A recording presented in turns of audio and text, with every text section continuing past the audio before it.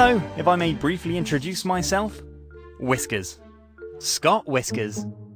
Since I think we'll spend quite a while together, and I already like you pretty well, I would like to apologise briefly. You surely expected an elaborate cutscene. Well, all that would cost trillions of bucks, and my creator is honestly a pretty poor fellow. In fact, he thinks you should be happy that the game is even available in more than 256 colours.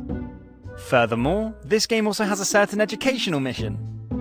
And it's meant to give my teenage audience an impression of how Grandpa experienced adventure games back in the early 90s, shortly after the invention of the second mouse button. And since historical authenticity is more important than gameplay, the game will now run in high resolution 320 by 240 pixels. Have fun!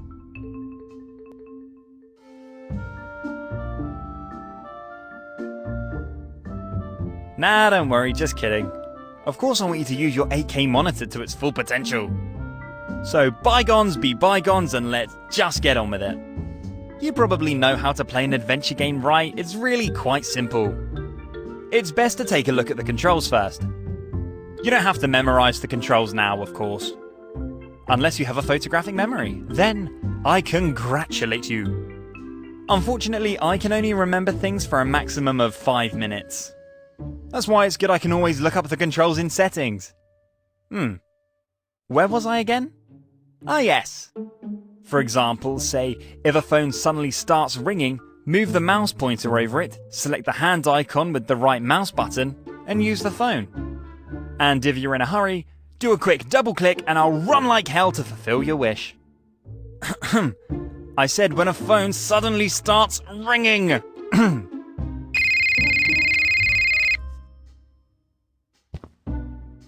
Scott? Good morning. Had a good night's sleep? Hey Mary, sure. Just struggled to get out of bed.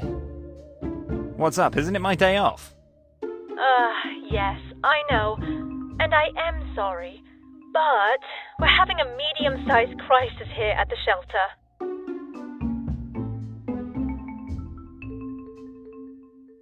A crisis? Have you locked yourself out of the computer again? I told you your new password. No. Scott is great. I noted.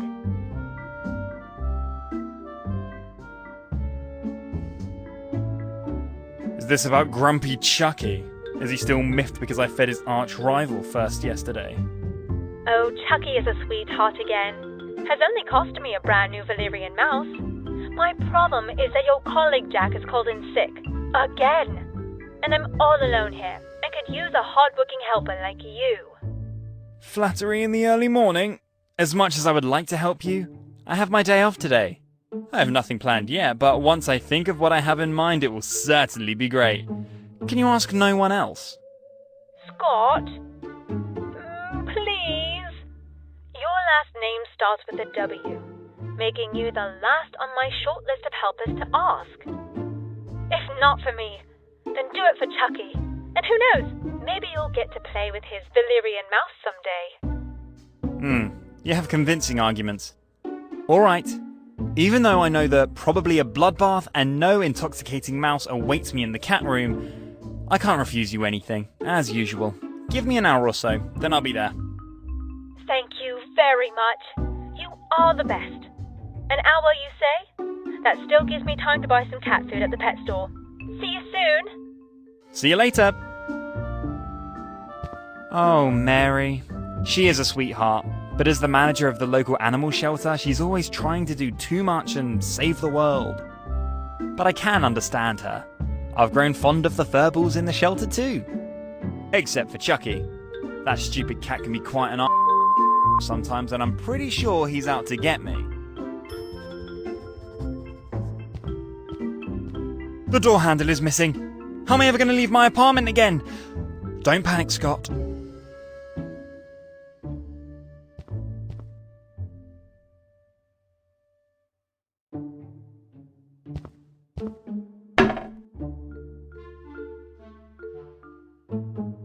A soothing sound as if something important has been accomplished.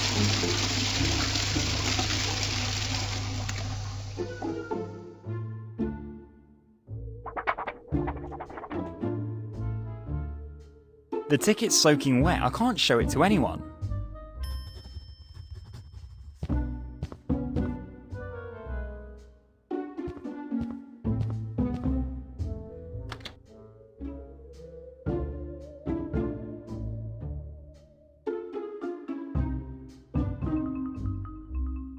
And in you go.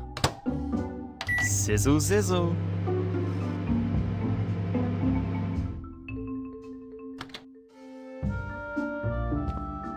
Yikes. But as we all know, the end justifies the means.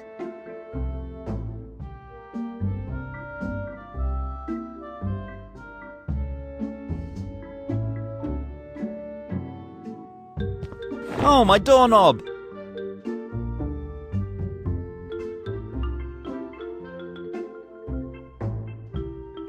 It will probably forever remain a mystery how this thing got into my bed. I've probably been sleepwalking again. I should put the door handle back on the door.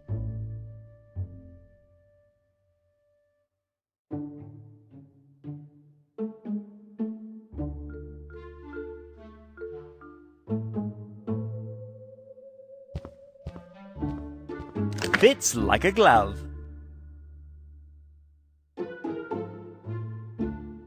Cell phone collected? Check. Unpleasant smelling bus ticket on me? Check. Ready for an adventure? Check. Then off to the animal shelter to bury my leisure plans for this weekend in the litter box.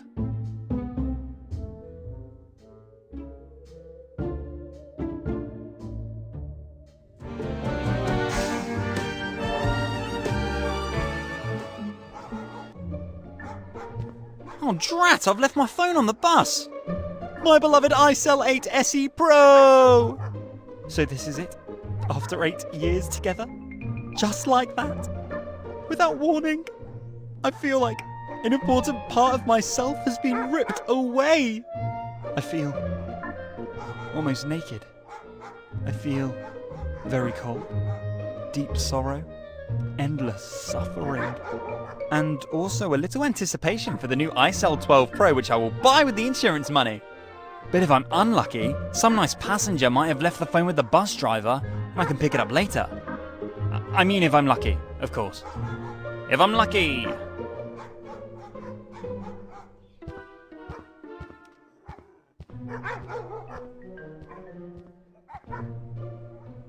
I better get right back to Mary. I'm sure there's a lot to do. Oh, Scott, how nice. There you are. You can't believe how happy I am that you didn't leave me hanging here today.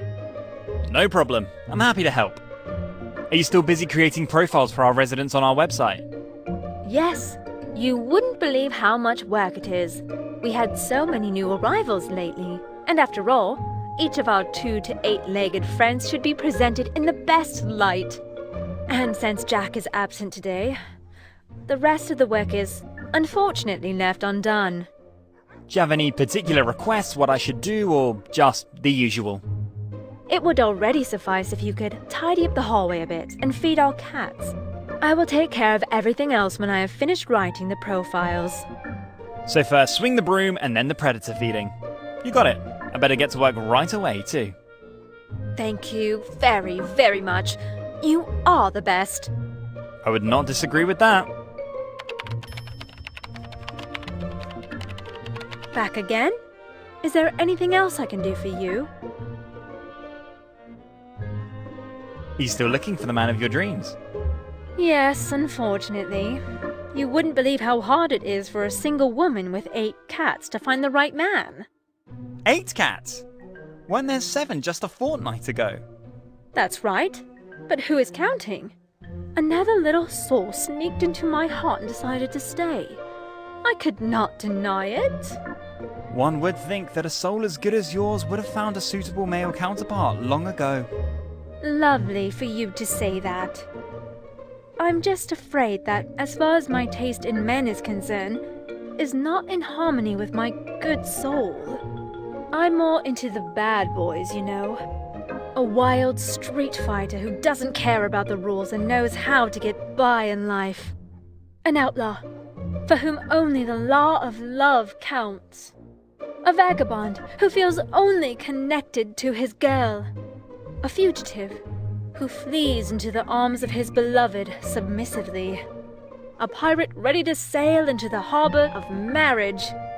A bully who makes a racket to preserve the honor of his spouse. Try finding a man like that. Challenge accepted. I'll keep my eyes open for you.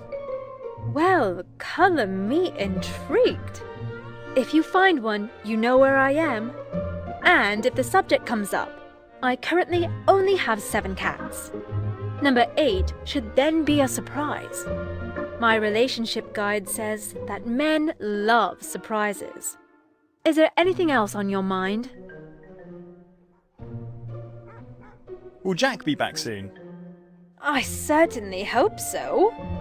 Even though he officially called in sick, I could hear the Star Trek theme loud and clear in the background of our phone call. So I think he'll be fine by the end of the season. Yeah, that sounds like Jack. The only thing he loves more than four-legged friends are his TV shows. It's a good thing you have no use for such distractions. Ever since my television stopped working, I've become a completely new person. Whereas before, I was trapped in endless reruns of Starship Enterprise: The Next Century. Now, I explore the galaxy on my own. I'd almost call it a spiritual experience. Life without TV is possible! Hallelujah! Oh, you are an inspiration to us all. And while we're at it, don't forget about the Netflix evening planned at Jack's this Friday. The new episode of Starship Discovery is on. Of course. What else could I do? My TV's broken. Jack's isn't. The TV you no longer miss? That's the one. So Friday then, at Jack's. Yep. Is there anything else on your mind? What's new? Do we have any new additions to the shelter again? Yes. Unfortunately, someone left a small box with a dachshund puppy in front of our front gate again last night, with a note, "Please take care." Oh no, the poor little fellow. Of all dogs, dachshunds are my favourite. In another life, these intelligent mouse hunters would probably have become cats. I have often thought about what a cross between a dachshund and a cat would look like, and what it would be called. Cat dachshund, dachshund cat, cathund, or dax cat. I think further considerations are necessary for a final evaluation. Anyway, I think I'm rambling. I really hope this little guy makes it and finds a new home quickly. Yes, that would be nice. He is now in quarantine for a week and will then join the rest of the pack. Surely he won't be our guest for long. Small, fluffy dachshund puppies are popular with 7 to 27-year-olds. I think so too. I'll also create a profile for our newcomer on our website. Is there anything else on your mind? What exactly should I do again? Please ensure the hallway outside is tidy and feed your darlings. The cats. Ah yes, exactly. Now I remember. Then I better get to work right away too. Good idea. Maybe I better get my work done first. There's plenty of time for that afterwards.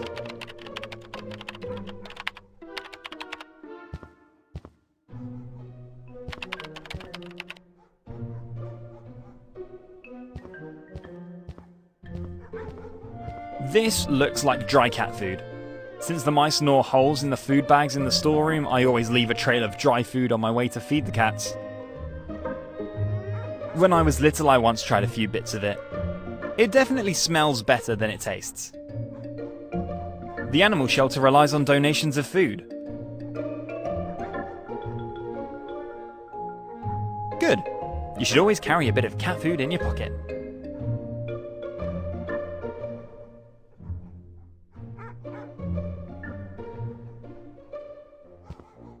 Extra strong stun darts for large animals. They were a gift from an African game warden who Mary's friends with. I think he somehow misunderstood the drama with which Mary described the animal shelter situation. Extra strong stun darts for large animals.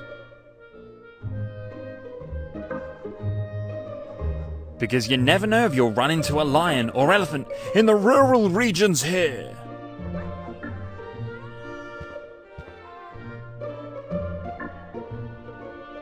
A chewing bone made of rubber for dogs.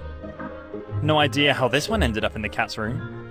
The velvet paws are much too clever for such clumsy toys. The rubber bone smells slightly musty. The toy bears a striking resemblance to a human lower leg bone. Good. Less intelligent animals than the noble creatures in this room can probably use the rubber bone more.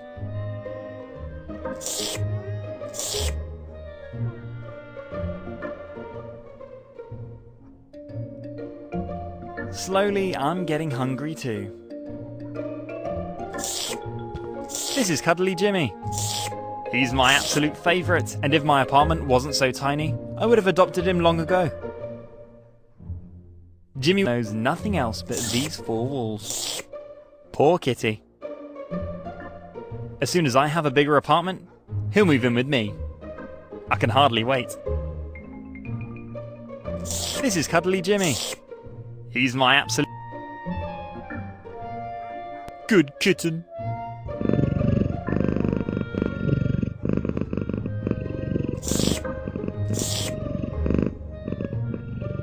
Dreamy Jenny's a grey cat and deeply relaxed 24 hours a day. She looks out of the window all day long, dreaming of life on a farm. I really hope her wish will come true soon. Jenny was abandoned in a box in front of the animal shelter. I will never understand how people can be so heartless. I don't want to disturb her. She looks so peaceful when she looks dreamily out of the window. Grumpy Chucky is a constant threat to my life. Chucky and I are definitely not going to be friends anymore.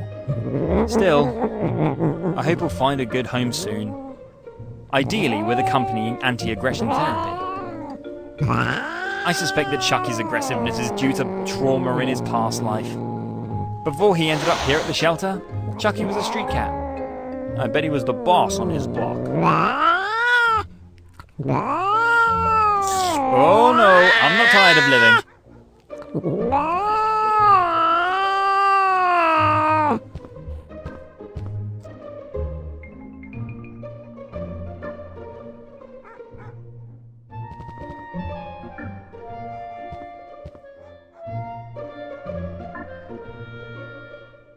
A very ordinary DIY hammer. It is unbelievable what danger emanates from this marvel of technology. Here at the animal shelter there's actually always something broken that needs to be repaired. Fortunately, my colleague Jack is a good handyman. Unfortunately, I have no talent whatsoever to apply this complicated object professionally. As the great contemporary poet MC Hammer once sang, "It's hammer time." I think I should be able to clean the floor of the hallway with it. I should collect it and get to work. I think I should be able to clean the floor of the hallway with it. Good. Now get to work.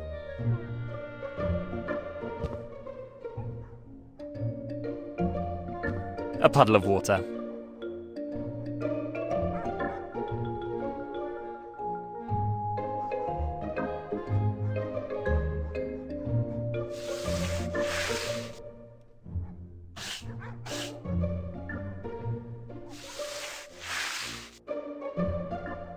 Good work, Scott.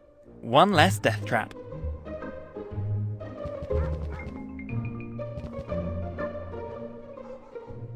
It's pretty muddy in the outdoor courtyard.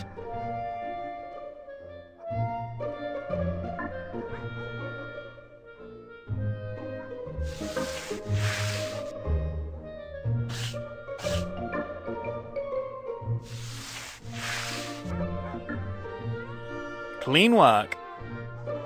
Perfect. I think my work here is done. I better tell Mary the good news right away and get my well-deserved praise from her.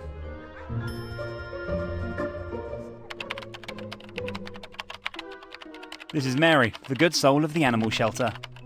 She's the only permanent employee of the municipal animal shelter and sacrificially takes care of all of our small and large residents. Mary actually works here at the shelter all day.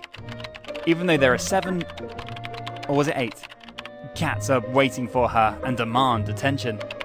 She'd never admit it openly, but I think she's a pretty lonely person away from her job here. That's why Jack and I started a regular video night with her a while back. Once you get to know Mary better, she's a really fun person and you just have to like her. she's working again. Her dedication to the fur babies is actually priceless, and the city's lucky to be able to pay her as the manager of the shelter. Back again? Is there anything else I can do for you? I proudly report the completion of my work. All done. Well done! And since you're still alive, you must have survived your reunion with Grumpy Chucky well. Yeah, today everything went well. Nevertheless, the cat urgently needs therapy to get his aggressiveness under control. Ideally with concomitant drug therapy for immobilization. My grandpa's been getting marijuana on prescription for a while now, and he's been super relaxed since. Are you seriously suggesting drugging the cat? I'm open to anything that serves the common good, and let's be honest, Chucky is a danger to the common good. Especially my common good. I can show you again the scars on my arm where the cat swung back and forth for 5 minutes like on a tree swing. That was certainly a painful affair. Still, I'm in favor of trying a while longer with love and understanding. Very well, you are the boss. But if you should ever find me bleeding in the cat room with my throat slit, know that my vengeful spirit will haunt you forever. I will deal with that when the time comes. Is there anything else on your mind? That was all. Bye. See you soon!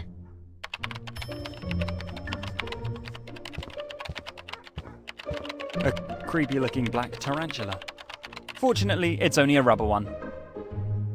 If I had such a rubber spider to play with as a child, I would probably still have nightmares about it today. What a monster! It looks like it's about to jump on me.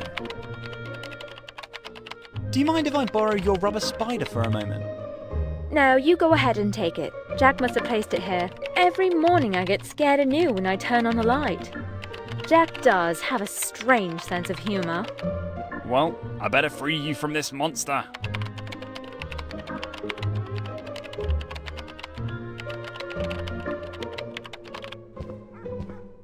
Syrian headache tablets, the strongest on the market. Since the raspberry flavour headache tablets have been available, their sales have doubled. Very practical after long lectures at the university, or when my neighbour in the apartment next door once again lets his anger out on his drums. Thin walls is all I'm saying. Thin walls. Always carry Syrian headache tablets with ya. That's right, because Syrian is potent, well-tolerated, and safe to use from the age of 14. Syrian, now new with raspberry flavour.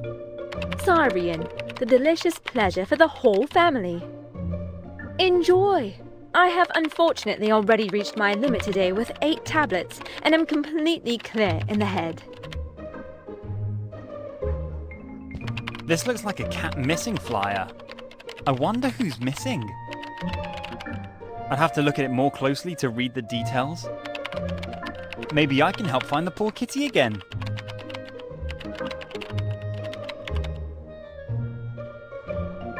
Just as I thought. A missing cat. And a very pretty one at that. Let's see. Maybe I can help you.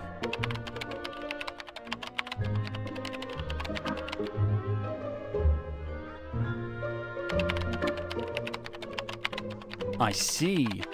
A Lord Fumbleclaw is wanted. From a family named Longbottom. That sucks. There's only a phone number, no address. I could also call directly if my cell phone wasn't doing its rounds on the bus without me as a fare dodger. But like this? You, tell me, do you possibly know anything about this leaflet left on your table? The one from the missing high-class kitten. Exactly. Unfortunately, there's only a phone number, no address. Are you serious? You don't know the Longbottom family and their elite estate? Longbottom? Never heard of them. Do you have to know them? You don't read gossip magazines, do you? Lord and Lady Longbottom are a constant topic. He, 8th generation English landed gentry and renowned amateur archaeologist. She, 20 years younger and proven expert at the finer things in life with a strong tendency toward eccentricity. The trade press has been eagerly anticipating the failure of this illustrious connection for years. Sounds to me like this is just a symbiotic ploy to sell more gossip magazine subscriptions. No, this is all real. All authentic. Real stories from the lives of the rich and beautiful. Uh-huh. All very interesting. Just how exactly does that help me now in the search for Mr. Fumbleclaw? Well, everyone knows the Longbottom family estate. Everyone but Scott. True, everyone but you. Say, do you still have your permanent ticket for the local bus line? Yeah, of course. Ever since I was a little boy, I've loved taking a relaxed bus ride through the area. Well, there you have it. The Longbottom estate is one of the bus stops on Route 66. You can't miss it on the bus stop anyway. A golden dollar symbol marks the bus stop where you need to get off. Apparently, one of the employees of the local transportation company was playing a tasteless joke. Very well, then I'd better pay a timely visit to Lord Longbottom. There's only a phone number on the leaflet, but I prefer to discuss the important things face to face. And what could be more important and urgent than a missing cat? You are absolutely right. And you'll get to know the Longbottom family up close. How I envy you. And good luck finding Mr. Fumbleclaw. Please let me know when you have found him. Sure will. So then, a noble creature in distress. A family in deep despair. Sounds like a new case for Scott Whiskers. I'd better get going. I wonder if there's something to Mary's fascination with this illustrious family.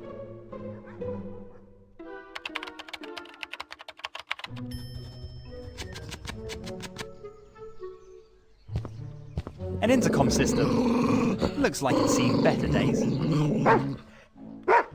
You press the button, wait for the ghost voice from the other side, and then answer the ghost from the machine. The technology is already a bit older, but definitely high quality. It probably serves a purpose for communicating with the pizza delivery man. An intercom system. Looks like it's seen better days.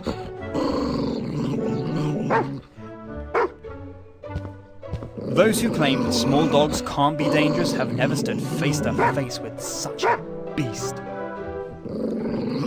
At first glance, just a cute little chihuahua. At second glance, a bloodthirsty monster. I better not get too close to it. I probably wouldn't last 5 seconds on the other side of the gate. I don't think he wants to talk to me. I think he just wants to send me to the afterlife. Absolutely not. As long as the little calf biter is waiting for me on the other side, I won't step foot through that gate. It's been a while since my last tetanus shot, and I still need my foot. Maybe I can distract the beast on the other side somehow.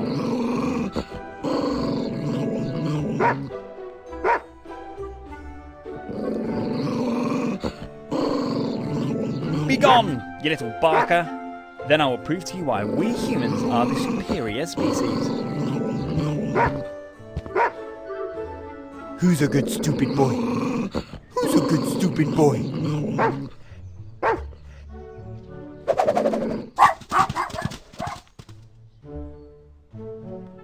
And goodbye! Goodbye forever! I feel pretty smart right now. All that was necessary is the triumph over a supposedly superior creature.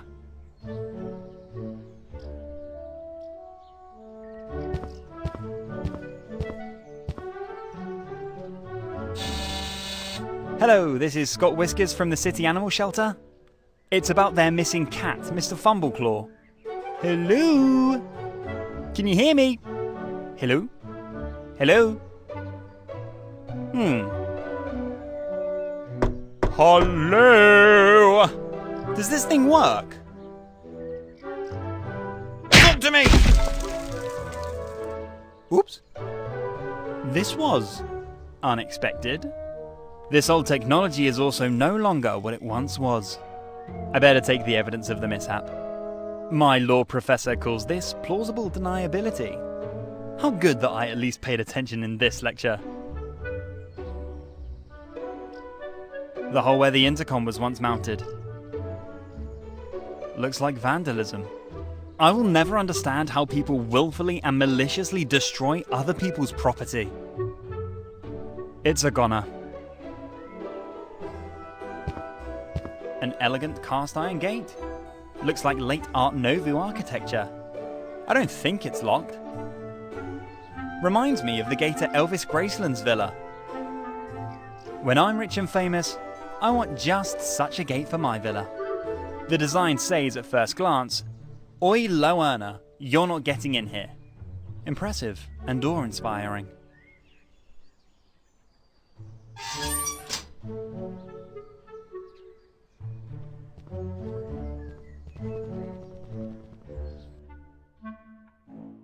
Greetings, sir. Does the gentleman have an appointment with Lord or Lady Longbottom? The estate's butler. What a cliché. He exudes a certain authority. I don't think the gentleman is to be trifled with.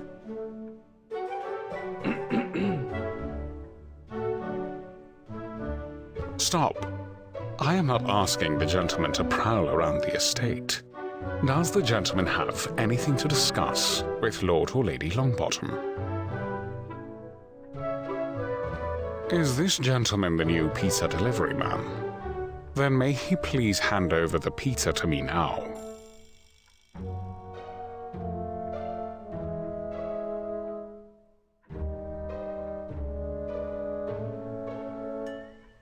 I have this urgent request. I see. So you're looking for Lord Fumbleclaw III, That's right. son of Lord Fumbleclaw II and Lady Plushhair, I guess so. grandson of Lord Fumbleclaw I and Madame Goldhair II, I'd have to take a guess. grandson of the Duke of Worcester and Lady Plushnose V, That's a really good question. and Lady Longbottom's high hopes for winning the city's Ricky's Finest Noble Cat Beauty Pageant. May I ask what qualifications you bring to this demanding task? Lady Longbottom has the highest expectations of her servants. Servants? I'm not actually looking for work. I just want to help in the search of your missing cat. I see. So you are idealist, without interest in the lavish reward. That's remarkable. But what talents do you have in solving difficult puzzles? Lord Fumbleclaw has already disappeared for a week, and the time of the competition is getting closer. Puzzles? Well, dear Mr. Butler, let me tell you that I am an expert in solving difficult puzzles. For example, I'm one of the few who found the extremely hard-to-find can of gasoline in the classic Manic Mansion without a walkthrough or a call to the LucasArts hotline. Furthermore, I successfully managed to sell, a whole 3 leather jackets at the Castle Brunwald to the butler of the castle in 1938. Only a few can say that about themselves. Well, I honestly have no idea what the gentleman is talking about in particular. Also, you have held up amazingly well for a centenarian. But if you really could persuade a fellow colleague to youthful leather jacket fashion, you seem to be no stranger to difficult tasks. That indeed speaks of the gentleman. So, I think it would probably be in Lady Longbottom's interest to have an audience with you. The gentleman finds the lady in the living area of the mansion at the end of the foyer. Should it become necessary to speak to Lord Longbottom, you will find him upstairs in his study. But please, do not disturb him in his archaeological studies, unless it is an emergency. And last but not least, I would like to ask the gentleman not to disturb little Lady Susie Longbottom with her homework. As far as I know, the child is working on a complex experiment for chemistry class. Alright, then I'd better go and see Mrs. Longbottom right away and ask for the details of her cat's disappearance. Lady Longbottom. The mistress of the house is a lady. Please be careful to address her correctly at all times. If interested, I will be happy to send the gentleman a complete family tree to memorize in an email. Alright, whatever it takes to find Mr. Fumbleclaw. Lord Fumbleclaw, the third.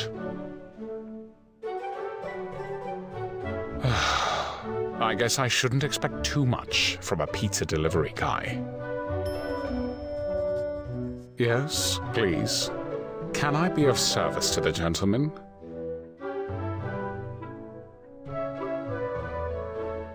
What exactly is Susie Longbottom working on?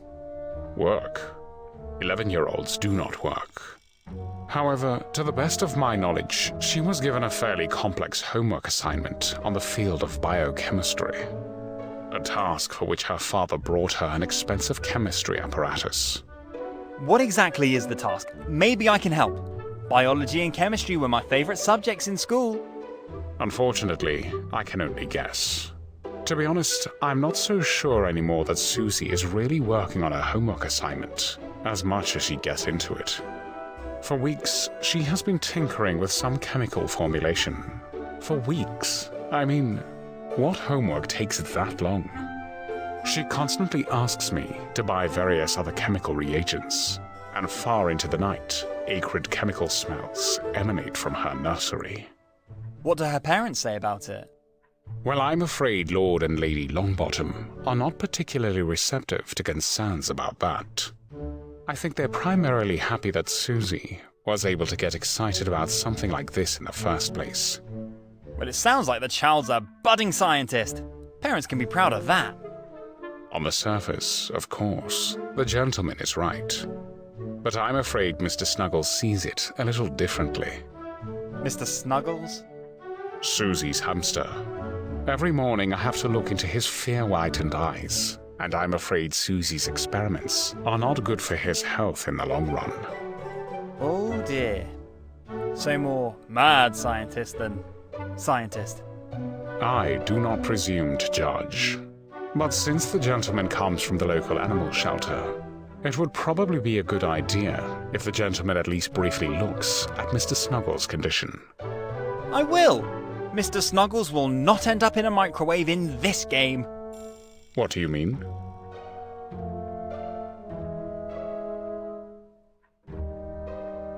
Lord Longbottom is really a real archaeologist? I say, Lord Longbottom is one of the most famous archaeologists in the Native American field. He holds a permanent professorship in archaeology at the renowned Oxford University, and regular excavations and expeditions take him to South and North America. Lord Longbottom is, as they say, a real thoroughbred archaeologist, and this already in the third generation. That sounds fascinating. Personally, I'm a bit of an amateur archaeologist myself, albeit primarily in my video games. I regularly lead expeditions to distant Egypt or Vikingen. I am pretty sure there is no such thing as Vikingen. Of course. Vikings had to come from somewhere, right? I think I'd better have this technical discussion with Lord Longbottom. Please do not disturb the Lord with anything but an important matter. I am pretty sure he's currently engrossed in his studies again.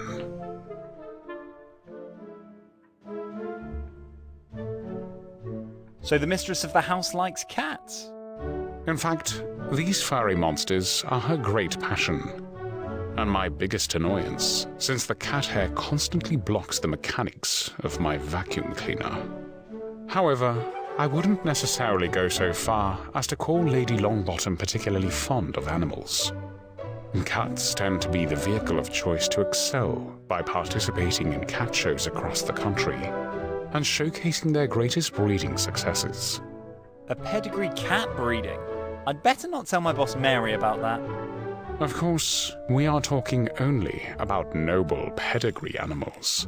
The common street cat rabble has no business in the Longbottom house. The breeding line of the lady is famous throughout the country.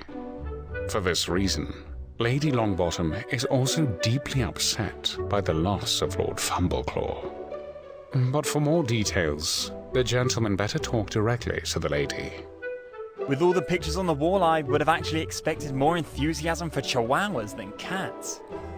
Chihuahuas are the fable of the master of the house, Lord Longbottom. He is, as they say, more of a dog person than a cat person. His little darling faithfully guards the gate of the estate. And when I think about it, I'm surprised that the gentleman is standing here in front of me now, at least unharmed and without bloody calves. A guard chihuahua at the front gate?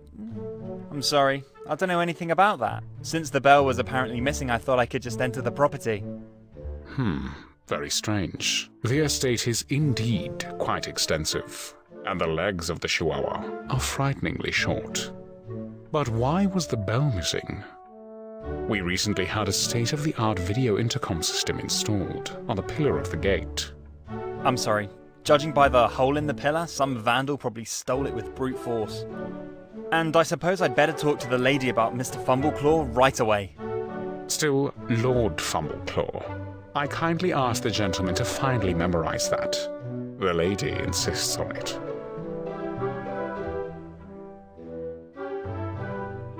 So what's the life of a butler like? Well, I thank the gentleman for his interest in yours truly.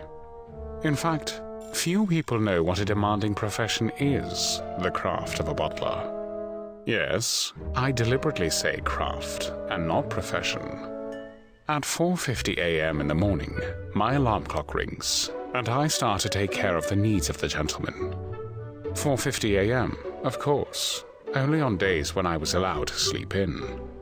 I then spend the morning doing some of the following: baking bread, fetching the newspaper, mopping the floor, doing the laundry, feeding the dogs, mowing the lawn, trimming the hedge, catching up on the latest gossip, cleaning the carpets, washing the windows, cleaning the brass and silverware, matching the clothes of the day for the lady and the lord, chasing away various sales representatives outside the gate, weeding the driveway, and pruning the roses, preparing a tasty and nutritious breakfast.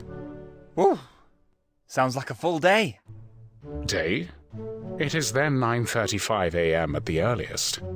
The day only begins then, and with it my tasks and the demands of the Longbottom family.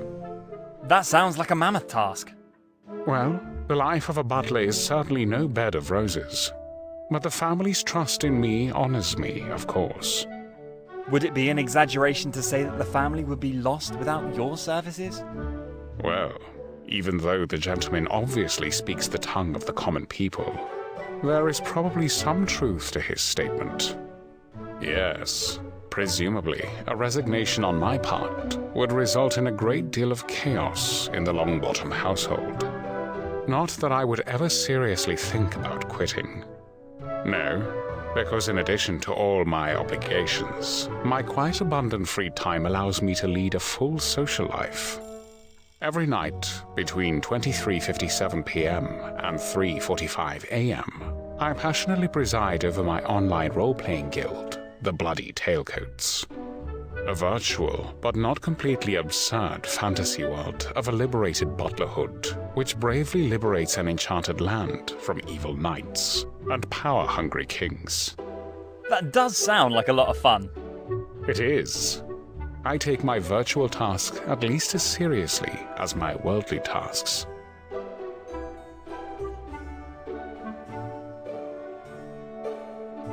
That's all for now. Good. And please keep your shoes clean when the gentleman walks around the property.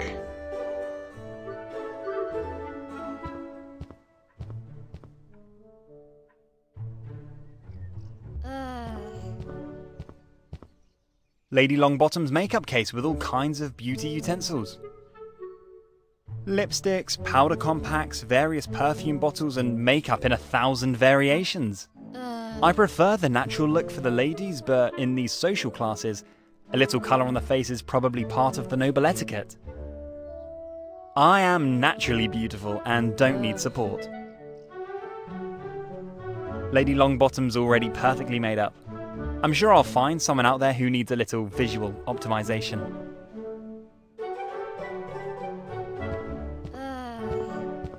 This is Lady Longbottom, the mistress of the house, and quite obviously slightly groggy. She's probably had a hard day at work. And by work, I mean social obligations.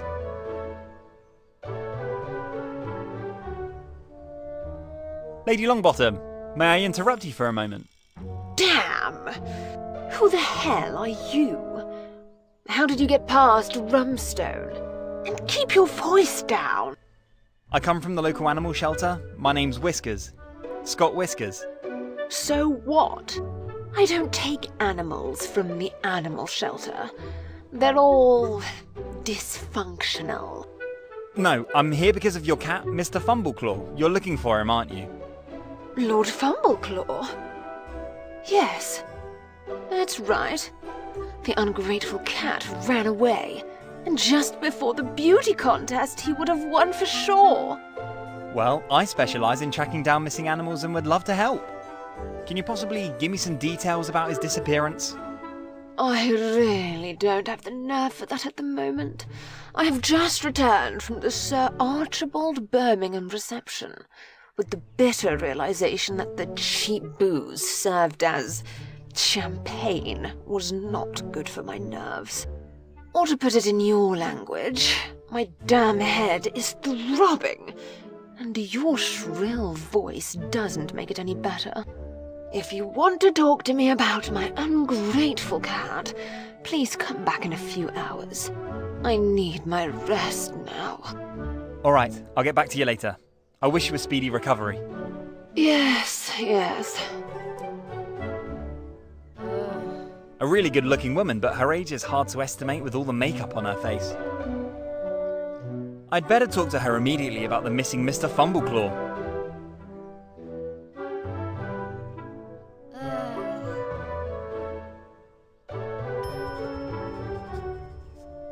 Maybe this can relieve your suffering a little. I have an opened pack of Pessarian headache tablets here.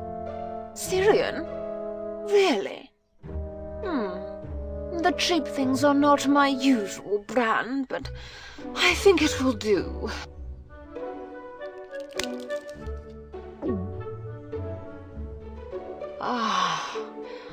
That felt good. I can finally think clearly again. Again, about Mr. Fumbleclaw? Lord Fumbleclaw, please. If you don't know the correct form of address for a cat of noble blood, we don't need to talk any further. Sorry, Lord Fumbleclaw, of course. It won't happen again. Good. So, what? You're from the local animal shelter? Correct, but rather on an unofficial mission. I found your leaflet in my boss's office and would like to help. I'm a big cat fan. Strictly speaking, even my best friend is a cat named Jim. And as soon as I have a bigger apartment, he'll move in with me. And until then, I visit him every day in the animal shelter and do my work there at the same time. All very interesting. But what exactly does your street cat have to do with my breeding champion? Well, I wouldn't know what to do if Jim suddenly disappeared. Surely you're devastated. I'd like to help with the search. Yes. Well, it is indeed a great drama. You can't even imagine it. The damn cat has been my great hope for winning the Ricky's Finest Cat Beauty Contest. And now, I don't even like to think about it. The competition will probably be won by Lady Beaufort's lice-ridden and extremely ugly cat. And I hate this person from the bottom of my soul. So all you care about is winning the competition? Don't you miss Lord Fumbleclaw a little bit? Missing? Well, my dear, I have a cattery of 53 of the noblest cats in the whole country, each one more beautiful than the other. And that is all that counts. The beauty. So, to answer your question, yes, of course I miss the stupid animal. I miss admiring the cat on the winner's podium. I miss the admiration of my rivals, all without a chance, of course. And I miss the admiring press reports which are full of praise for my victory. So, yes, I really miss all of that. I understand. Well, anyway, your motives are, of course, your business alone.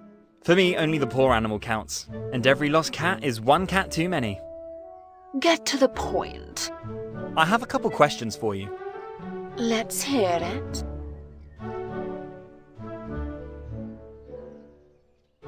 Any idea where I should start looking? Well, Rumstone had the task of taking Lord Fumbleclaw to Ricky's pet salon a few days ago. You need to know that Ricky is a true artiste with scissors and hairdryer, and can conjure up insanely impressive hairstyles, even from the most matted hair. And until the big day of the announcement of Lord Fumbleclaw's victory, it was urgent to get the cat in shape. And so Rumstone took the cat to Ricky's and also picked him up. No, he dropped him off at Ricky's in the early morning hours, and was supposed to pick him up in the late afternoon, after the work was done.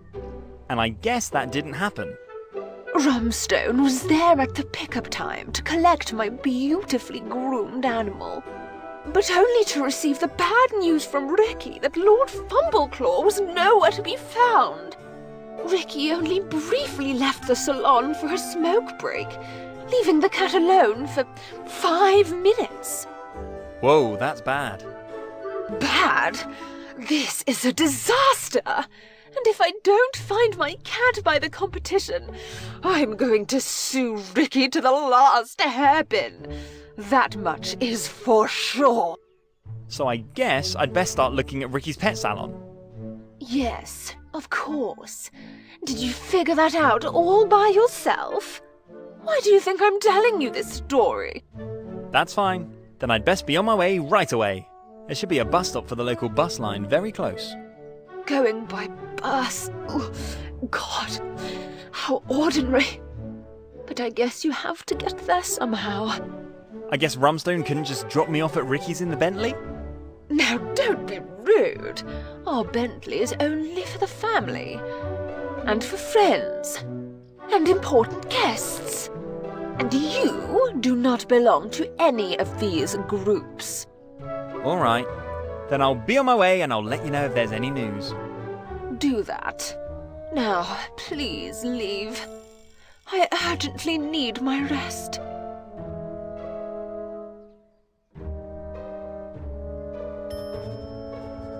You again? What now?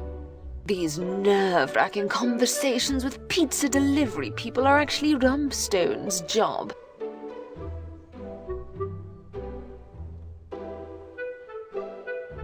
Is there anything interesting to know about Lord Fumbleclaw? He sheds terribly. I mean something important in relation to the animal. Is there anything special about him? Of course. He's a 3-time winner on Ricky's Finest in a row. If that's not special. Without a doubt, very impressive. But can you give me any details about Mr. Fumbleclaw that might help me in my search? Lord Fumbleclaw. Of course, Lord Fumbleclaw. The third. Does Lord Fumbleclaw III have any physical characteristics? Certain characteristics, height, stature, character. Did I mention that he sheds extremely? You should finally write that down. Then I ask differently. What colour's the cat? White. Many white hairs. Okay. Alright, I think that will have to do for now. Anything else? What were your motives for the search again?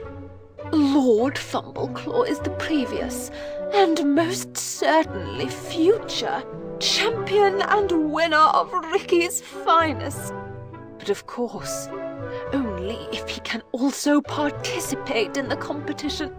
What will be difficult, because the cat has already disappeared without a trace for a few days. And now, I don't even like to think about it.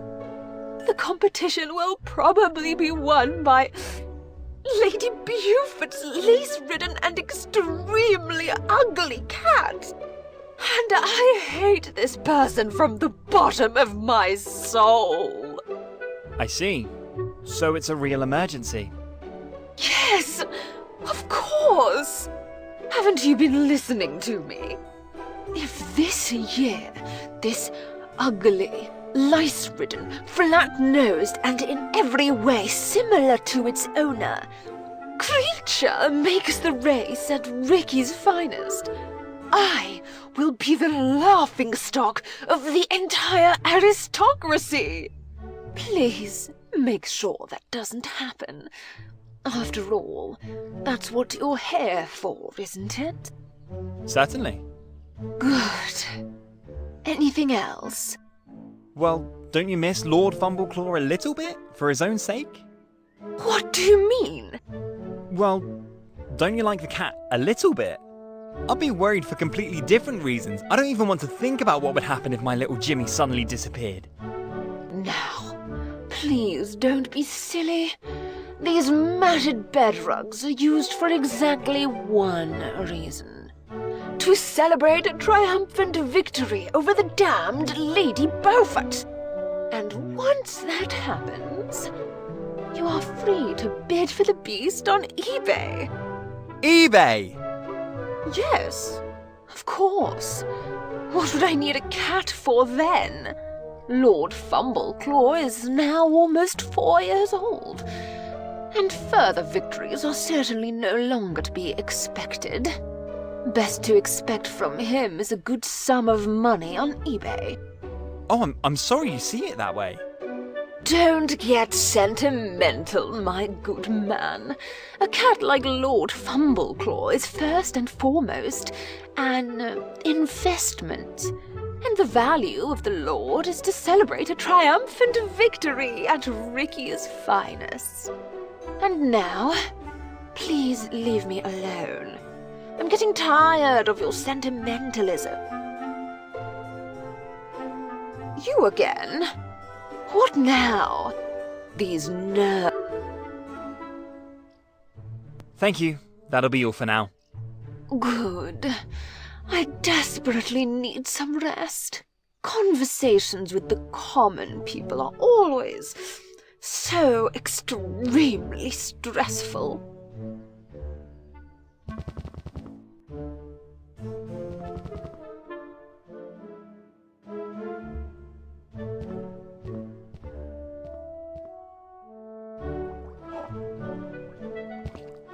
A white fluffy cat made of plush.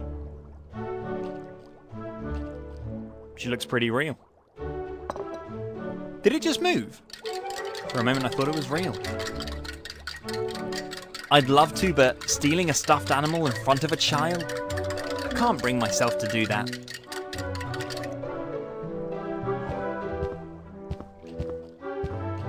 I used to have a whole army of hamsters in my children's room. He has a haunting save me expression on his sweet face. This is Mr. Snuggles, Susie's long-suffering hamster. No, Susie would notice that right away. And steal a little child's beloved hamster? I can't bring myself to do that. That being said, Susie has to turn him into a creepy monster for her first movie anyway. And who am I to stand in the way of science? I wonder if Rumstone has finished my homework. I'd better ask him.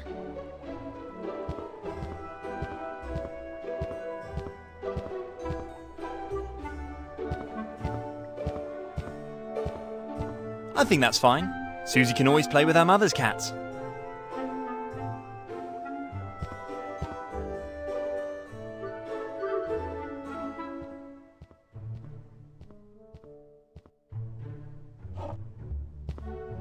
A South American blowpipe like the ancient Aztecs like to use. A weapon as simple as it is dangerous, and absolutely deadly when equipped with poison darts. I wish I had something like that when I was a kid. I was in a constant battle against the beast in the form of our neighbour's bloodthirsty German Shepherd. Of course, only equipped with stun darts to secure me just enough time to cross the neighbour's property without danger. In one of my mad science magazines, I read that if you use such a blowpipe from the wrong side, you'll have the dart stuck in your throat in no time. I'll put it away before anyone else stumbles across it.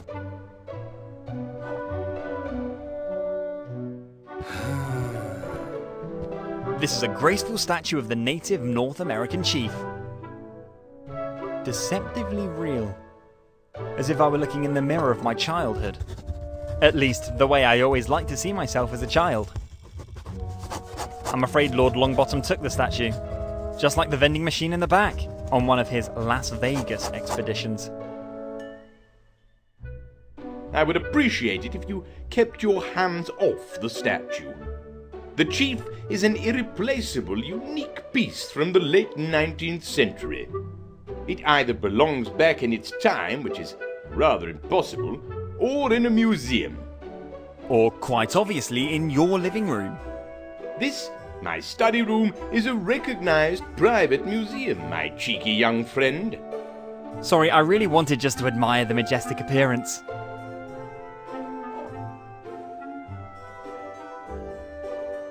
Lord Albus Percival Longbottom, globetrotter, archaeology luminary, chihuahua lover, and blessed with immense wealth. He looks busy. For an archaeologist, he's pretty pale. But I suppose that's the way it should be for a real aristocrat. Lord Longbottom, may I interrupt you for a moment? I didn't order a pizza. I'm sure it's for my wife or Rumstone. Pizza? I don't deliver pizza. I want to help find Mr. Fumbleclaw. Lord Fumbleclaw? You're talking about my wife's cat, that walking bedside rug. Your wife? The cat! The animal has so much hair that I can't get closer than 5 meters without my allergy kicking in. Right. I found your leaflet with the missing pet ad at the local animal shelter and would like to help with the search. That is very commendable, but I'm afraid I cannot contribute much. I usually avoid my wife's hairy hobby. My allergy will kill me otherwise. Personally, I prefer far more intelligent creatures. I assume you're talking about chihuahuas. I could admire your paintings downstairs in the foyer. That's right. Personally, I have only 2 great passions: archaeology and my little Rufus, a direct descendant of one of the noblest chihuahua breeds in the entire country, and my best friend. Only one chihuahua? Yes, of course. My wife has a whole army of hairy allergy donors. All I need is one true friend, and that's him, my Rufus. You should have met him at the front gate. He happily greets every guest. Sorry, I'm afraid not. Probably patrolling the other end of your impressive estate. Too bad. You would have liked him for sure. I'm sure of that. Is there anything else I can help you with? Are you sure you're not delivering a pizza? I'm starting to feel a little hungry.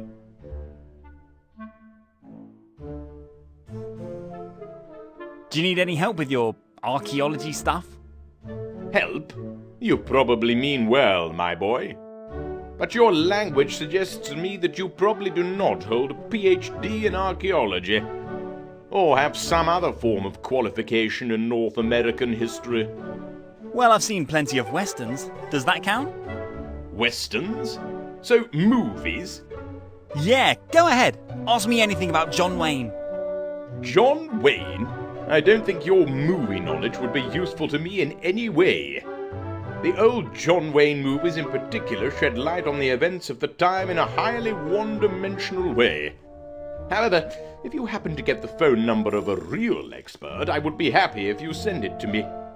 I have a few interesting topics that I would like to discuss with a colleague. But specialists in my field are unfortunately few and far between in this country. So my movie knowledge is no help to you? I'm afraid not. But please don't get me wrong, there are also real experts in movie and television. And, for example, the consultants of the classic Dances with Wolves were definitely luminaries in their field. But, as I said before, you're more likely to find such specialists overseas, and less in this country. Well, I'll keep my eyes and ears open. Maybe such an expert will cross my path. Thank you, and good luck, even if this is highly unlikely.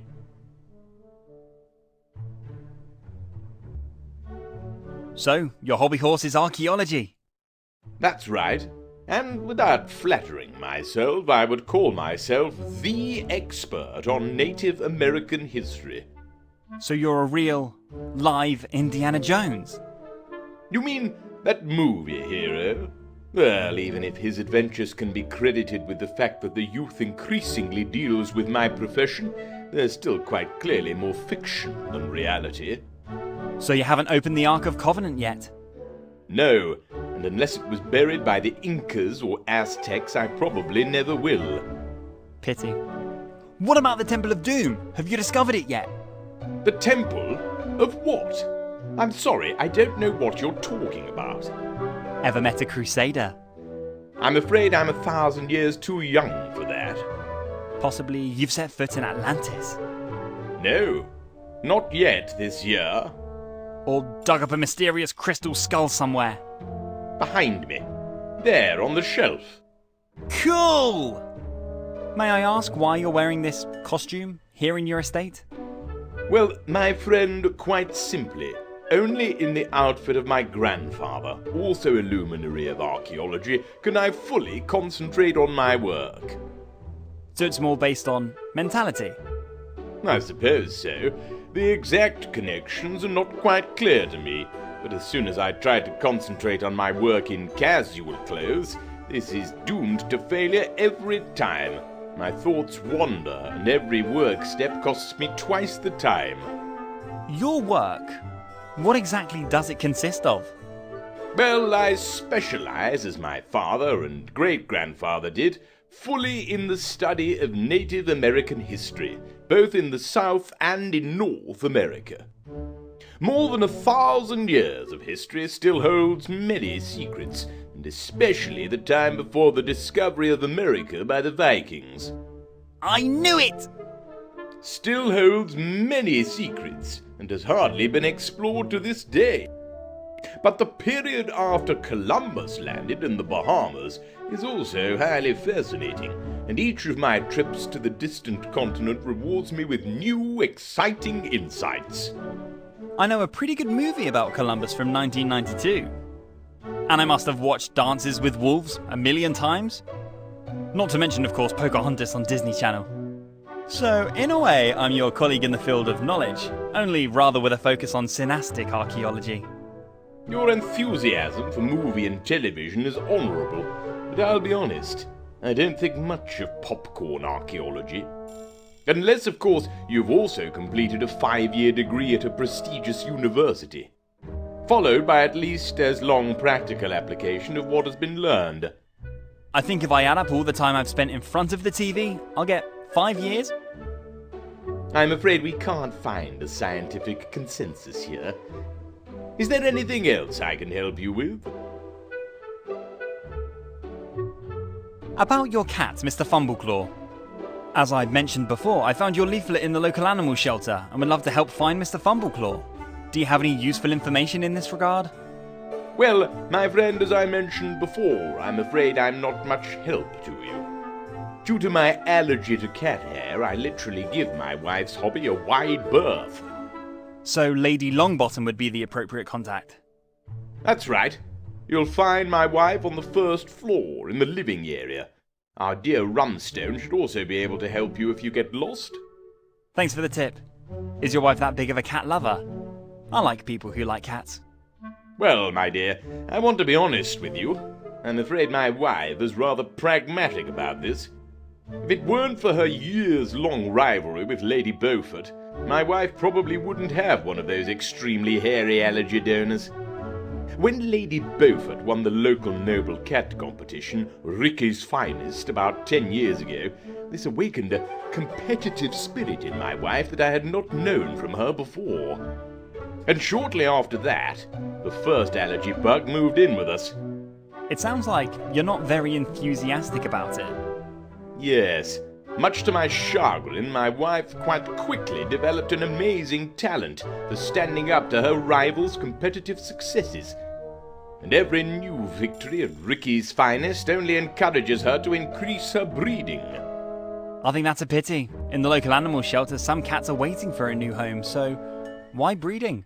One 4-legged friend would be quite enough for me. I see it very similarly.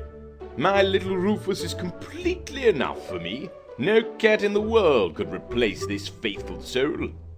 Good. I better talk to your wife about the missing Mr. Fumbleclaw. Do that, my dear. A quite laudable request. I wish you much success.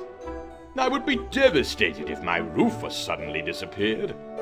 But fortunately our gate is always firmly closed.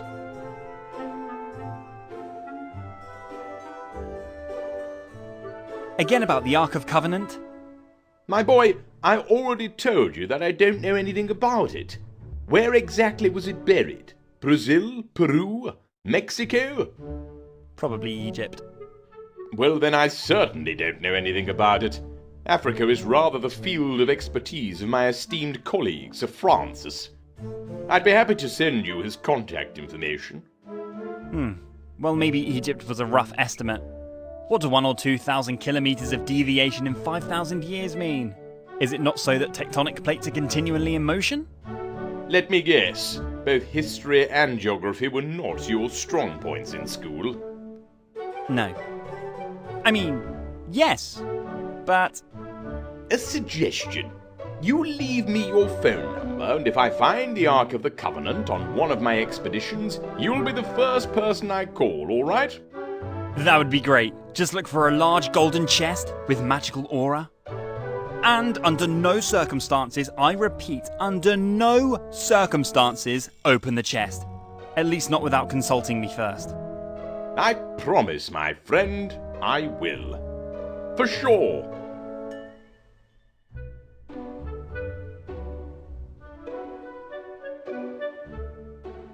Again about the Temple of Doom? So you really haven't heard of the Temple of Doom? Well, that sounds more like an invention from a dime novel to me, or video game. I can assure you that no serious archaeologist would call a temple such. Professor Dr. Jones would probably disagree with that. Professor Jones? Are you sure? I have known Professor Jones for quite a long time, and he never mentioned a temple of that name to me. Presumably you mean another Professor Jones. Did your Dr. Jones ever mention Pancot Palace? No, certainly not. And I'm just going to guess that this one, just like the Temple of Doom, is more likely to have come from one of your video games. I'll send you a copy of the corresponding scientific, about 2 hours long documentation at the next opportunity. I would be very pleased about that. It would be presumptuous to claim that I know all of the secrets of our beautiful planet, and I'm always happy to admire the discoveries of my esteemed colleagues. Great. We'll talk about the topic again later. All right. Is there anything else I can help you with?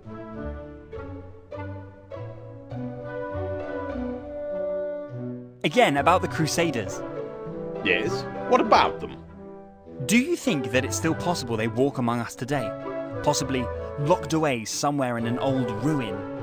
Well, that seems very far-fetched to me, even if you disregard the aging process of around 1,000 years. What should such a crusader, who is also locked up in a ruin, live on for 1,000 years? The life-giving waters of the Holy Grail.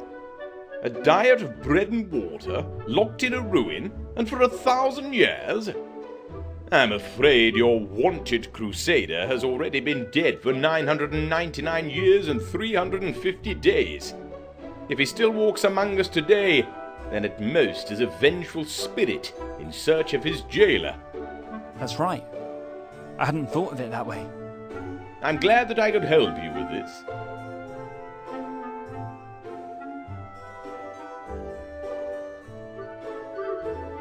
Again, about Atlantis? Do you, as a renowned archaeologist, have a rough idea as to where Atlantis is to be found? Ah, Atlantis, the holy grail of archaeology, and for half of my esteemed colleagues an insane fantasy, for the other half, the incentive of their profession. To which half do you count yourself? Well, I wouldn't go as far as to dismiss Plato's writings about the naval power of Atlantis, but I think that over the millennia, more fiction than fact has been added to history. And today it should be almost impossible to separate the two. In other words, you don't exclude the existence of Atlantis? No, I'm a scientist. Skeptical by nature, but I would not rule it out. And where would I have to start digging? Rather, in our area or a little further away? Unfortunately, I don't have an answer to that. You should rather discuss this with one of my colleagues. But if I had to guess, I would say much further away. So presumably without bus stop of bus line F. At least that, I think, I can answer with certainty. And what would be your expert answer? No.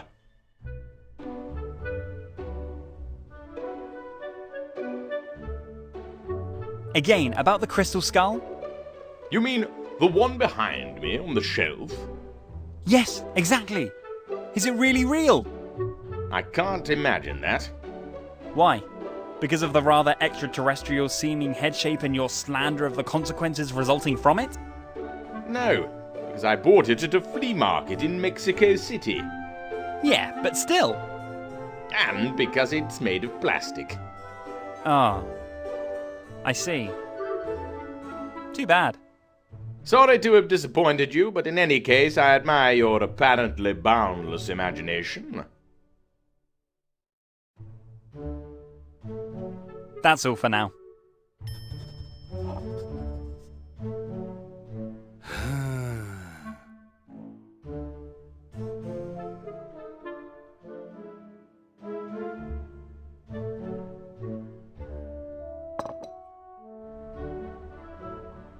An old wooden board. The absorbent wood seems to have absorbed all of the dog urine in the vicinity. It smells terribly of dog urine. Looks very sturdy. Great. Now my pants pockets smell like dog urine. This is Ricky, owner of the pet salon Ricky's and organizer of the legendary cat beauty contest, Ricky's Finest. He's considered a master of his craft, and his hairstyle creations for dogs and cats transform even the most scruffy Snowy into an Adonis with shiny golden hair. Eccentric Ricky is a real artist with a comb and scissors. Ricky is considered a real celebrity and is a favourite subject of the tabloid press in the local area. I wonder if his goldfish Klaus has overcome his separation from his mistress Brigitte in the meantime, and is ready for new amorous adventures. Unfortunately, until this question is answered, we still have to wait another month for the latest issue of Furry Romances.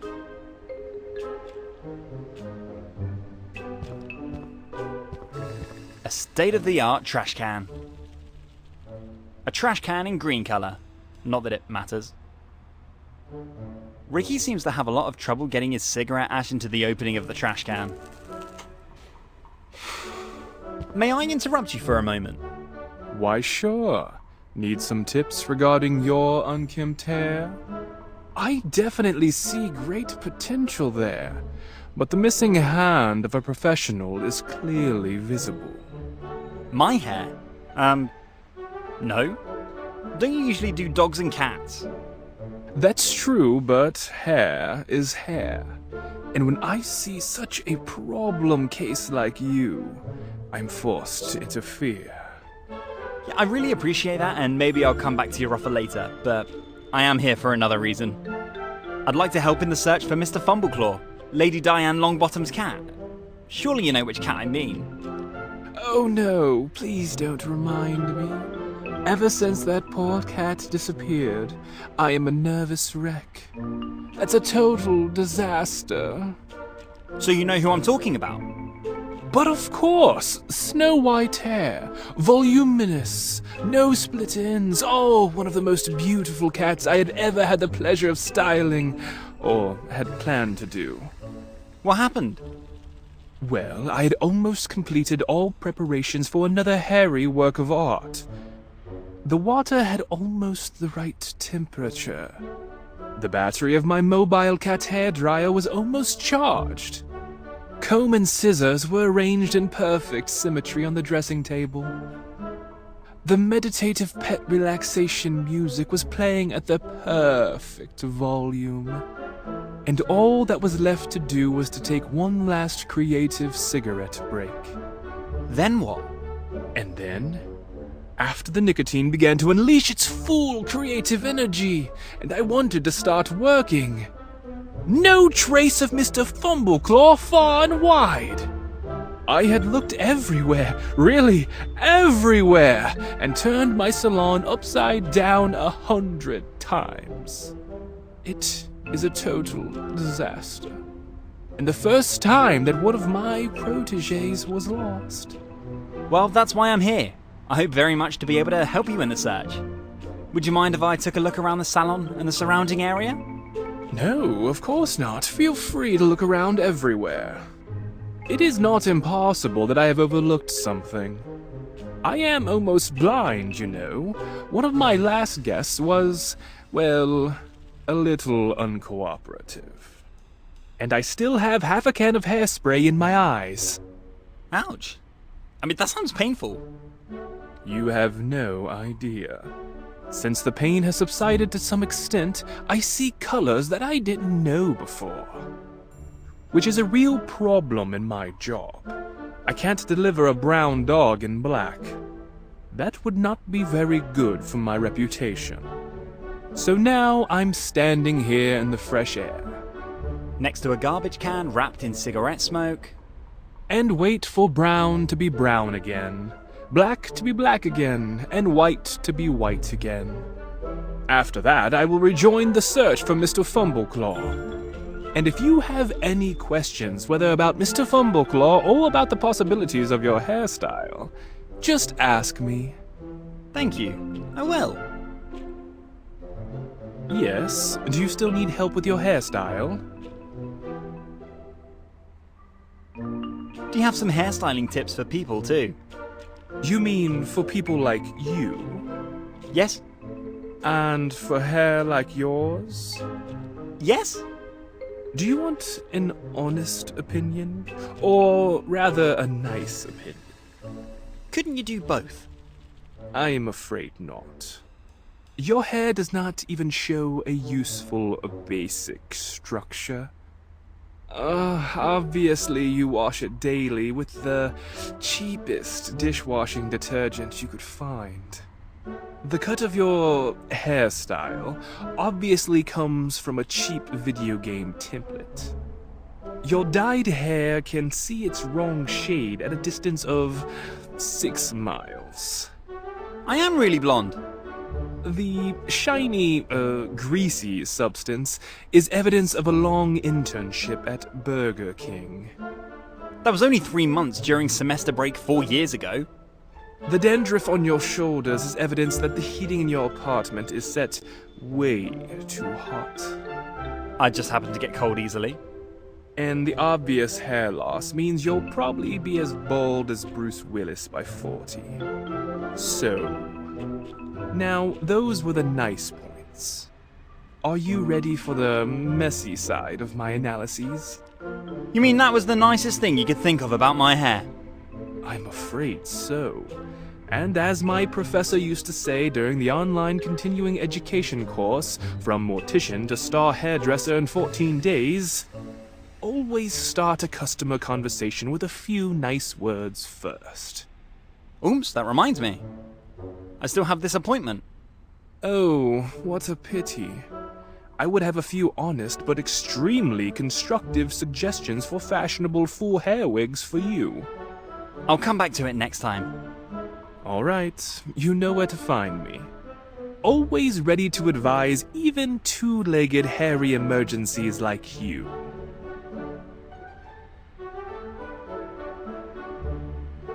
I have a few more questions regarding your Ricky's Finest contest. Sure, what do you want to know?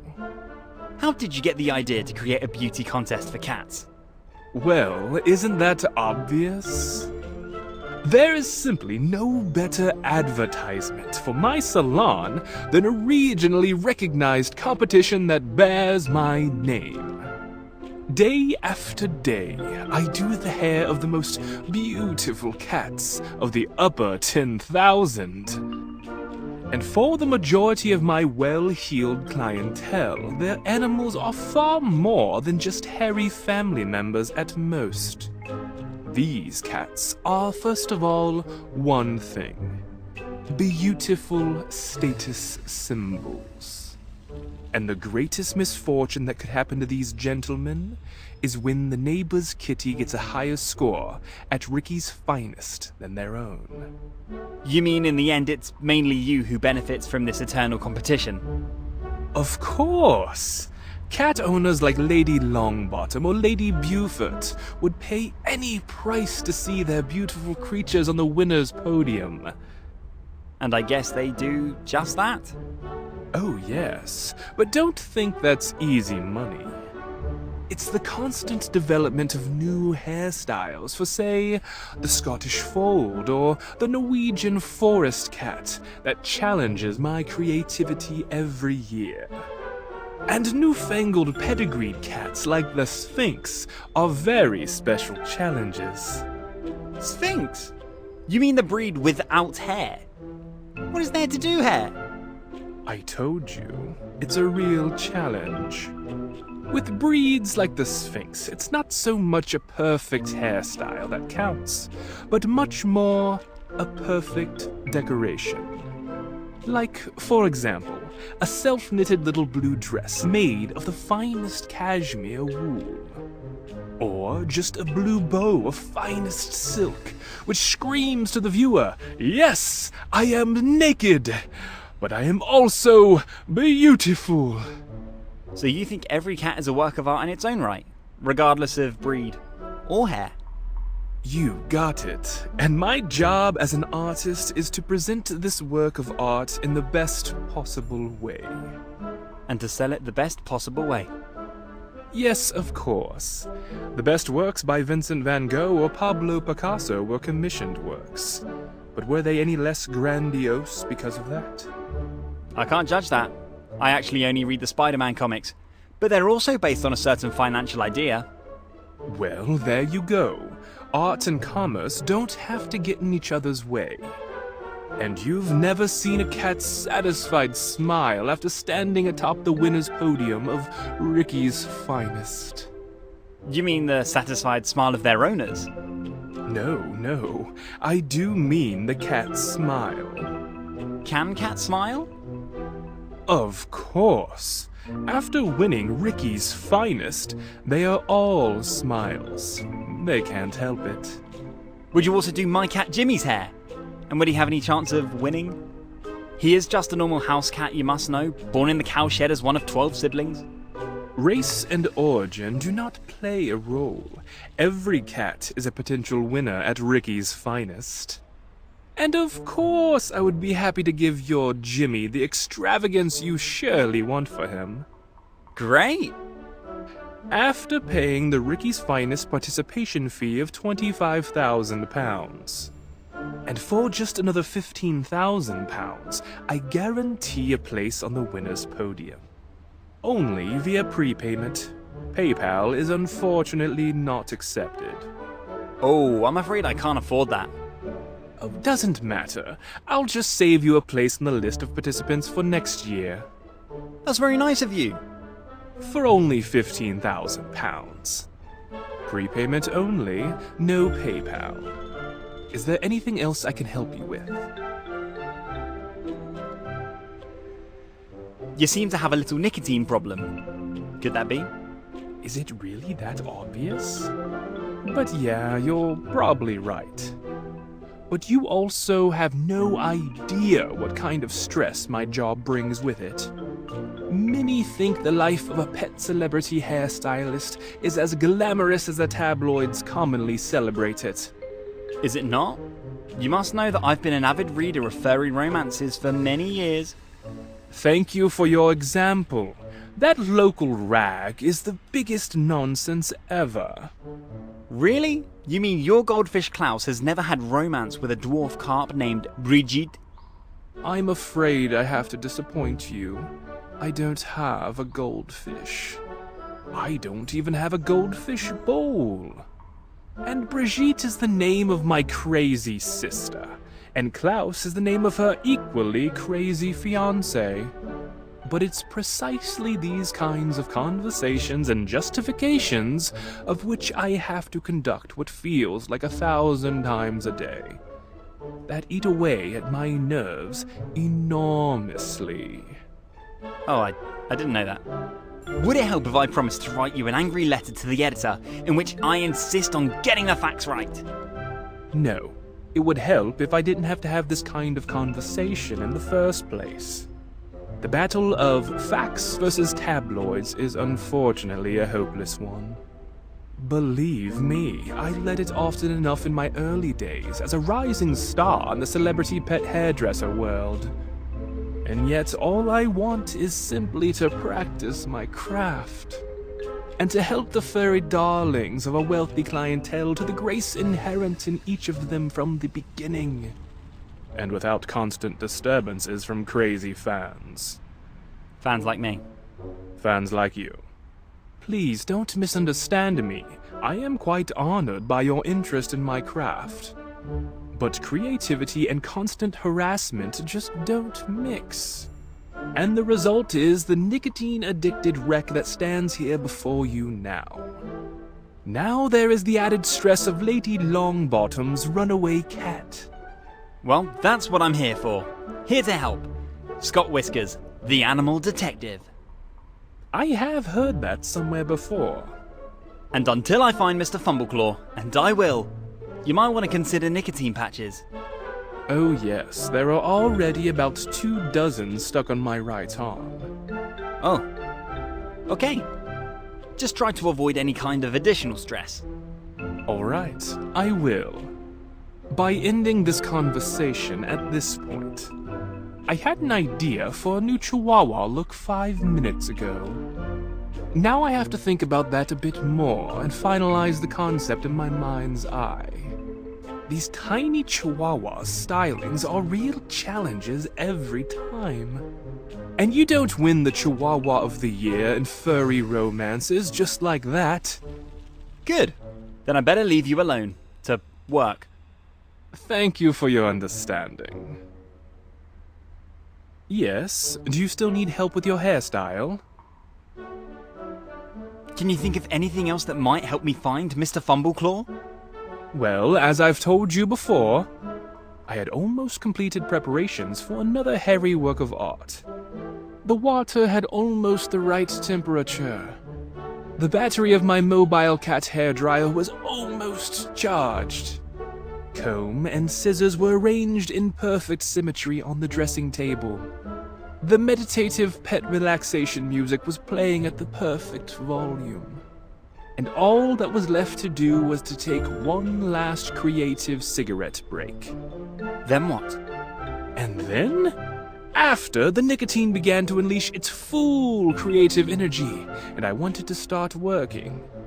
No trace of Mr. Fumbleclaw far and wide. I have looked everywhere, really everywhere, and turned my salon upside down 100 times. It's a total disaster, and the first time that one of my protégés was lost. Well, that's why I'm here. I hope very much to be able to help you with the search. Would you mind if I took a look around the salon and the surrounding area? No, of course not. Feel free to look around everywhere. It is not impossible that I may have overlooked something. I am almost blind, you know. One of my last guests was, well, a little uncooperative. And I still have half a can of hairspray in my eyes. Ouch, that sounds painful. Oh, you have no idea. Since the pain has subsided to some extent, I see colors that I didn't know before. Which is a real problem in my job. I can't deliver a brown dog in black. That would not be very good for my reputation. So now I'm standing here in the fresh air. Next to a garbage can wrapped in cigarette smoke. And wait for brown to be brown again, black to be black again, and white to be white again. And after that I will rejoin the search for Mr. Fumbleclaw. And if you have any questions, whether about Mr. Fumbleclaw or about the possibilities of your hairstyle, just ask me. Is there anything else I can help you with?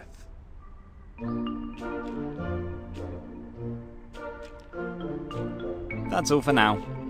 Just come back if you need some more advice regarding your unkempt hair. A traffic camera. It's aimed at the street right in front of Ricky's pet salon. Maybe the camera recorded something that could help me find Mr. Fumbleclaw. I should ask Ricky about that. The camera records everything that happens outside Ricky's pet salon. Maybe the camera recorded something that could help me find Mr. Fumbleclaw. I should ask Ricky about that. Yes, do you still need help with your hairstyle? Can you possibly tell me something about the traffic camera up there? Could it have recorded something? That's honestly a good question. The camera was installed up there a while ago to keep an eye on the traffic offenders of this street. For some reason, the area has gradually evolved into a paradise for aspiring Formula One racers. And when crossing the street, it has become a pure gamble whether you will reach the other side of the street alive before the start of the next race. Sounds like a dangerous place to be. You have no idea. This used to be such a quiet neighborhood here. And I pray that the runaway Mr. Fumbleclaw did not attempt to cross the street. That would be bad indeed, but let's think positively. Surely there's a very simple explanation for his disappearance. I'd still like to know what was going on outside your salon at the time of the disappearance. You think the camera might have recorded something important? Yeah, that would be logical.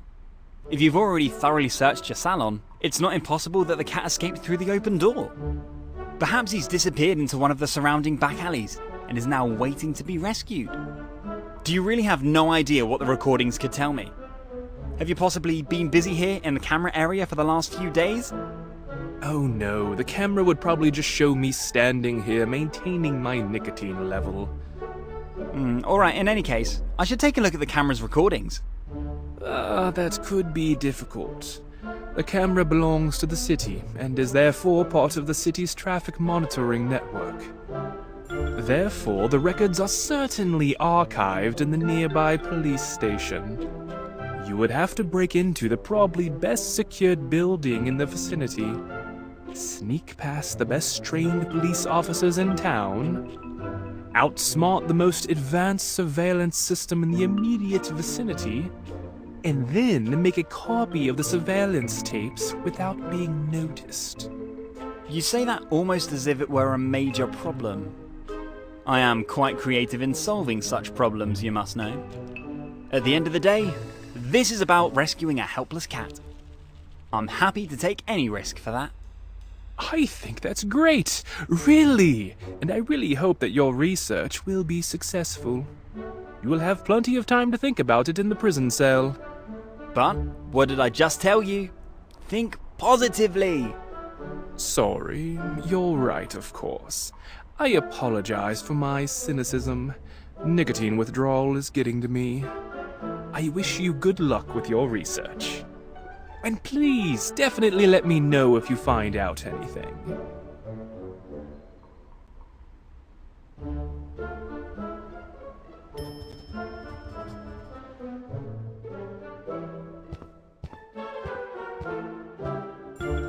The scissors look pretty sharp. Ricky uses scissors to cut hair. The sharp scissors remind me of one of those models from the permanent commercials on TV that run at 3 o'clock at night, where the presenter cuts a 5-cent copper coin into small pieces. Good! A pair of sharp scissors in your pocket. What could possibly go wrong?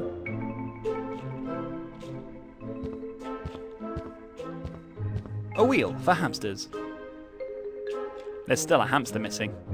It was apparently not included in the price. Without a hamster, the wheel makes little sense. Good. I'm sure I'll find another hamster who will be happy about it.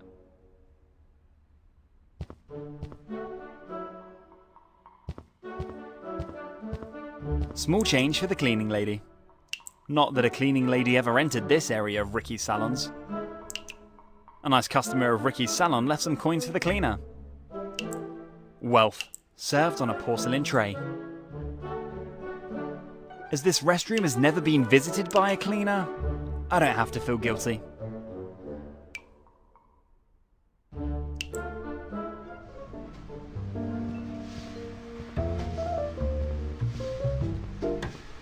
A pretty dirty trash can. Someone seems to have disposed of a spray can in the trash. Yikes! That trash can smells awful! My days as a graffiti artist are actually long gone, but I still like the aroma of paint thinner in the morning.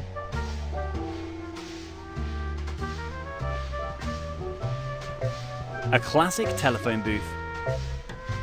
My grandfather told me that it was used to make phone calls until the late 90s of the last century. A phone booth in front of a police station. To call the police with? A classic telephone booth.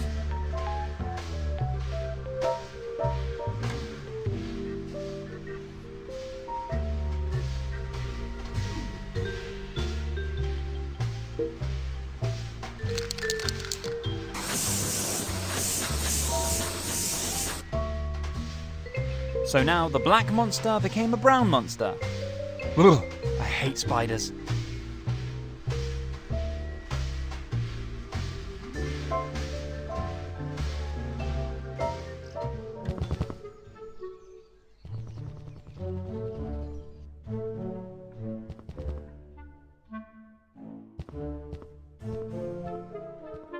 Heavy black curtains made of fine velvet.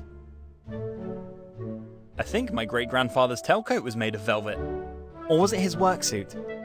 My great-grandfather was a mortician by profession, and I'm pretty sure he made his clothes from the covers of his coffins himself. Anyway, in this case, I was always pretty creeped out by him when I was little. If you were to draw the curtains, it would certainly be pitch black in here.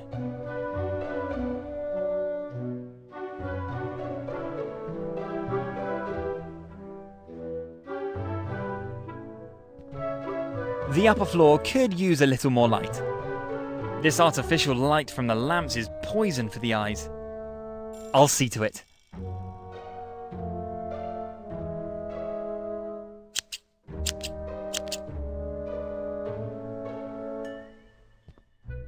What beautiful black curtains. If I were Batman, I'd sew myself a cape out of it.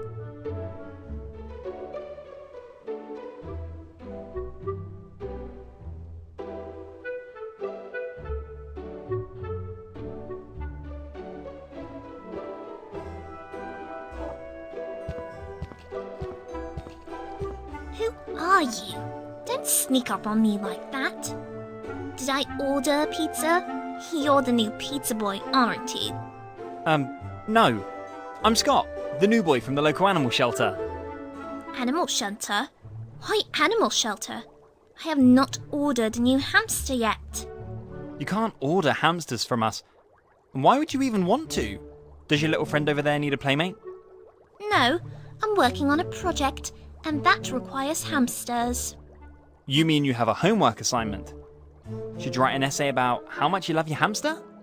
Nonsense. I'm planning the biggest monster movie ever, and before filming can begin, I need, well, a monster. So you see your hamster as a monster? Isn't he much too cuddly for that? Now you've finally understood my problem. Our previous pizza boys were not that clever. I'm not a... Mr. Snuggles is way too fluffy for my movie. I need a real monster. Can't you just use a creepy Godzilla rubber doll for your movie? A doll? Godzilla?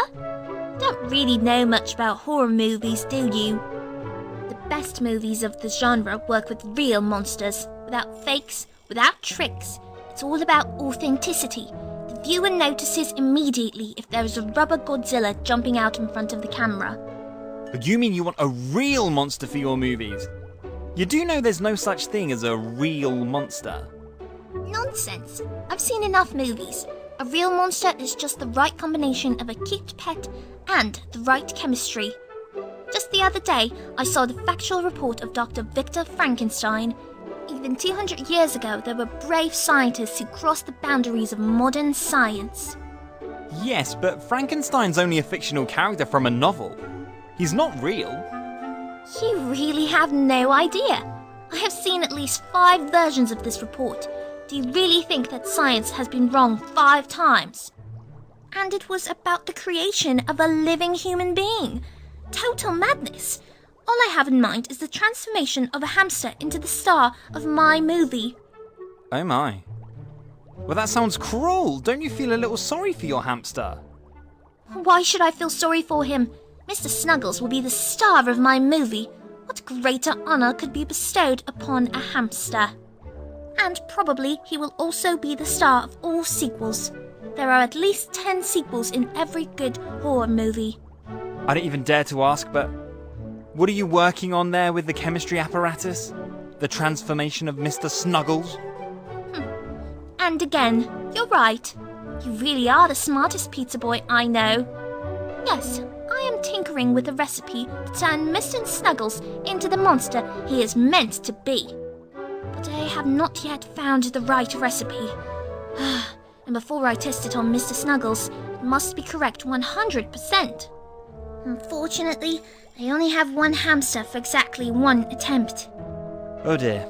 Child, wouldn't you rather go out into the fresh air and play a little, catch butterflies or pick flowers? No time for this kind of nonsense. I've set myself a deadline for my movie. I have to meet it. Now, I would be very grateful if you would stop disturbing me in my work. Maybe you can still find a pizza somewhere. The hairstyle, the dress, the stare, all reminds me of a creepy movie from the 70s. Coincidence? I wonder what Susie's working on right now. There's...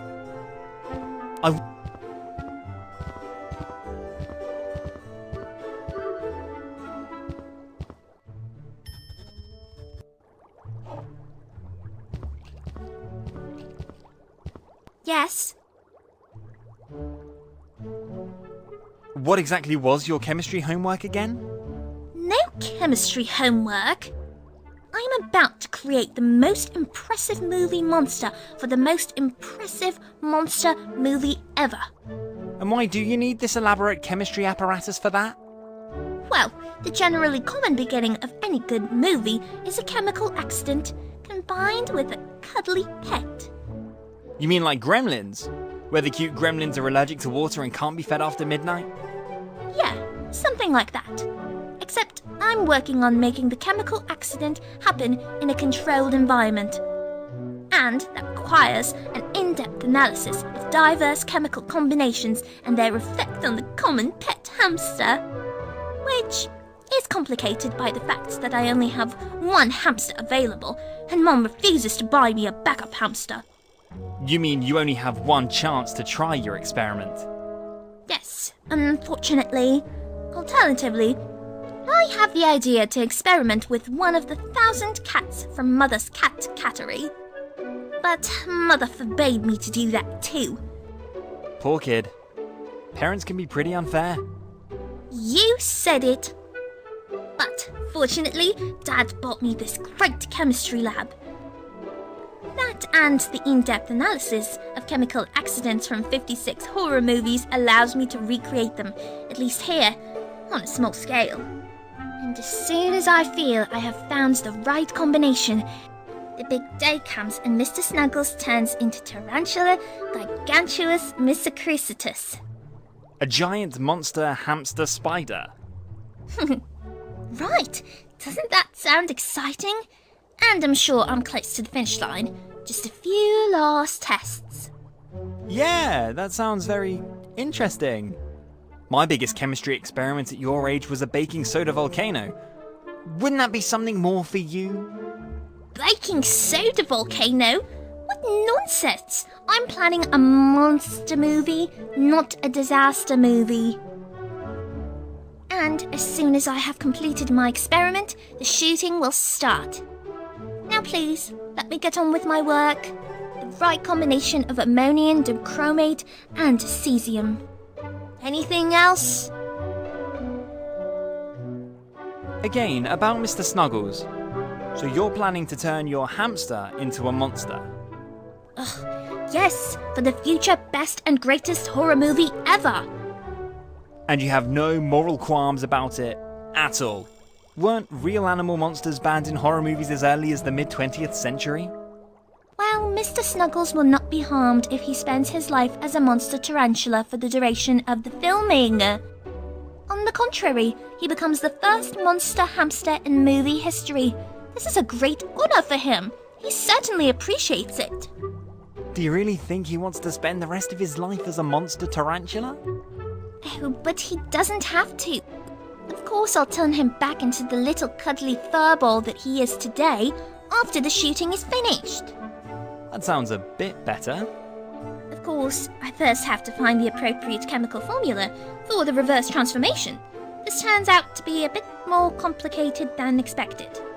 Oh, so you don't have an idea for it yet? I have many ideas, but unfortunately only one attempt to test them on Mr. Snuggles. It would be a bit of a problem if I ended up with a fantastically creepy monster hamster tarantula, but no way to turn it back into Mr. Snuggles. That would screw up the whole happy ending of the movie for me. Not to mention that I wouldn't be able to film the initial transformation and would have to resort to special effects. No. Before I test my formula on Mr. Snuggles, I need a 100% chance of transformation in both directions. Good. So then I still have some time to save the poor hamster. Excuse me? I said, good! Then I have some time to pet the cute hamster a little bit. Oh, yeah, you do that.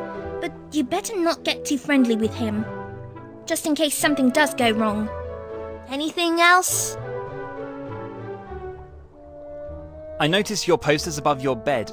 Aren't you a little too young for such scary movies? And aren't you a little old to be sneaking around in a nursery of complete strangers? I'm hardly older than you, and I'm also on an important mission. Well, as if. To answer your question, no, I'm not too young for that. On the contrary, I'm grateful for the lessons I was able to learn through it. Since the first time I snuck into Rumstone's room and Rumstone had already started Halloween Part 1, I've been hiding behind his couch every Friday night, learning important life lessons. Which are? Don't trust clowns, no matter how funny they may seem at first glance. Never go ghost hunting alone. Ghosts will get you, always. The Tooth Fairy does not exist. She is a demon sent from hell to make sure that you need a new set of teeth in your early 30s. If your best friend suddenly loses her head, call an ambulance immediately. Or an exorcist. Most likely, she is not well. Never fall asleep. Never!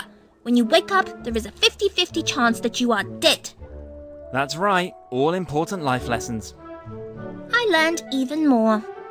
Do your parents actually know that you consume this kind of movie every Friday night? I don't know. Mother is so busy with her cats and father is always away on some expedition. Rumstone's TV is the closest thing to a caring relative. You mean your uncles Freddy Krueger, Michael Myers and Jason Voorhees? Judging by the posters there? 3 poor tormented souls, misunderstood by the world, in search of their place in life, or in death. You mean the 3 psychos who kill everything and everyone who isn't a living tree? You see, you don't understand either. Each of these characters is a tortured soul with a deep-seated childhood trauma. You sound like my psychiatrist. After the horror program, Rumstone always watches Criminal Minds. It's this TV series I learn a lot about the psychology of a serial killer and why he does what he does. That is why it is impossible for me to perceive these poor creatures as the monsters outlawed by civilization that they are usually made out to be. No, I feel great compassion for these poor souls. Is that why you dressed up like one of the creepy girls from the horror classic Shining? To feel connected to these poor children and to study their psychological traumas? Shining? I'm hearing about that movie for the first time today. No, the dress was a gift from my mother. She always calls me affectionately her little monster. But thanks for the movie tip. I hope I can learn some more valuable life lessons from it. Maybe just try the gummy bears. Nothing's creepier than 2-meter-tall gummy bears talking with the voice of Arnold Schwarzenegger. Trust me. Thanks for the tip. I'll make up for this knowledge gap as soon as possible. Anything else? See you later then. Bye. Yes. See you later then. Bye. This is Susie Longbottom. She seems pretty engrossed in a chemistry homework assignment. The hairstyle, the dress, the stare, all reminds me of a creepy movie from the 70s. Coincidence? I think I need some more botulinum toxin.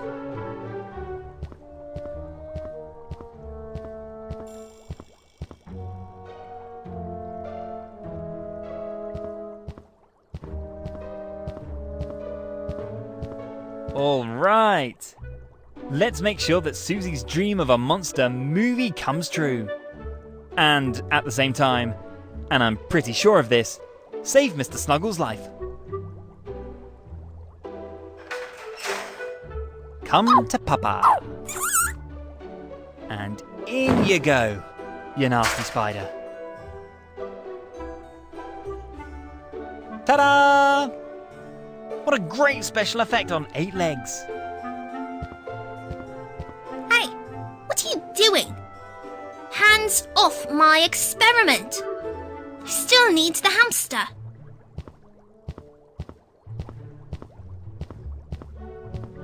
What hamster? What the heck? Where is my hamster? Hamster? You mean the one that just turned into that nasty monster right before my eyes? Excuse me? Please don't pull my leg. Are you sure? I'm telling you, I wouldn't lie to a child. 1 second he was there, and the next he looked like... whatever that is. Really? Really? Wow! That means my last formula for Mr. Snuggles' food addition actually worked. Oh, I still can't believe it. I have created a monster. Fantastic. I think I'm about to faint. Yay! Yay! Yay! Yes! I guess congratulations are in order. Sounds like you're a big step closer to your planned monster movie. You have no idea what this success means for my project. Mr. Snuggles' transformation into this monster tarantula was the missing piece of the puzzle. So it doesn't bother you that the monster is so small and lazy? I admit that the final result is not quite ideal, but the size can be compensated very easily with a suitable camera setting. And as for the movements, I'll have to resort to subtle CGI effects. But just on a minimal level, really. The effects in my movie should still remain practical in nature and CGI only where there really is no other way. Sounds like your masterpiece could be in theatres soon. Hopefully soon. Yes, because of the expanded CGI effects budget, I'm facing an awkward conversation with the movie's producer for now. Producer? My father. Oh, I see. Yes, somehow he still thinks I should just make my movie with clay puppets. With clay dolls. How old am I? 4? Unfortunately, I really can't avoid modelling and visualising planned CGI scenes in the modelling clay first. As a rule, however, Father is quickly convinced when he sees my visions before his eyes. So it's just an annoying formality. Great! Sounds like you've got everything under control. And I'm pretty sure that one of the legs of your hamster spider just moved. Really? I already said it before. I wouldn't lie to a child. Great! But now, I really have to get back to work. Unfortunately, my supply of modelling clay is almost gone, and I urgently need to produce new clay. Can't you just send Rumstone out to buy some? You can't just get movie modelling clay at the store. It has very special requirements and must not melt away when the cameras are running. No, I prefer to make it myself. I'm pretty good at chemistry, you know, and I strive for perfection in all areas of my movie. Then have fun! Thanks. Then, though I still don't really understand what you actually want here in my room, I don't think I'm much good as a pizza boy.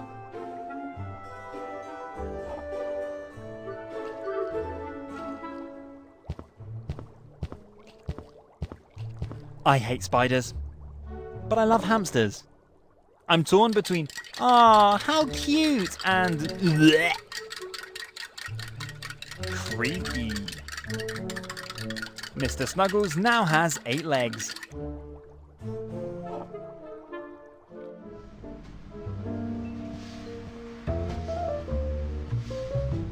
The tightly locked window belongs to the police station. I think the window's made out of bulletproof glass. I can see the inside of the police station and a bored police officer at his desk.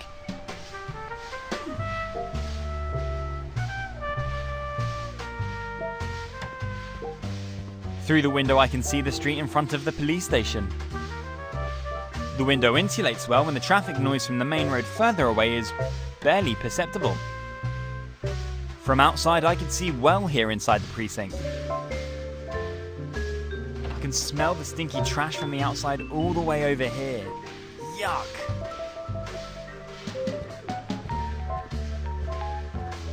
This is a fold-out brochure with portraits of the most wanted criminals in the region.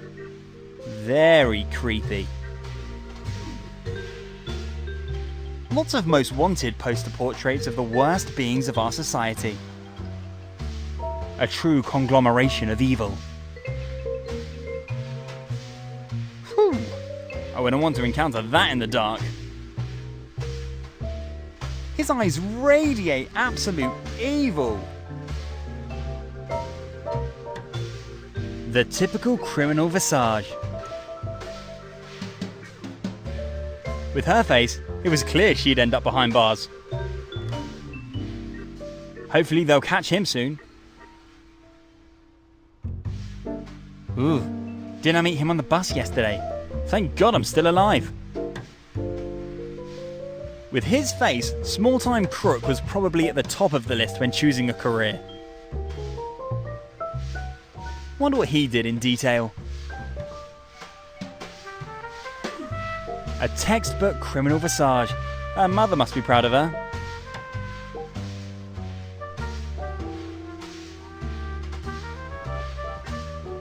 The code input field for the door control. If I want to go inside the precinct, I have to enter the door code here. I can't get anywhere here without the proper code. Hey, what do you think you're doing? You have no business there. Get out of here. Oops, that's not the door to the toilet. I think Constable Smith's birthday is coming up. He drew a small donut with a candle in the 12th box, but no idea which month the calendar page shows. Unfortunately, I don't know Japanese. A desk calendar with motifs from Final Fantasy.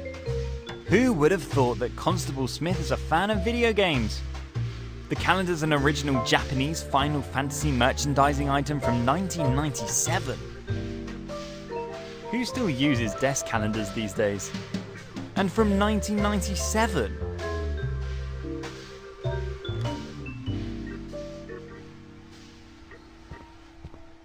This is apparently a service directive. To all employees of this precinct, 0000 or 1234 are not secure passwords. All door code accesses were reset to our officers' birth dates. Every civil servant must memorize his birthday by heart. And speaking of birthdays, the festivities for Constable Smith's birthday this month won't start until after hours this year, and not a minute earlier. And all officers are expected to return their service weapons to the armory before the festivities begin this year. A bulletin board with all sorts of service instructions and this month's roster. This is the roster for the current month of August. Constable Smith appears to be on duty here in the lobby for the entire month. I wonder if this is how he envisioned his career in law enforcement. The visibly bored police officer is certainly happy to help me with my request. It doesn't seem like he has much to do. The police officer seems to have let his physical fitness slip a bit. Good day, I'd like to report a missing cat. Good day. Excuse me, a missing cat? This is a police department, not an animal shelter. Yes, but it is a real emergency. Lord Fumbleclaw's been missing for several days and his family are very worried. What? A real lord? Then what's all this nonsense about the cat? Inspector Craddock is responsible for noble missing persons cases. However, like me, he is currently very busy and has little time for new cases. Is the inspector available now? Sounds like he's the right person to talk to about Lord Fumbleclaw's case. I have some clues from the cat's hairdresser that I would like to discuss with the inspector. Hairdresser? And a cat again? My good boy, you're not under the influence of any substances by any chance? I'm sure I still have a youth education sheet of why drugs are evil lying around here somewhere. No, I don't do drugs. Lord Fumbleclaw is the cat's name. Can I speak to the inspector now, please? So now we're back to the cat. I already said that the inspector hardly has time for new cases at the moment. And as sorry as I am, with your blue-blooded animal, missing cats are not really a high priority. Couldn't I at least have a quick word with the inspector? Sorry, at the moment that is out of the question. Perhaps the person in charge of the city surveillance camera would be available to talk to. That would probably be Sergeant Paul. But Sergeant Paul is also very busy at the moment and has no time for such trifles as a missing cat. Trifles? I guess you're not a big animal lover. Nope, I'm allergic to anything that has hair. So, as I said before, Inspector Craddock is currently investigating an important case of vandalism at the Longbottom family estate. And it is quite simple that the real crime has priority with us, before any missing pets. I understand. Vandalism at the Longbottom's estate. Is there anything known about it yet? Are you seriously asking me that? I can't possibly pass on knowledge about the status of the investigation to uninvolved parties. I'm not uninvolved. Excuse me? I mean, I'm not uninterested in the case. I am, well, also something of an amateur detective. I bet you are. Still, why don't you leave the police work to the real police? And if you really have something to contribute to the case, you're welcome to make an appointment with the inspector for next week. But it's really, really important that I talk to the inspector now. Not a chance. As I said, we are all very, very busy here. Now please, don't waste any more of my time. I have important things to do. All right. I will be back. I bet you will. Yes? Is there anything else I can help you with? You look very busy, so there is some truth to the saying, crime never sleeps. That's right. I am something like the last bastion between crime and the law here, and have to deal with all kinds of crazy guys. And I mean that quite literally. At the moment, however, crime seems to be on the pause. I'm all alone here at the moment. Oh, the impression is deceiving. And hugely so. Just because you, whoever you are, cannot see the crime at the moment, does not mean that behind you the next cutthroat is not waiting for his turn. But I am here, all alone. Far and wide, no one to see. Sure? Absolutely sure? Yeah. I guess. But you shouldn't. In today's modern times, you wouldn't even recognise a gangster if he was lurking in your pocket. Excuse me? I have a gangster in my pocket. You bet you have. Do you know why?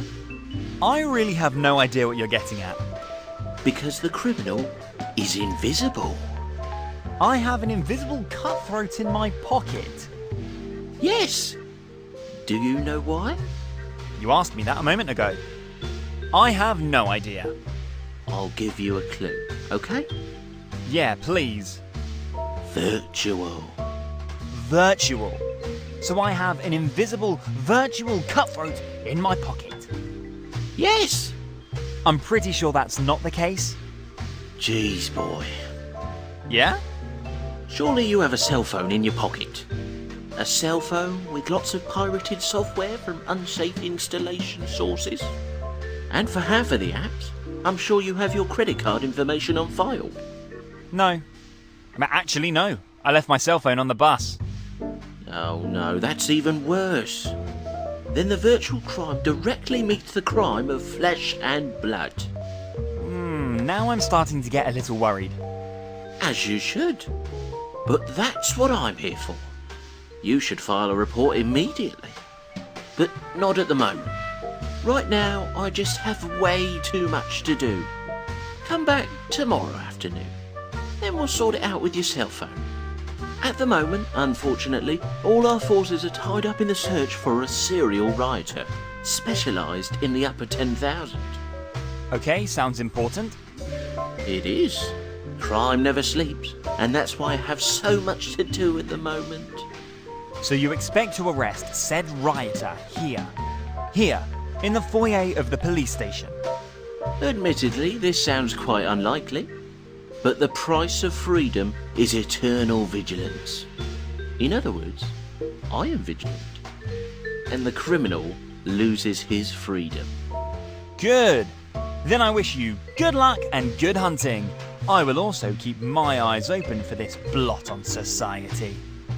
Thank you, I appreciate that. With a bit of luck, this criminal has even had my cell phone in his hands before. Unlikely, but I've seen crazier things.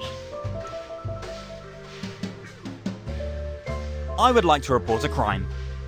Yes, what exactly do you want to report? The toilet in my apartment is clogged again. Can you please send someone? And what business is that of the police? Well, I've already left 5 voicemails for my janitor, and I'm afraid he's ignoring me. Could you please arrest him? Sorry, as long as your toilet wasn't clogged with condoms full of cocaine, that's a problem you'll have to solve on your own.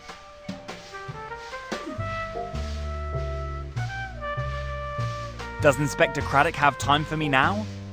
No, I told you already that Inspector Craddock is currently investigating an important case of vandalism at the Longbottom family estate. I see. Have there been any new findings in this regard? Possibly any suspects? Why do you ask? I can't possibly give you information on the status of the investigation. I am simply a concerned citizen. Wasn't Baron Longbottom's dog also kidnapped? You know, I'm an expert on missing animals. How do you know that? Well, because you told me during our first conversation. Ah, right. Damn. Can you please keep this information to yourself? That's exactly the kind of info I can't possibly pass on to you. If you let me through to the inspector now, I'll take this information to my grave. I promise. Nice try. Not a chance. Why don't you come back next week? Then the inspector may have time for your missing hamster. Missing cat, not hamster. Whatever. Come back next week. Now please leave me alone. I'm sure the people behind you in line also have important things to ask me.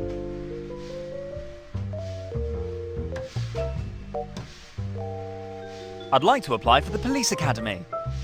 You? Really? What makes you think you have the qualifications to be a police officer? Which are? Well, for one thing, there is the utmost respect for the law. I have always been a law-abiding citizen and never got caught, even in my wild years. Furthermore, you need to be up to date with the current legislation. I've seen all the Police Academy movies. Even the awful Police Academy series from the 90s, which killed the series. In firearms training, you will have to achieve best performances. I was Call of Duty state champion in the 7 to 12 age group, and one of the few who beat the original Doom in the difficulty level Nightmare without cheating. Then, of course, physical fitness plays a big role. Have you ever played the game Summer Games on my grandpa's Commodore 64?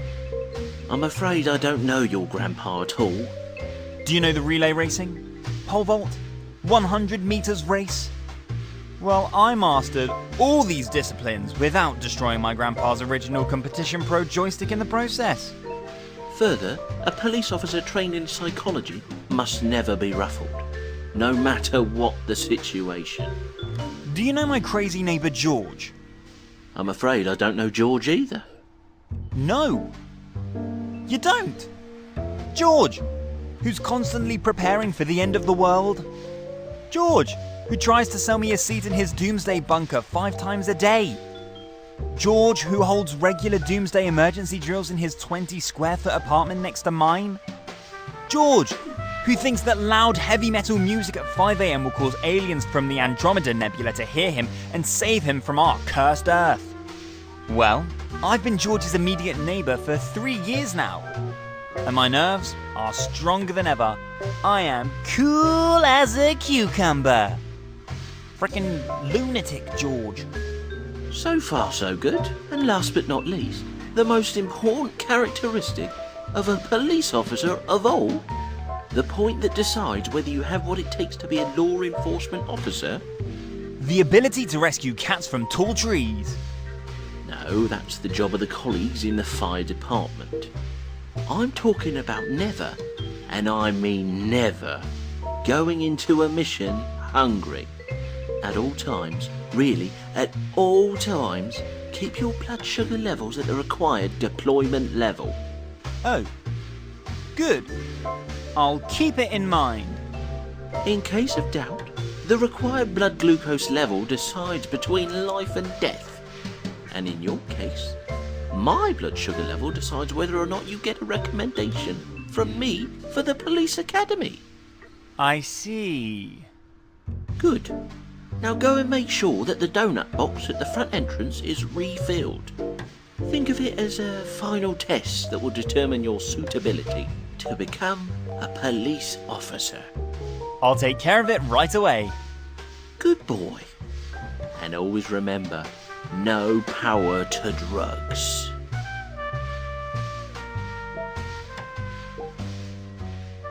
Thank you. See you later. Of course, I'm always happy to help a law-abiding citizen. And always remember, say no to drugs.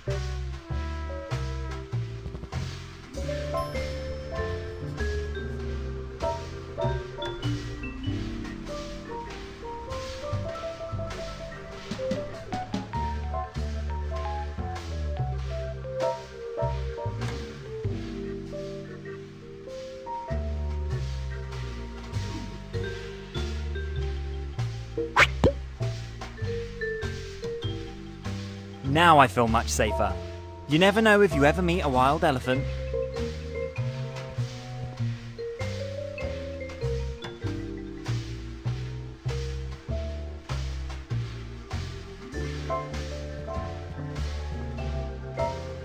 The idea's not bad at all, but there must be hidden cameras all over the place. I'd hate to be caught attacking a police officer.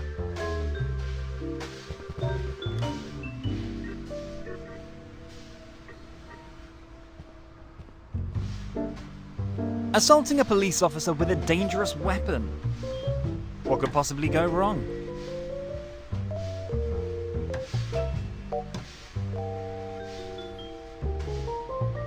Ouch!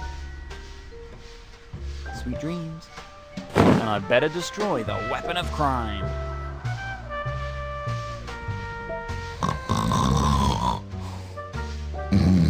Constable Smith is fast asleep. I better not wake him up. Constable Smith is fast asleep.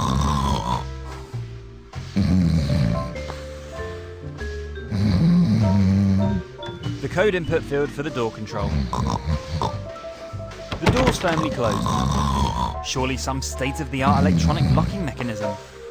Or someone put a chair under the door handle on the other side. The door's firmly closed. Surely some state... Or someone... If I want to go inside...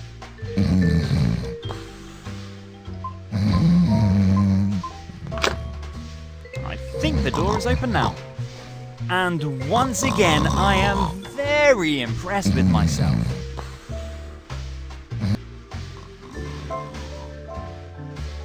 An antique Polaroid camera from the late 80s. I knew the police had a tight budget, but that is a bit over the top. I really can't imagine anyone else here using this type of camera. Not even the guys from CSI use this kind of technical fossil anymore. It must have been forgotten by a visitor. I don't think anyone will miss this museum piece here. I should really charge the battery.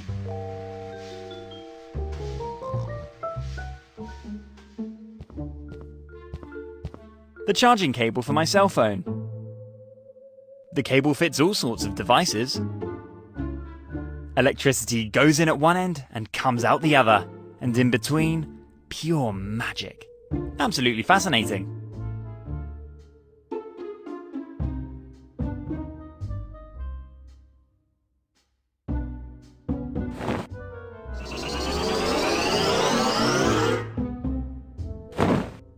Perfect! The battery's now fully charged. It's time for some nice photos. My microwave. It's a pretty old one, but it does its job. Unfortunately, if I have it running for more than 5 minutes, the fuses in the entire house blow out. I'm still making monthly loan payments on this old thing.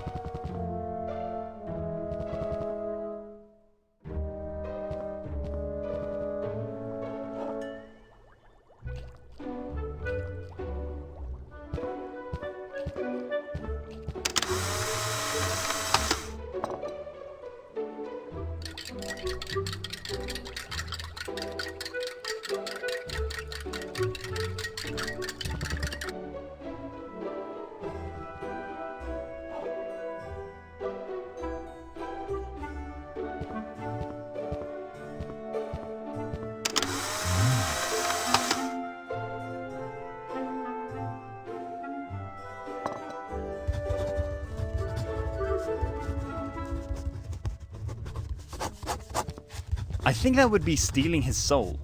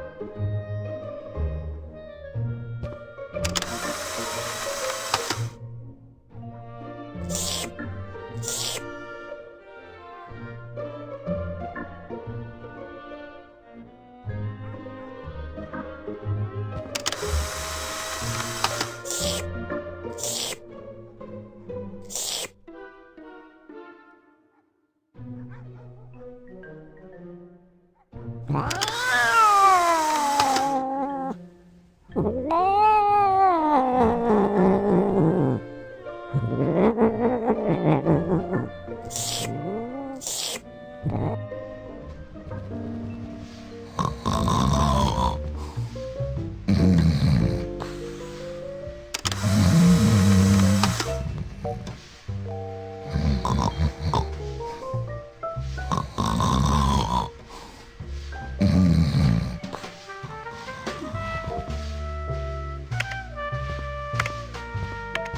very ordinary ballpoint pen. I don't think I need to explain what the pen is used for. Inspector Craddock's pen. Hey, hands off my pen. You can kiss your career at the police academy goodbye if you have to spend several years in prison for stealing a pen. Oh, that's a misunderstanding. I just wanted to align the pen perfectly with the symmetry of the table. This is a release form to allow viewing of surveillance video. This could give me clearance for sensitive surveillance video. A blank surveillance video release form. It has yet to be filled in. Will you please leave that alone? These are confidential documents only for the use of officers of this precinct.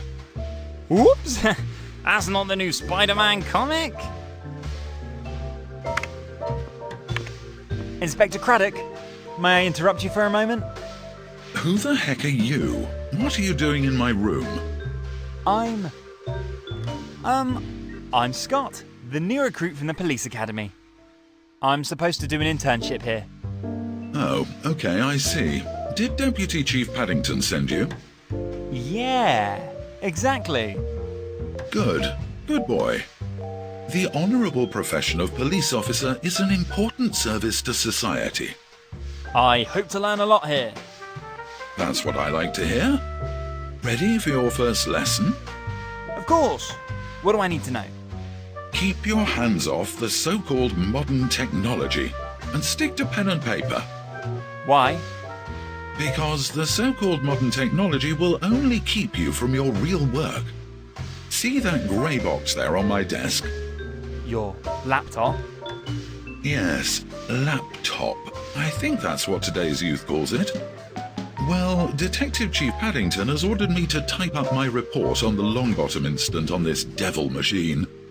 And it is hell. Pure hell. What exactly is the problem? I'm pretty good with this infernal machine, you know? You are? Well, I guess that's the privilege of youth then. I have worked in this agency for 35 years, but have certainly aged another 35 years in the last 2 days. Have you ever tried using more than just your index finger to type your texts? You mean a second finger? No, I have to perfect this one finger first. After that, I may think about another trick and consider a second finger. But it doesn't really matter. You certainly don't want to hear an old man whining around here. You are here to learn something. You mentioned the name Longbottom. Is that your current case you're working on? That's right, but actually that's strictly confidential. But since you are a colleague, I can probably talk to you about it. Longbottom. Baron Longbottom. Exactly. I'm investigating a case of extreme vandalism, predatory theft, and the suspected kidnapping of the family dog. Wow, that sounds pretty bad. Do you already have a suspect? No, not yet. I'm still at the very beginning of the investigation. However, I would certainly be significantly further along if this grey devil's box didn't stop me in my tracks. I think you are right. About what exactly? You should perfect the one finger first. Weren't you a proponent of two-finger typing just a moment ago? That's true, but it sounds like you have an important case there. You better not take any chances when writing your reports. Yeah, you're probably right. Deputy Chief Paddington can get very displeased with misspellings in my reports. Yeah, exactly. Can I ask a few more questions in relation to your case? Yes, you can, but please keep them short. I have a lot to do. Any progress with your case yet? Which case exactly are you referring to? You mentioned something about extreme vandalism, predatory theft, and the suspected kidnapping of the Longbottom family dog. Which leads me to the question, how do you even know this detail? Do you have anything to do with this? Me? No! Why would you think that? I know this detail because Constable Smith. Exactly, I know that from Constable Smith. The old chatterbox from the front office of this precinct said you'd been working on the Longbottom case lately. Constable Smith? Really? Damn, so this stain on our guild has done it again. I guess so. He was really extremely talkative. Yes, that sounds like him. And if he weren't the police chief's nephew, he'd probably be flipping burgers in a chip shop by now. I'm going to go over to him right now and give him the monthly telling off. That wouldn't help much at the moment. I think he's taking a nap right now. He's what? Damn Smith. But strictly speaking, my time is actually too valuable to waste on this disgrace in police uniform. I have far too much work here for that. About your work again. So there's been no breakthrough in the Longbottoms case? No, I already said in our first conversation that I was still at the very beginning of the investigation. And I would probably be much further along if it weren't for that grey block on my desk slowing me down. If I can help you in any way, please let me know. After all, I am here to learn something from you. Thank you for the offer. I commend this attitude. But often in police work, sometimes there's nothing else we can do but wait for new evidence. Or new witnesses. New witnesses? You mean like tips from the public? Yes, it's not at all uncommon for law-abiding citizens to call our tip line 1-900-677-SHERLOCK, sometimes weeks later, and reveal new details. The number is really 1-900-677-SHERLOCK. Yes, and often the last hope for stalled cases. Good to know. In the case of Longbottom, I still hope for one or two eyewitnesses. The perpetrator, or presumably even the perpetrators, probably used all kinds of technical savvy and special tools to expertly remove the intercom system, which was firmly anchored in the wall. Certainly in order to sell the high-value parts on the black market and then to buy drugs from the proceeds. And then, obviously among other things because he became an unwanted witness to the action, the perpetrator kidnapped the extremely valuable progenitor of Lord Longbottom's Chihuahua family breed. Without a doubt to beget more valuable offspring from him, and also to buy more drugs from these proceeds. So he couldn't be that little yapper that just ran away through the open gate? Only to return remorsefully to his master after a few adventures in the wild? My Dachshund Robbie, may God rest his soul, once ran away for a whole week and was back on our doorstep after 7 days stuffed with food. Probably some neighbour had been feeding him, or he'd stolen some cat food somewhere. Of course, this cannot be ruled out either. In fact, at the current stage of the investigation, nothing can be ruled out yet. That's why I'm still hoping for one or two tips from the public. Through the 1-900-677-SHERLOCK hotline, right? Exactly.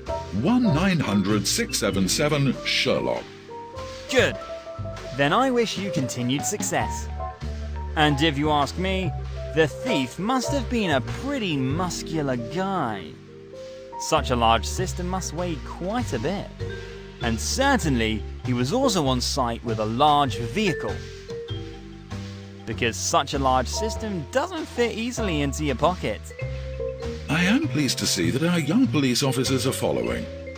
Perhaps there is hope for our profession after all. After all, there's more to being a good cop than just being related to the chief of police. An interesting outfit you're wearing? Do I detect a hint of sarcasm there? No, I'm serious. It looks very, well, interesting. Yes, I admit that my clothes may seem a little out of time. I wouldn't say that. I still come across your outfit quite often these days. Really? Yeah, especially in movie and television. That was sarcasm, right? You are quite cheeky for a newcomer. But let me solve this riddle for you. I am curious. A few years ago, we had this difficult case. A case that seemed unsolvable. A case that made me despair. What was it about? The details don't matter.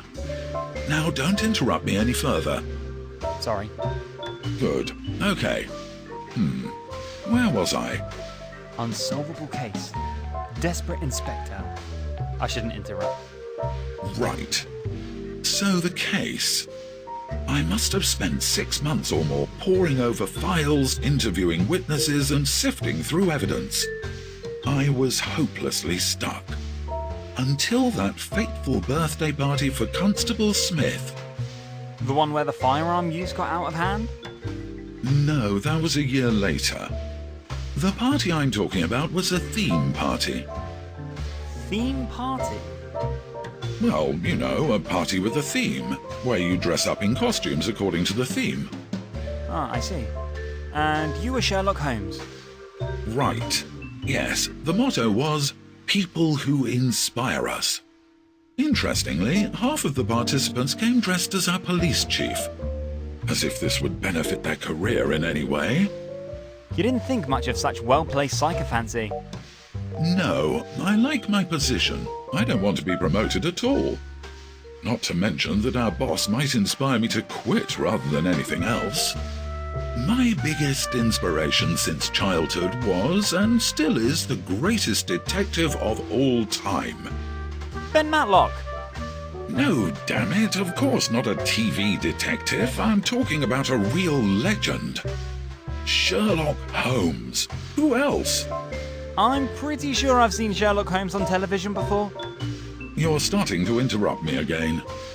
Sorry. Drat, where was I? Unsolvable case. Desperate inspector. Theme party. Sherlock Holmes is real.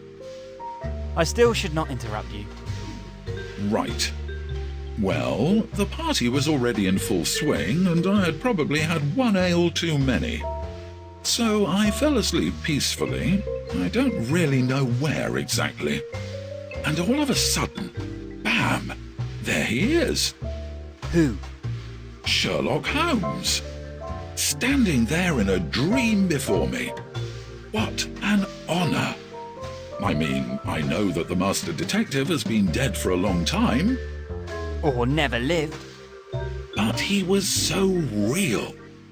And now comes the best. I can hardly wait. He only said 2 words to me. Cotton candy. Cotton candy?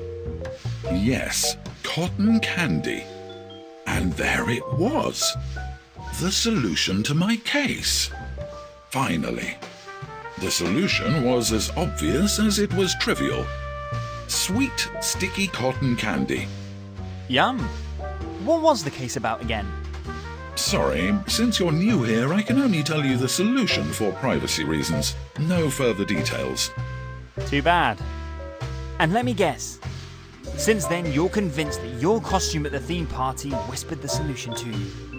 As if the ghost of the fictional or non-fictional Sherlock Holmes has entered you. When you put it that way, it sounds kind of ridiculous. But yes, in principle, you're right. I've been wearing this outfit to work day after day ever since. And you know what? I am convinced it has made me a better detective since then. You really wear this outfit every day? I have 7 of them, 1 for each day of the week. And solving my cases has been a lot easier for me since that fateful day full of alcohol and mystery. Wow. A great story. Think of it as your first lesson with us. Whatever inspires you to do a better job than everyone else, stick with it. And just ignore the wry looks of society or the snickers of your colleagues. So you really think I could do my duty as Captain Kirk of the Enterprise? Well, I don't know, said Captain. Must be from another precinct. Yes, another world, so to speak. Well, if that Captain Kirk makes you a better police officer, then you should also do your duty as Captain Kirk. Great! Can I have that in writing, please? In case my supervisor doesn't want to believe me. Gladly. but please come back later. At the moment, I still have so much to do. Alright, and if you get stuck, just take a little nap. Why do you new recruits always have to be such smartasses? Any other interesting cases lately? Well, yes, quite. Crime never sleeps. Why exactly are you interested in my cases? Research for an essay at the police academy. Ah, I see. Well, I'm happy to share my knowledge with our junior staff. So there were interesting cases. Indeed. For example, we have that traffic rowdy who ran a red light and was immediately caught on a traffic camera. The man was wearing a ski mask, had masked the license plates of his cars and made an obscene gesture towards the camera, in the hope that we could then not prosecute him. I guess this plan didn't work. Right. This criminal genius did the math without my magnifying glass. So you really still use a magnifying glass? Of course. Even if my new colleagues smile at me a bit because of this well-worn tool has always served me well. And so too, this time with a tenfold magnification of the photos taken by the traffic cameras. But now I am curious. You must know that such a camera always takes 2 photos at a traffic light. One from the front and one from the rear of the traffic offender's vehicle. And a small, but at 10 times magnification well-readable sticker was emblazoned on the rear of the vehicle. Bob's Plumbing Service, including full address and phone number. Haha, that must have been expensive for Bob. I guess Bob is 1 card shy of a full deck. Probably not, and once again I could prove to my colleagues why even in the 21st century, a magnifying glass is still the most important tool of a police officer. Thank you. Great how you solved the case, it was very educational. Do you perhaps have another story for me? Of course, it's nice to see how inquisitive our young police officers are. My magnifying glass has also served me well on another case. Oh, another magnifying glass case. These are my favourite. A few months ago, there was this series of burglaries with theft and vandalism. The thief, fully masked, entered various apartments in a suburb of our beautiful city. Another masked criminal genius. Was it Bob, perhaps? No, Bob had an alibi. That's where we checked first, of course. Ah, too bad. I thought I might have solved the case. As I said, Bob was not the one, but it's nice to see that you're already trying to apply the knowledge you've been given. Keep it up, then you'll complete your training at the police academy in no time. But back to the case. I am curious. Hopefully it will be as educational as the last one. So, where was I? Oh yes, the series of burglaries in February this year. Well, the last house in the series was entered by the thief at night. So it was pitch black. And of course the thief didn't turn on any lights. However, he had to be able to see something. So he pulled out his cell phone, activated the display, and set it to full brightness. And was promptly photographed by the pet camera. Right. Nice to see that you're following. Except that this recording wouldn't have done much in itself. Because Bob was masked. I told you it wasn't Bob. But yes, because of the mask, his face was not visible. And yet, thanks to my magnifying glass, his face was clearly visible. Now I am confused. Bob had, the thief had misused his cell phone screen on full brightness as a flashlight, as mentioned earlier. And 3 guesses what was clearly visible as a background image on the display of his cell phone when magnified 10 times. A picture of Bob? Now just stop with Bob for a minute. But in fact, the thief had put a self-portrait as the cell phone wallpaper. Ha! What an idiot. And presumably the portrait was also found in the criminal file. That's exactly how it was. The crook was well known to us. And once again, my beloved magnifying glass was able to solve a case in no time. Who would have thought that this antique piece of analog technology still has such relevance today? That's just it. You youngsters think the police solve cases with computers and cell phones, just like in those TV shows. So all it takes is a magnifying glass with tenfold magnification. And I suppose it continues to help even if the offenders aren't exactly criminal geniuses. Correct. The combination of tenfold magnification and stupid criminals is a sure win for us law enforcement officers. Bob would certainly agree with that. Thank you for this fascinating insight into your work. I better go right now and get a magnifying glass with tenfold magnification. Would you have a tip as to where I could buy such a high-quality utensil? Yes, the best place to try is Bob's Private Eye Retail in the centre of town. Thank you. That's all for the moment.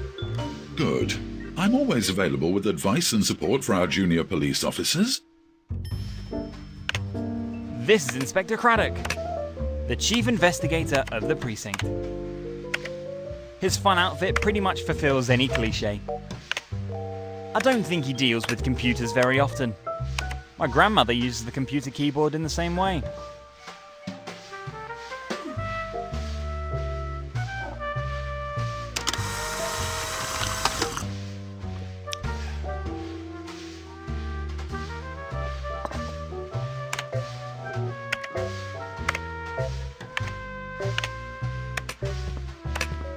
This is a leprechaun bobblehead doll. When you nudge the doll, the leprechaun wiggles its head in a funny way. A small, creepy Irish leprechaun. It looks damn real. Not that I've ever seen a real leprechaun, and hope I never will.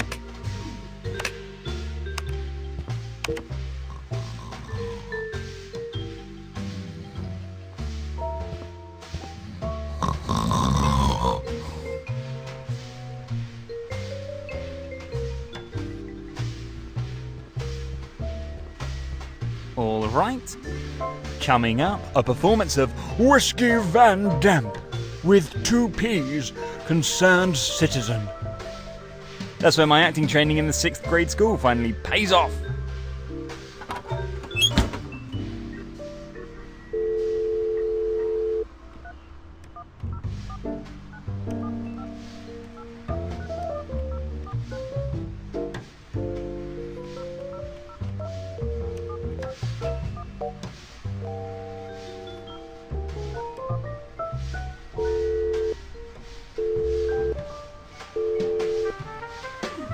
Inspector Craddock, duty clerk of the anonymous Sherlock tip line.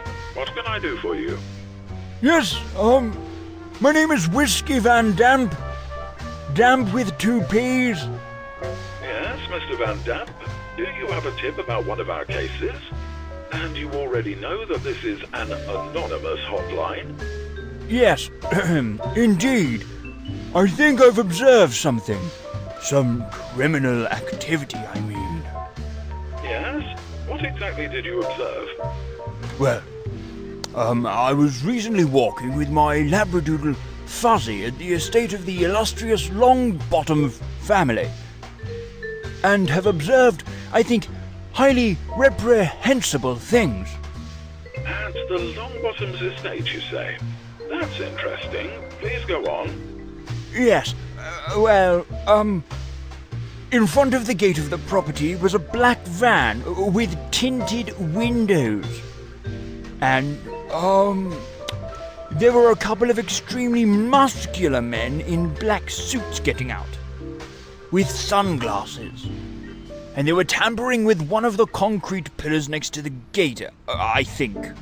That is interesting. And then what happened? Well, my little Fuzzy was already excited. Because you need to know, my little Fuzzy can smell the crime miles away. That's just great. And what did Fuzzy observe then? Well, one of these very muscular guys in a black suit and sunglasses went on to unload some weird, highly scientific technical device from the vehicle, and then used it to get to the heart of one of the stone pillars. I'm no expert, but I think they removed some surveillance camera or something. Certainly in preparation for a later, larger coup. And you could really observe all that? Yes, well, most of that was actually observed by my Fuzzy. Because I was lying on the leaves of the forest with my nose on the ground, you know.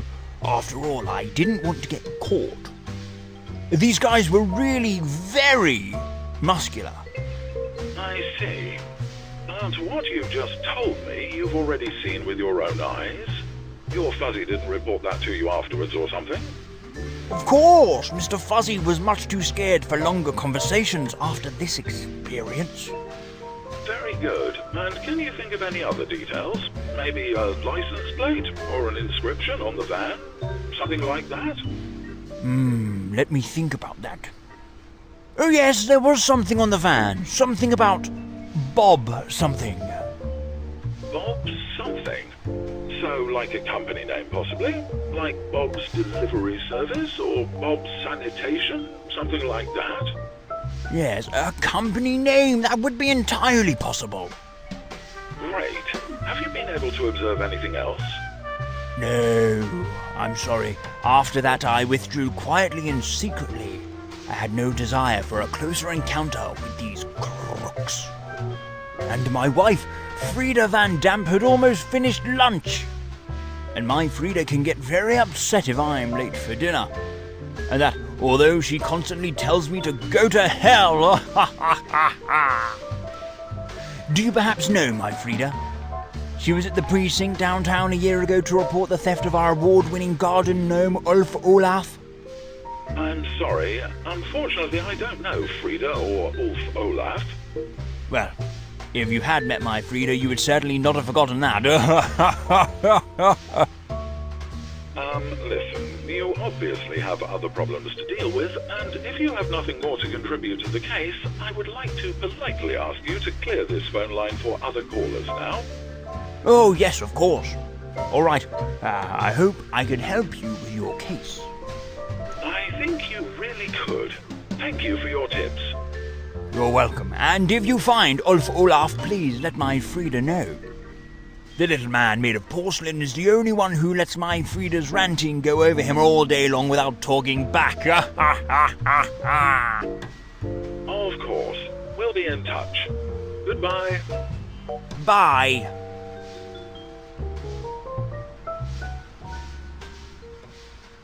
I really hope I'm not wasting my time now. But it is my duty to diligently follow up on every tip about my cases. In any case, the eyewitness on the phone sounded very trustworthy. And my instincts have never actually fooled me. What did the caller say? The crooks were very muscular? Well, then I'll try my luck first at Bob's Muscle Factory. You wouldn't believe how many Bob's companies there are in the area. I'm sure it's going to be another long day of police work.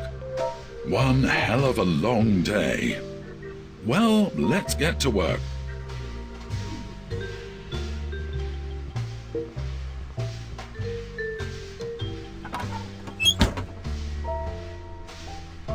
And the Oscar goes to Whiskey Van Damp with 2 P's.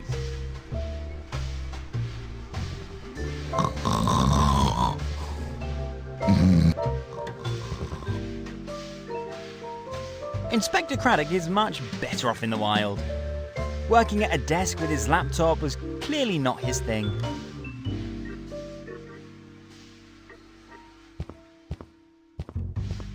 I better take this one. Without a pen, Inspector Craddock is forced to practice a little more writing on the computer keyboard.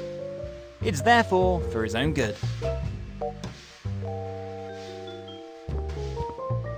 Good! This should get me clearance for the surveillance videos outside Ricky's pet salon. Of course, I still have to fill out the form.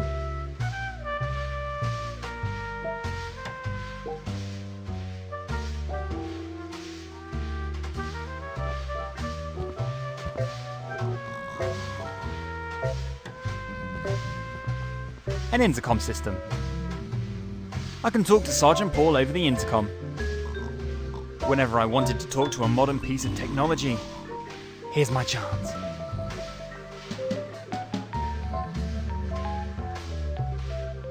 This is Sergeant Paul's precinct, the engineering room in control of the city's surveillance cameras. Enter at your own risk. This is Sergeant Paul. Enter it. The door is firmly closed. And judging by the stickers on the door, entering is dangerous to life and limb.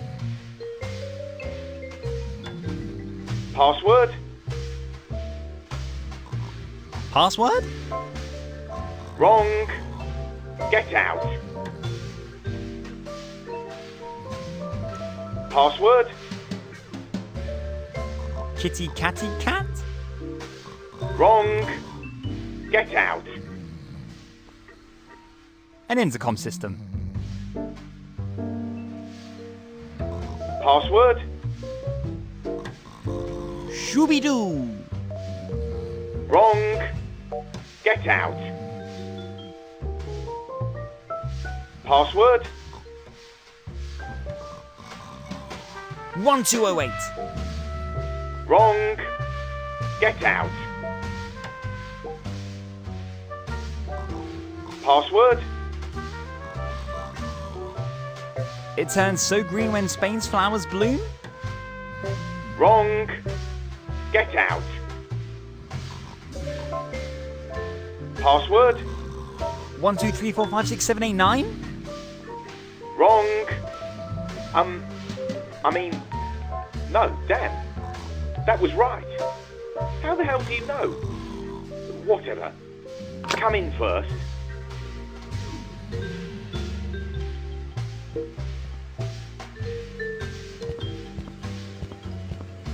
Hi, I'm Scott. I'm the new kid from the police academy. I've got... Yes, good. Scott, Police Academy, I see. Was anyone watching you? Was anyone watching you? Watching? You mean when I walked in the door here? Yes, exactly, door. So you weren't being watched, are you absolutely sure? I don't know exactly. Is that important? Yes, of course it is. I mean, yes, of course it is. They are all watching you. They are all watching me. We are all being watched. Are you okay? Should I maybe get help? Okay. Yes, of course I'm okay. No sun, no oxygen, no people, 12 cans of Red Bull, I'm fine. So you are absolutely sure that no one followed you? I'm just going to say... yes. Good. But where are my manners? I'm Paulie, Sergeant Paulie. You can also call me Captain Paulie. From the Starship Paulie. Sergeant Captain Paulie. Of the Starship Paulie. That's an impressive title. I'm Scott, as I mentioned earlier. Just Scott. Pleased to make your acquaintance, Just Scott. You have to be really careful though, there are eyes and ears everywhere. The only safe space is this one, Starship Paulie. Here we are, safe from foreign eyes and ears. So, this windowless room is your spaceship, which has the same name as its captain. Exactly, that's right. Captain Paulie of the Starship Paulie, that's what my colleagues affectionately call me. Also known in a previous life as Surveillance Specialist Sergeant Montgomery Scott Paul. But that was before this room. This windowless, soulless... spaceship? Where was I? Spaceship? You mean Starship Paulie? Do you happen to know Captain Paulie? Was anyone watching you? Was anyone watching you? Are you really okay? Can it be that you are a little paranoid? I'm certainly not being followed. Paranoid? I guess so. Damn occupational disease. And I used to be such an even-tempered, relaxed and happy boy. At least if I can believe the words of my mother. But that was long before this... soulless and windowless space? Exactly. I see we understand each other. What do you want with Captain Paulie? Did they send you? Are you supposed to keep an eye on Captain Paulie? Nobody sends me. Well, that is... yes, Inspector Craddock sent me. Craddock? Big guy, a little strange, dressed like Sherlock Holmes, that Craddock? Yeah, that Craddock. Oh, good man. Good cop. Captain Paulie likes him. What does Craddock want from Captain Paulie? He, would like, to look at the surveillance videos from Ricky's pet salon this week. Ricky's pet salon? From this week? Is it still about the stolen Chihuahua case? Yeah, right. The stolen Chihuahua. Baron Longbottom's favourite. Poor thing. Is there any trace? Well, that's why the inspector needs to see the surveillance videos. Ricky is suspected of illegal, Chihuahua trafficking. Ricky? Really? I can't imagine. The only thing Ricky's interested in is cat hair and Marlboro Lights. But what do I know? How well do you know someone whose life you've been keeping an eye on for 654 days, day in, day out, on a surveillance monitor? Yeah, unfortunately, I can't answer that. I guess Inspector Craddock just wants to exclude Ricky from the circle of suspects. Oh, yes. That makes sense. Good. This week's surveillance videos, you say. Then hand me the completed release form A38, please. Release form A38? Yes, you know. Or the inspector should know. The one with the identification number X44PP. Ah, I'm afraid the inspector forgot to give me that. Isn't it enough if I submit the form tomorrow? The videos would be really important. Sorry. As much as I would like to do the inspector a favour, rules are rules. No release without form. And of course only with the correct identification number X44PP. Alright, then I better ask the inspector for the form again. Yes, I'd be very grateful. Just come back as soon as you have clearance. And when you leave Starship Paulie, please make sure that no one follows you. You mean upon entering your, spaceship? Then, of course, too. They follow you constantly. And watch you constantly. Watching Captain Paulie constantly.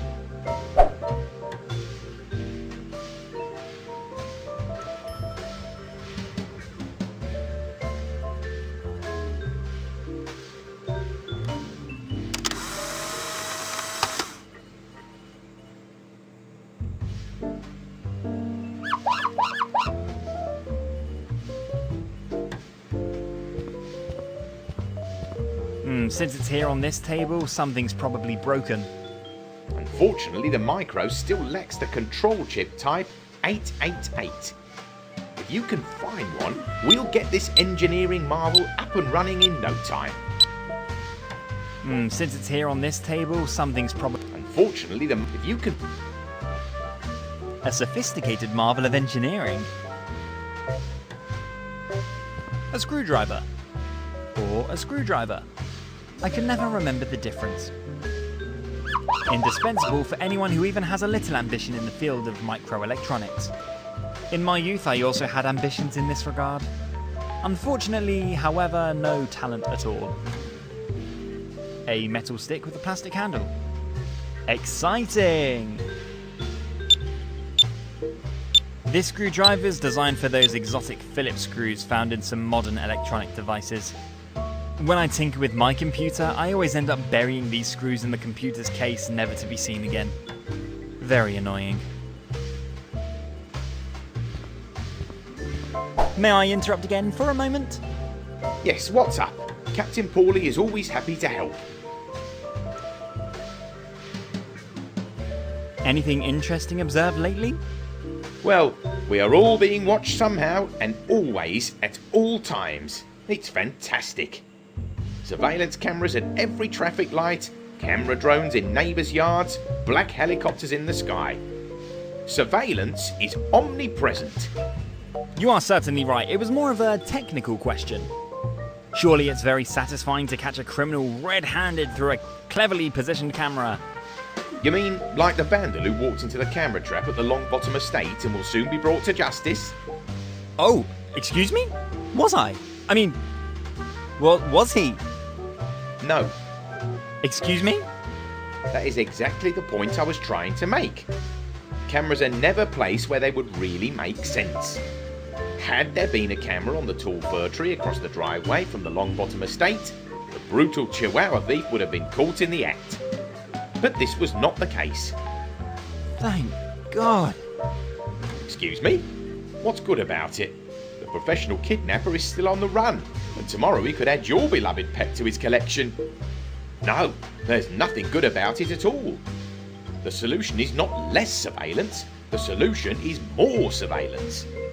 To avoid tempting such crooks in the first place. Sounds kinda excessive to me. I get it. When I was your age, I was as naive as you. But first, do the job as long as I have. 13 years in a windowless room, 13 years without oxygen, 13 years... Of 12 cans of Red Bull a day? Right, yes. Then you see things a little differently too. And look at it this way. What did nature create big trees like the ones at the Longbottoms estate for? If not for placing a high-resolution camera on its top. How majestic must the view be from up there? High resolution in 3840 by 2160 pixels. Honestly, that still sounds quite exaggerated to me. And who says that Baron Longbottom's little darling was really kidnapped? The Longbottoms estate is huge, I heard. Maybe the little yapper is catching some mice somewhere at the far end of the property. Or flying bones. But that's exactly the point. We don't know for sure. But we could know for sure. 5 cameras on the group of trees in front of the property, 12 cameras spread around the property, and another 4 or 5 free-floating camera drones above the property. It could be so simple, and would make the work of us law enforcement officers immensely easier. Well, even though the whole thing still sounds a bit exaggerated to me, I think I'd better trust her professional opinion on this point.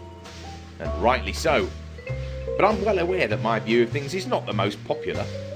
But if you've been robbed of your hard-served money the first 2 or 3 times while walking in the park with a knife at your throat, and then the 4th time Captain Paulie was able to catch the perpetrators in the act on one of his 12 monitors, then you will certainly thank Captain Paulie for his prudence. Even though you probably won't survive the 4th incident and will have to write your acceptance speech from the graveyard. Oh, I think I'm starting to get it now. Great. And remember, wherever you place a camera, they cannot place a camera. And that way you stay in control at all times and don't have to worry about unauthorised surveillance. Is that why there are so many cameras mounted here in the room? And also outside the door? Because you were worried about unauthorised surveillance. Why do you ask this question? Do you think there are too few cameras? You could be right. Good point. I'll set up more cameras as soon as possible. This is Sergeant Paul. He's the tech pro and surveillance specialist for this precinct. His watchful eye ensures there is a high-definition video recording of every purse snatcher in the city. You have to be a certain type of person to want to volunteer in this room day after day. But I think for Sergeant Paul, this is his own personal idea of paradise. It's nice to meet someone who loves their job dearly for a change.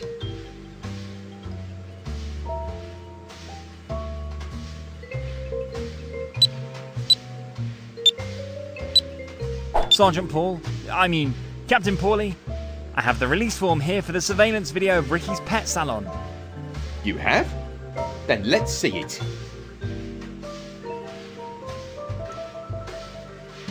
What am I supposed to do with the blank form? Why didn't the inspector fill it out? Oops, did he really give me a blank form? Well, I'll sort it out with him. He probably just forgot. Do that. And also this time, please have him enter the correct identification number on the form. The camera in front of Ricky's pet salon has the identification number X44PP. And the camera for Ricardo's massage parlour has the identification number X44PM. This is a small but subtle difference. And I don't want to be responsible again when our police chief's little son is presented with extremely hairy men's backs instead of cute cat hairstyles. X44PP? Sure. I'll point this out to the inspector again. May I interrupt again for a moment? Yes, what's up? Captain Paulie is always happy to help. Captain Paulie of the Starship Paulie, then? Yes. How can Captain Paulie help you? Well, I think I'd be interested in how Captain Paulie became Captain Paulie. and why his spaceship is named the same as he is, and why he speaks of himself in the third person. You see them, too? All those colourful lights, right? The cameras and monitors? I guess so. And you hear them, too? Those beeps, whirs and whistles? Quite. After all, it can't be ignored. And what does all this remind you of? Good question. Possibly of my microwave when I warm up my cereal? Nonsense. The bridge of a spaceship, of course. The bridge of the legendary Starship Enterprise.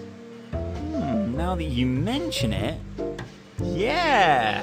Absolutely! And who commands the bridge of a spaceship? Captain Paulie? Right. Captain Paulie. Could it be that Captain Paulie has been doing this job for quite a long time? That's right. This year it will be 13 years. 13 years of blinking, beeping, whirring and whistling. 13 years without windows. 13 years without oxygen. 13 years of 12 cans of Red Bull a day. And 13 years of Starship Enterprise on continuous loop on Monitor 7. But doesn't Captain Paulie have an important function here? Absolutely. Day in, day out, Captain Paulie stares at the monitors of his spaceship, always on the lookout for crooks and cutthroats. So like Batman and his Batcave. What is a Batman? Some movie? Well, I only watch Starship Enterprise. On Monitor 7. Right. I see. But back to the question of why this spaceship is named the same as its captain. I guess that's the thing my police psychologist, Dr. Fletcher, told me was lack of creativity. However, I prefer to say because it rhymes so nicely. Paulie also rhymes with Paulie. Good. So you see it the same way. I really don't think you should spend so much time alone in that room. That can't possibly be healthy. You're probably right, but someone has to do this job. Captain Paulie keeps a watchful eye at all times on the good and not so good citizens and residents of this town. That's comforting to know. I guess every city needs its Dark Knight watching over it. Or a Starfleet captain. And Captain Paulie is proud of his service to the community. Even though Captain Paulie doesn't know if it's day or night right now. Can Captain Paulie help you with anything else? About the traffic camera in front of Ricky's pet salon again? Yes. What about it? Could I have a look at the surveillance video, please? Sure thing. No problem. Please give me the A38 form for the release and I'll find the recordings for you. Here you go.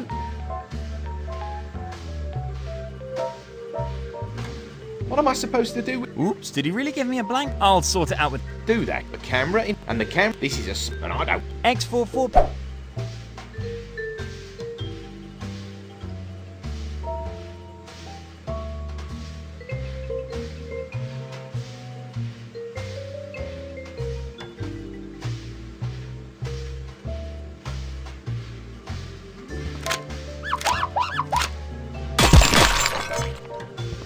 Crap, I think it's now even more broken than before. Well, at least I was able to save one of the microchips.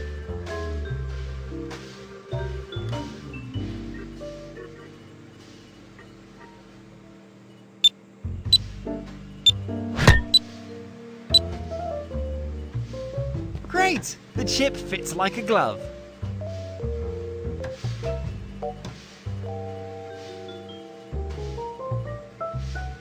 Good. Let's see.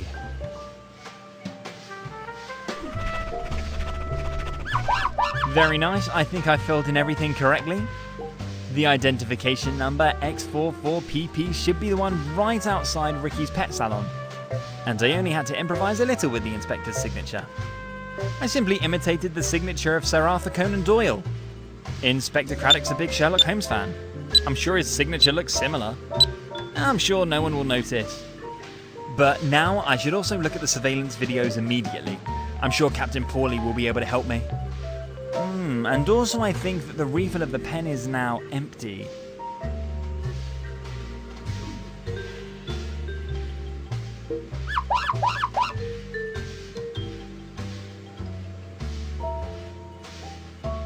Captain Paulie, I have the release form here for the surveillance video of Ricky's pet salon. You have? Then let's see it.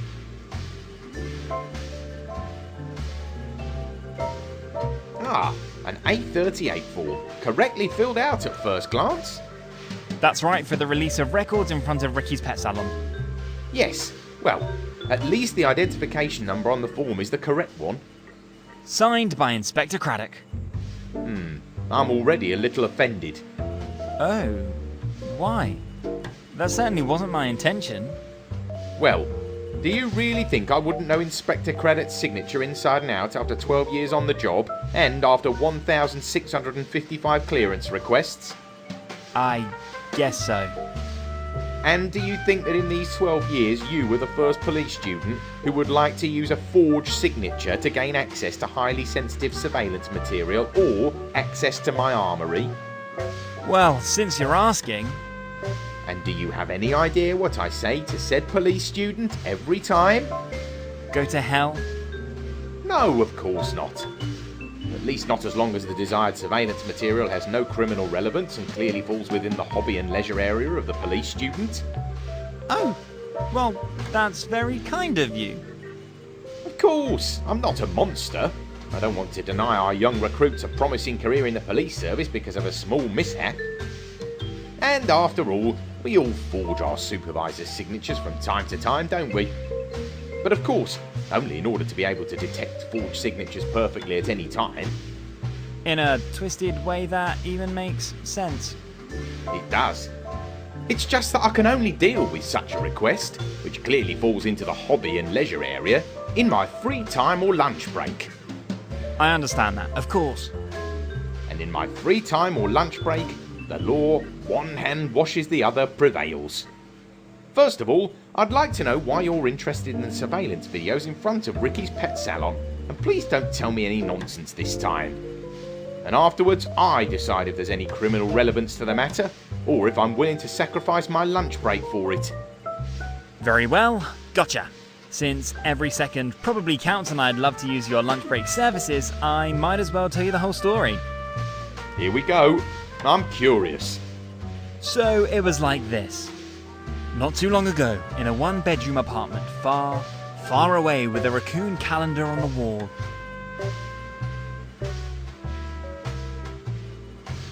And that's why every second counts.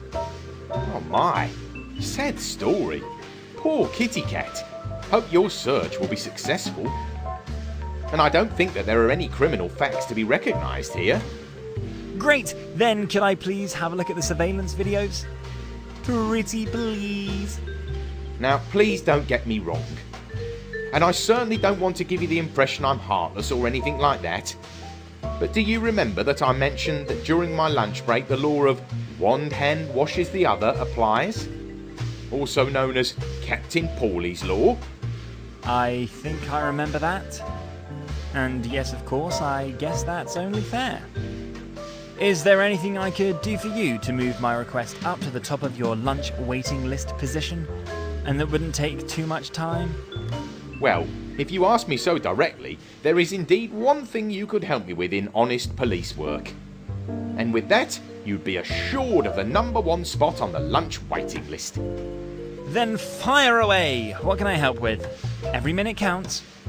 Good. Then I'll get straight to the point.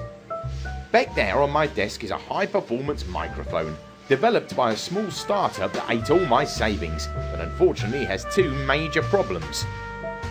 Problem 1. The thing just doesn't work. The guys in the Taiwanese backyard garage obviously forgot to install the 888 type control chip in the prototype before shipping. And problem number 2? Problem number 2 is that, due to the lack of a control chip, the prototype has not yet been finely calibrated. Even if it functions correctly, it would not stand a chance on the market. And what makes this microphone so special? Every reasonably sorted electronics store has these things in stock for $100. Not such a marvel of modern technology. The problem with today's surveillance work is that we're only allowed to record what we've been cleared for by the court. And that's why trained personnel like me, trained lip-reading professional with 3 years of education, are needed. how exactly should I imagine this? It's simple. I stare at my monitors, read the lips of the suspects, and then press record at certain keywords. You can imagine what that has done to my eyes in 12 years. You don't wear glasses, do you? No, but my monitors already have 12 times the magnification. And this is where the invention that's lying on the table back there comes into play, and in which, as I already mentioned, all my savings are invested. Sounds exciting. A microphone that can read lips. Almost. First, you feed this marvel of technology with freely selectable keywords or find a predefined topic. Then point the mic at a solid surface such as a wall or a door. And all ambient sound waves hitting said wall or door are analysed and voices are filtered by subject. And if a conversation is found that fits the desired topic, the recording starts. Exactly. That sounds fascinating indeed. So a kind of AI-assisted recording system. You only hear what you want to hear, all the rest is faded out. That's right. Absolutely unique on the market. And it allows listening around the corner without having to keep an eye on the target person. Great! Could have used something like that. For example, when talking to my future mother-in-law. Yes, well, be that as it may. First of all, the prototype has to work. Then it has to be calibrated, and then we'll think about a model for the end customer market. Good, so what specifically can I do to save your savings and secure insights into the surveillance videos? Well, as for the missing chip in the microphone, well, that should be quite common in principle, and is often part of high-quality audio equipment. And as for the missing calibration, well, I only have the information that a few authentic recordings on the subject of the upper 10,000 are still missing. And then we can finally take a look at the surveillance videos. We can. Promise. Captain Paulie is a man of his word. Okay, so, fixing the broken mic, eavesdropping on some rich guys, and finding Mr. Fumbleclaw as soon as possible. Not necessarily the order I'd hoped for, but if that's the only way, then I better get to work right away. Thank you, and also thank you for being willing to save my savings. In principle, I would take care of everything myself, but unfortunately I now have a 24-hour shift of lip reading and staring at the monitor ahead of me. And you were obviously in a hurry. Contact me if you have any questions, or were successful. Preferably the latter. May I interrupt again for a moment? Yes, what's up? Captain Paulie is always happy to help.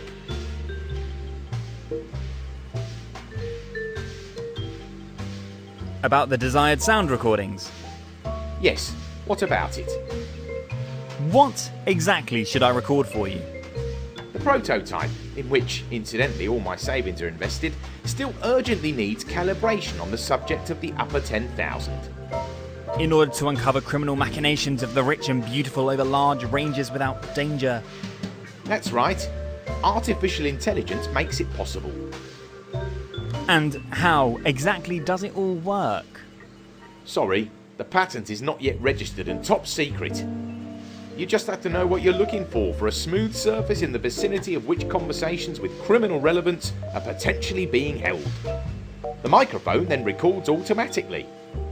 After that, come back here and I'll help you with your missing cat. Can Captain Paulie help you with anything else? Thank you. That'll be all for now.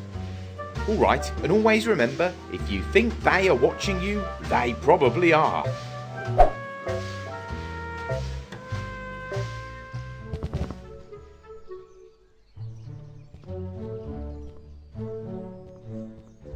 This is one of the many windows of this giant villa.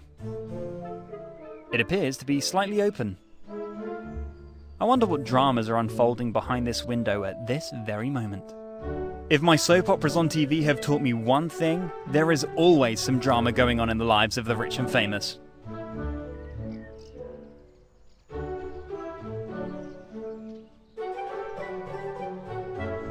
Good, then I'll put Captain Paulie's wonder weapon to use.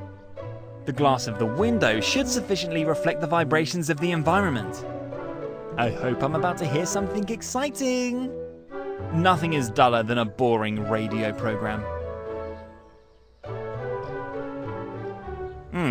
I hear absolutely nothing here.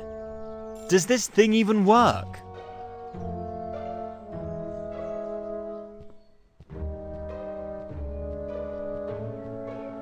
An open window. That awakens in me an irrepressible desire to climb up the facade and slip in. I have to use all of my willpower to restrain the little Spider-Man inside me. I really should watch less superhero movies. The villa has 1 trillion windows. This is one of the many windows of this giant villa.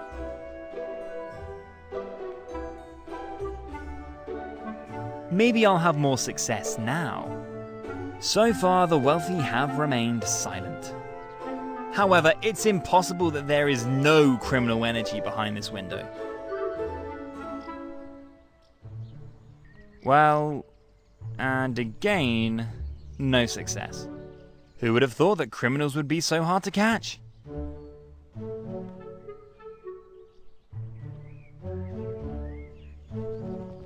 It appears to be slightly open. I wonder what dramas are unfolding behind this window at this very moment.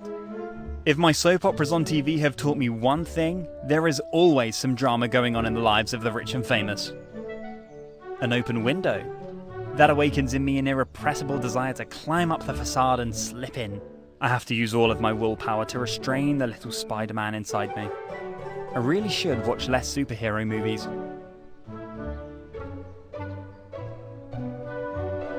The villa has 1 trillion windows. This is one of the many windows of this giant villa. It appears to be slightly open.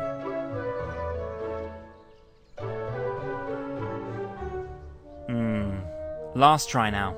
After that, I'll get tired of it and rather play any other game.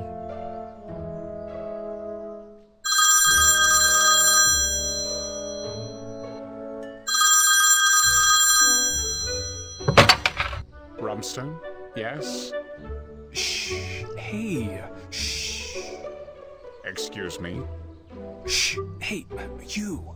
Here's, Who is there? I can't understand a word. Speak up, please. Shush. Hey, it's, Mickey. Did you say Mickey? Mickey who? Can you please speak up? I do not understand a word. Damn, Rumstone, it's Ricky. Get yourself a hearing aid. I thought we said no more real names on the phone. Oh, Ricky. Man, every time my heart drops when this old analog phone suddenly rings. I expect my dead grandmother from beyond on the other end of the line every time. You and your superstitions. But what I'm calling for... Do you need supplies? I could deliver 3 kilos at short notice. Of the red stuff? Nope, the white one. But it's almost pure stuff without impurities. I still have enough white in stock. I could really use some of the red stuff. The red things always sell like hotcakes. I have no more red, unfortunately. Possibly I could deliver half a kilo of orange at short notice, but depends on how much the customer can afford. But she has an appointment today. Orange? Could be a compromise. I think that could work.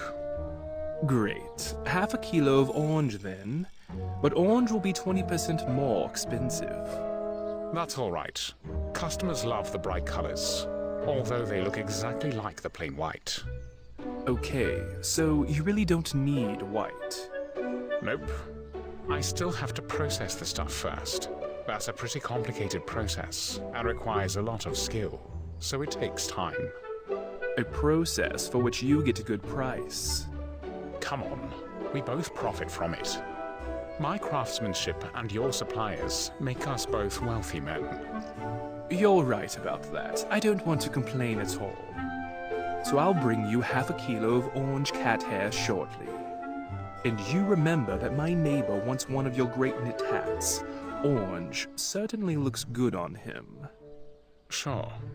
As long as he can pay for my craftsmanship. Gladly. Exactly. We will both be rolling in money. See you later. Take care. See you later, and don't be so secretive on the phone. And next time, call me on my cell phone, and not on Grandma's antique rotary phone. So Butler Rumstone is a dealer of homemade hats made of cat hair. I'm not sure whether to be impressed or shocked. Well, whatever, I guess everyone has the right to a lucrative hobby or work. Be that as it may, Captain Paulie will be happy to hear that I was able to calibrate his prototype with the desired sound material. His savings are safe with this.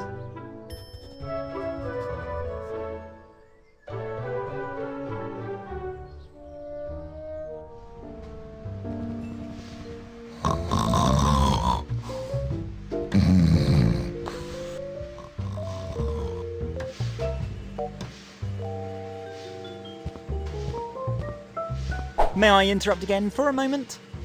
Yes, what's up? Captain Paulie is always happy to help. About the desired sound recordings? Yes, what about it? All done. The recordings are in the can. Really? And? Did my invention work as hoped? Indeed it did. But listen for yourself.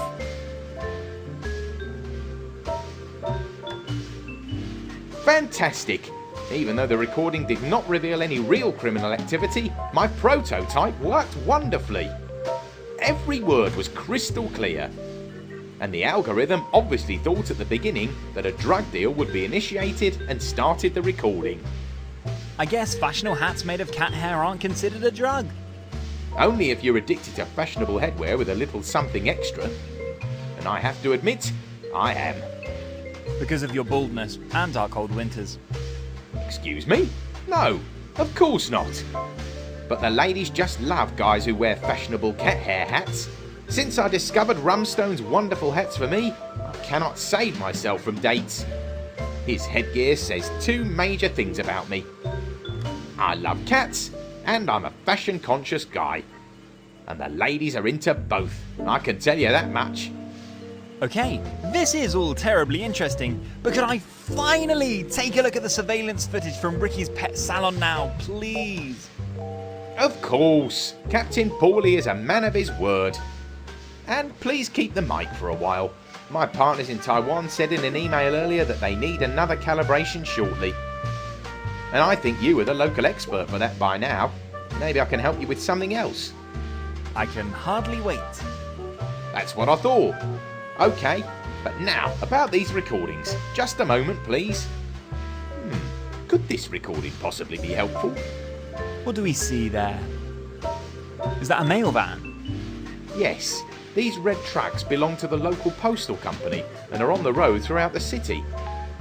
Apparently, the driver's still at the very beginning of his tour. He's not loaded much. Yeah, seems so. Oh, the TV back there's the exact model that I'd like to have. Unfortunately, I could never afford the TV. Can you see the name on the package? Maybe she or he will invite you to a cosy TV evening. Unfortunately, not decipherable. I think the packages in the back also have nothing to do with Ricky. What about the one at the very front? Is that on the sticker? A picture with a comb? Indeed, a flea comb! The package must have been from or for Ricky. He's the master of fleas. And look how beautifully he decorated the package with cat ears and a cat tail. Ricky really loves his job. What the? Damn, this isn't a decoration. That's a cat. A live cat in a package? The poor animal. Not to mention that it also violates one or two laws. I can't imagine that this was intentional. It's unfortunately a fact that cats love boxes of any kind. Surely Mr. Fumbleclaw has retired there to sleep and was promptly sent in the mail. Oh my.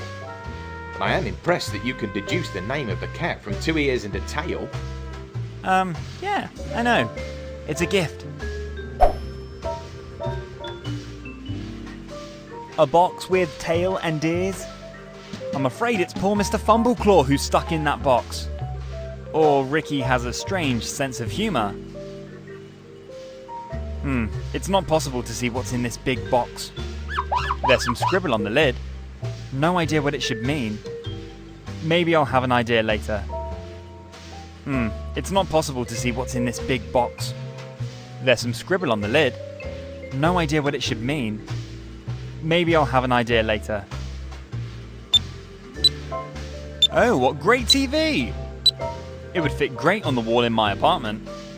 But unfortunately, I would have to be a millionaire to afford this device. So maybe next year. Am I correct in assuming that your Mr. Fumbleclaw is the cat you're looking for? Yeah, that must have been him. Poor guy. Hopefully he wasn't trapped in the box long and only had a short trip. How could I possibly find out what the destination of his journey was? Possibly if you just ask Ricky? Or try your luck at the post office and ask for the destination address of the flea comb box. Good idea. I should do that immediately. Just tell them at the office that Captain Paulie sent you. You won't have any problems then. Johnny from the parcel delivery office and I are old buddies. From the time when he was still a driver. And I caught him on one of my cameras in what we might call an unflattering situation. Since then, I no longer have to pay postage for my packages. Thanks for the tip. I better get going right away. Good luck with your search.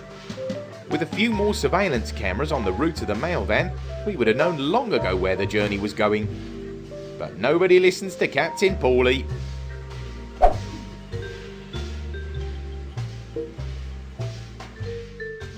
Damn. What was that password again?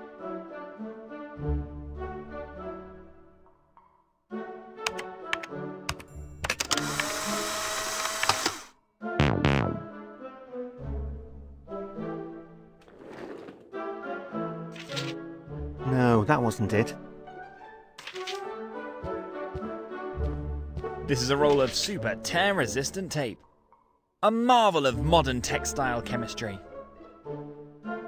Drat! That would be just the kind of a tape MacGyver could have used back in the day. Things that you glue together with it are connected for eternity. Wow, that would make a great slogan. This is a roll of a marvel. I'm sure it will serve me well in the future. If the advertising's to be believed, this is what holds the Golden Gate Bridge in San Francisco together.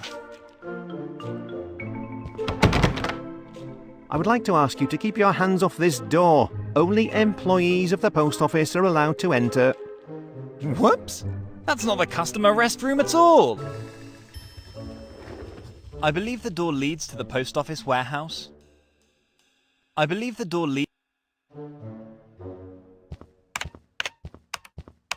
This is Johnny. As a post office clerk, he regulates the collection of parcels here on site. When I want to pick up a package, Busy Johnny helps me find it in the huge warehouse of the post office. Johnny seems surprisingly dedicated for a public servant. That doesn't fit at all with the cliché I have in my head of clerks. But probably the exception simply confirms the rule. This is a decrypt computer running Windows 98.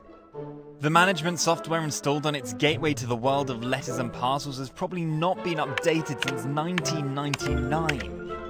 I hope the computer's not connected to the internet.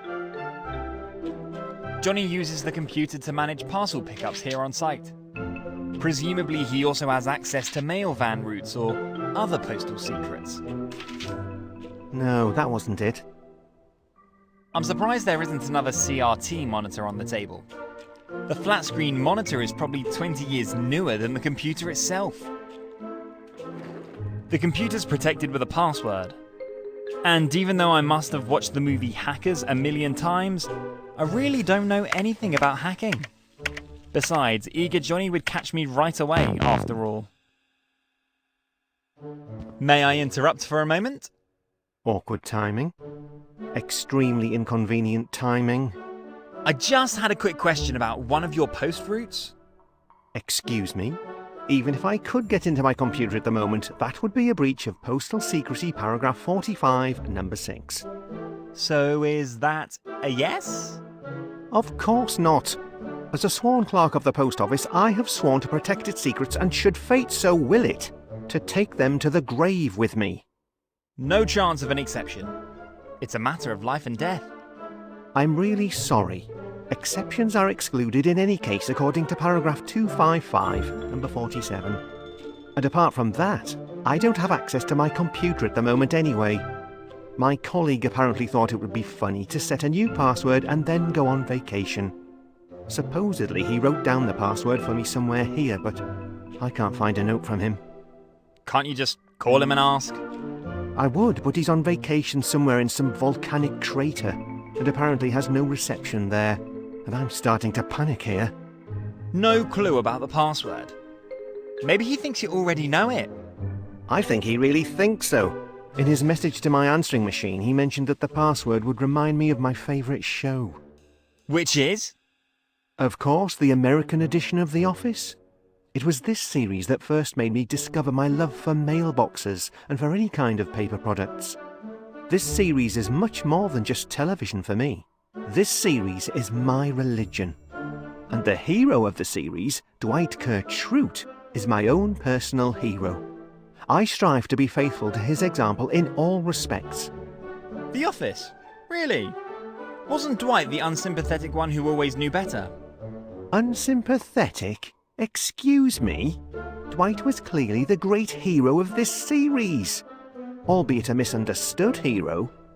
And if the staff of this pile of chaos had always adhered to his specifications, there would have been no chaos in the series at all. But then it would have been much less fun. Fun? The series is excellent television drama, not a comedy. And it's clearly about the consequences of disobeying rules. And I suppose you're a friend of the rules. Of course. Without regulations, the world would sink into chaos. And there are no rules for setting a new password. Of course, but my dear colleague Michael is a friend of chaos. And I can't understand why he is still employed here. But it doesn't matter. Even if I were to chat with you, I'd have to keep looking for the password. And then could you tell me the route of your mail van? No, I already told you. That would be a violation of paragraph 45, number 6. Too bad.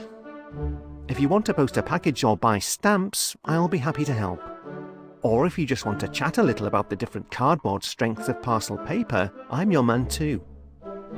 Package. Maybe Michael has noted the password on a package.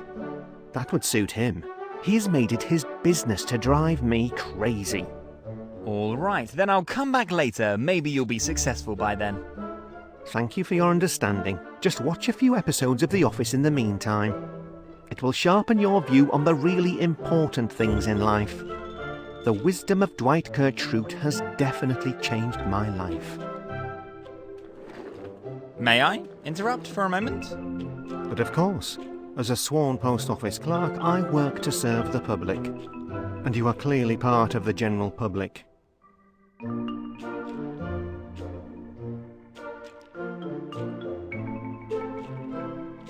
Wouldn't you prefer a career in the paper industry? Of course I would. To follow in the footsteps of the great Dwight Kirk Schrute. But the admission criteria for studying paper chemistry are strict, and even lateral entrants hardly stand a chance. But yes, after my internship in the chemistry lab, I was hoping for a job at the local branch of Osprey Paper. But as I said, the admission criteria for applicants for an internship or apprenticeship in the paper industry are almost impossible to meet. How so? Well, how should I best put this? One should have no history in terms of paper. In particular, none in relation to burning paper. Whoa. Yes, Section 2, Number 1 to 266 prohibits setting fire to an employer's paper stock. It doesn't matter whether it was simply an accident or youthful curiosity. Unfortunately, an unfortunate incident during my chemistry lab internship ruined all chances of a career in the paper industry.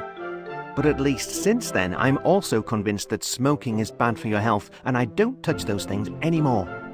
A healthy lifestyle is always a good choice. That's right. Unfortunately, my certificate of good conduct with the file note FIRE prevents any chance of a career in upper paper management. Certificate of good conduct? I know a few police officers, maybe I can do something about it. Do you really think so? Probably not. Yes, that's what I thought. And what about here at the post office? Aren't there any regulations here that forbid, for example, the warehouse with all the parcels to go up in flames? Surprisingly, they don't exist. That sounds like a good idea. I will definitely suggest that after my promotion to the management level. I think mailman is not the worst idea as a career choice. Nevertheless, there are many regulations that have to be observed and punished in the case of disregard. I guess that's true, and all in all, I'm happy here too. Fortunately, my colleagues make many mistakes here, and are usually very grateful when I point them out. This interpersonal component is what makes me enthusiastic about my work. Only my colleague Michael... I could do without Michael. And once I'm promoted to the management level, he can get a job at a dump in Alaska. Right, you should have ambitions in your profession. Or at least a chosen mortal enemy. No one likes Michael. Probably not even Michael himself. So the series The Office is something like your religion? The Office? Oh, you must mean The Teachings of Dwight Kurt Schrute. Yes, that show changed my life. Ever since I saw the first episodes of this fantastic TV drama, during a rainy night shift as an intern in the local chemistry lab, my life has never been the same. Drama? Pretty sure it's a comedy series. Bullshit. Of course it's a drama. It is, after all, the adventures of a deeply misunderstood hero of the paper industry, Dwight Schrute. Unsympathetic Dwight? Yeah, he was really funny. See, that's what I mean. Dwight just wanted to make the world a better place, but was trapped in a world of misunderstanding, bad jokes, and despicable bullying. And yet Dwight never lost his optimism and has tried every second of his life to make the world a better place. Because the solution to a better world is actually quite simple. Rules, rules, and more rules. Could it be that you've gotten a little too into the series? And have chosen, for whatever reason, the narcissistic antagonist of the series as your personal hero? Dwight should be the hero of us all. And I'll say it again, he's just deeply misunderstood in the series. And his constant struggle to create a world of rules and consequences is more like a Greek epic, and should be treated as such. Somehow I have a feeling we've not watched the same series. The Office, The Teachings of Dwight Kurt Schrute was pure comedy. Comedy? What's funny about placing a hard-working employee's desk in the toilet and expressing what you think of him in fecal language? Or what's funny when a cruel colleague makes you believe that a Thursday is a Friday by using mean mind games, with the corresponding consequences under labour law on Friday to Saturday? And would you find it funny if you, again by said mind games, are encouraged in the belief that you are under the influence of illegal substances? And that you, as an upright citizen, would never touch this poison? I agree. When you put it the way you do, it sounds far less funny. Told you. And in a perfect world with clear rules and equally clear consequences, bullying like this would never have happened. Because already after the first incident, the bullying colleague would have been transferred to Alaska by a labour law measure. Am I right in thinking there are some parallels to your personal working life here at the post office? Yes, there are, unfortunately. And the parallel is called Michael. I hate Michael. Michael is exactly the kind of chaos colleague that makes it almost impossible for a capable employee like me to do his job properly. And my supervisors have been ignoring my weekly reports of Michael's workplace misconduct for half a year now. Weekly reports? What does it say? Unfortunately, these reports are also strictly confidential and intended only for the eyes of my superiors. But now the computer password thing was a good example of the chaos Michael leaves behind. I really hope that my weekly reports will soon pay off, and that I will be promoted to the management level. And then it's goodbye, Michael, and hello, job at the landfill. I understand and briefly summarise, you are a friend of a clearly structured world full of rules, but not a friend of Michael. Is there anything else that would explain your fascination with Dwight Kurt Schrute? Well, first of all, there is our common surname, Schrute. Seriously? Your name is Schrute. Johnny Schrute. Yes. The name change at the beginning of the year only cost me €399. Great, isn't it? A psychiatrist would probably call it something else. And last but not least, there are two major similarities to television legend Dwight Kurt Schrute.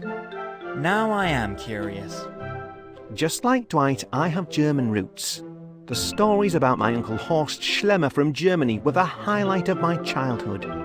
And just like Dwight, I'm a huge fan of the series Battlestar Galactica, the best science fiction series of the last 30 years. You're kidding, right? No. Why would I? It's me who has German roots. My grandma, Ursula Margaret Friedrich, had cooked the best noodles with ketchup sausage in the world. And I love Battlestar Galactica.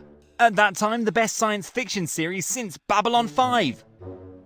By implication, does this mean that now I too should consider changing my last name to Schrute? Scott Schrute? Do that. That would then make us half-brothers in spirit. And as your big brother, I would take care to explain to you a world of rules, laws, and draconian punishments. Or in other words, a better world. The world of Dwight Kurt Schrute. My world.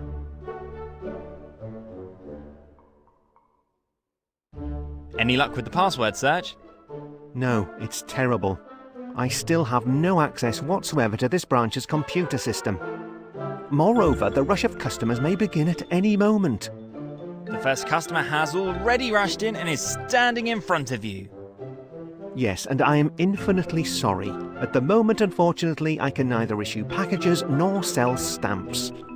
Oh, I wish I'd gotten that high-paying job in the paper industry and followed in the footsteps of the great Dwight Kurt Schrute. If I did, I wouldn't be failing at public service here now. Now, calm down for a moment. Take a deep breath.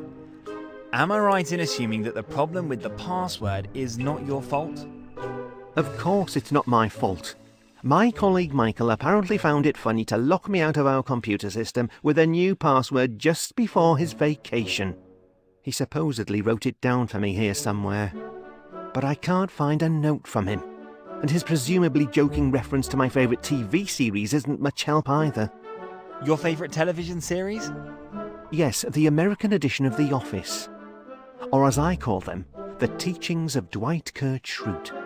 But it doesn't matter. Neither The Office nor Dwight Kurt Schrute works as a password. And therefore I am clearly failing at serving you, my valued customer. If it helps you in any way, I don't blame you. Everyone has a bad day sometimes. Is your colleague not available on vacation? Can't you just call him? Unfortunately not. He's on vacation in some volcanic crater and apparently has no reception there. Whereas I rather suspect that he just ignores me. He constantly teases me about my supposed obsession with The Office and Dwight Schrute. The fact is, if we all followed the teachings of Dwight Kurt Schrute, we would have a world full of clear rules and order. And not the chaos like right now in this second. Personally, I like a little bit of chaos. Yes, I thought so, the second you stepped through that door. But only clear rules and laws along military lines, as well as severe consequences, will prevent the world from ending soon. One could disagree on that. And for the issuance of a new computer password, there is Regulation 455, Paragraph 34, Subsection 2 of the Postal Code. However, my colleague Michael is more like you, and a friend of chaos theory. I like him already. But all kidding aside, you mentioned that he wrote down the password for you somewhere here. Have you already searched everywhere thoroughly? I think so, but knowing Michael, he didn't just write down the password on a piece of paper like any normal person would. Because that would be too easy and would not drive me crazy. He probably wrote the password somewhere in the dust of the warehouse floor or something like that. That would be more his style. Want me to check out the warehouse? Thank you for the offer, but access to the hall is allowed only for employees of the post office. In addition, the hall was only freshly swept during the night shift. And with that, the password probably also ended up in the trash. Anyway, as much as I'd like to talk to the clientele, I have to keep looking for a way to unlock this damn computer. Please come back again later. With a little luck, I can be of service to you then. Alright, then I won't keep you any longer from your important mission. Good luck. Thank you for your understanding. That'll be all for now. Thank you. Of course. And please sign my petition for a Dwight Kurt Schrute commemorative stamp on the local post office homepage. Thank you.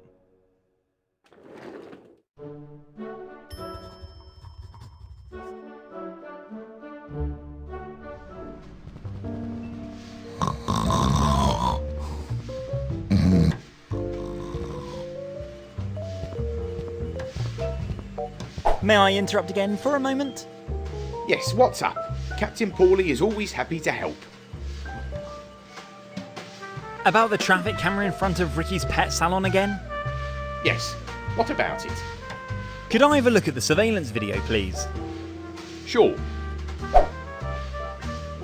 It's not possible to see what's in this big box. There's some scribble on the lid. Could this be the password Johnny's colleague at the post office had written down for Johnny somewhere? No wonder Johnny couldn't find the note. Apparently Johnny's colleague Michael has a bitterly wicked sense of humour. Or he's just a jerk. Anyway, let's see. Hard to decipher.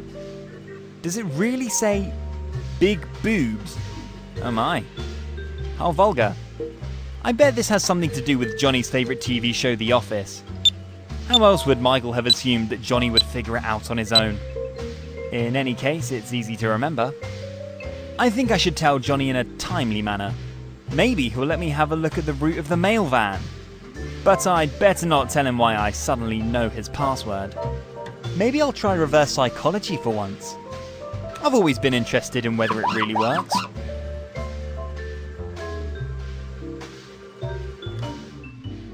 Damn. What was that? May I interrupt for a moment? But of course, and you are I have an idea about the password you're looking for. Really? And what exactly would this idea be? Well, you mentioned that your colleague Michael chose the password you're looking for to tease you with your favourite TV show, The Office, right? You mean the teachings of Dwight Kurt Schrute? Yes, he mentioned something like that. But neither The Office nor Dwight Kurt Schrute is accepted as a password. Maybe the hint wasn't meant literally. You mean some password that only a real fan would remember? Exactly. It's like a check if you are worthy of the new password. Like the third installment of Indiana Jones. Only without the face melting at the wrong answer. The idea doesn't sound so bad. Let me think for a moment and go through all 188 episodes in my mind.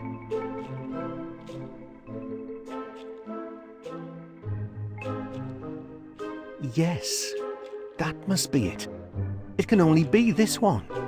Just a moment. Good. Then let's see if the password is the right one against all expectations.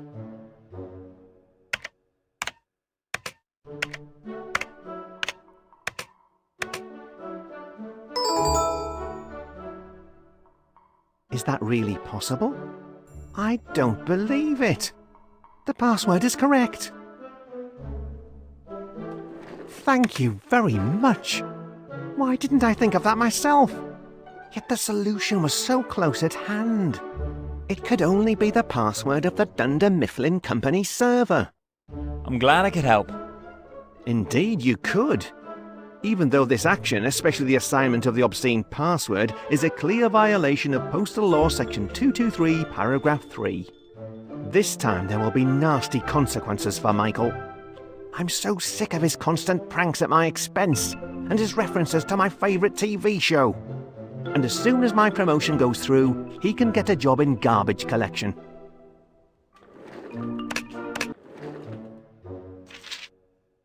May I interrupt for a moment? But of course, and you are I would have a question about the route of your mail vans. Sorry, the information is subject to postal secrecy and is confidential. I am a very trusting person. I know, and I thank you for the help with the password, but as I said, the routes of our vehicles are top secret. It's really, really important. A cat is trapped in a package and therefore, it's literally a matter of life and death. I'm sorry to hear that. I do not like to think if something like that would happen to my dwarf calf Bridget. But even though this is probably little consolation, our driver's route takes a maximum of 8 hours. The cat's paper prison was certainly delivered as quickly as possible. And allow me to object that it is against Postal Law Section 244, Paragraph 4, lines 5 to 10 to send live animals by mail. I don't think it was intentional.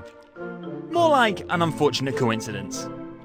And if it helps in any way, it was one of the packages for which you chose the recipient yourself. Me? Why should I? Do you know Ricky from Ricky's Pet Salon? He said they would randomly do the distribution of his giveaways themselves. Oh, Ricky, yes, of course. Ever since his goldfish Klaus had a brief fling with my Bridget. Brigitte is your dwarf carp. That's right, and ever since they had their brief but intense romance, Ricky and I have also been good friends. And since then, I have taken over the distribution of his giveaways to needy institutions. There is no children's home that does not have a need for brand new flea combs. I think that's great, and since we're now both friends of Ricky, can you really not help me? I'm afraid not. Then I'm afraid you leave me no choice. Sergeant Paul from the local police department sent me. And he would be willing to put his knowledge about you to work for the good of the cat. So you better think it over again. What, Sergeant Paul? The crazy self-proclaimed Captain Paulie? So you already know each other? Good. Then you know who you're upsetting. Can I have your driver's route now, please? Certainly not. And if this lunatic continues to pursue me with his cameras and harasses me, he will soon be facing charges. This nutcase is the reason why I was fired as a driver and put here in the warehouse. But in retrospect, that wasn't so bad. Here, I had a lot of time to study the postal code and watch The Office. And both have changed my life permanently. And by the way, I would like to note that the attempt to bribe a post office clerk is a punishable offence, under Penal Code Section 253, Paragraph 2 to 4. I'm sorry. I didn't mean it that way. Good, I hope so. Can you at least tell me what happened? What did Captain Paulie catch you doing? Sorry, I will take this knowledge with me to the grave. Just like the knowledge of the route of our vehicles. I would like to pick up a package. Why, of course. I would need the pickup number of the package and the recipient, please. Package number A344Z1233U. A package with a prayer chair consecrated by the Holy Father in Rome for the local nunnery. Good. I'll see if the package is in the warehouse. Please be patient. All right, let's see if I can find the route of the mail van. With a little luck, I can also see where the package with flea combs was delivered. What was that computer password again?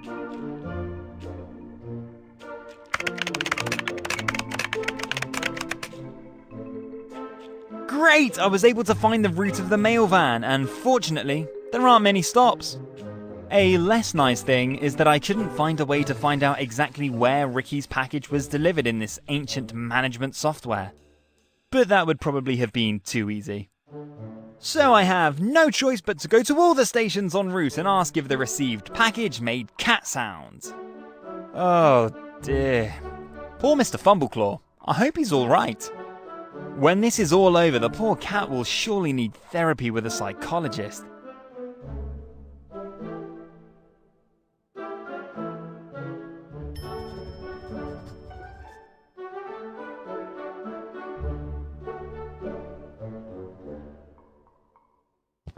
So, you see it yourself. There's much to do. And even if I would like to chat with you for a bit, I definitely have more important things to do.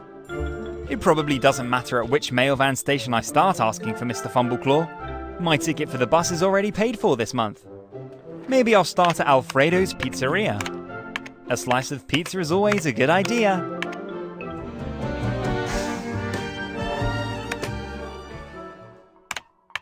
May I interrupt? But of course, and you are...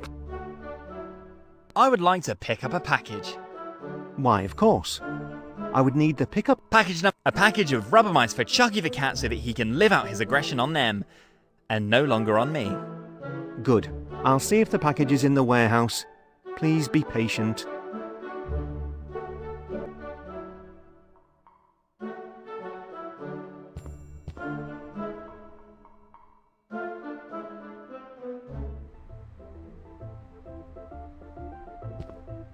An old wooden board.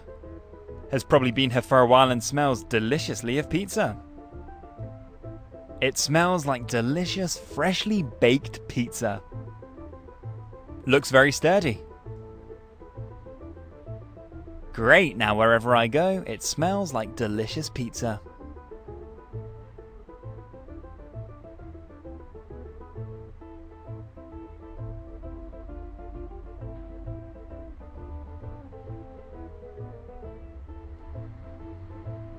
All right, 2 become 1.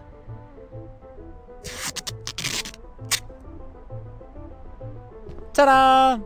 With the help of the magic tape instead of 2 long wooden boards, I now have 1 super long wooden board in my pocket.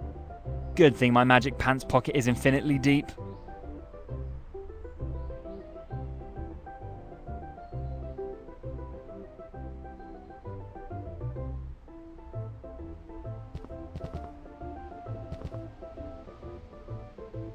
This looks like a puddle of thick engine oil.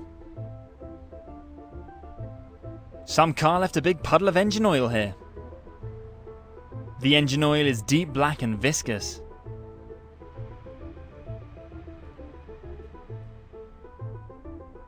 Good idea, even if a little unconventional.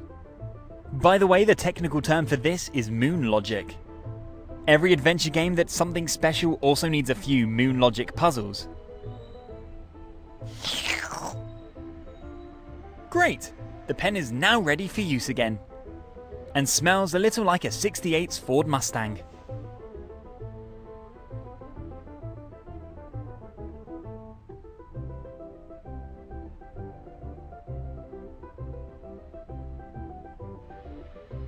The camera's high up, I'll never be able to reach it. The surveillance camera's focused on the dark alley. I wonder what exciting things there are to see. One of Captain Pauly's myriad toys scattered around the city.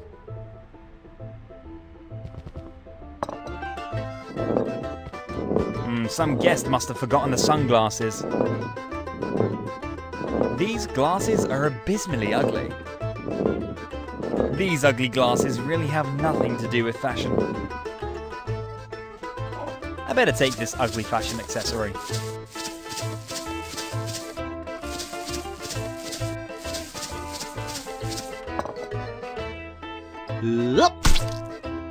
Good!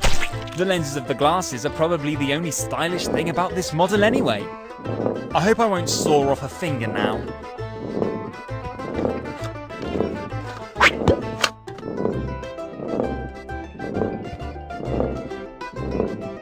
Oops, the frame of the glasses has unfortunately not survived this attempt.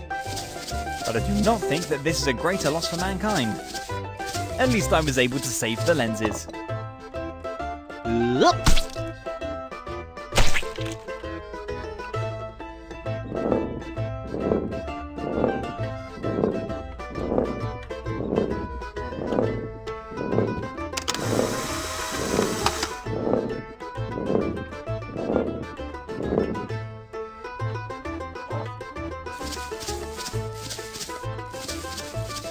This is Alfredo, pizza maker with passion.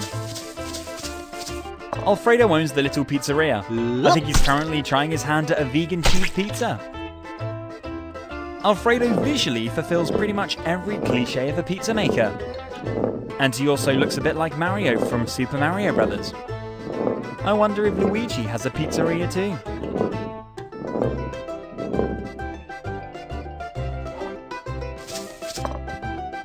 Hello, my young friend! Welcome to Alfredo's, your specialist with a wide selection of animal-friendly pizza dishes.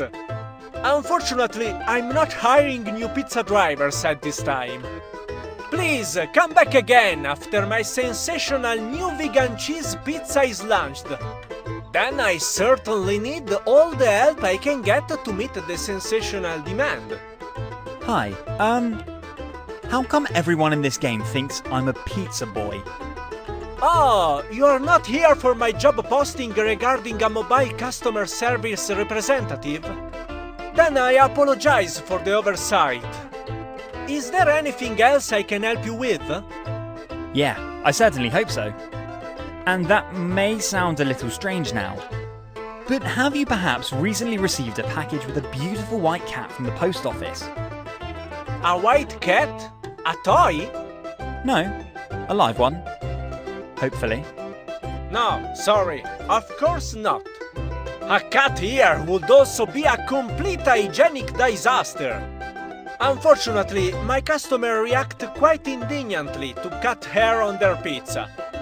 Oh, what a pity.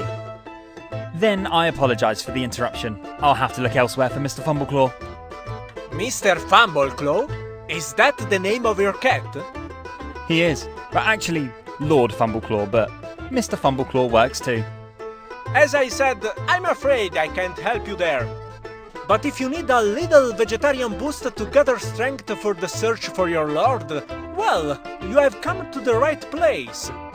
Soon, you'll be able to buy the best vegan cheese pizza in the whole country, developed with the help of an artificial intelligence according to my own highly secret algorithms. And until then, here is the best garlic bread in the country, with delicious homegrown ceiling mushrooms. That sounds really kinda yummy. Could I please buy one of your vegan cheese pizzas? Sorry, my young friend. As I said, this new sensational type of cheese pizza will not be available for a while. The new vegan cheese machine I developed is unfortunately stuck somewhere in the mail. But I expect the package any day. And then you are cordially invited to become my first customer of the sensational cheese pizza. And until then, just taste my delicious garlic bread with spicy, homegrown ceiling mushrooms. I like the garlic bread. But I've never heard of ceiling mushrooms. In which forest do they grow? Forest? No forest. As the name suggests, they grow on my ceiling. A very fine, small-poured spicy mold with a very special aroma. Excuse me? You mean the mushroom grows on the ceiling here in your pizza parlour? That's right! And you sprinkle that on your garlic bread? Yes, and the mushrooms gives the bread an incomparable flavor, insanely delicious. Ugh! Isn't that hygienically unacceptable? Hogwash! It's a unique selling proposition. And my customers love my ceiling mushroom garlic bread. Probably because they don't know what they're actually eating. Ah, my critical young friend. Mushroom is mushroom. There is no good mushroom and no bad mushroom. There are only mushrooms that taste good and mushrooms that do not. And the former belong on a pizza. Or on a garlic bread. However, I will probably cancel the offer as soon as I have my hands full with my new sensational vegan cheese pizza. So if you don't want garlic bread, please come back as soon as this sensational pizza is on sale. Then I might also have the job as a pizza driver, for which you are actually here today. I am not a pizza boy. Hogwash! You have this natural, incredibly intense pizza boy charisma. As if you were born for it.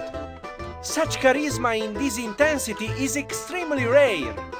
Surely you will be swimming in tips. Do you really think so? The tips sound really interesting. Maybe I really will get back to you after I find Mr. Fumbleclaw. Do that. And if nothing else, I would like to continue working now. I have a large order of ceiling mushroom garlic bread to work off. Of course.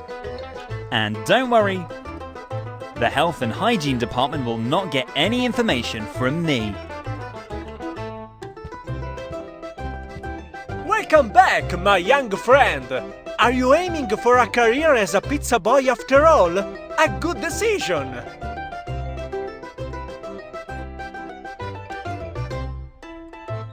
Do you really think I have what it takes to be a pizza boy? You? As a pizza boy? Are you seriously asking me that? Yes, Because somehow everyone I meet in a first reflex thinks I would deliver pizza. Yes, of course, everyone thinks that. As a pizza boy, you will be an absolute natural. I think you have everything it takes. The looks, the youth, you don't mumble, and generally have that natural pizza boy charisma that only the best of the best bring. This is a real gift, my young friend. A gift. Pizza boy charisma. That actually sounds unflattering. Nonsense! That means nothing other than that you would swim in tips. And I would have to pay you less base salary. And not insignificant advantage in the pizza boy job market. There really is a job market for pizza boys. Certainly. And it is fiercely contested. But most newcomers in the industry think just because they like to eat pizza and ride mopeds, they will also be a good pizza boy. But that's not how it works. As a pizza boy, you are the fighter of every pizzeria in the front line, and you play a key role in ensuring that a customer becomes a regular. And a young handsome guy like you, who sure is popular with the ladies, could give a pizzeria a decent boost in sales. Sure you don't want to put me in an escort service? And you are funny, too? This is getting better and better. You should really seriously consider a career in the pizza industry. You wouldn't regret it. Are you currently hiring? Not at the moment. But if the business with my new sensational vegan cheese pizza gets going, and I cannot save myself from orders, then I can certainly use all the help I can get. It's best to come back next week with your completed application documents. And some topless portrait photos too, please. Topless photos? I really wonder what kind of menu you serve your customers there. You are so funny! Your charisma is unbelievable. Simply unbelievable. An absolute natural. Is there anything else I can help you with?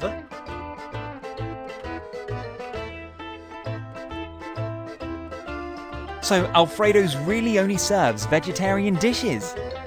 Yes, at Alfredo's you will find only delicious vegan and vegetarian dishes on the menu. Thanks to Betty, the house pig. Excuse me? Betty, my pet pig. With Betty's move-in, my view of salami and ham has fundamentally changed. You really have a pig? In your apartment? A teacup pig? Yes, a very tiny one. The whole thing was my wife's obsession, but I got used to Betty's cold snout on my face in the morning in bed surprisingly quickly. And so Betty has caused a shift in thinking about your menu. Yes. Pretty soon after Betty moved in, I couldn't eat real sausage with a clear conscience. I constantly had Betty's reproachful face in front of my eyes. And I mean that literally. For a pig, Betty learned amazingly quickly to climb on the kitchen table and watch me eat. That sounds cute. Yes, Betty is a real character. But anyway, I can't possibly make dishes from pork since then without feeling guilty. And what about beef? Do you also have a mini pet cow? I have not. But after Betty moved in, I did have a closer look at the meat processing industry. And I have to admit, I was shocked. And no longer want to be part of this cruel cycle. I think that's great. I really do. It's really great. I see it in a similar way. Yes, my young friend. Thank God your generation is very fond of animal welfare. And my generation, unfortunately, needs a pet pig first to recognize the signs of the times. And the saying goes, better late than never. True enough. But why are you asking? Did you want to order something? Later, maybe. Your ceiling mushroom garlic bread sounds tempting. Great! Let me know when you want to place your order. Is there anything else I can help you with?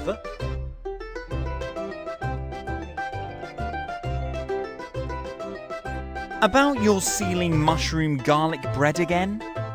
Yes? Do you want to place an order?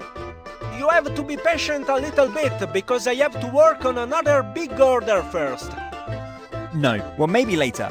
I'm actually just curious. You really season your garlic bread with mushrooms that grow on your ceiling? That sounds so gross. Nonsense! Mushroom is mushroom. What does it matter where it grows? And my ceiling mushroom grow here in the bakery are a delicacy beyond compare. Very spicy taste with a very special aroma note. And because they are so tiny and fine poured, they spread wonderfully over a large area of the pizza dough. Is that why you fling the pizza dough to the ceiling? That's right. And this requires quite a bit of practice to slap the dough with its total surface to the ceiling. That somehow still sounds disgusting. And not very hygienic. Stop it. You have to approach the matter with a more open mind. Can you remember the first time you ate mushrooms? Weren't you disgusted then, too, in an initial reflex, only to experience a taste explosion seconds later? One of my earliest childhood traumas was actually just when I was forced to eat spinach. And I still hate spinach today. Unfortunately, I can't remember my first mushroom experience. I bet it was as I described. But really, it doesn't matter what you think of my ceiling mushroom. My customers love them. And as long as you are not willing to place an order, I would like to ask you to let me continue working now. Of course. Maybe I'll try a bite of your garlic bread later. Somehow it does sound tempting. You will not regret it. Is there anything else I can help you with? Is your new sensational vegan cheese pizza available for purchase yet? Unfortunately, not yet, my young friend. The package with my self-invented cheese 3D printer, Cheese Replicator 2000 XL, is unfortunately stuck somewhere in the mail. But I expect it every day. And then you are cordially invited to become the first customer of my new sensational vegan cheese pizza. Really? A 3D printer for vegan cheese? Sounds really interesting. This is more than just interesting. It's nothing less than revolutionary and will turn the whole pizza industry upside down. 2 years of hard work and all of my grandmother's savings went into my invention. You really invented the cheese printer yourself. How come a pizza maker has this know-how? No offense. No problem. I'm not offended by your question. And in fact, that's one of the first things I'm always asked. In a previous life, I was a doctor of bioinformatics with a degree from the prestigious Cambridge University. Until I was forced by a death in the family to take over this pizzeria. And for me, completely unexpectedly, baking pizza and garlic bread gave me more pleasure than developing scientific formulas and programming. You really have a PhD in bioinformatics? Wow! I'm also studying computer science. I've only been doing it for 7 years, and I also love pizza. I wonder if I might be better off pursuing a career as a pizza boy. I guess you have to answer that question for yourself. So, how did you come up with the invention of your Cheese Replicator 2000 XL? Well, the idea came to me in the course of converting my pizzeria to pure vegetarian and vegan dishes. To prevent animal suffering? Yes, exactly. 3 years ago, my wife brought in a little teacup pig. A piggy that fits in any handbag? Yes, exactly. And even though I rebucked my dear wife at the moment with a few really rude swear words, I've grown really fond of Pig Betty in the meantime. And pretty soon, it was impossible for me to make a pepperoni pizza without having Betty's sweet but deeply sad face in front of me. Well, and even if the switch has cost me some customers, I did not regret that my menu is now free of animal suffering. I think it's great. Really. I'm a vegetarian myself, and a vegetarian salami is now almost indistinguishable from a real one. Hooray for science! Yeah, there's really no good reason to massacre Betty's brothers and sisters for a delicious pepperoni pizza these days. But anyway, back to my invention. The Cheese Replicator 2000 XL. Great name, by the way. The machines that produce the food on the Starship Enterprise are also called replicators. Where do you think I got this inspiration? Really? Wow! Yep, Captain Picard would be proud of my invention. An invention that can replicate any type of cheese, really any type, 100% at the molecular flavor level. And this is important, the texture is also identical to that of a real cheese. The cheese will melt finely and creamily on any pizza. And it will get a light, golden brown crust when baked in the oven. And with 100% vegan ingredients, not even milk is needed. Wow! That sounds really revolutionary indeed! Is yeast the base for the cheese then? Or another organic leaven? Please understand that my information is top secret. I didn't spend every 3 minutes of my 2 years developing my cheese replicator only to reveal its secrets to the first pizza boy who came along. Of course, I understand. I just find it super exciting. I've not yet eaten a vegan substitute cheese that actually tasted 100% like real cheese. My cheese, or rather my cheese pizza, does not differ in taste from real cheese pizza, and that's down to the last flavor molecule. Fascinating. And if the trial run in my little pizzeria is a success, I will recoup my grandmother's savings in no time by licensing the corresponding patent. And as a final step, I will open Alfredo Pizzeria across the country, gradually eliminating the real animal suffering cheese from our pizzas. I will the beginning of a new era. I am honestly very impressed. And I would love to be the first to try your 100% real fake cheese. You are welcome. Only unfortunately, as I said, I'm still waiting for the package with the first prototype of the Cheese Replicator 2000 XL. But it should arrive any day. Just check back tomorrow. Alright. I can't wait! You will be thrilled. Your generation is fortunately very receptive to such modern science. Which makes me believe that our planet might have a chance after all. I firmly believe in the 23rd century utopia of Starship Enterprise. And who knows? Maybe there will be a follow-up generation of your Cheese Replicator 2000 XL in every spaceship of the United Federation of Planets. I am almost certain of that. Is there anything else I can help you with? Thank you. I better go. Of course! You are always welcome at Alfredo's.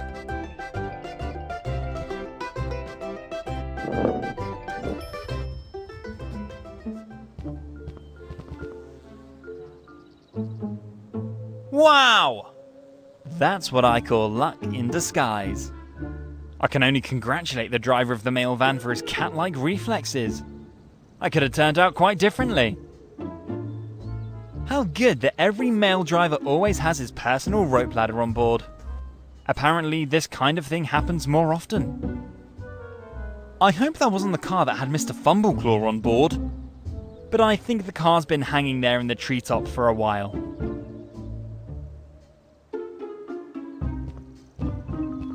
The sign says forbidden, road closed. Decorated with a few tyre tracks. I think the driver of the mail van only interpreted the sign as an optimal suggestion. Bad mistake. The sign says forbidden, road closed.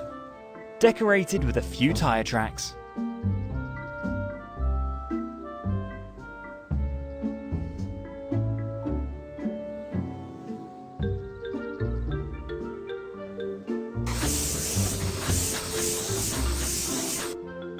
Out of sight, out of mind.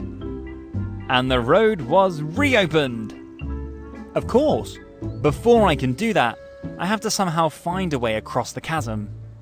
Otherwise I end up as a red spot down in the valley. A toolbox. The construction workers working on the road here must have forgotten it. When I look at the hole in the road, I can only hope that they're still okay.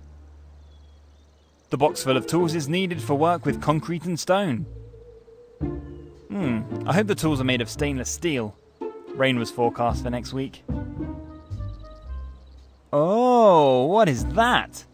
A stone chisel. I better take it. Better not chisel away at anything else on this road. No, I've already borrowed enough tools on short notice. The construction workers who work on the road here must also be finished at some point.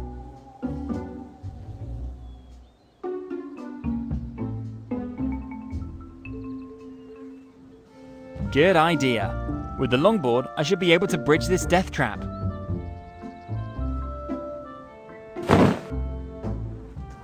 Perfect. Now I need someone who's brave enough to test this construction.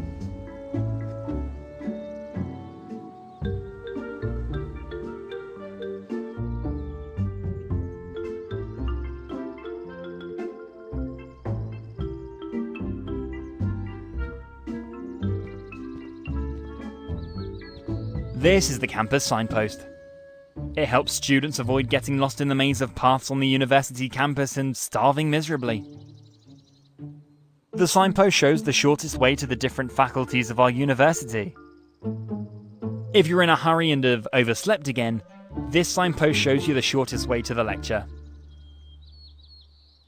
This is the campus. It helps students... Whoops! What happened here? Either a meteor from outer space, or a first-year student had problems with the correct mixing ratio of hydrogen and oxygen. After the bang, I'm sure windows 10 kilometers away are still vibrating. I hope no one was really harmed in the explosion.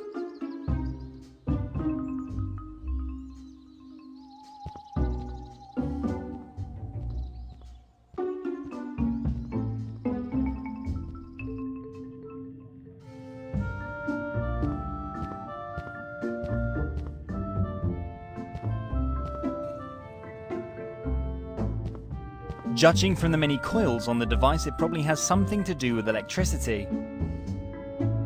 I think this thing is a kind of power generator, just for the pocket. Of course, only if you have deep pockets, like me. Looks like there's an important part missing.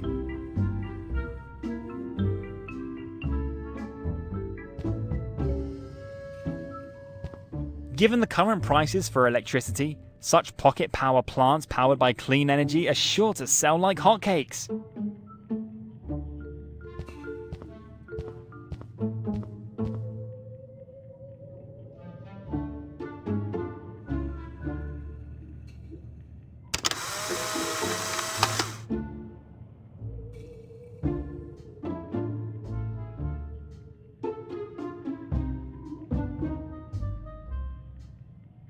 Now that's what I call a realistic looking head made of plastic. And the head can even talk! Yikes! A talking head in a glass with green fluid. I wonder if the head belongs to one of the scientists employed here. It doesn't. The head belongs to a penniless programmer of video games. Wow. Now that's what I call a realistic looking rubber head. Rubber head? Have you ever seen a talking rubber head? Whoop, the head speaks. There's some kind of technical gimmick? Hey, I could ask you the same question. That's fascinating. Talking head in a jar, I only know such things from TV. The head has a name. And feelings. If I may introduce myself. Axel, successful video game programmer. Currently retired until further notice, unfortunately. Programming video games is, unfortunately, somewhat difficult without hands. So you're real? That's fascinating. You already said that. Sorry, I'm just completely overwhelmed now. I'm Scott, by the way. Pleased to meet you. You haven't seen my body anywhere, have you? I was promised that the experiment would only be temporary. That was 2 years ago. Sorry, no. Why the heck did you agree to this experiment in the first place? I did not! This is a clear case of deceitful body robbery! Even though they are probably on the safe side contractually, unfortunately. What exactly happened? I'll have to elaborate a little on that. I am curious. Well, did I mention that I am a successful video game programmer? Yep. Have you deployed anything I need to know? Of course I have. Ever heard of Slice the Ice? But I'm sure you have that. Actually, no. Really? Never played Slice the Ice? The challenging physics puzzle game with Scrappy the blue polo weasel. Sorry, still doesn't ring any bells. That is a pity, and a real gap in your education, which you'd better close today. Where can I play this? And what's so great about the game? What's so great about it? 100 in words. 100 levels of challenging physics puzzle fun. Help Scrappy save his yellow rubber duck on a wild journey through ice and snow. Scrappy was the polar weasel, right? That sounds cute. It is, and the game is as simple as it is challenging. Cut blocks of ice and save the rubber duck. What fun! And the best part is that the game is completely free if you want to play it on your mobile. Only for the PC it costs a little something. After all, I have to live on something. Oh, I'd like to take a look at it. How do I get the game? Well, just visit the website slicetheice.com and you're almost there. Slicetheice.com. Just a moment, I better write that down.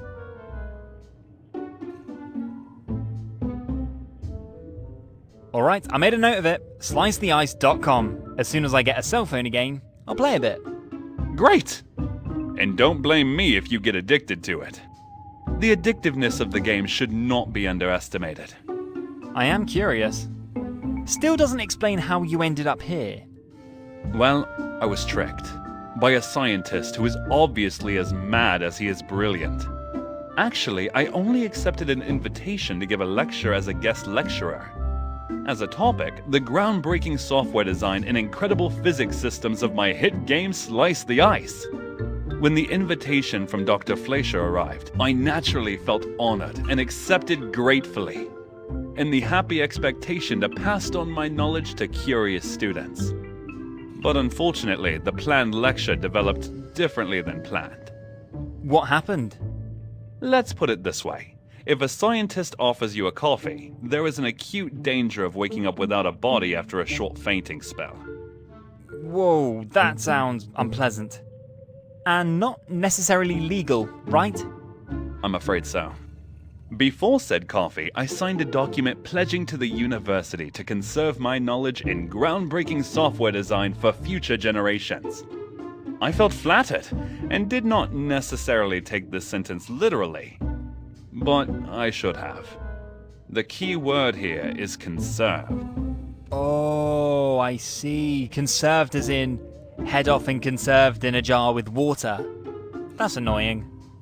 That's why you should always read the fine print in the contracts. You're right about that. And unfortunately, due to a lack of hands, it's not possible for me to tear up my contract. So I guess I'll have to wait until the 5-year contract period is up, and trust that the rest of my body will survive this time well chilled. I just wish they would put a TV in my room here. The white wall across the street lost its appeal after the first week. No TV and no cell phone? That sounds like hell. You have no idea. When I see one of the scientists, I'll urge them. You would? Thanks a lot! And if the TV really works out, I promise you a free copy of Slice the Ice for the PC! Wow, that sounds great! What's the website of Slice the Ice again? I think I, forgot it. Again. Haven't you written it down? I must have misplaced the note. Well, please remember it now. Slicetheice.com. Slicetheice.com, gotcha! Would it be okay if I played around first before taking care of your TV? I think that's a good idea. Have fun! Thank you. See you later then. See you later! Yes? What's up? I suppose you want to know about the video game Slice the Ice.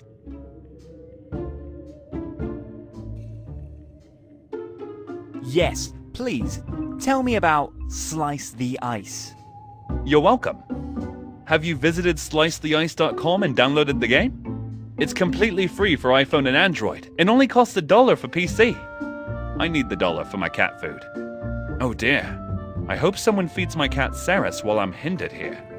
Even though he can probably take care of himself, judging by the many mice he has always dragged and put on my bed. No, I haven't visited the slicetheice.com website. Then what are you waiting for? Is Slice the Ice any good? Is it fun? What a silly question.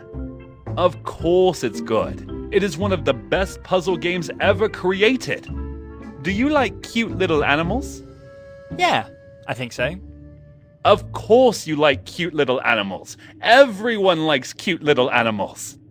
And the protagonist of Slice the Ice is one of the cutest little animals, Scrappy, the blue polar weasel. A blue polar weasel. Sounds very cute indeed. Of course this is cute! And it gets even cuter. Do you like yellow rubber squeaky ducks? The ones you had in your bathtub when you were a kid?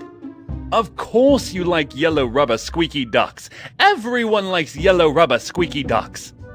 Scrappy also likes yellow rubber squeaky ducks. And your job in the game is to collect 100 yellow rubber squeaky ducks for Scrappy by cutting ice blocks. Cut up blocks of ice. Oh, that's why it's called Slice the Ice. I see. Exactly. You cut blocks of ice and a sophisticated physics system that determines success or failure. It's very cool. I like physics puzzle games. Of course you do. Everyone loves physics puzzle games. And Slice the Ice offers lots of physics. Cool stuff like jetpacks and balloons, and boxing polar bears. Whoa, jetpacks! I love jetpacks! Of course you do. Everyone loves jetpacks. You got me really curious now. I think I'll play a round of Slice the Ice for now. The website is slicetheice.com, right? Right. Alright, then I'll try to see if I can make sure that Scrappy gets his yellow rubber squeaky ducks. I like games where I can help animals, even though I am sure there is no such thing as a blue polar weasel. Science is still divided on that. And if there really isn't one yet, I'm sure the mad scientists at this university are in the process of creating one.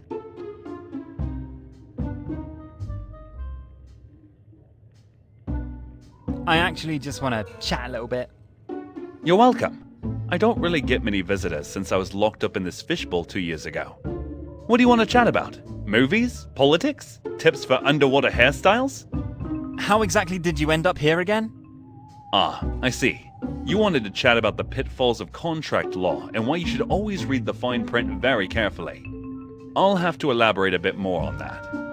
I have nothing better to do right now. In this game, time generally moves pretty slow. Tell me about it. I've been in this fishbowl for about 2 years now. 2 endless years. And my contract calls for another 3 years.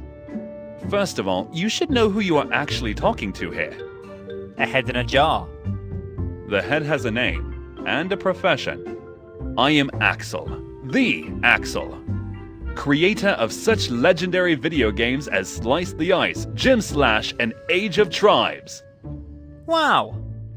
Yes, wow. The high-performance physics systems created for Slice the Ice and the underlying software algorithms and data structures shaped entire generations of game programmers. And this ingenuity of mine ensures regular invitations from companies and universities to give lectures on game development to employees or students. That's why I didn't think anything of it when I accepted the invitation of Dr. Fleischer, member of the Scientific Council of this university. As usual, I assumed a little small talk followed by an interesting lecture with a final question and answer section. I guess the day didn't develop as expected. You can say that again. I found it a bit unusual to be presented with a formal document to sign at the beginning. But the 5-year contract to archive, conserve, and further develop my physical algorithms sounded quite reasonable. If I had read the fine print next to the word conserve before I signed, and drank the welcome coffee. Whoops. Yes, oops. That's what I thought after I came to hear in this fishbowl. And as annoying as that is, a contract is a contract. Really? Not everyone would see it that way. Others would more likely call this fraudulent misrepresentation. This is quite possible. But try calling a lawyer if you're in a fishbowl. And have no hands. So I accept things as they are. And hope that in the next 3 years, my software algorithms will inspire a new generation of students. That's what I call greatness. Even if the why is still not clear to me. What does the university get out of keeping you here in a pickle jar while they do research based on your software products? Unfortunately, I do not have a plausible answer to this. The most likely scenario is that they wanted to prevent me from withdrawing from my contract prematurely. Because pedaling is difficult without legs. God, I miss my body. Well shaped, despite the slight beer belly. You'll have it back in 3 years. Yes, and hopefully in its original condition.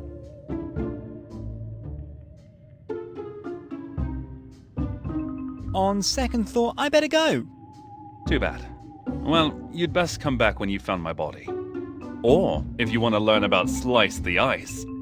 Because the game is really, really good.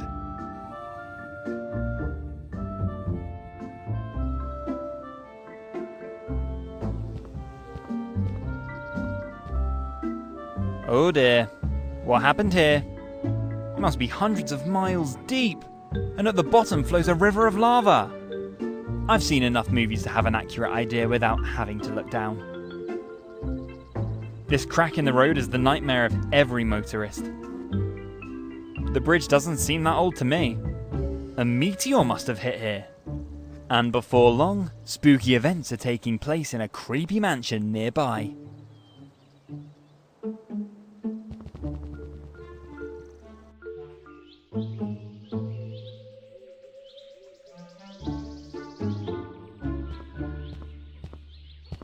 These funny glasses with moustache was the symbol of the iconic comedian Groucho Marx, member of the famous Marx Brothers. A guy with Groucho Marx mask should not be missing at any party. That brings back memories. The Marx Brothers movies used to run in the morning program on my father's little black and white TV. The brothers were true icons of the silent era and early talkies.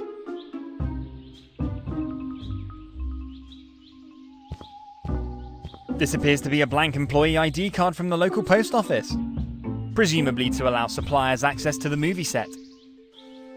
With such a pass, you could get access to the movie set as a supplier. However, my presence here rather testifies to a rather poor control of IDs.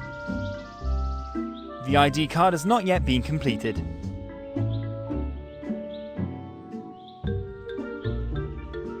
Wow, a blank employee ID card from the post office.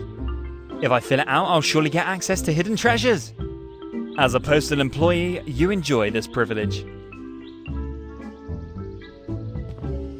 The decrepit power generator seems to be broken. The generator has also seen better days. I think with the generator, as soon as no more electricity is produced.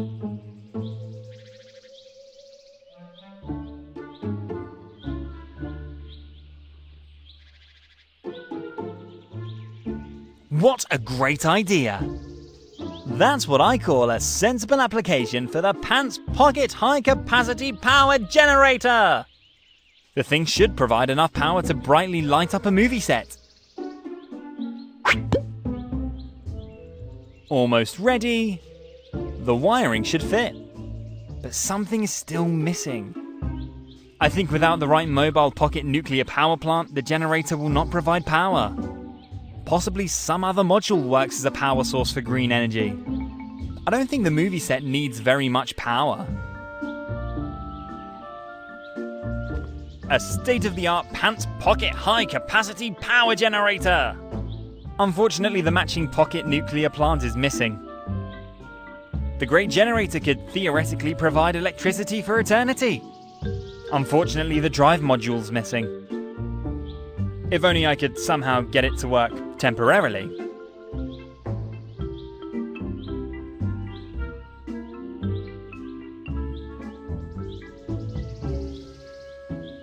Now this is very strange, but the hamster wheel could really fit into the fixture for the drive module. Someone really considered all eventualities when developing the generator. Indeed! Fits like a glove. But I think some component for green electricity is still missing. A state-of-the-art pants pocket high capacity power generator! But some essential component is probably still missing. To produce electricity, some essential component is apparently still missing. The hamster wheel fit like a glove into the holder for the pocket nuclear power plant. Someone's really thought about everything when developing the generator.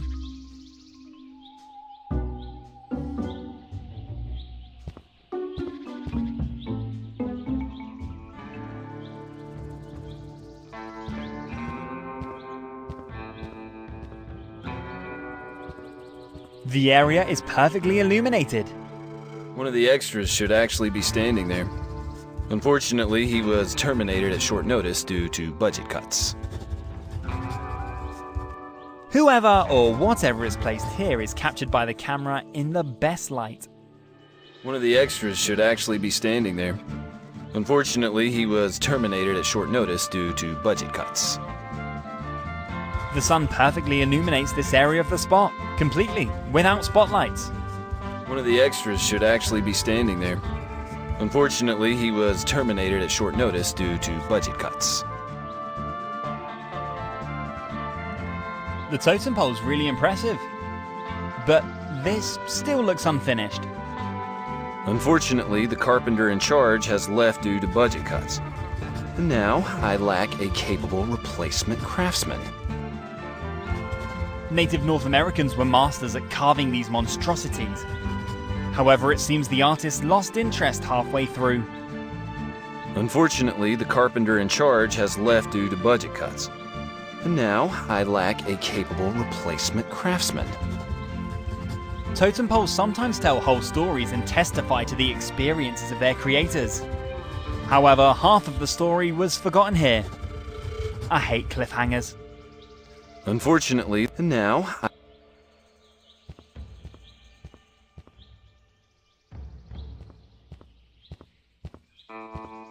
Typical movie. It's all appearance and reality. The tree trunk is made only of cardboard, plywood and paint. I'm surprised that the dummy doesn't collapse under Clint's weight. I wonder how many real trees had to die to make this fake tree trunk out of cardboard and plywood.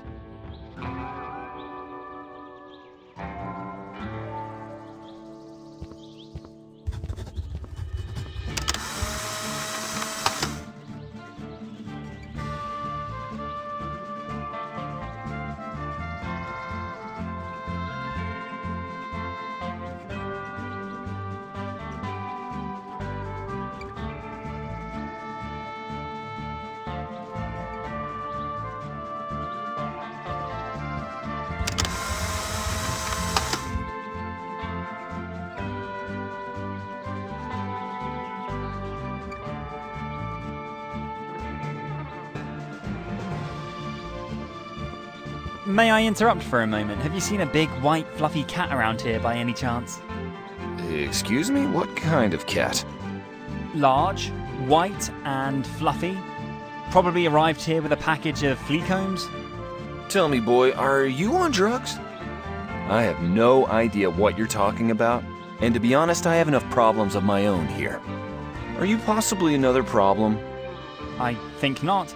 But I am a problem solver. What's the problem exactly? Are you shooting a movie here? I like movies. Yes, unfortunately. Why unfortunately? The production company contractually obligated me to realize this nonsense through a legal dodge. And as expected, there's nothing but problems here. The world probably just doesn't want this movie to ever see the light of day. And that would be just fine with me. Ooh, I'd hate to see my name in the credits of this piece of work. I am an artist, and I've worked hard to earn my reputation as a renowned director and writer. You don't sound very enthusiastic. What's the name of your new movie? Is it going to be a western? I love westerns. Cow Wolf. The Beast of the Bloody Woods. Ooh, that doesn't sound so bad. Mysterious and ambiguous. Why are the woods so bloody? Vampires. Excuse me? The 3 daughters of the chief. They are vampires. Really? And let me guess, they all fell in love with the same handsome werewolf. With the same handsome cowboy. Cowboy werewolf. A cow wolf. Well, that sounds really interesting. Nonsense. Say it like it is. That sounds like absolute nonsense. So a romance horror western. Yes, something like that. The production company is of the opinion that this is currently very popular with the target group. And you sound unenthusiastic. I know a little girl who would be thrilled.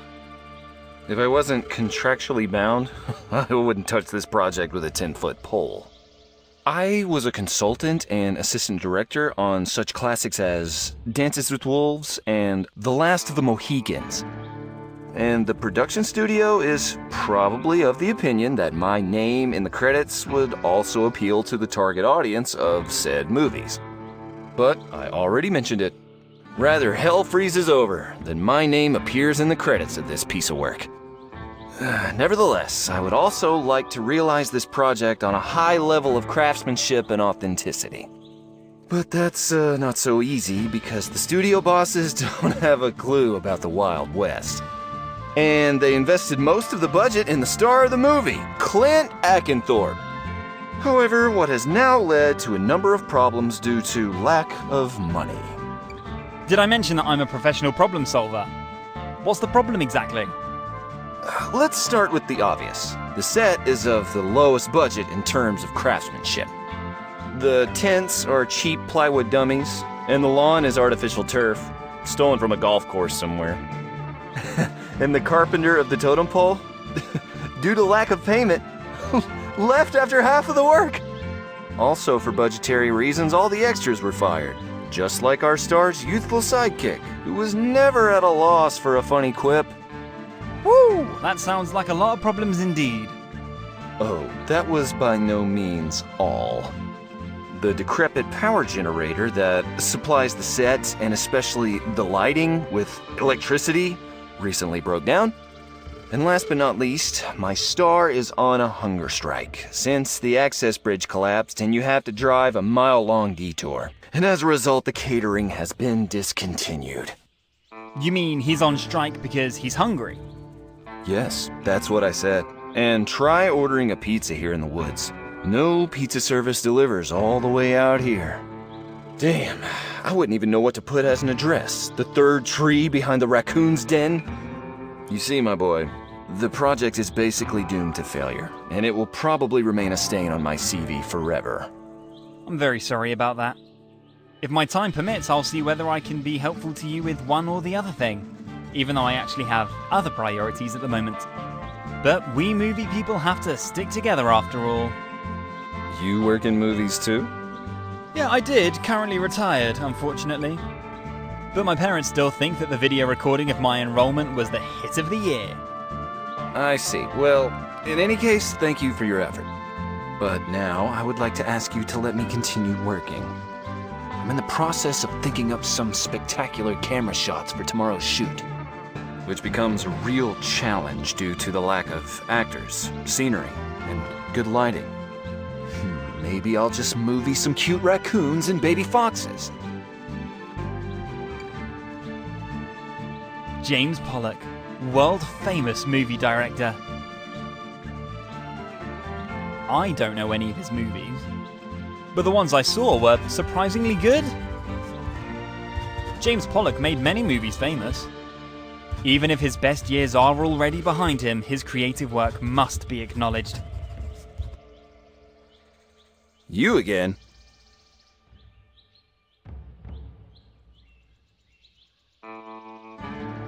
Can I be in your movie? I am not responsible for casting the movie. That's up to the studio. Do you have any experience as an actor? I do. So? Do I know the movie? Probably only if you've seen my parents' video recording of the school play of my theatre troupe at that time. So, probably not. However, the performance was a great success. Even though my role only had 2 lines, the doctor I portrayed was the topic of conversation for the next 2 weeks at my school. I see. So it was a challenging character role. Actually, no. During my second line, I tore half of the stage set with a sweeping hand movement. That was probably one of the reasons why my performance was the talk of the town. But it's always been my big dream to be in a movie. I see, but seriously, my boy, friendly advice. Better pick a more challenging flick than this for your cinematic debut. Maybe at least a little cameo appearance just before the credits. A cameo assumes that people already know you. Otherwise, you're just a faceless extra. Well, at least my parents would surely remember the school video when I perform. Do yourself and your parents a favor, and don't get associated with this piece of work. And like I said, you better pick a good movie for your debut in the movie industry. Would you have some insider contacts to put me in such a good movie? Surely you can pull a few strings for me.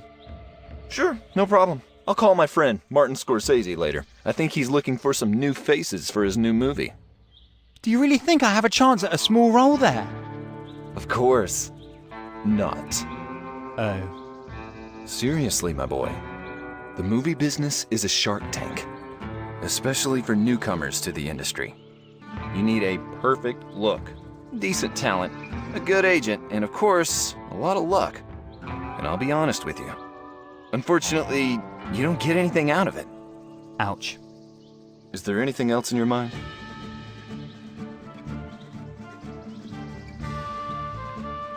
Great movie set you've built here. Are you making fun of me right now? No, I'm serious about that. This mixture as plywood, paper mache, and golf course turf becomes quite authentic. This is probably how it must have looked back in the Wild West. Nonsense. The set is a collection of the cheapest materials from the cheapest craftsmen the production studio could find. In order to be able to pay Clint's fee, the studio literally stopped at nothing. The artificial grass you admire so much is surplus material from a cemetery nursery. Oh. Well, somehow though, that also fits a romance horror western. You were probably right. What I find funny, by the way, is that the trees and the tree stump on which Clint is leaning so casually are also made of plywood. Funny. Yeah, I wonder how many trees had to die to create the fake tree. Ah, I see. Yes, that makes no sense at all when you think about it. But this is not a movie for great thinkers either. And presumably that's also true for the movie's audience and target group. Anyway, this is the first movie set I've ever visited. And I'm a little bit impressed. You seem to get impressed pretty quickly. When I think back to the set of Dances with Wolves, that was impressive and absolutely authentic. I bet. But sometimes you just want to go to the movies, turn off your brain, and enjoy popcorn cinema. If you think so, but please speak only for yourself. I will always choose a sophisticated movie over a mainstream production. Even more so when I'm forced to make a movie like this one. I don't want to consume any more media dregs in my little free time. And there are enough examples to show that a good Western with high standards and a large media presence are not contradictory. Just think of the Westerns of Quentin Tarantino. That's right, Django Unchained was really good. It's just that a good mainstream Western also requires a decent budget, especially for the set design. I'm pretty sure Quentin didn't steal sod from a cemetery for Django Unchained. And a shot on real grass. The best Westerns were shot on real grass. Okay, my boy, as much as I'd love to chat with you about the pros and cons of artificial turf, I've got to get back to work. Is there anything else in your mind? What's your movie about again? Well, Cowwolf, the Beast of the Bloody Woods, is a romance horror Western with humor. Sounds like a daring mix. It is what it is, and probably what today's generation wants to see in the cinema. At least that's what the production studio claims. The only thing missing is that the whole thing takes place in space, with superheroes. The space thing is only planned for the sequel. The movie now serves as a prelude to a franchise. Oh. But rather hell freezes over than I'll shoot another installment. The flick now just secures me the budget for my upcoming works. From time to time, as a director, you are forced to shoot crap, only to be allowed to shoot art again. Even though I was actually lured into this project with the promise that it would be a sophisticated Western. Is it then probably not? No, the movie is racist, misogynistic, full of stereotypes, and draws on just about every cliché of the last 20 years. Sounds bad. It is. The basic idea alone. 3 daughters of a North American native chief, all vampires, love the same werewolf cowboy, who of course is also the white star of the movie. And the pretty daughters, mostly just bathing lightly dressed in the river, serve only as decorative accessories and contribute almost nothing to the story of the movie. Bathing lightly dressed in the river. That sounds quite terrible indeed. Would it be too much to ask for a free ticket to the premiere? So that I can judge this trash myself? For free tickets, contact the production. I have nothing to do with that. For my part, I will stay as far away from the premiere as possible. Why do you think the movie will be such a failure? No, quite the opposite. After all, I still understand my craft. It's just that I want to be associated with this movie as little as possible. It's bad enough that I probably can't prevent my name from being in the credits. But together with these talentless performers on one stage? No thanks. I wouldn't call Clint Ackenthorpe talentless. He isn't. Clint is what I might call an acting whore, though. He is well aware of his market value and, in principle, always shoots the flick with the highest pay. Sounds like you don't think too highly of Clint either. Don't get me wrong. I think Clint is a gifted actor, and I have the greatest respect for Clint, the actor. Not so much Clint, the man. Sounds like you won't get too much enjoyment out of this movie. Oh, my boy, I'm a pragmatist. This flick is necessary to be able to realize my upcoming movie. Another Western? Exactly. And a real Western. Without romance, without humor, without vampires, without werewolves, and without lightly dressed girls bathing in the river. And probably without spectators. What do you mean? That's okay, I wish you much success with your upcoming movie. Do you want me to get a free ticket for you? Free ticket? I will probably just buy a ticket at the box office then. After all, I want to support your movie without romance monsters or lightly dressed girls as best I can. Thank you very much. I appreciate that very much. Is there anything else in your mind? Is the production coming along? Unfortunately, there are still a few problems that need to be solved. The totem pole in the center of the set would still need to be finished carving. The responsible carpenter quickly left after the budget cut, and finding an inexpensive yet talented replacement is proving quite difficult. And I'm also missing a sidekick for Clint. Some youthful, likable, and talented guy who appeals to the 13 to 25 demographic and gets the humor of the movie across well. Humor? I thought it was a romance horror western. Yes, it is, but a movie like this just doesn't work without at least one character to lighten up the whole drama a bit. I see. Yeah, that makes sense. Production actually wanted to send me a catalog with photos of young, handsome guys, but they didn't. Photos of young, handsome guys? Yes, candidates for the role. Before I give my okay to the casting, I would like to see a photo of the candidate. He can't be too attractive and steal Clint's thunder. The main thing is that he has to be young and has a little talent and, ideally, has already shot a few movies. But as I said, I'm still waiting for the photo catalog of the production. I see. Furthermore, I would need a cheap extra who brings his small role, but as authentically as possible across. In principle, the actor doesn't have to be able to do much, he just has to stand in the background and look good. For the ambience of the movie. Also, we still don't have electricity. The damn decrepit generator that supplies the set with electricity broke down this morning. But I can't possibly shoot without the right light. And to make matters worse, Clint is still on a hunger strike. You mean he's on strike because he's hungry?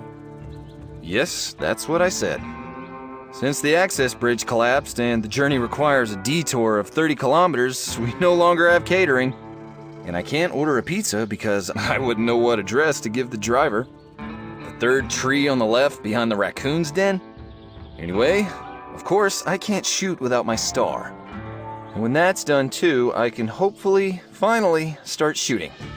Not that I have any joy in realizing this trash, but a contract is a contract. You again?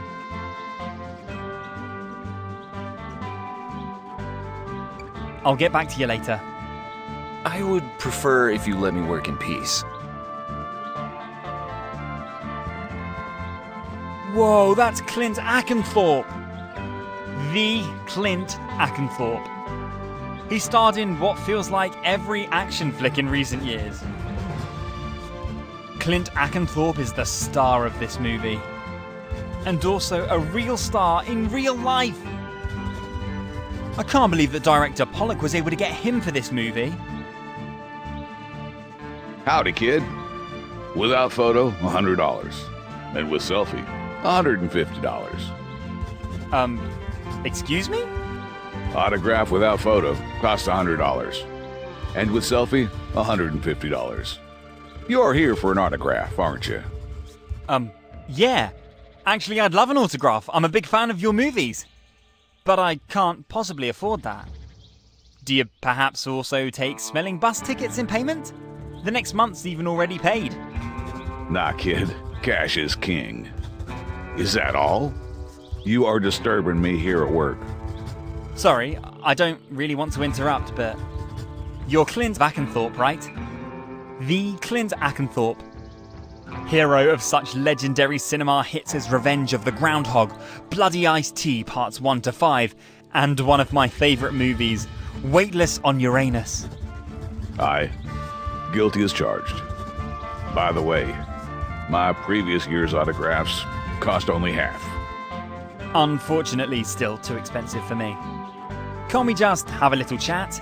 You seem to have some time on your hands at the moment, and it's not every day I get the chance to meet one of the biggest movie stars in the world. Fine by me, but please make it short anyway, kid. Time is money. And some people's time is worth more than that of others. Promise. Oh crap, now I don't have my note with the questions I had thought of if I ever met you. So, we're done here, kid? No. What? How did you end up in such a low-budget production like this? Isn't the movie way beneath you budget-wise? You know, kid, I'm not really interested in the total budget of a movie. As long as the producers can provide the money for my budget, I don't care if it's a blockbuster or an art house movie like this one. I'm not picky about that. You think this is an art house movie? Well, that's how my agent described it to me. But probably it's just a cheap horror flick with a famous director and even more famous star of the movie. But I don't really care, as long as the money is right. But what really bothers me about the movie is the virtually non-existent catering. James is babbling something about a collapsed access bridge, but I have a strict diet plan to follow. And without my daily special vegetarian diet, I can't possibly maintain my market value. My body's a temple, kid. A temple. Unfortunately, currently in acute danger of collapse. Oh. And why's that? That's why I'm exercising my contractual trade union rights and going on strike. Ah, so that's why Mr. Pollock's on the verge of a nervous breakdown. I guess so. Don't get me wrong, I like James and how he is desperately trying to make art out of this trash. But as long as it's not ensured that I can keep to my diet plan, as long as no inch of movie is shot here. Can I maybe get you something to eat somewhere? It would be a great honor. Thanks for the offer, kid. but I don't think you have a clue when it comes to a balanced vegetarian diet when I look at you. Oh, wait a minute. I am a vegetarian. Fried vegetarian food is not what I have in mind. I need a balanced mix of protein, carbohydrates, and exotic spices. You can't get this specialty food at just any snack bar. I can still keep my eyes open. I've solved much harder puzzles in this game. Game? Game of life. The game of life. Ha! I see. Oi, kid. Knock yourself out. And as soon as my culinary needs have been taken care of, I willingly pose in front of the camera again. Anything else, kid? Oh, drat, now I almost forgot what I wanted to ask you. Well, lucky for me that it came back to you. What is it? I'm looking for a cat. Large, white, much fluff. Do I look like an animal shelter? What do I know where your cat is? I'm more of a dog person anyway. Fighting dogs. Well, this is a long and sad story. To make a long story short, did a package with a cat inside arrive here lately? Kid, if the catering can't reach me, do you really think any package with a cat in it could reach me? Besides, I told you that access bridge collapsed. Haven't seen any supplies here for days. Too bad. I was just wondering. Nah, kid, sorry. And thanks to my allergy to cat hair, I would have tracked down any cat package within a mile. And now excuse me, kid. I still have to save some energy until the food is here. That was the last time I made a cheap flick like that. These small movie crews have no idea how to properly handle a star of my caliber. In the future, I better stick to Michael Bay and Roland Emmerich again. Howdy, kid. What's up?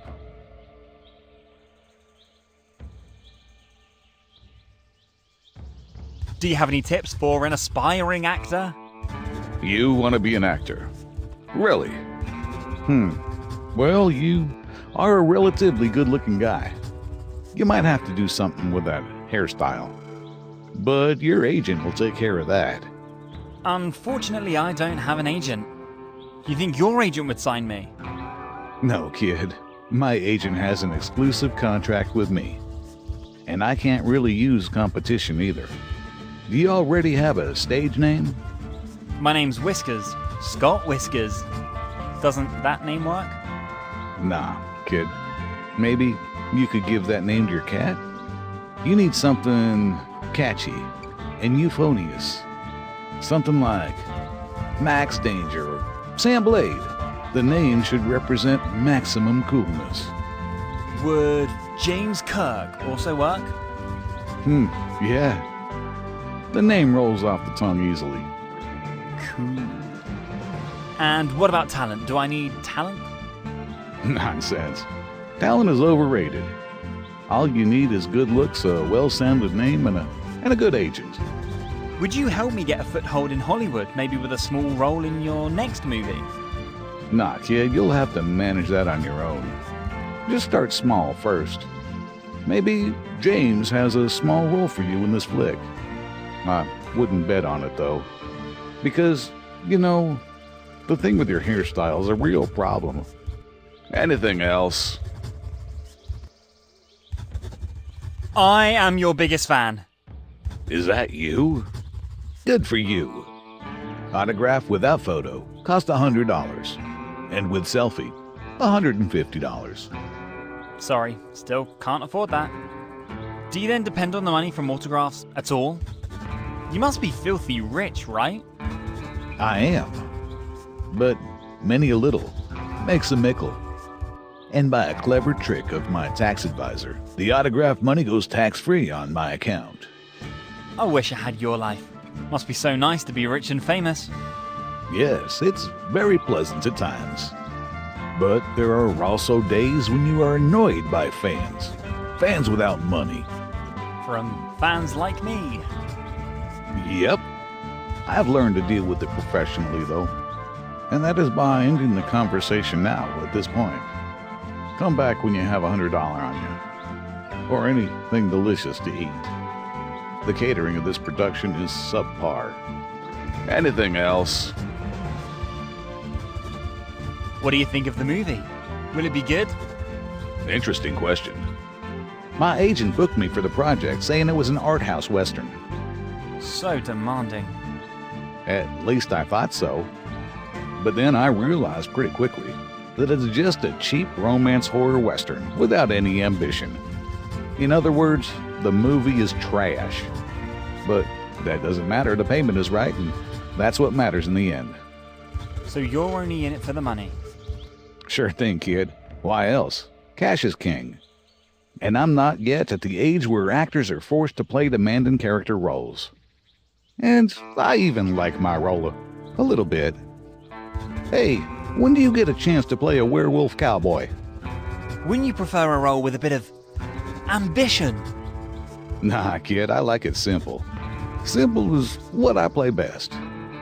The cool, silent type. That's exactly my thing. I'll leave the highbrow stuff to DiCaprio and Affleck. So the movie's easy money for you? Yep. The 2 weeks of work here will finance my new villa in Malibu. And I don't really care if I play a werewolf cowboy or a singing raccoon. I honestly have no idea what this movie is about. I think you're supposed to make 3 vampire sisters happy. Really? That's great. The chicks dig Clint, and Clint digs the girls. I really do have the best job in the world. I just hope that the production gets the catering problems under control in time, so that I can stick to my diet plan. Anything else? Still on strike? That's right. My contract specifies in detail my daily diet plan to the production. And at the moment, there is not even a sandwich. I am an artist. Do you really think I could perform a great show on an empty stomach? Not a chance. Maybe I can help. I'm a big fan of yours. I'd love to see you in action. What exactly does your nutrition plan call for? I'm sorry. Of course, I don't have all the details in my head. The nutrition plan was created by my personal medical advisor. It's a balanced vegetarian blend of protein, carbohydrates, and rare spices. Considering the circumstances, collapsed access bridge and all, I would also be satisfied with a slimmed down version. The important thing is that it has to be vegetarian, it tastes good, and the calorie intake does not exceed my daily quota. But the production doesn't even get that right. And until they get it right, I'm exercising my union-assured right to stop work and go on strike. I think Mr. Pollock's on the verge of a panic attack. Yes, for someone who's been in the business for so long, James has a surprisingly weak nerve. But that is not my problem. No catering, no Clint. It's that simple. Anything else? See you around. Aye.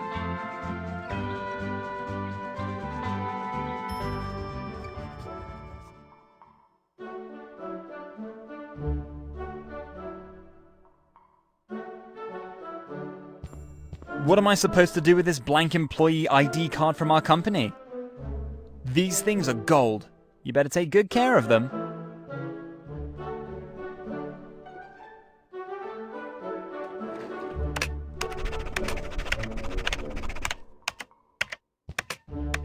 That's what I call a rapid rise. Now I'm officially an employee of the local post office.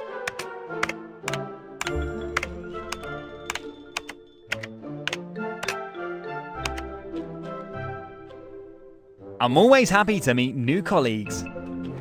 Better take good care of your ID though. These things are like gold on the black market. Criminal individuals gain unhindered access to all of the post office's premises with that.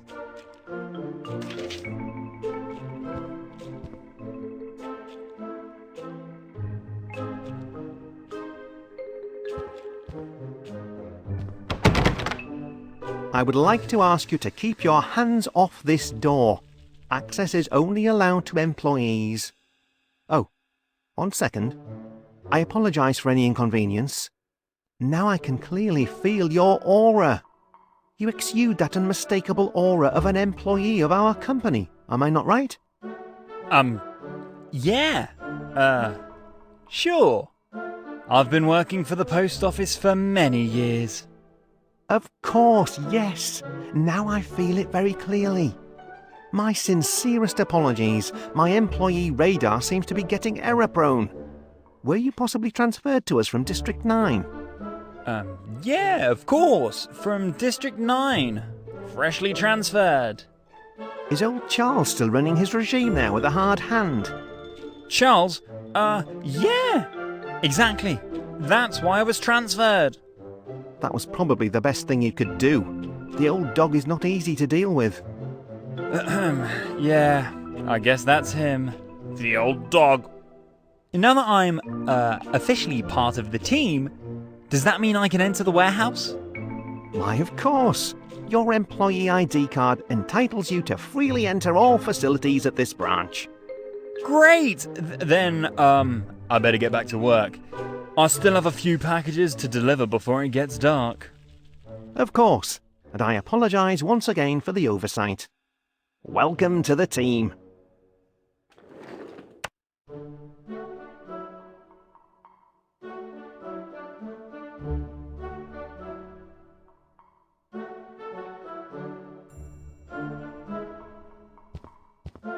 Judging by its thick layer of dust, the package has been here for some time. The package has probably not been moved in the last 10 years. Yuck, the package is moulding away happily here. Since I don't know when my last tetanus vaccination was, I'd better not touch the dusty package.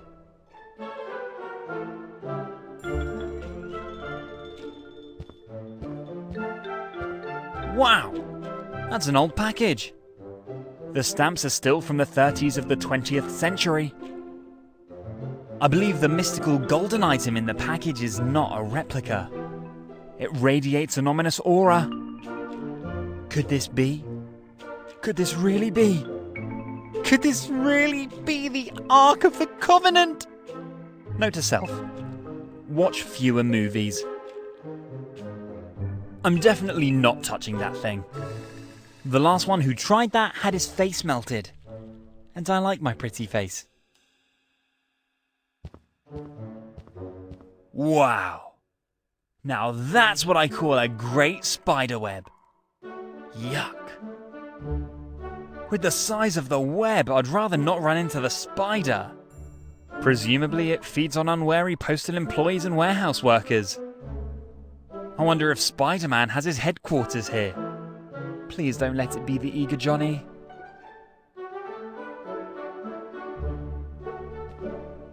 The package was completely uninteresting. This package is not worth my attention. The package was completely uninteresting. Nope, I've never seen such an uninteresting package. Strictly speaking, this is the least interesting item in this game. And that's saying something.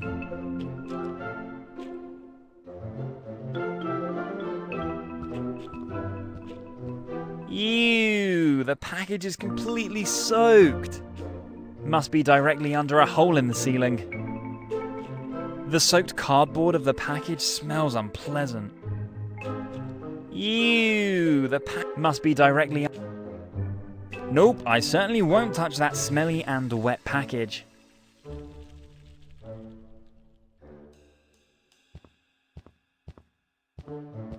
As tightly as the package was tied up, the contents are probably top secret. The package has not been here long. Presumably it will be delivered soon. As tightly as the package was tied up,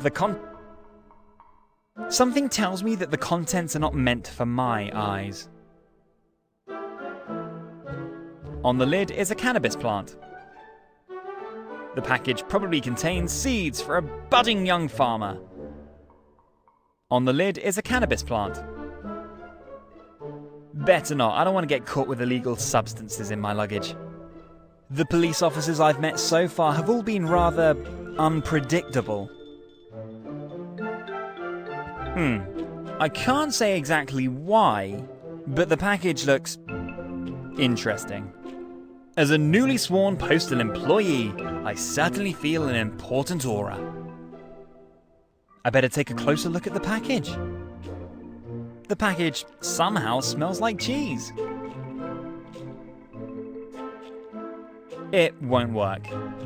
Even though I'm a big guy, my arms don't reach up there. I would really like to know what's in there though.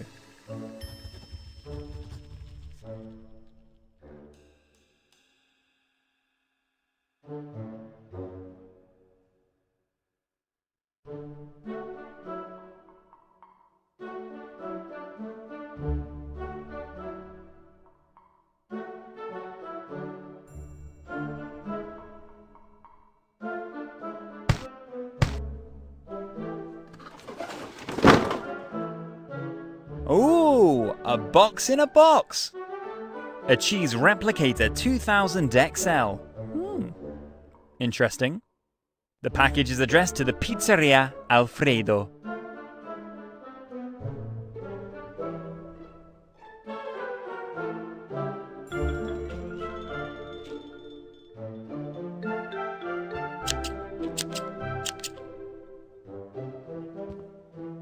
Too bad about the beautiful broom.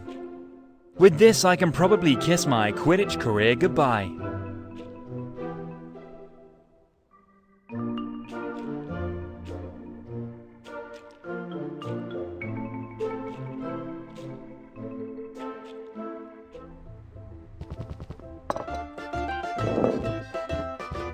Welcome back, my young friend! Are you aiming for a career as a pizza boy after all? A good decision! I think the package is here for you. A package? For me? Really?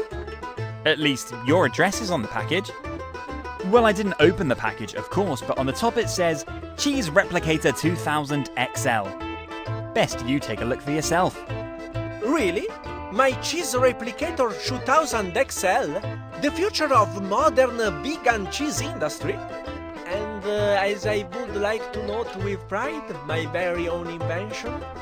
Oh God, I'm so excited! Yes, please hand over the package quickly. And keep your fingers crossed that it wasn't damaged when it fell off the mail van. That would be a disaster. After all, only this one prototype exists. And it has already used up all of my grandmother's savings. I'm so excited! Yes! It's it!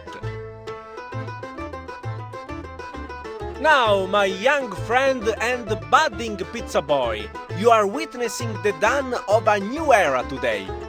As of today, no more crumbly vegan cheese imitation on pizza toppings.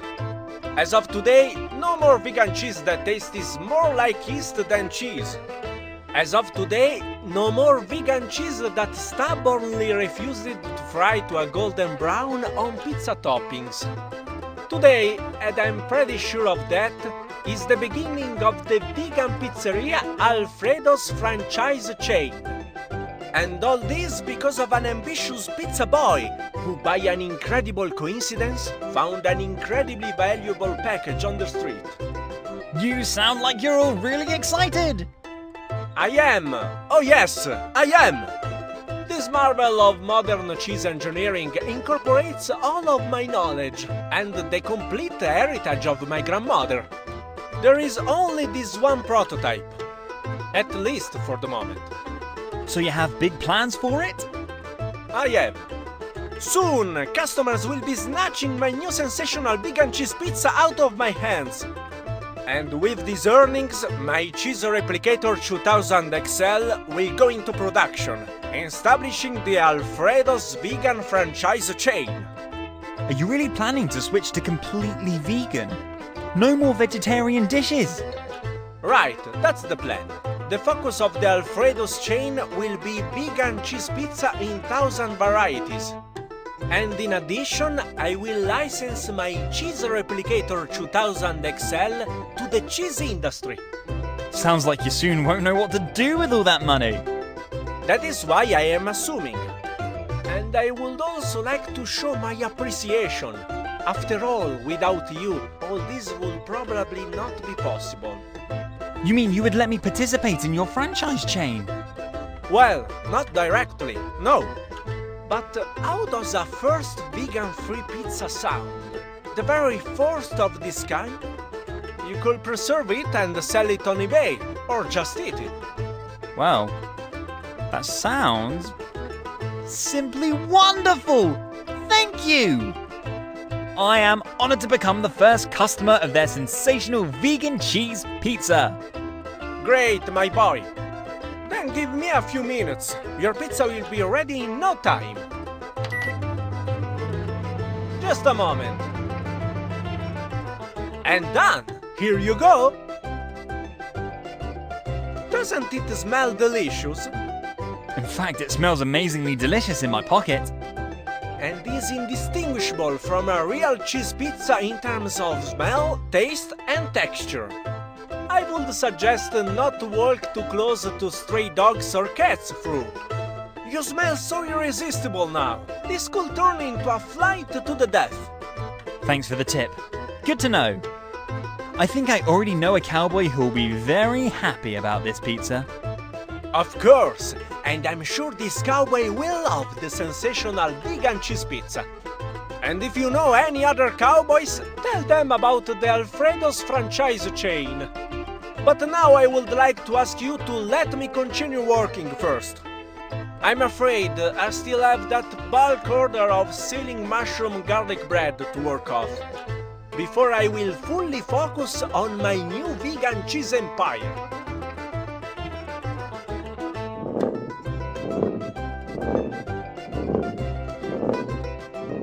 I'm pretty sure Alfredo doesn't give a return policy on their pizzas.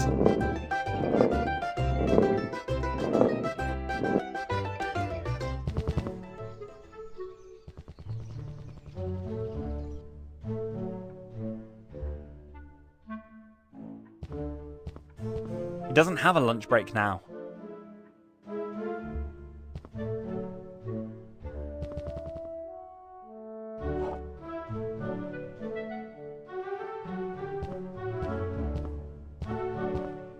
Lord Longbottom certainly doesn't want pizza. Pizza is only for the working class. Yes, my friend. Is there anything else I can help you with? Do you need any help with your archaeology stuff? Help? You probably mean well, my boy. But your language suggests to me that you probably do not hold a PhD in archaeology, or have some other form of qualification in North American history. Well, I've seen plenty of westerns. Does that count? Westerns? So, movies? Yeah, go ahead. Ask me anything about John Wayne. John Wayne? I don't think your movie knowledge would be useful to me in any way. The old John Wayne movies in particular shed light on the events of the time in a highly one-dimensional way. However, if you happen to get the phone number of a real expert, I would be happy if you send it to me. I have a few interesting topics that I would like to discuss with a colleague. But specialists in my field are unfortunately few and far between in this country. So my movie knowledge is no help to you? I'm afraid not. But please don't get me wrong, there are also real experts in movie and television. And, for example, the consultants of the classic Dances with Wolves were definitely luminaries in their field. But, as I said before, you're more likely to find such specialists overseas, and less in this country. As it happens, one of the advisors of the classic The Last of the Mohicans is a good friend of mine. Really? This was indeed a good and very authentic, well-researched movie, albeit with a questionable cast in the lead role. And your friend was one of the consultants on the flick? He was. Whenever things got technically stuck during filming, thanks to James's advice, the camera was up and running again in no time. And you would let me have his phone number? Even much better. My good, really very good friend is now a successful director and is shooting a new movie. Another western, by the way, just a few miles from here. Surely I could arrange a timely meeting. You would? I am overwhelmed. That would be absolutely great. I miss this professional exchange with like-minded people so much. Yeah, great. I'll let James know you're interested in talking. And surely you can explain to him why some aspects of the movie are rather questionable in nature and less authentic. Oh, for example? Well, James had better tell you himself. I don't want to spoil the surprise. All right. I'm very excited.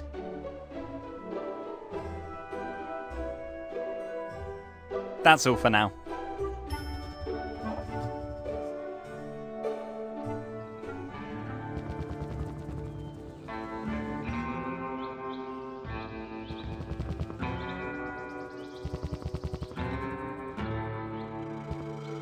You again? Are you by any chance an expert on the Wild West? Interesting question. You think that just because I'm a movie director shooting a Western here that I'm necessarily an expert on the era? No, actually, I think so because you told me yourself that you were a consultant and assistant director on the flicks like Dances with Wolves and The Last of the Mohicans. Oh, you actually remembered that.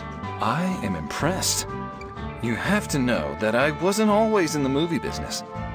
Before all the glitz and glamour, I was a student of North American history for a brief period of my life. However, after successfully completing my degree and spending a year as a high school history teacher, I changed my mind rather quickly. Was there a particular reason for this? Indeed there was. Unfortunately, today's kids are all little psychopaths. And the kids in an American high school in particular. Aren't you being a little too harsh with today's youth? Quite possibly. But my delicate nervous system of that time was not made for the daily problems of the youth of that time. And secretly, it had always been my wish to make my hard-earned knowledge a reality anyway. I was a big fan of the cinema from an early age. And as luck would have it, and a few fortunate circumstances later, I took my first steps in Hollywood as a consultant on Dances with Wolves. And because of the enormous success of the movie, Hollywood was then probably lining up for you. Yes, exactly. I guess you could say I had done a pretty good job and had made the right decision at the right time.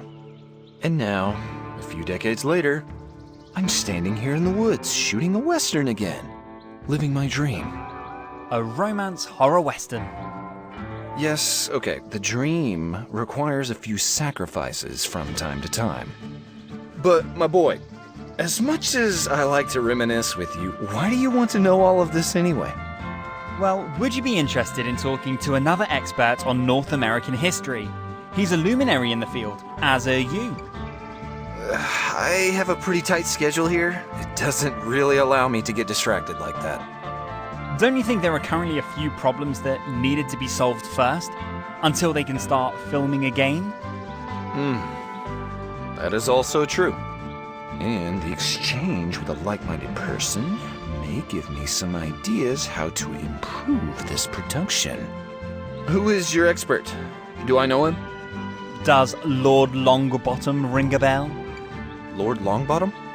The Lord Longbottom, perhaps. Lord Albus Percival Longbottom? Oh, you know him already? Not personally, unfortunately. However, I am a lifetime subscriber to the American Archaeology magazine, and Lord Longbottom's contributions to that magazine were, or are, absolutely fantastic. His expeditions in South and North America are legendary, and milestones of modern archaeology. Oops, you sound really excited. And you know Lord Longbottom? Really? He's kind of like the modern Indiana Jones, you know. Yeah, I know him. Very well even. We've been friends for a long time, ever since we ran into each other walking our chihuahuas. And the comparison with Indiana Jones, he doesn't like that at all, but it's okay. I once made the same mistake. Would you be interested in a meeting? That could certainly be arranged. Are you seriously asking that? Of course, I'd be interested. This kind of distraction might be just what I need right now. After all these years, deep in my heart, the fire of the historian and archaeologist still burns brightly. Even though I myself have never had the pleasure of going on an archaeological trip. I would be all the more pleased to hear from Lord Longbottom about his travels firsthand. Great! Then I'll let Lord Longbottom know promptly that he'll find a like-minded person here. Thanks a lot, my boy. I really appreciate that. Good, I'll let you get on with your work. See you later. I can't wait to hear from Lord Longbottom.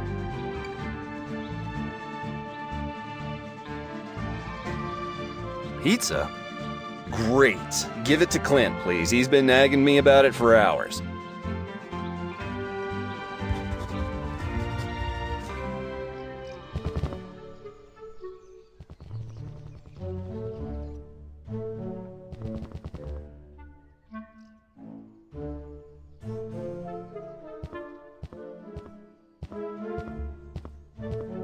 I don't think pizza fits into the lady's diet plan.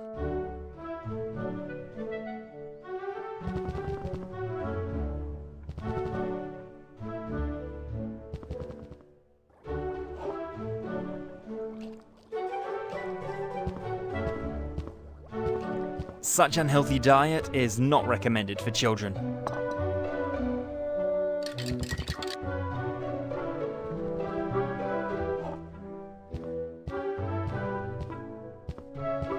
Yes, my friend. Is there anything else I can help you with? I have good news for you. So, which are?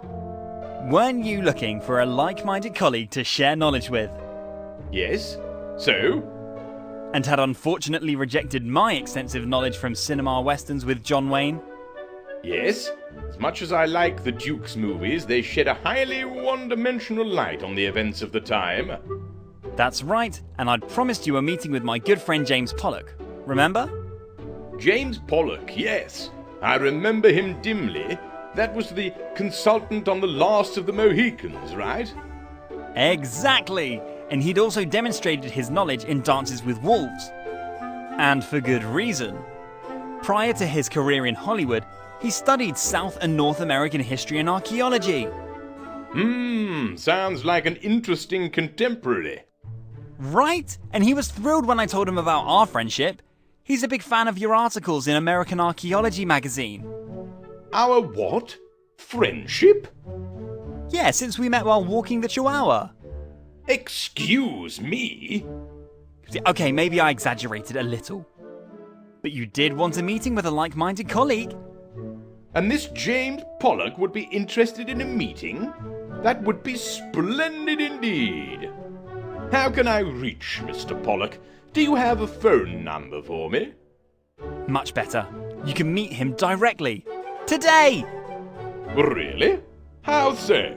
Isn't he shooting some movie in Hollywood right now? As luck would have it, he's indeed shooting a movie at the moment, but right around the corner. That is terrific. Where exactly is the movie set? Do you know the collapsed viaduct a few villages away? Yes, I think I read something about it recently. Well, the bridge has been expertly repaired in the meantime, and directly on the other side in the forest is the movie set. You can't miss it, if you're not afraid of heights. That is indeed great news. Thank you for making the contact. After all, what are friends for? Yeah, exactly. As soon as I have finished cataloguing here, I will pay Mr. Pollock a visit. I'm sure you have many common themes. I think so too. And this will be a pleasant change from the topics I can talk about with my wife. She is all about cats, cats, and cats again.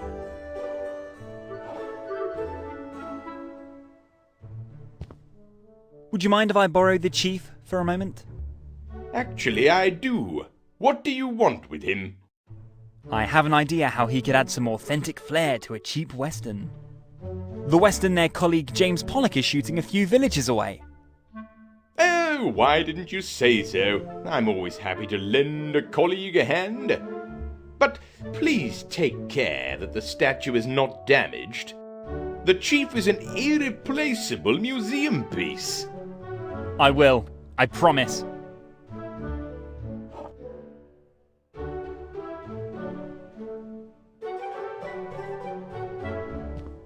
I think Lord Longbottom agreed to let me borrow the chief for a short time.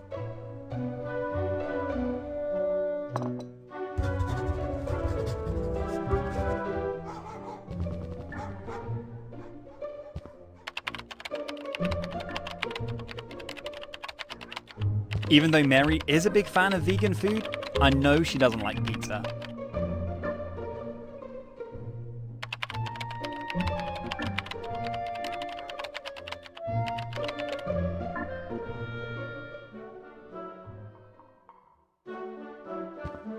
Johnny doesn't look like the type of person who would appreciate a good slice of vegan pizza to me. Johnny looks more like the currywurst and fries type to me.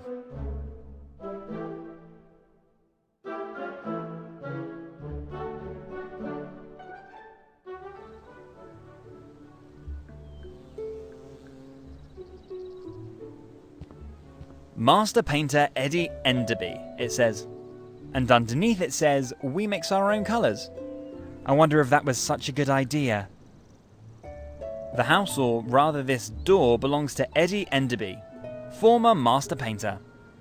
I suspect his career as a painter came to an explosive end. Fascinating that the door and the doorframe survived the explosion and the subsequent fire virtually unscathed. This speaks for a high level of craftsmanship. Unfortunately, other artists were obviously at work on the rest of the house.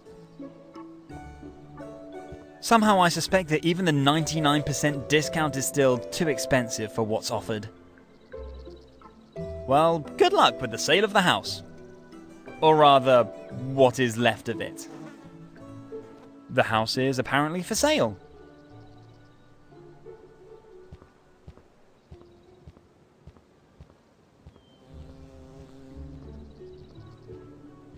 A greenhouse. The amateur gardener's playground. From what I can tell from this, someone seems to have made the greenhouse semi-habitable. My big sister's also the proud owner of such a greenhouse. Only hers is more like a see-through tent. And after each major storm, she has to collect all the individual parts, including her tomato plants grown there, in the field again.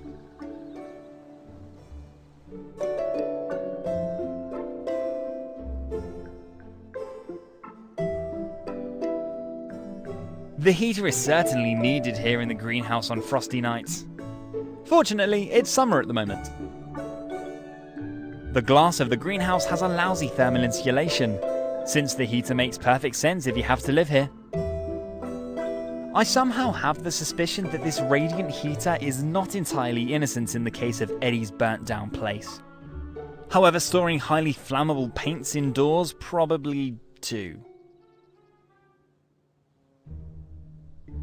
A huge pile of broken hammers and stone chisels. A stone chisel hammer's mass grave. The Graveyard of Stone Masonry Tools Part 5. Now in a movie theatre near you. I wonder what the sculpture will represent when it's finished. Judging by the large pile of broken tools, Eddie doesn't seem to be making any real progress with his sculpture. Could that be a head Eddie's working on here?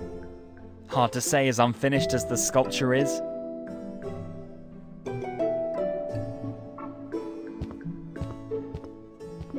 The folding bed looks terribly uncomfortable, but still, better than sleeping on the floor. Such a camping bed has once screwed up an actually nice hiking vacation. I can still feel the stinging bed springs in my back. Eddie really seems to live here in the greenhouse. That would be Master Painter Eddie Enderby. It looks like he's changed professions. Probably a good decision.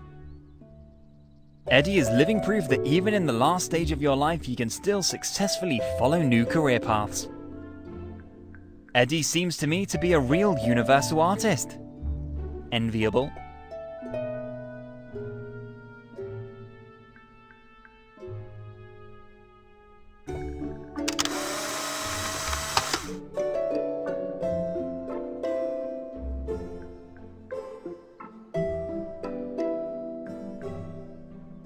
Eddie, unfortunately, prefers pizza with a topping of, as he puts it, dead animals. Very unfortunate. Yikes! Who are you? And why are you standing in my living room? I'm... Did Alfredo send you? From the pizzeria, Alfredo? I had already told the last pizza guy that I wasn't interested in vegan giveaways. Alfredo is welcome to keep these chemical bombs. I prefer a dead animal-topped pizza over this vegan crap any day. Oh, I'm sorry to hear that. But, I don't deliver pizza.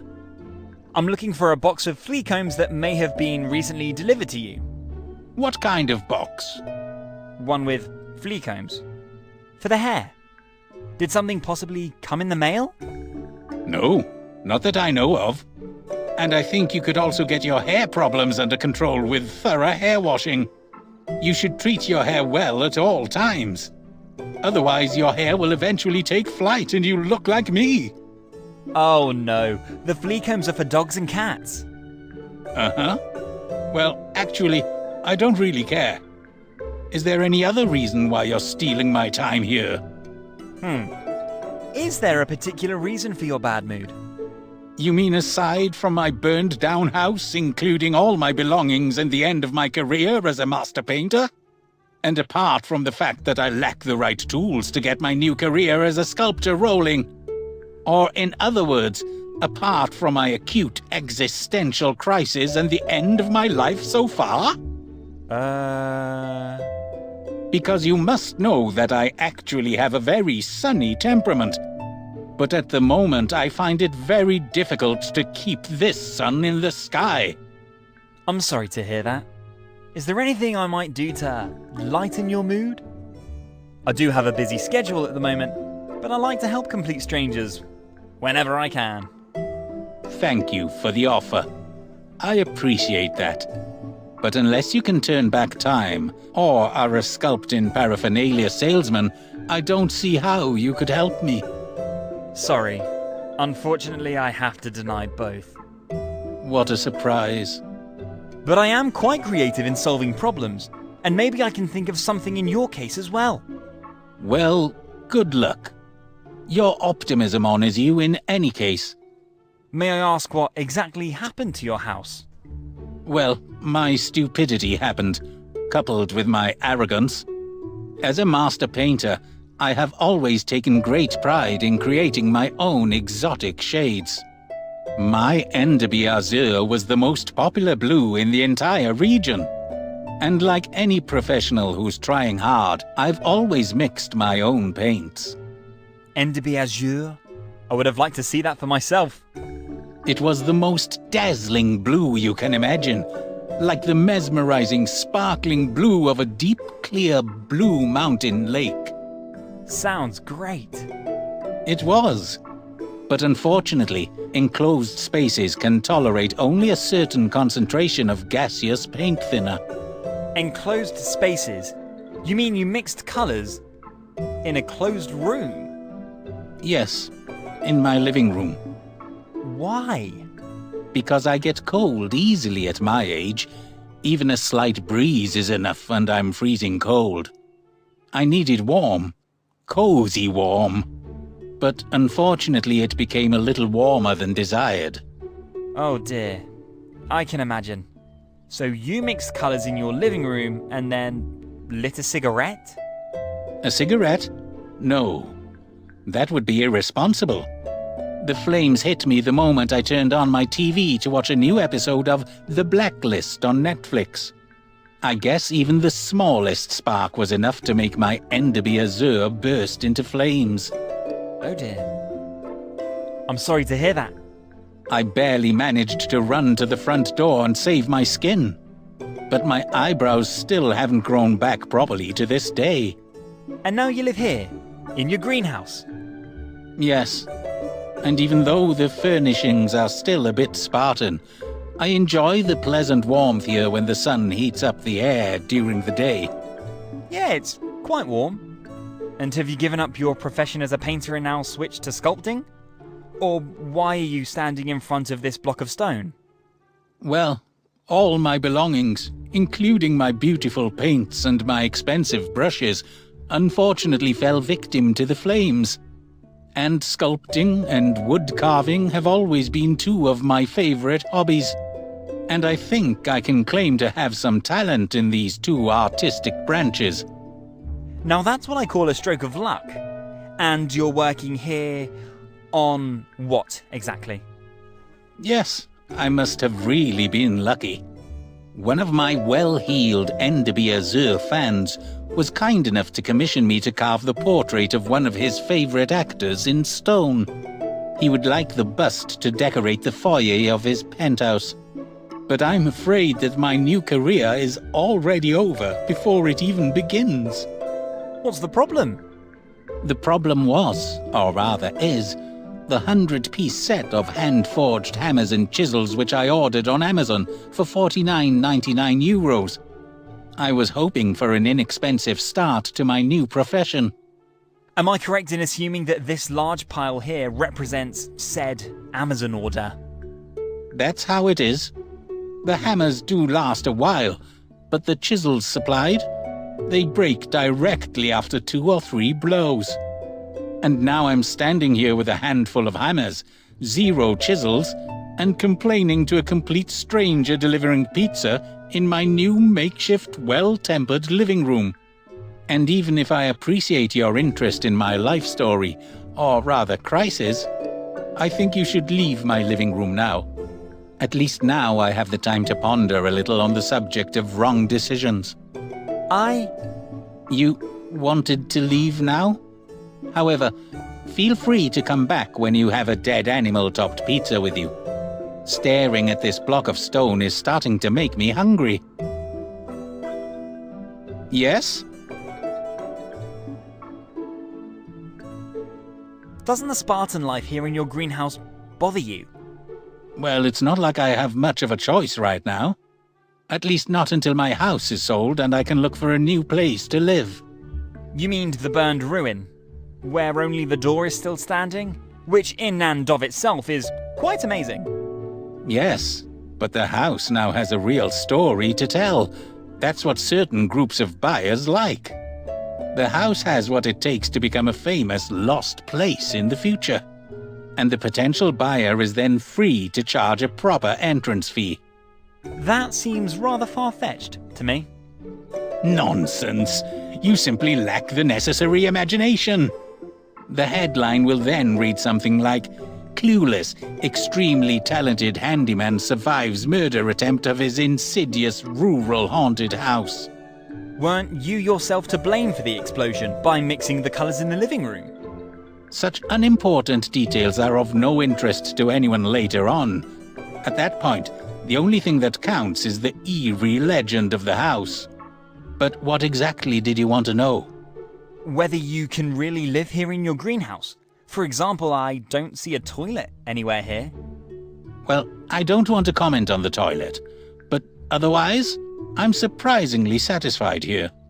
All I really miss is my TV and my evening Netflix marathon. Unfortunately, I have already missed several episodes of The Blacklist. That being said, it's nice and warm here during the day. I hate the cold. And for the night, I have my thick blanket. Then you assume that your fire ruin was sold by winter? Yes, of course. Why do you keep bringing this up? Are you interested in buying? Not really. My future house for my 100 cats and me should at least have a roof.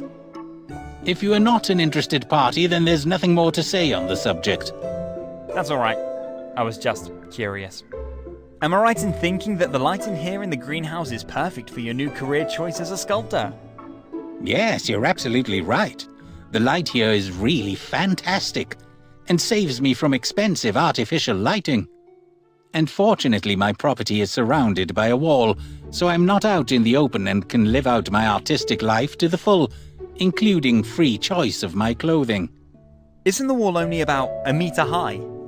Yes, it is, but due to the viewing angle, you would have to stand directly in front of the wall to be able to look in here, especially since my property is located in a valley bottom. I think that statement's only half right. You are quite a know-it-all, aren't you? This statement is probably entirely correct. Well, that's a rather unattractive quirk, my young friend. Sorry. I'm trying to work on myself. Good. and I think you should let me continue to work now. Is there anything else? How did that ruin over there happen again? Why do you want to know? Are you interested in buying? The house is somewhat dilapidated, but has currently been greatly reduced in price. So it's a real bargain. No. Not really. And if I ever buy a house for myself and my 100 cats later, it will certainly be one with windows. And a roof. Too bad. But I admit, the sale is proving somewhat difficult at the moment. It's amazing, but to many buyers, just like you, such small details as windows or a roof are quite important. And that despite the fact that the house has such a great story to tell. The story of a jerk who wiped out his home, his career, and nearly his life with a paint thinner explosion. That sounds bad. What exactly happened again? So you really want to poke at the old wounds? Oh well, I guess I didn't deserve any better. It was the evening of a busy day. I spent the entire day mixing more buckets of NW Azure in my living room. My famous, self-composed shade of blue that gives each coat the sparkling grace of a deep blue mountain lake. And which was extremely popular with all my customers thanks to a fair price. I wish I could have seen the blue once. Unfortunately, you never will. So I had been mixing colors all day and was starting to get a little sleepy. Whether it was the fumes from the paint thinner or just my age, I don't know. Before I went to bed, I wanted to watch an episode of The Blacklist on Netflix, as I do every day. And I was eager to see how Raymond Reddington manages to fool the authorities once again. I like The Blacklist too. Yeah? Well, maybe you can tell me what happened in the episode in question, because unfortunately, I couldn't enjoy 1 second of it. I suspect it was the power-on spark from the TV's power supply. The next thing I remember was a deafening bang, and the fact that my eyebrows were on fire. Whoops. Yes, whoops. So I ran like hell to the front door with my last ounce of will to live, and obviously somehow made it out of that inferno alive. And since then, I've turned my life around, changed jobs, and moved into my summer residence. You mean the greenhouse here? Yes, exactly. And that's not so impractical. You're constantly out in the open, but protected from the wind and weather, and the sun heats up the inside nicely. I admire your composure given your situation. Oh, come on. Complaining won't get me anywhere, and a buyer for the house will certainly be found at some point. And until then, I'll reside in my summer abode and try my luck as a sculptor. Well then, I wish you success with the sale of the house. Thank you. I just hope that a buyer will be found by winter. Otherwise, I'm afraid I'll be carried out of here as an icicle after the first night with sub-zero temperatures. I hate the cold. Is there anything else? You're not really getting anywhere with your bust, are you? Oh, really? I am in despair. What's the problem? The problem is that my customer has ordered an impressive bust of his favorite actor, and I'm unable to deliver. An actor? Which one? Do I know them? Does that really matter? What does matter is that I'm just not getting anywhere here. And reason is this damn 100-piece set of hand-forged hammers and chisels which I ordered for €49.99 on Amazon. Sounds like a great offer. I thought so too. But to make a long story short, I now have a handful of hammers, 0 chisels, and a half-finished statue. The quality of the steel on the chisels is so poor that they shatter into 1,000 pieces after only 2 or 3 powerful blows. And the quality of the hammers is not much better. That does indeed sound like a problem.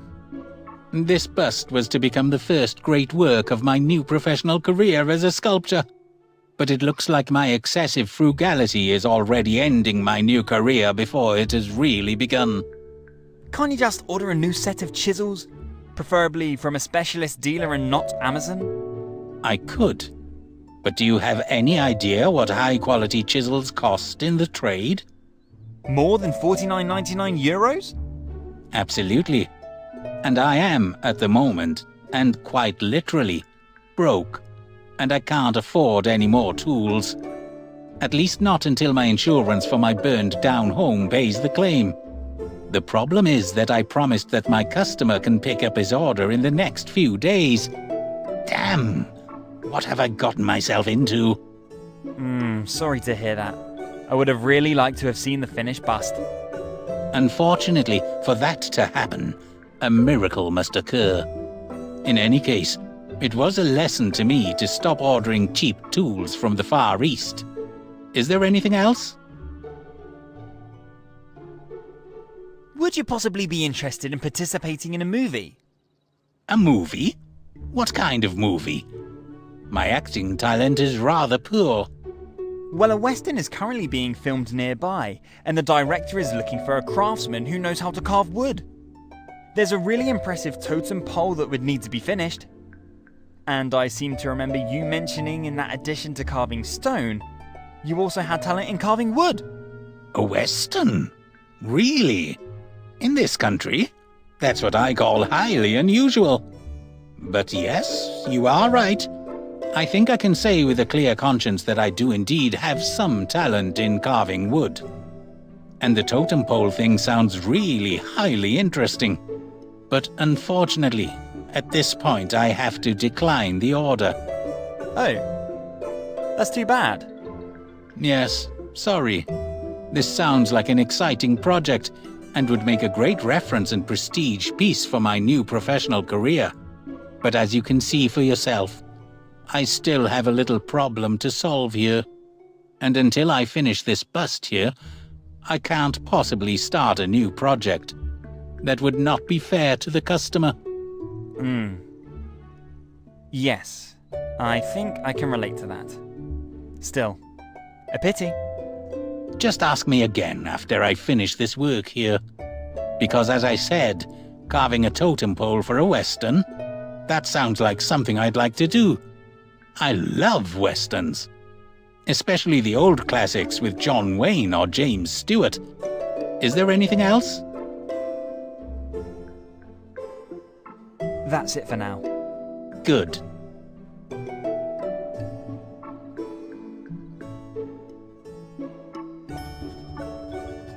Perhaps a professional chisel could make sure that you can finish your stone bust. Joker? For sure, a professional chisel would help finish the bust. But I do not own a professional chisel. Just this cheap junk from my Amazon order. Or rather, I owned this cheap junk from my Amazon order. Because all the chisels from this order are broken. And with them, my hope for a new career as a successful stonemason. Well, as luck would have it, I recently found a high-quality looking stone chisel on the side of the road. Presumably it had fallen off some truck. Really? And you would let me have him? Just like that? You're welcome. I'm dying to see which actor is hiding behind the mask of stone. Oh, I would be forever in your debt if your stone chisel was really any good. Well, there's only one way to find out, isn't there? Here you go, and good luck!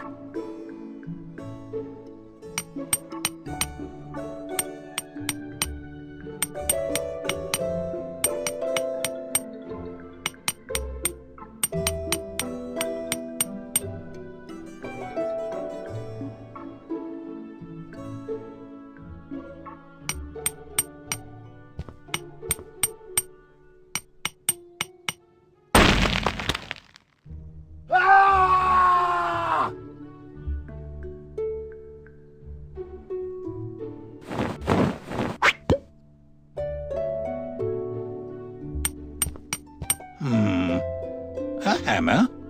It looks quite stable. It is. A real professional tool. Really?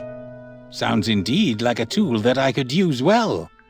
The chisel you gave me is unfortunately the death of my hammers from the Amazon order of the 100-piece set of hand-forged hammers and chisels for €49.99. Death? Yes. I suspect that the high-quality steel of the stone chisel is not compatible with the low-quality steel of my Amazon hammers. If my cheap chisels used to break after a few blows, now it's the cheap hammers that shatter into 1,000 pieces after a few blows. It's so frustrating. Well then, try my hammer here. As I said, it's a high-quality professional tool. And you would just give it to me? Why, of course. I'm dying to see which actor is hiding behind the facade of stone. Then I guess the only thing left to do is to thank you again. Good. Let's see if your hammer is any good.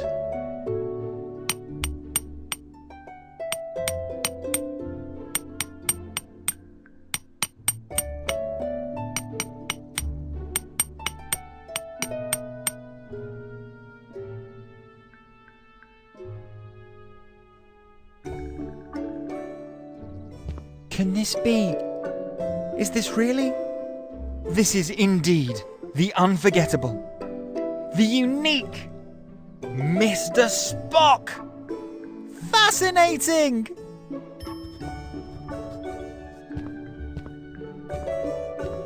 Wow! That's a bust of Leonard Nimoy! And in the Futurama version! I am deeply impressed.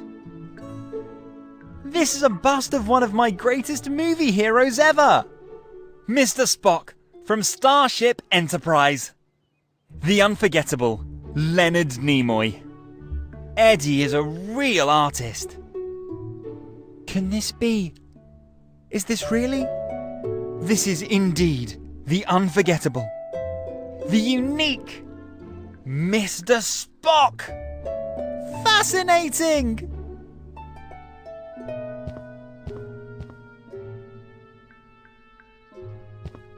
Yes? Wow, that's Leonard Nimoy, isn't it? In the Futurama version. I'm deeply impressed. But why the critical expression on your face? Are you not satisfied with your work? Oh, yes. The work is really successful thanks to your excellent tools, I think.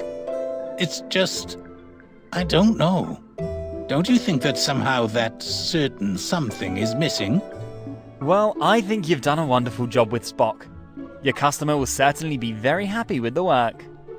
Do you really think so? Don't you? I don't know. Technically, the bust is already quite okay, but it somehow still lacks some character, I think. The customer attaches great importance to the fact that the work depicts the characteristics of Mr. Nimoy as authentically as possible. Characteristics? Yes, as far as I know, Mr. Nimoy was a very serious person during his lifetime on the one hand, with a cool detachment. Had a great sense of humor on the other hand, and I would like to depict both qualities in a subtle way with my work. Well, the fact that you chose the Futurama Leonard Nimoy as a template is pretty funny. So that would be half the battle. I think you misunderstand. I chose this cartoon template because its clean lines and colors made it very easy to chisel, not because I wanted to depict a characteristic of the actor. Oh. I see. I suggest you let me think about that a little first. I knew Mr. Nimoy very well. First, of course, from all of his adventures with Starship Enterprise. On the other hand, I had the great honor to see him in person at one of his last science fiction conventions. Really? Yeah. And I'm convinced I can think of a way to make Spock's coolness and humor even better. That would really be a big help. Please let me know if you have any ideas. Promise.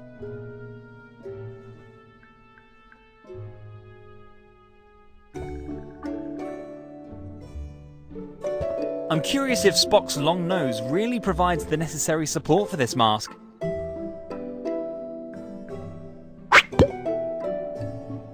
Well, this may be a bit unconventional, but these funny glasses could be just the certain extra that Eddie wants for his statue. symbolic of Leonard Nimoy's great sense of humour.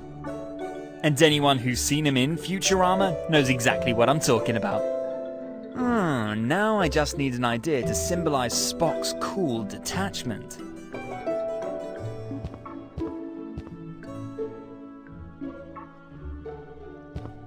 Mr. Spock is now wearing an iconic Groucho Marx mask. Mr. Spock with a Groucho Marx mask. That's what I call real art. Leonard Nimoy would love it. He had a very special sense of humour.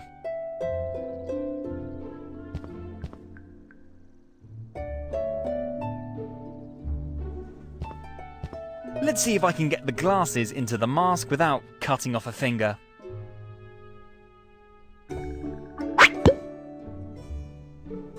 I should become an optician! I definitely have a talent for such delicate work. The glasses fit like a glove. And the mask is now a shining symbol of both Leonard Nimoy's unforgettable humour and his cool detachment. I think Eddie will be very pleased.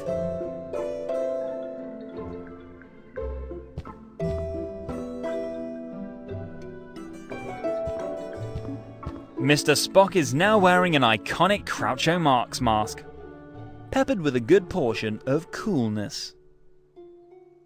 Mr. Spock as a Top Gun pilot with a Groucho Marx mask. Well, I think it's great. Leonard Nimoy would definitely love it! Even though he usually comes across as quite serious, he has an incomparable sense of humour.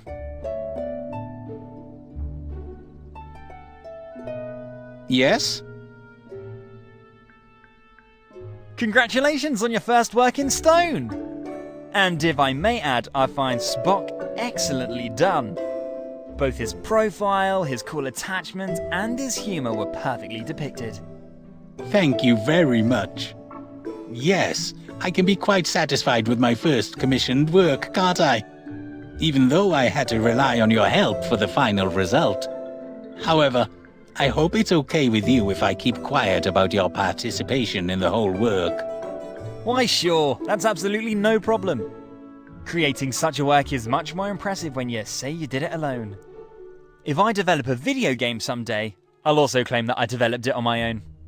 And then I'd certainly keep quiet about the 2 dozens of helpers needed without any remorse. Thank you for understanding. But of course, Chief Engineer Montgomery Scott of the Starship Enterprise always acted as if he alone would keep the Enterprise alive. Enterprise? I'm sorry, I'm not familiar with science fiction. I actually only watch The Blacklist on Netflix. At least I did when I still had a TV. Well, you should be able to easily afford a new TV with the fee of your first work in stone.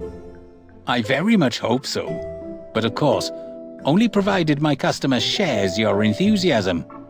I'm firmly convinced of that. Who did you say your customer was? I would love to have a little chat with him about Star Trek. The fans in my circle of friends still wear their mother's homemade costumes to conventions. No one owns a penthouse with a stone bust of Leonard Nimoy in the foyer. Sorry, I already mentioned it. My customer appreciates the anonymity. Too bad. Not even a hint? Possibly one of the current Spock actors? No. My customer is also an older man, and he's also an actor, singer, book author, and an eccentric by any other name. I mean, who else would put a stone bust of their dead friend in their penthouse? Dead friend? Forget it. I have already clearly said too much. Ooh, I have a hunch about who it is. And yes, I also had the honour to meet him at a science fiction convention. Well, I'm happy for you, my boy. Is there anything else? Would you possibly be interested in participating in a movie? A movie? What kind of movie? My acting talent is rather poor. Well, a western is currently being filmed nearby, and the director is looking for a craftsman who knows how to carve wood. There's a really impressive totem pole that would need to be finished. And I seem to remember you mentioning in that addition to carving stone, you also had talent in carving wood. A western? Really? In this country, that's what I call highly unusual. But yes, you are right. I think I can say with a clear conscience that I do indeed have some talent in carving wood. And the totem pole thing sounds really highly interesting. Why not?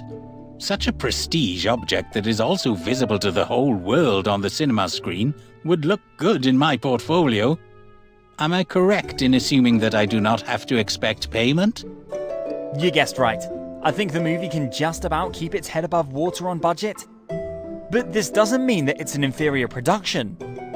I think the director, Mr. Pollock, has some talent to show. I'm glad to hear that. Well, all right.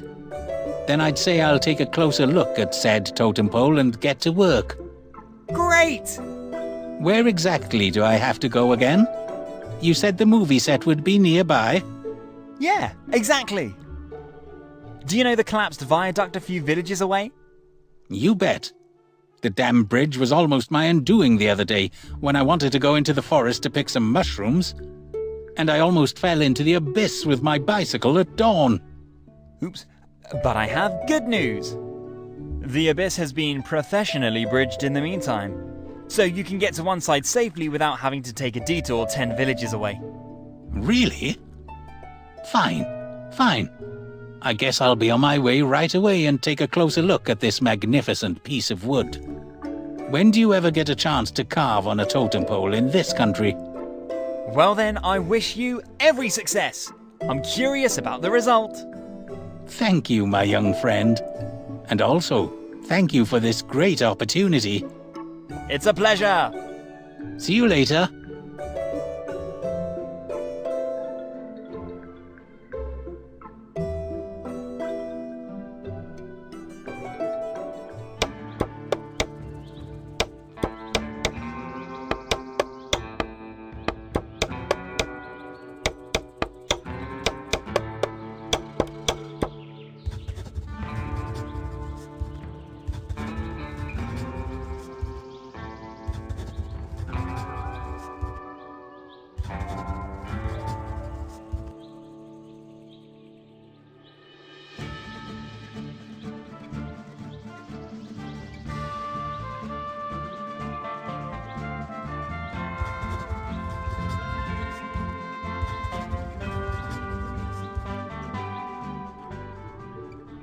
Whoa!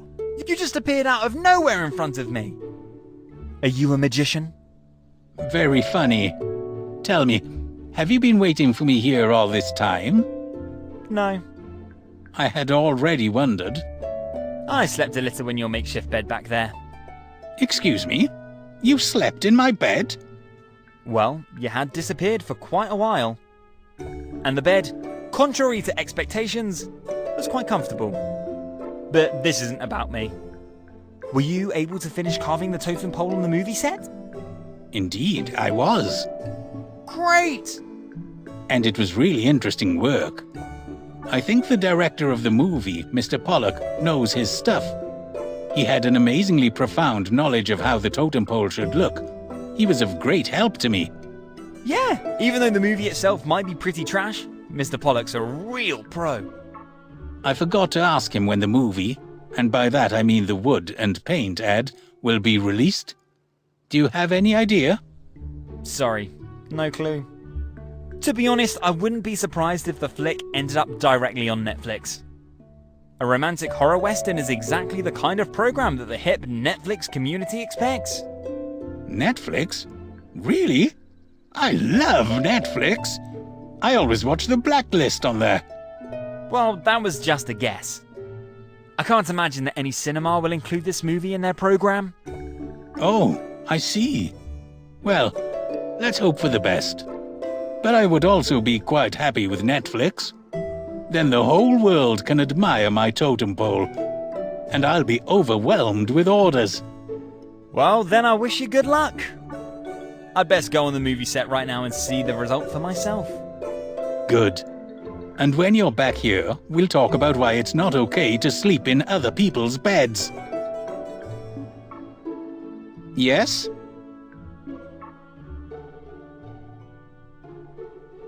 That's it for now. Good.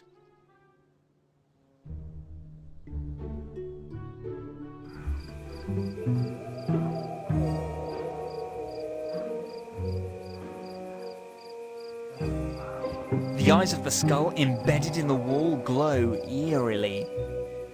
This is a special effect that is as impressive as it is creepy. At least, I hope that's a special effect.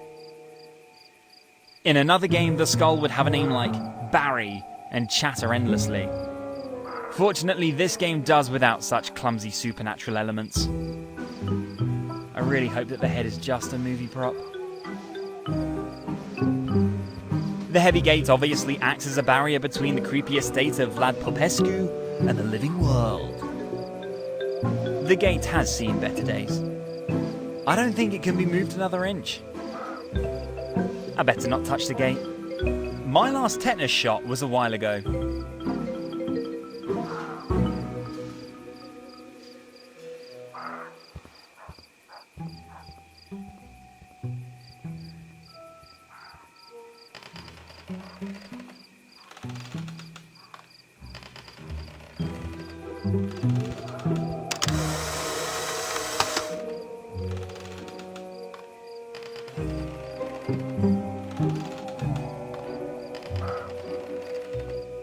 No, thanks. I live exclusively on raw food.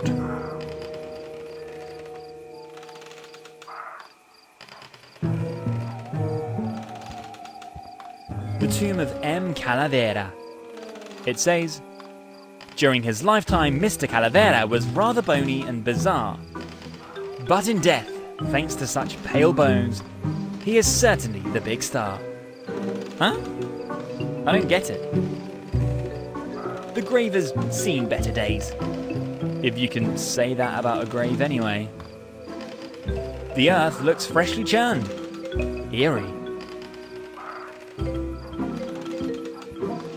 This huge, eerie mansion exudes a morbid charm. It almost seems as if the house whispers to me, "Come in, young friend, and stay for eternity." But it's more likely that hell will freeze over than that I'll even set foot in the building. I've played enough point-and-click adventures to know that I'd better steer clear of such houses. This huge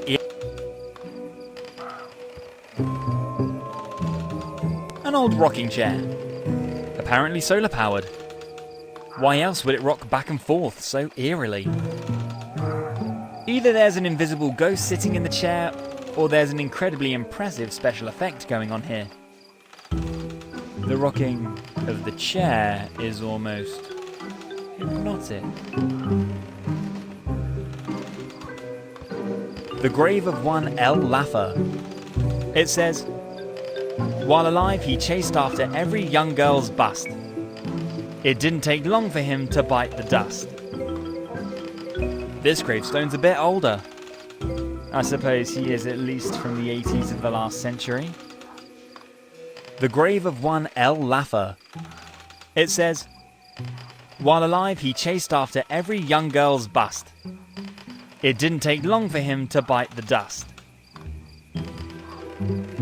The grave of a H. Jones. It says, a famous globetrotter and scholar near and far. He's now in heaven, teaching his archaeology seminar. The grave's so tiny there can't possibly be an adult person buried there, but possibly just a low-cost urn grave. All in all, the grave is neatly maintained. The grave of a R. Wilco.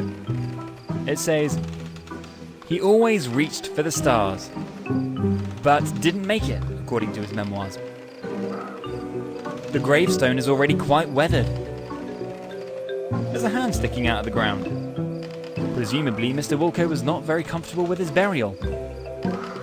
The grave, it says, he all but did. The older gentleman looks like the horror movie star Vlad Popescu. But shouldn't he be at least 150 years old? For 150, he really held his own. It seems that Vlad is remembering long-buried friends, which, at an age of 150, is not that uncommon. He seems a little melancholy to me.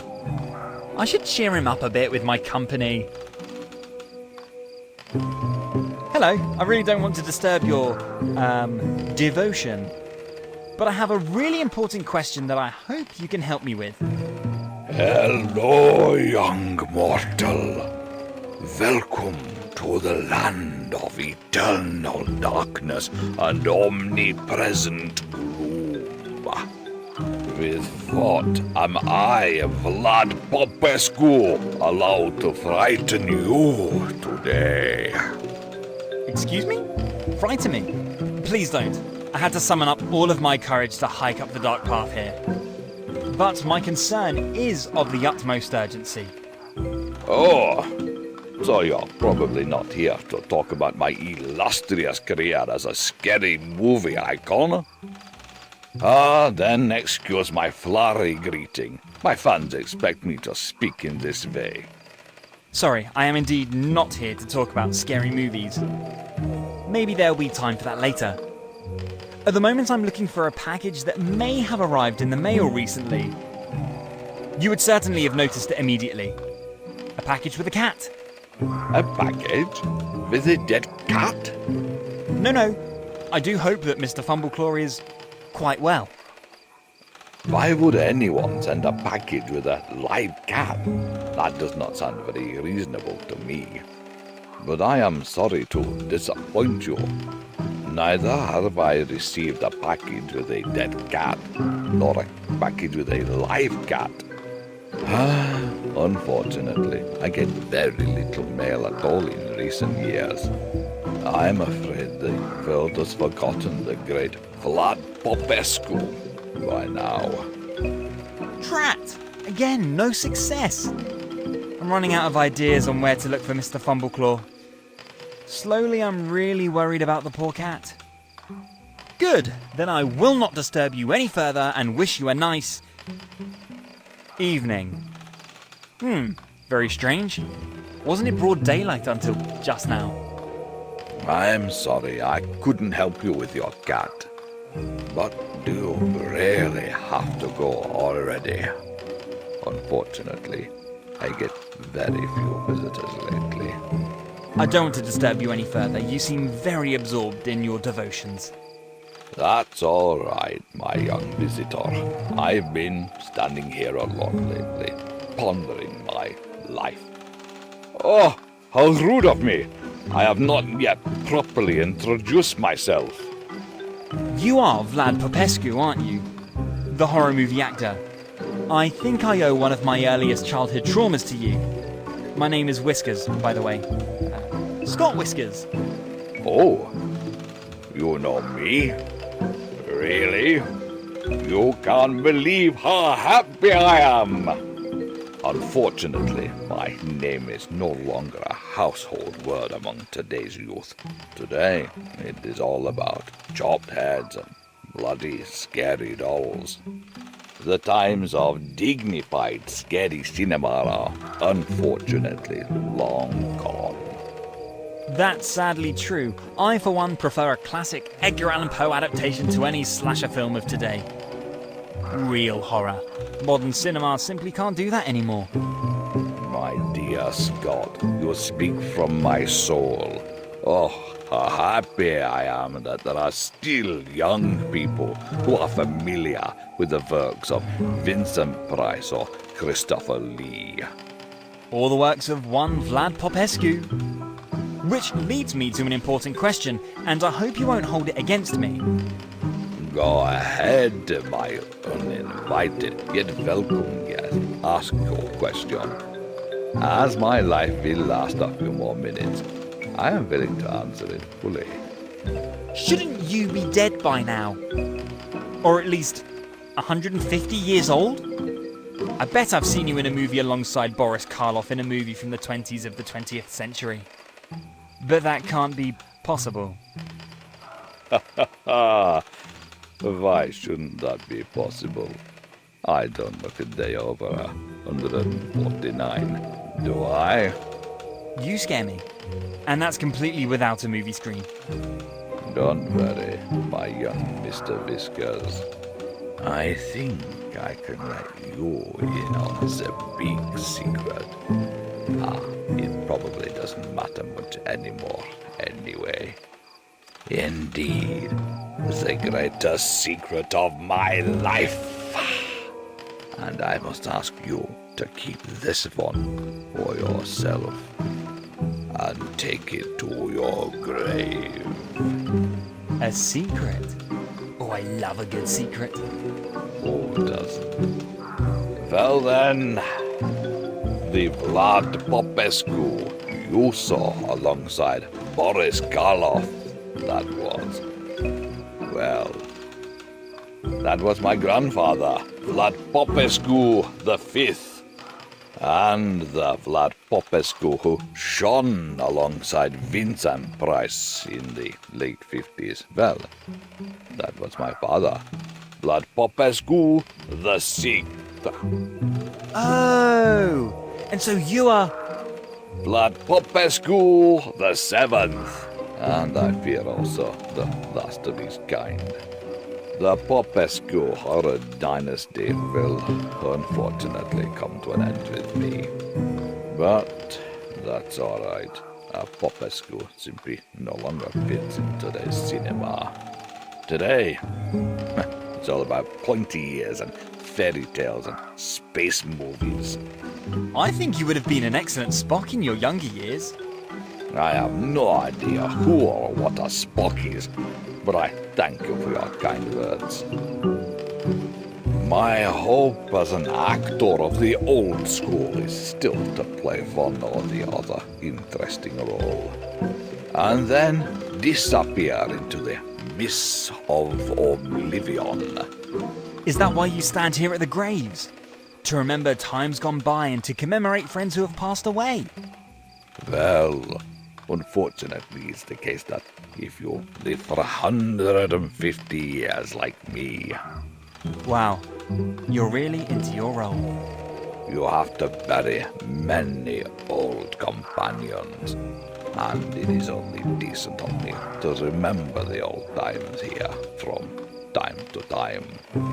Your melancholy is so slowly becoming contagious. Oh, I am sorry. That was not my intention. Is there anything I can do to cheer you up a little? Maybe a small cat from the animal shelter where I work would please you. When I'm sad, I always take an extra shift at the shelter to be with my cuddly Jimmy. His purring brightens my spirits every time. I'm afraid my cat hair allergy wouldn't allow that. No, I'm only happy, really happy, on the big screen. But unless you happen to be a movie producer who has a role for an aging movie star like me, I'm afraid you can't do anything for me. Well, I don't want to promise anything, but in fact, I have solved much more difficult tasks in this game. I will definitely keep my eyes open for a role for you. And I appreciate that very much. And I very much hope that you'll find your package cat. No animal should be shipped in such a undignified way. Thanks. See you later. See you. And whenever you want to spend some time here at the grave, you're always welcome to do so.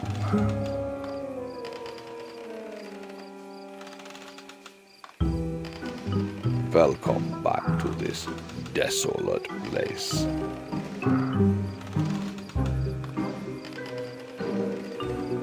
Graves so close to the house, isn't that a little creepy? Don't mention it. Why, I think everyone should have at least one or two graves on their doorstep. Why would anyone want a grave on their doorstep? I find that extremely macabre. Let me tell you, my young visitor, there is nothing more relaxing than standing in front of a grave for a while at the evening hour, after a hard day's work, and doing some soul-searching. After all, the dead have nothing better to do than listen to my everyday problems and give me one or two pieces of wise advice.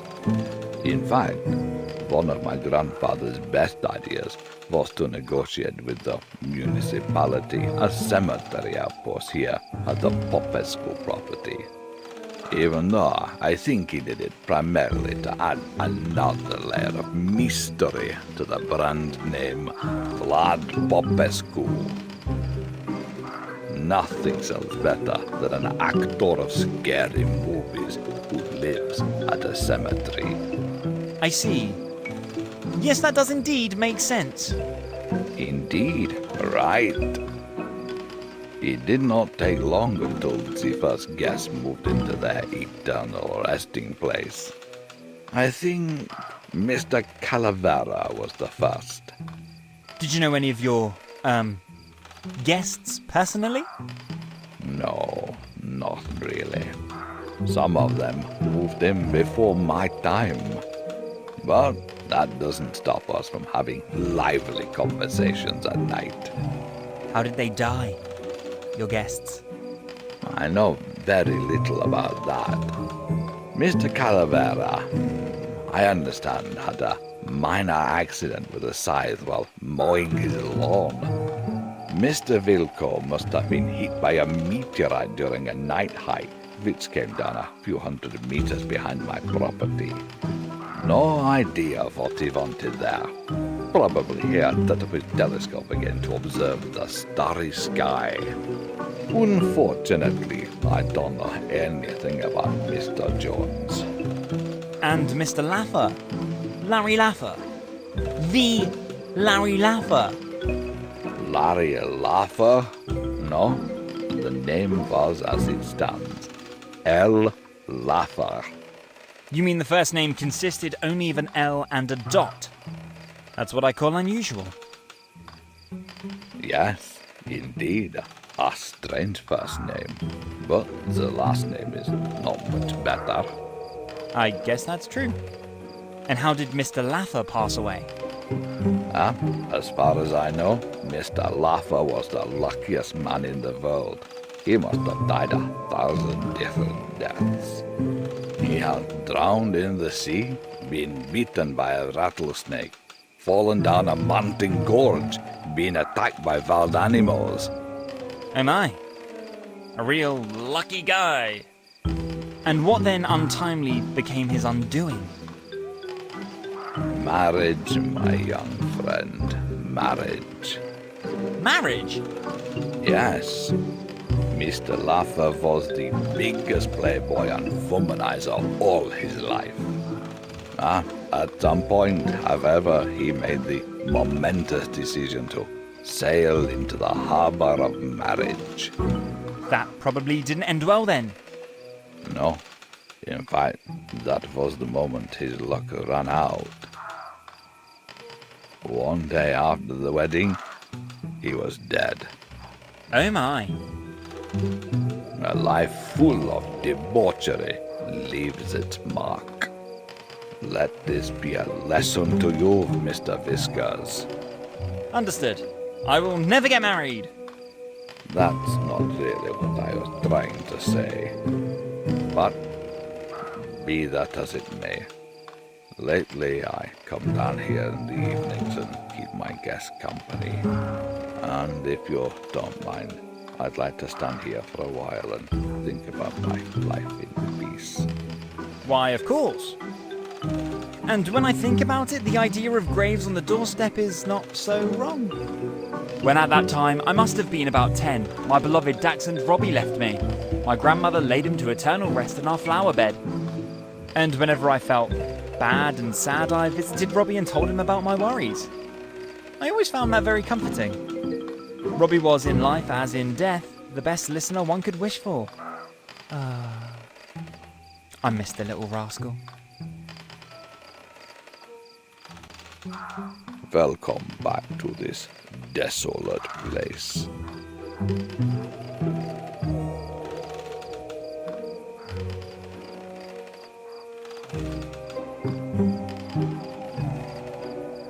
I would like to know more about the Popescu's dynasty.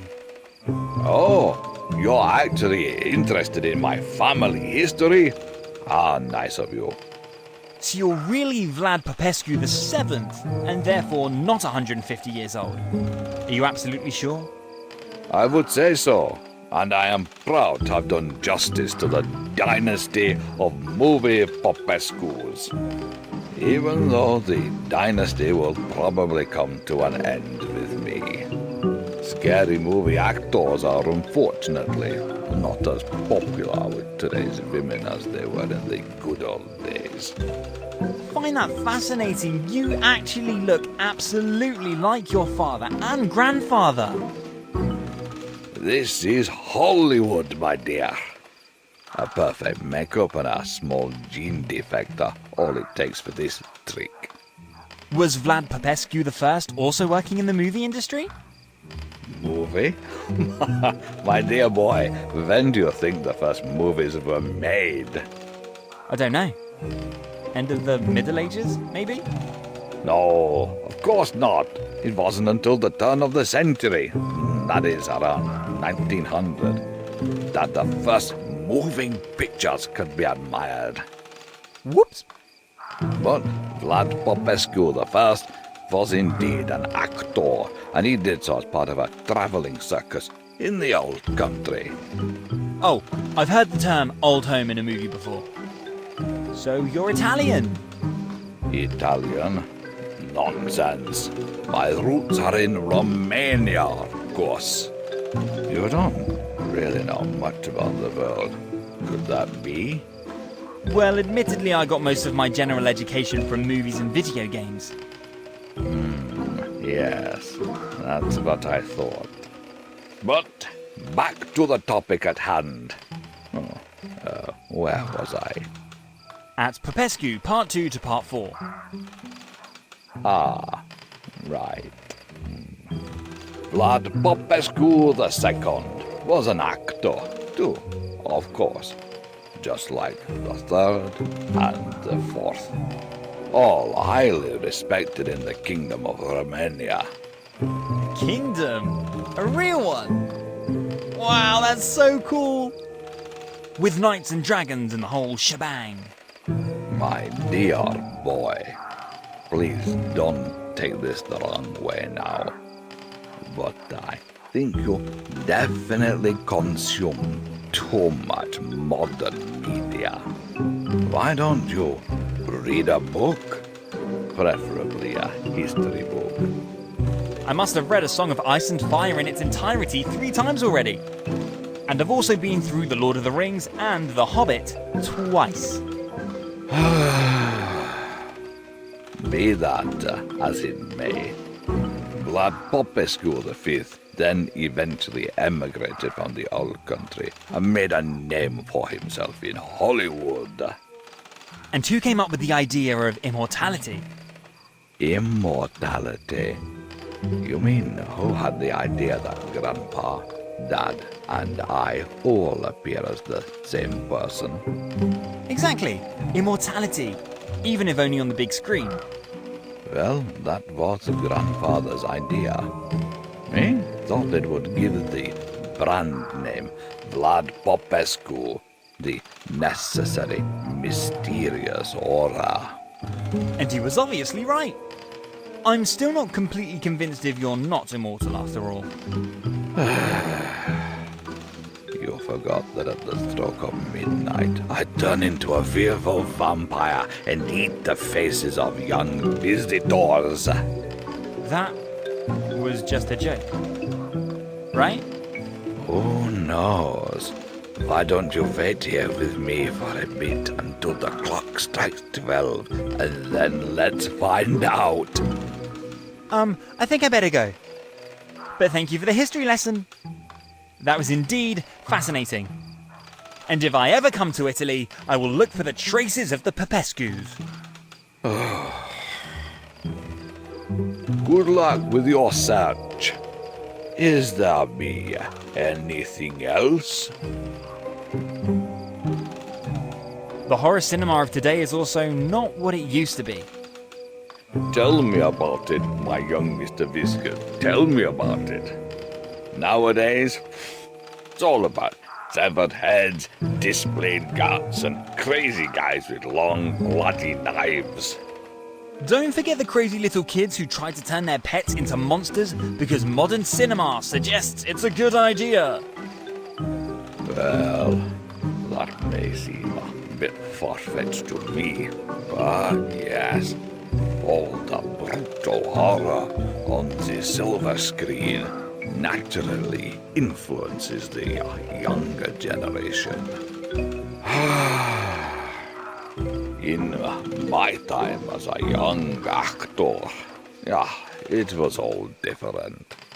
Horror was based above all on a sophisticated cinema of thought.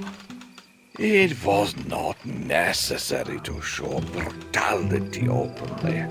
It was enough to just hint at it. A loud scream in the distance. A camera panned to the sky when Dracula sank his teeth into the victim. An effective shadow play on the churchyard wall when the werewolf attacked his victim. Nothing was more gruesome than the horror that took place in the mind of the moviegoer himself. Quite apart from the fact that only in this way was a teen rating possible for certain movies, and that automatically attracted a larger audience from a purely economic point of view. Personally, I'm more of a fan of true ghost stories. I find a vampire or werewolf only moderately creepy. Although I have to admit that the Twilight Saga film series was quite scary, even if for completely different reasons. I'm glad to hear that. You may know that I have had the honor of starring in several Edgar Allan Poe movie adaptations. Sorry, when I think of Edgar Allan Poe movie adaptations, I have the especially legendary Vincent Price in mind. That's all right. Vincent Price was indeed a great actor, and without him in front of the camera and Roger Corman behind it, Mr. Poe's movies wouldn't have the status they do in today's pop culture. And I agree with you, nothing is scarier than a well-told ghost story. An art that only a very few movie makers have mastered these days. Like Guillermo del Toro with The Devil's Backbone, or J.A. Bayona with The Orphanage. The Orphanage? I don't think I've seen it yet. Is that movie scary? Apart from the fact that I generally find children quite scary. Oh, the flick will make your blood run cold. A really great told ghost story. Subtlety told, full of twists, highly tragic. Sounds interesting indeed. Thanks for the tip. My young friend, this conversation is starting to make me a little melancholy. Oh, why's that? Yeah, The Orphanage is a rather sad movie. But to be in a melancholic mood, you should have seen it first. No, that's not what I meant. Unfortunately, at my age, the chance of being allowed to star in a classic scary movie is about zero. No one wants to see a washed-up, old-school horror star in a modern movie anymore. After all, the only thing I have left to look forward to is some small supporting role in another sequel to these weird star quarrels. I am afraid my time as an actor is definitely over. Oh, I would find that a great pity.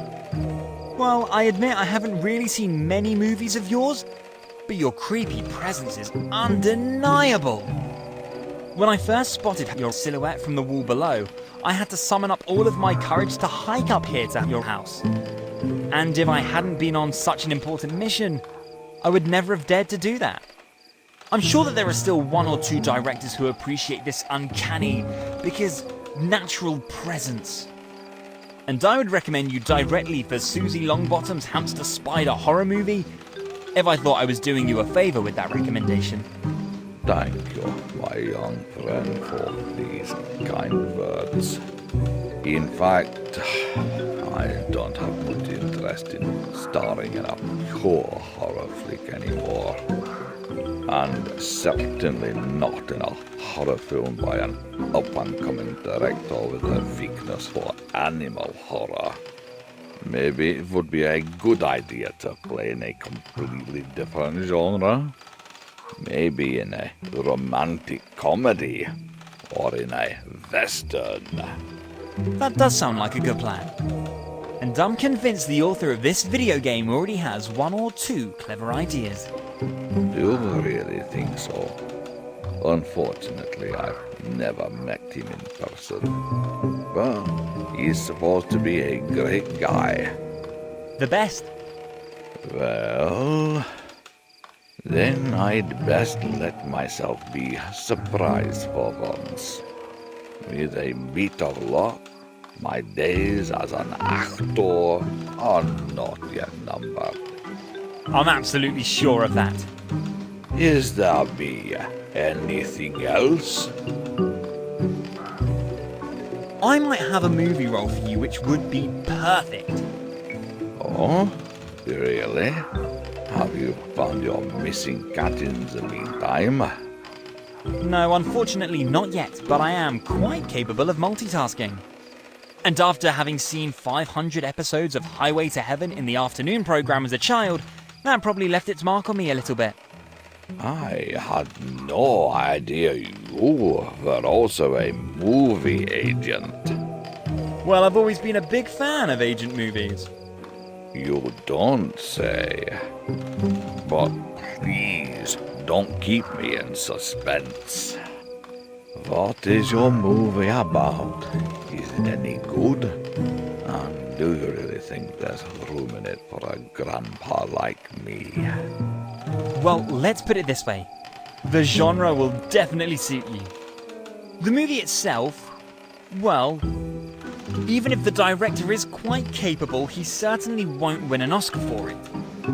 And as far as the topic of the grandfather is concerned, yes, we would indeed have to come up with something. Unfortunately, the role is intended for a much younger actor. But I am absolutely convinced that you'd be perfect for it.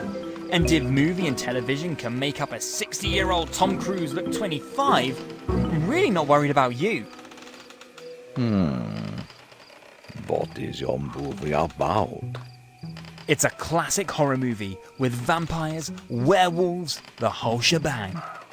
So, something like Dracula. I was always great as Dracula. Yeah, exactly. Something like Dracula, with a touch of Beverly Hills 90210 and a pinch of A Fistful of Dollars. That sounds like a daring mixture, and not at all like the Dracula I know. You said A Fistful of Dollars, so it's a western. I've always wanted to be in a western. Yep, a western, albeit tailored to a rather modern cinema audience. And to give credit where credit is due and lay all the cards on the table, this is a romance horror western. Oh, what now? A romance horror western! The genre is currently big at the box office. You don't say. Doesn't really sound like something I would necessarily play. Is my role any good? I assume that it is the main role. Well, no. You would be the handsome, young, funny sidekick to the main character. So, something like the second lead role, or at least the most important supporting role. I'll be honest, I have no idea exactly how extensive or important your role is in the movie. And I'm afraid you better not expect too much from the role. But wouldn't even a small role in a blockbuster, and I fear the movie will be very successful, be better than no role in any movies? Such a flick could be an excellent springboard for further and far better roles. You're right, of course. And please excuse me if I sounded a little ungrateful for a moment. You don't get rid of those star airs and graces from the good old days overnight. And you're absolutely right, of course. You come here, interrupt your important search for the little cat, and bring me this great offer. Of course, I am grateful to you. Very grateful. Even a small chance at a small role is better than no chance at any role. I'm glad you see it that way. Do you think I have a chance at the role? In terms of your experience and skill, absolutely. The only crux, unfortunately, is the issue with the grandpa. This is where I think your expertise is needed. Do you possibly have any idea how the old Tom Cruise still passes off so believably as a 25-year-old Tom Cruise? Some magic Hollywood magic trick? So, apart from Botox and special effects, it's actually not that difficult. Not much has changed since today. Only unfortunately I can no longer afford a personal stylist. Not to mention expensive professional makeup. That sounds like two problems that can be solved. Do you really think so? Maybe if I came across a little younger, I would indeed have a shot at that role. That would be absolutely great. I miss the big screen so much.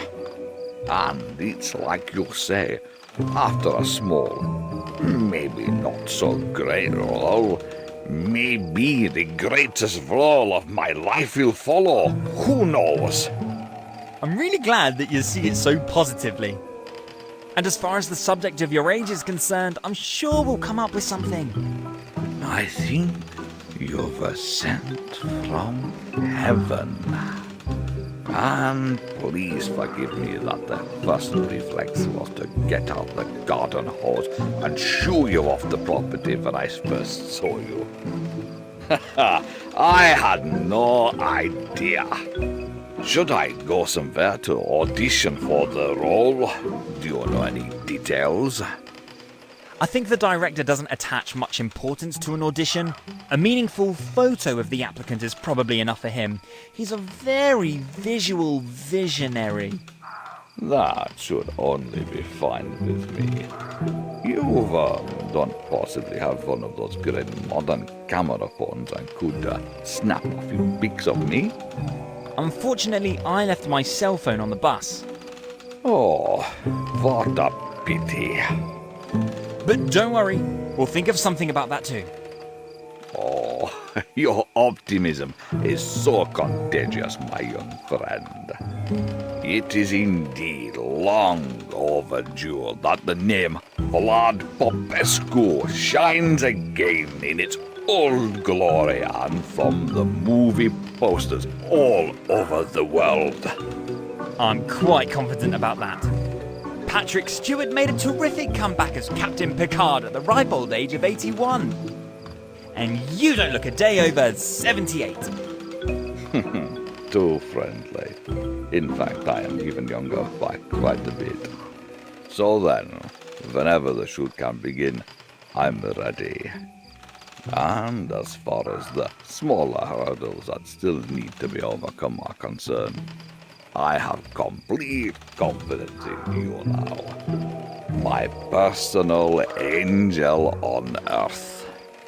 Is there be anything else?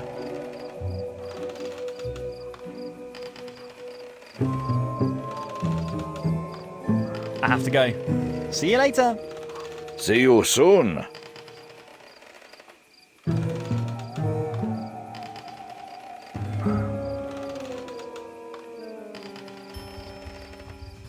I might have an idea how you could still get a part in the James Pollock romantic horror western. You mean that important supporting role where I'm supposed to play some funny cowboy? Yeah, exactly. Unfortunately, the problem is that you're a few years too old for the role. At least, Mr. Pollock would like to fill the role with a younger actor. Personally, I think it's an outrageous discrimination against older people. But Hollywood unfortunately sees things differently. And what makes you think I even have a chance? Simple. You probably don't know this, but I've been going to all kinds of science fiction and fantasy conventions for years. You don't say. And since I've always created my own costumes and masks over the years so far, I've developed quite a bit of talent as a makeup artist over that time. Really? So you know how to use a brush? I do. My face painting as a zombie from The Walking Dead was always the crowning glory of any convention party. And you think you could spice up my face a bit? I think so. And as luck would have it, I also found a collection of professional makeup on the side of the road. Presumably, it had fallen from the truck. And I would consider it a great honour if I could do your makeup and help you get this great movie role. Really? You would make an old man very happy with that. My stylist from the old days is unfortunately long gone. Sorry to hear he's dead. Dead? No. He came to visit 2 years ago, then left. And I've never seen him since. So, probably dead after all. Be that as it may. Would you mind if I now prove my skills with brush and makeup? Of course not. On the contrary, I would be forever indebted to you. Great. Then I'll get started. Please do not move now, if possible.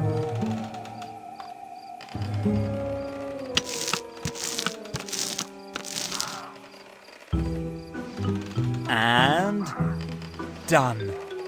And if I may say, one of my best works so far. Really? Too bad I decided years ago not to install a mirror here at the graves. I guess I'll just have to take your word for it now. You can! You look decades younger! In any case, the makeup smells nicely of roses. And also a little of cat. I know, a daring fragrance composition. However, it is fully in line with the trend. And do you really think I have a chance at the role now? I'm absolutely sure of that. Oh, how great. Can you please schedule an audition for me? Since you seem to know the director, a request from you will probably be more likely to succeed. I don't think that's necessary. Mr. Pollock prefers applications by photo. Oh, really? And you probably have one of those newfangled pocket computers with a photo camera in your pocket. And could you take a picture of me? Unfortunately, I left my pocket computer on the bus. Oh, what a pity. But don't worry, I'll think of something else. You have truly been sent by heaven. I think we have to come up with something regarding your hair colour. Oh, yeah. You're probably right. Unfortunately, grey hair is still not in vogue. It is, but unfortunately only if you're auditioning for the role of the Witcher Geralt of Rivia. But for the role in Mr. Pollock's Western, a more natural hair colour would probably be appropriate. You're probably right about that. Do you perhaps already have a solution for this problem? Not yet. Too bad. But don't worry. Now that you have such great makeup, it would be a joke if I couldn't finish one of my best jobs. I can certainly think of something else. Thank you very much, my young Mr. Whiskers. I can't wait to get back into my old cowboy costume and get in front of the camera. I miss the big screen so much. Welcome back to the...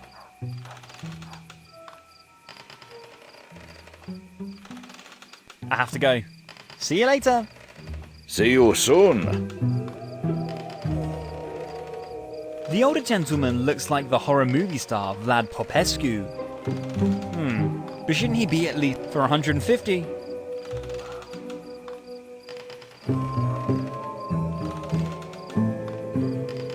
Oh my god! What? What's wrong? Are you alright? Behind you! Behind me? What's behind me? Don't you see that? There! Behind you! The three-headed monkey! What? How? There?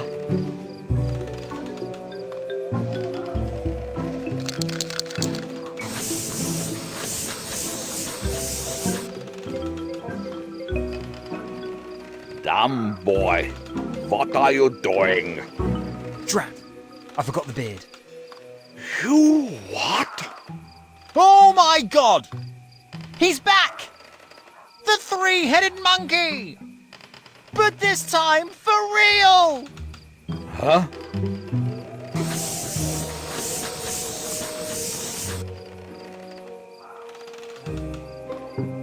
What the heck, boy? What are you doing? Well, you know the saying, the end justifies the means? I'm sorry if I've caught you a little off guard now. But you do have to acknowledge my adeptness at using the spray can. At least not a drop of paint ended up in your eyes. That's where my years of spray can training in painting action figures really pays off. Drat. But why? What was all that about? I'll never get the color out of my hair again. I'm sure there's a paint thinner expert in the game who can give you some tips. And as for the why, well, now nothing should stand in your way regarding the role of the funny sidekick in Mr. Pollock's romantic horror western. Oh, that's why you've now gelatinized my hair with color spray to secure me said role. That's right. And you really didn't have a less definitive idea there. Why definitive? Well, I'm sure I won't get the color out of my hair for several months.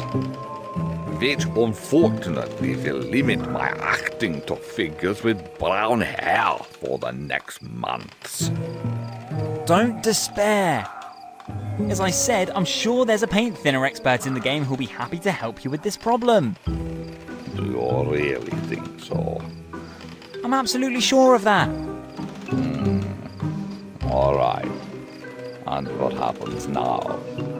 Do you want me to audition for the role somewhere? I don't think that's necessary.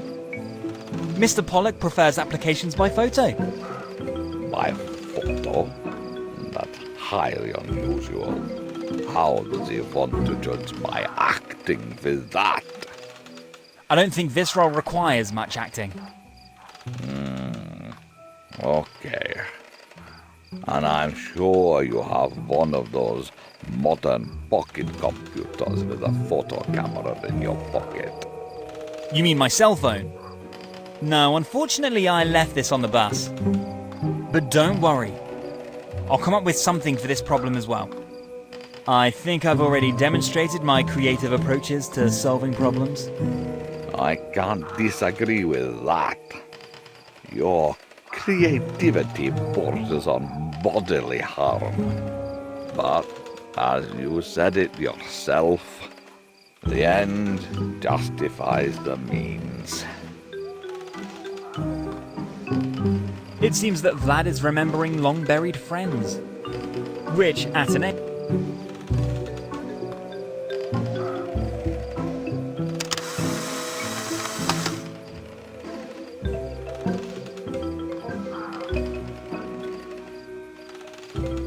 What for? I don't want to hold a mirror to anyone in this game.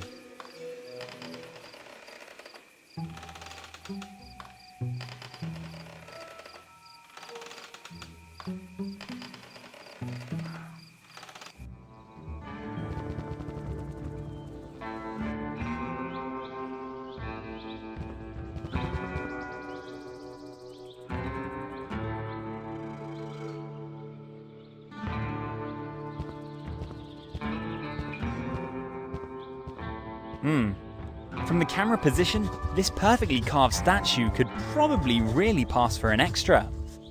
Today's moviegoers are not particularly attentive anyway. Let's see how the Chief looks here, in the perfect light. Wow! An impressive appearance. Even more so here in the perfect light. I wonder what Mr. Pollock thinks about that. The wooden statue depicts a proud Native American chief. Unlike the rest of the set, the statue's a real historical rarity. It's awe-inspiring. The totem pole's really impressive. Native North Americans were masters at carving these monstrosities. Totem poles sometimes tell whole stories and testify to the experiences of their creators. A Movie Master 6000 Professional. Pretty high quality for such a cheap production. This is a real movie camera. In today's digital age, this is a real novelty. Director Pollock still shoots his Western on reel film. He's a true perfectionist.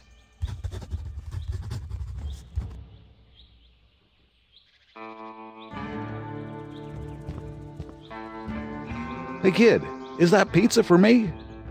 Mr. Pollock mentioned that there are a few issues with catering. And as I'm your biggest fan, I thought I'd just do you a little favor. I hope you don't mind vegan food. Are you kidding, kid? I have been a convinced vegetarian for years. And you mean to tell me now you really have a delicious vegetarian pizza in your pocket? For me? Yeah, I already told you. I'm your biggest fan. Hey kid, if that's the case, I'm your biggest fan. I hope you don't mind a quite experimental vegan cheese sensation? As long as no animals had to lose their lives for the bacon of the pizza, I am open for everything. But as much as I'd like to chat with you right now, I can't possibly concentrate with that delicious smell. How about you just hand me your delicious vegan cheese pizza right now? Oh, yes, of course. Here you go. Enjoy it, with best regards from the Pizzeria Alfredo. Delicious.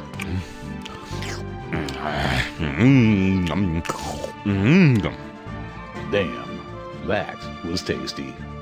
And you really want to tell me that thing was completely vegan? The cheese tasted so much like cheese. Yeah, this was Alfredo's new sensational vegan cheese pizza. Created with the latest technology, supported by artificial intelligence. An invention of Alfredo himself.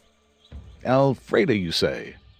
Yeah, he owns the pizzeria a few towns away. I'm pretty sure that his invention will soon be the talk of the town. Damn, kid. Do you think he could do that catering for the movie set? I would love to have a delicious pizza like this every day. I think so. Would you like me to talk to Mr. Pollock about it? That would be great, kid. Am I also correct in thinking that I can tell Mr. Pollock that his star is now ready for work? I am so ready. The combination of fat, sugar, and chemistry was exactly what I needed right now. Let's finish this damn movie. The sooner the better. Howdy, kid. What's up?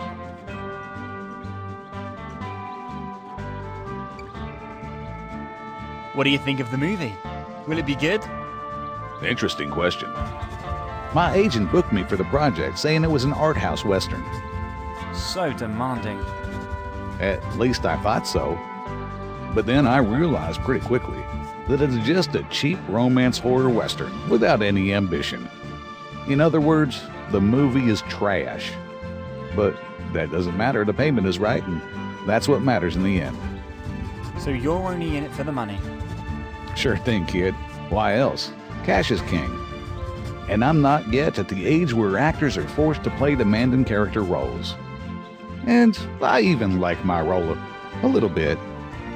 Hey, when do you get a chance to play a werewolf cowboy? Wouldn't you prefer a role with a bit of ambition? Nah, kid, I like it simple. Simple is what I play best. The cool, silent type. That's exactly my thing. I'll leave the highbrow stuff to DiCaprio and Affleck. So the movie's easy money for you? Yep. The 2 weeks of work here will finance my new villa in Malibu. And I don't really care if I play a werewolf cowboy or a singing raccoon. I honestly have no idea what this movie is about. I think you're supposed to make 3 vampire sisters happy. Really? That's great. The chicks dig Clint, and Clint digs the girls. I really do have the best job in the world. Anything else? I am your biggest fan. Is that you? Good for you. Autograph without... Sorry, still can't afford... Do you then depend on the money from autographs at all? You must be filthy rich, right? I am. But many a little makes a mickle. And by a clever trick of my tax advisor, the autograph money goes tax-free on my account. I wish I had your life. Must be so nice to be rich and famous. Yes, it's very pleasant at times. But there are also days when you are annoyed by fans. From fans like... Yeah, I've learned to deal with it, and that is bind. Come back when you have 100. Anything else? See you around. Aye.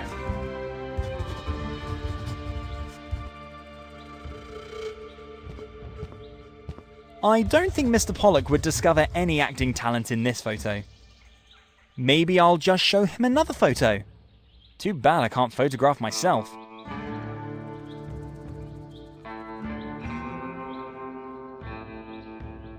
I have a candidate here for the role of Clint's sidekick.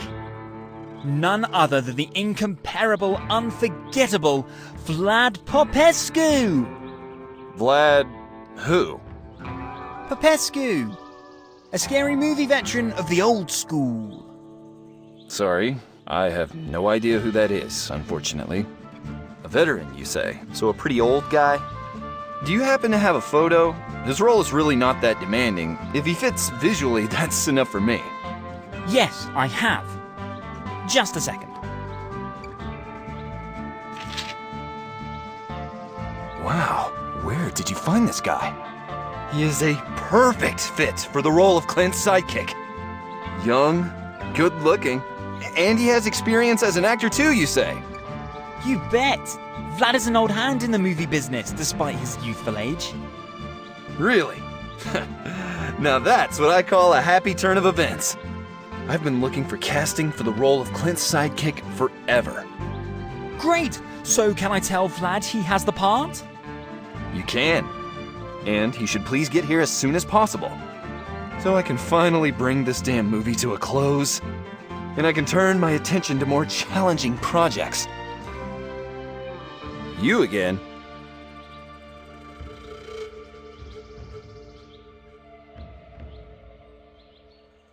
I think you're stark and work now. Really? So Clint has ended his hunger strike? If you mean that he's no longer on strike because he's hungry, then you're right. And all it took was an incredibly delicious, sensational vegan pizza. Oh, and Clint would like the catering for the movie set to be done by Alfredo's Pizzeria a few towns away. You think that can be arranged? That's the one with the sensational vegan cheese pizza? Exactly. I think that's fine. I get that through in production. In fact, one of our main problems was providing for Clint's extremely specialized vegetarian diet. If he has finally found something that he likes, that's fine with me. Pizza Alfredo's, you say? Now I'll have a timely sit-down with this Alfredo and discuss Clint's daily vegetarian menu. In any case, thanks for your help, my boy. I'm always happy to help. And I appreciate that very much. In the end, there's still a way to finish this damn movie someday. Is there anything else in your mind?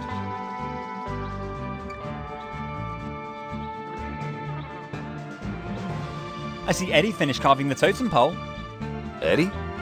Was that the guy who suddenly showed up here and started carving on the totem pole without a word? Yeah, I guess. Without a word, you say? Yes, I just had another argument with Clint about his special catering request, when suddenly there was a loud hammering behind me. Did you send that guy? Yeah, you said you needed help finishing the totem pole. And Eddie was looking for a prestigious figurehead for his new artistic career. And yes, Eddie is a bit special. Like all the characters in this game. Huh? Are you not satisfied with Eddie's work? Why didn't you just approach him? Well, if there's one thing I learned from this production, it's that it's better not to ask too many questions. I just want to get this job over with quickly and get back to filming real art. But to answer your question, yes I am. I am even very happy with your friend's work. And after the first irritation and a few hints from my side, your Eddie really did an excellent job. Actually, way too high quality for this movie. The audience doesn't appreciate this kind of quality at all, but I don't really care about that. The finished totem pole has brought me a bit closer to the end of my involvement here. And I guess I have Eddie, and of course you, to thank for that. You're welcome. Is there anything else in your mind?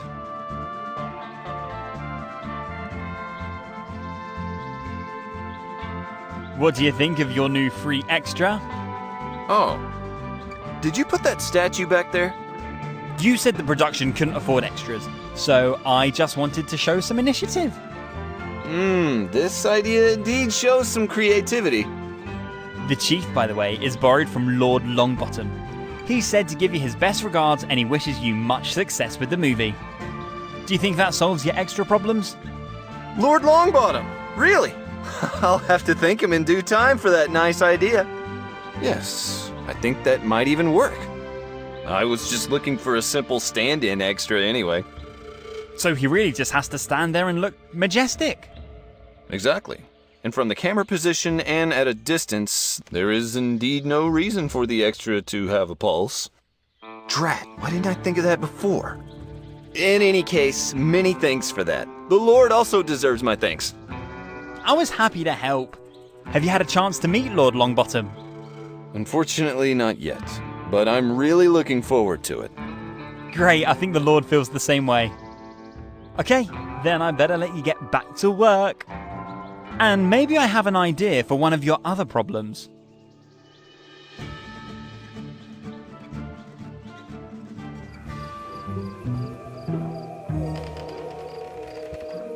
Welcome back to this desolate place. I have great news!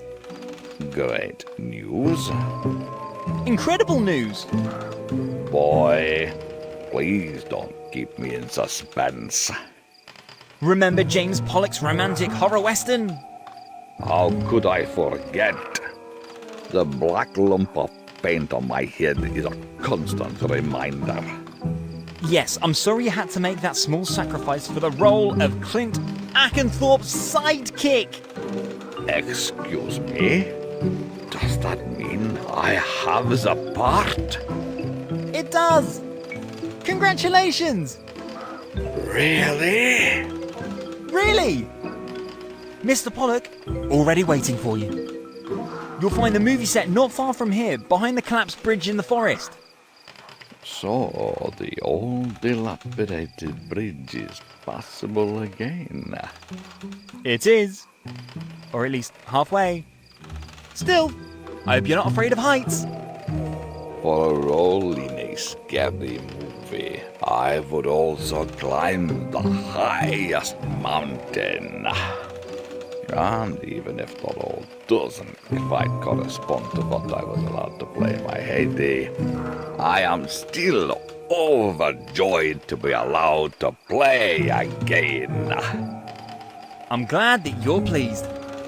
And even if your methods were a bit unorthodox, I thank you very much for giving me this great opportunity. I was happy to help. And I think you should be on your way now. Mr. Pollock is more of the impatient sort. And I think I'd rather finish the movie today than tomorrow.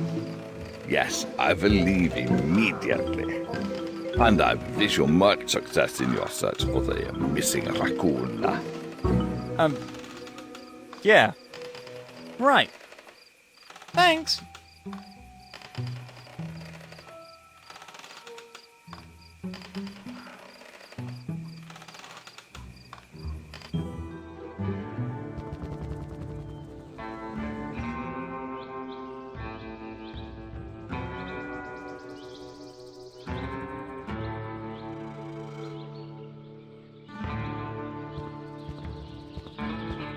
Great! Mr. Snuggles is already totally excited. He's a big fan of green energy and has always wanted to do his part to stop the climate catastrophe. And if he has a little fun in the process, that's all the better.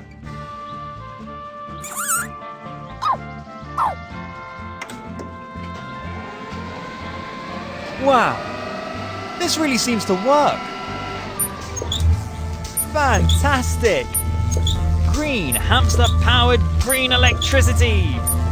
I think that's the future. In any case, the movie set now has enough power again for the time being. And Mr. Snuggles looks like he's having a lot of fun at work. The little guy's to be envied. A hamster-powered, state-of-the-art, pants-pocket, high-capacity power generator! Probably the future of green energy. Mr. Snuggles in his element. He happily pedals for green eco-power. The hamster generator should provide enough power for the movie set.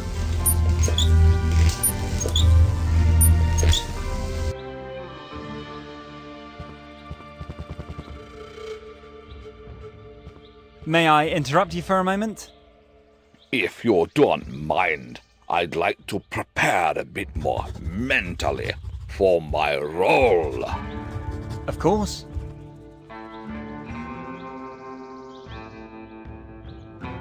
Mr. Pollock is lucky to have an actor of your caliber on board.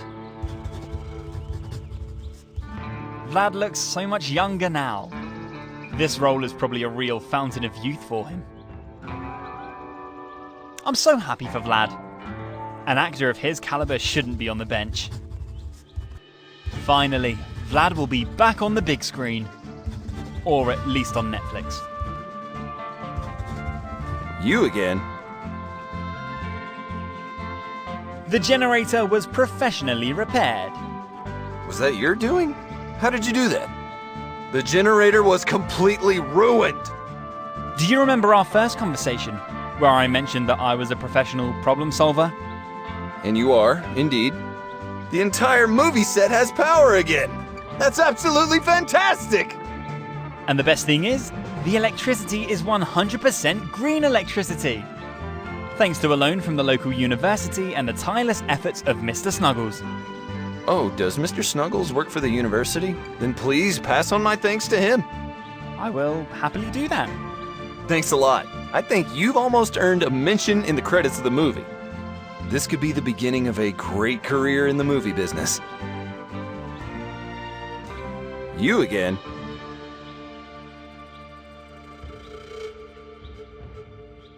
You seem so excited.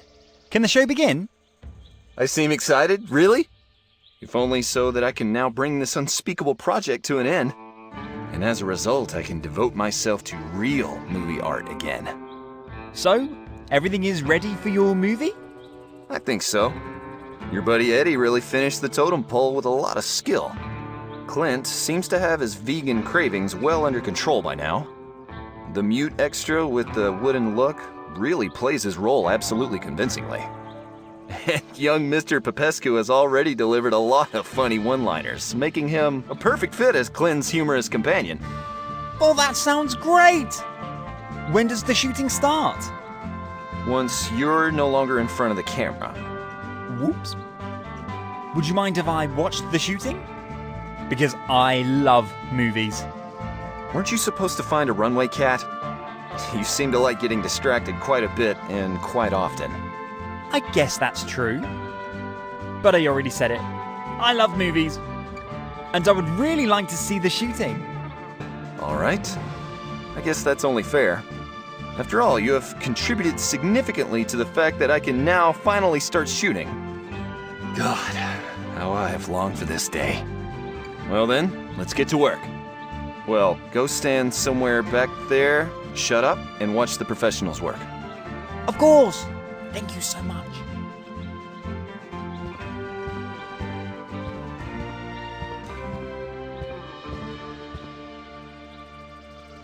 This is so exciting!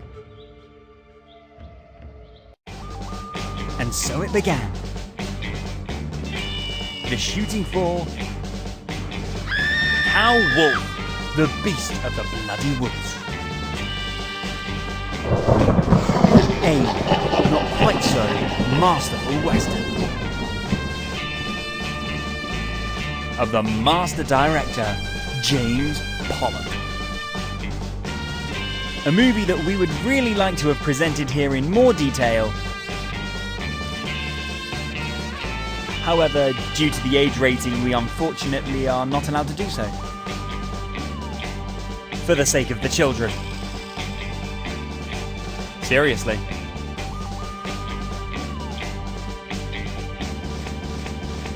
This movie's really quite creepy. For many reasons. But this game is, and remains, a game for the whole family.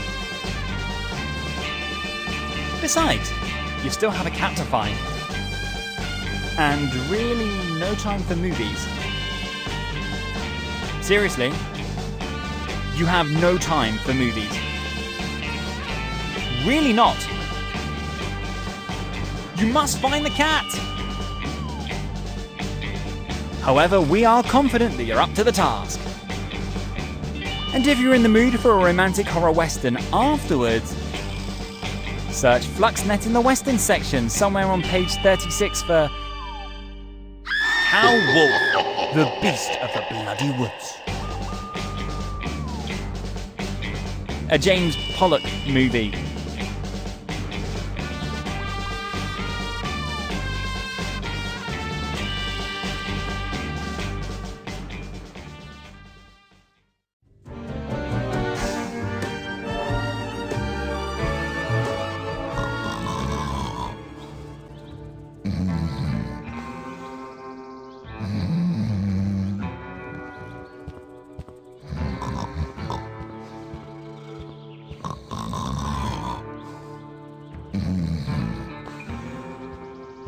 After all the hardships, Mr. Pollock sleeps the sleep of the just. He looks so relaxed. But also, he deserves a little rest. I'm sure he's dreaming about how he'll be awarded the Oscar next year. However, I fear that that will remain a dream. So your movie's already finished? That went faster than I thought. What? How? Oh, it's you. Damn, boy, why won't you let me sleep? I haven't slept a wink in weeks. Oh, sorry. I really just wanted to congratulate you on the completion of Cow Wolf. Okay. Thanks. Now, let me sleep. So the movie's really ready. When can I find it on the Fluxnet program? Fluxnet? No idea when the movie will be added to Fluxnet's streaming catalog. However, it should be in theaters in about 6 months. Wasn't the movie a Fluxnet production? It is, but to have a chance at the Oscar, the movie has to be in theaters first. Oh, you really think the flick has a chance at the Oscar? Me personally? Never. Rather hell freezes over. The production studio, however, thinks it will make a killing at the next Oscars. Which really just shows how little they know about movies. But it's not my concern anymore. I'll be doing real cinematography again starting next week. Maybe a really sophisticated scary movie in black and white. Sounds like a good plan. And what keeps you here now when the project's finished? Do they pay you so little that it's not enough for a bed in a hotel? Yes, they did. But on the one hand, I enjoy the pleasant silence and good air here in the forest, and I get a great night's sleep. And on the other hand, I still have a few smaller reshoots ahead of me that I want to get over with as little time as possible. Reshoots? Yes, so-called filler material. Primarily nature photography. The murmur of a river, squirrels collecting nuts, raccoons planning their next raid. That kind of thing. But as always, obstacles are put in my way again. Obstacles? Yes, Mr. Snuggles is uncooperative and refuses to work. As a result, the lighting of the movie set is again completely inadequate. I can't shoot like that. Mr. Snuggles? Susie Longbottom's hamster? What's wrong with him? He looked very happy in his wheel lately. No idea what is wrong with him. I'm not a veterinarian. But it might be better if a vet takes a closer look at him. I have no desire to be sued for health exploitation. Oh. Is it that bad? As I said, I'm not a doctor. The hamster just doesn't want to work anymore. I believe a few villages down the road, a Dr. Stringer has his practice. Maybe you should go to him with Mr. Snuggles. Me? Why don't you go yourself? Because now I'm in desperate need of a good night's sleep. And you are the animal rights activist of the two of us, if I remember correctly, aren't you? If I can help Mr. Snuggles with this, I will happily take him to the vet. There you go. I knew it. And now please let me sleep a little more. Just let me know when my employee is up and running again. For him to be your employee, you would have to at least pay him some kind of salary. Or at least his food. What do you mean? I have to go. Sleep well.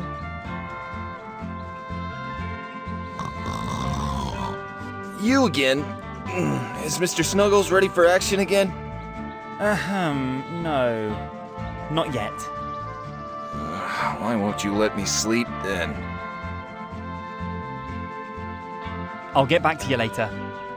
I would prefer it if you let me sleep in peace.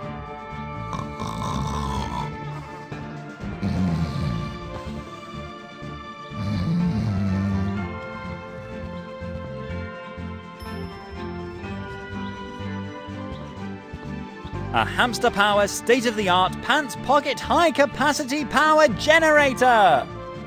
Mr. Snuggles seems to be on strike at the moment, though. Mr. Snuggles looks exhausted. I wonder if he's okay. Better I go with him once to the doctor. Doesn't look like Mr. Snuggles wants to work anymore. But the little guy really deserves a break. A hamster power... Mr. Snuggles looks pretty exhausted. I better take him to the vet. Mr. Pollock's movie is as good as finished anyway.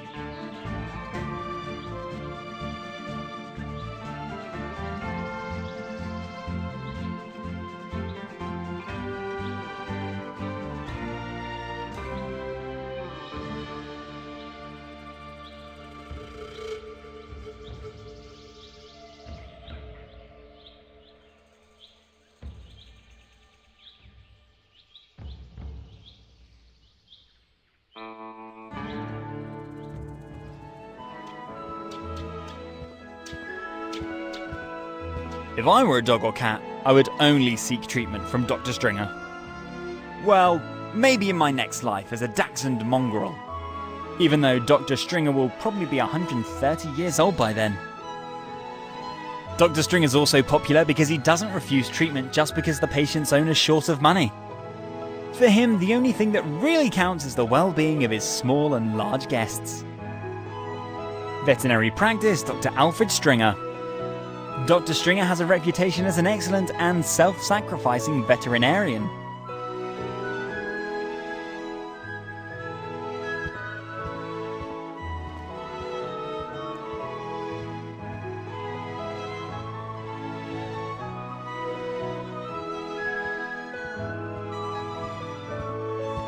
Through the window, I can see into Dr. Stringer's living room. Next to the door is a small scratching post for cats with a comfortable little bed on top. And in the crib lies... Oh! Can that be? Why does the cat in the crib look like the missing Mr. Fumbleclaw? That's a strange coincidence. On the other hand, Dr. Stringer's practice is on the route of the mail van I got from Johnny Scroot's computer. So it would be quite possible. Wow! I don't believe it! I've actually found him! No doubt about it! The longer I look at the kitty, the more sure that I am. I should definitely talk to Dr. Stringer. I'm curious what he has to say about that. I think I actually made it! And found him! Mr. Fumbleclaw! And he seems to be well, thank God. There's a load off my mind. Unfortunately, this also means the end of the game. After all, the name of the game is The Search for Mr. Fumbleclaw. And the search is now over. I hope you had a lot of fun with the game. You can now turn off your computer, cell phone or games console and do the housework. Or your homework. I think the trash would still need to be taken out as well.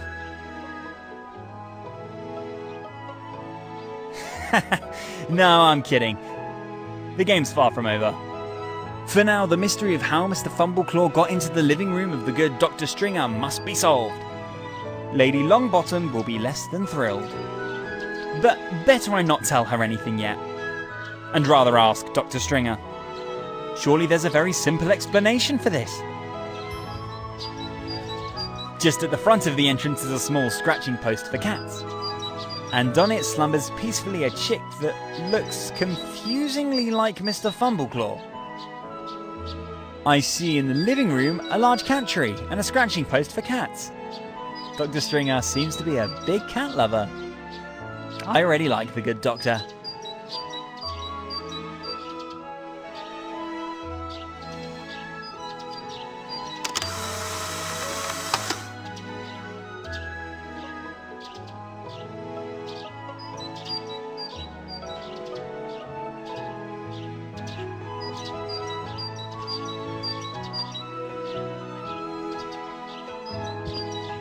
It's so cute to see him slumbering in his crib. I'm so glad that the handsome cat's doing well.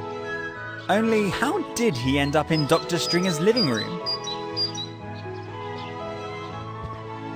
The front door leads into Dr. Stringer's apartment. The front door leads into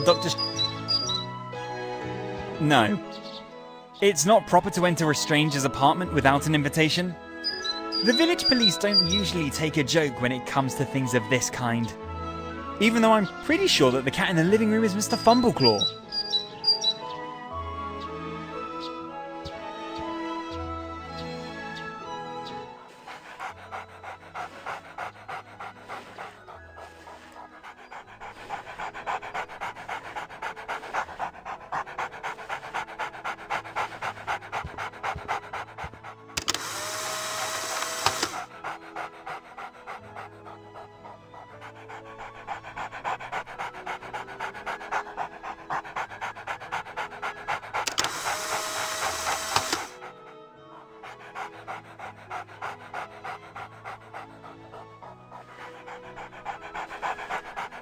I better let Dr. Stringer work.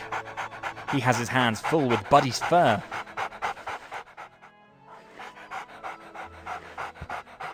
This is a plastic skeleton of an adult primate. Creepy. Fortunately, the skeleton's only plastic. There must have been a huge plastic monkey to which this plastic skeleton belongs. but I think that the chances to meet him in the wild are rather low. I probably wouldn't survive the encounter. Yikes. Now just don't lose your head, Scott. I'm sure no one will notice. And when in doubt, I'll just blame it on Buddy. I'm sure he has many a bone buried under the pasture outside.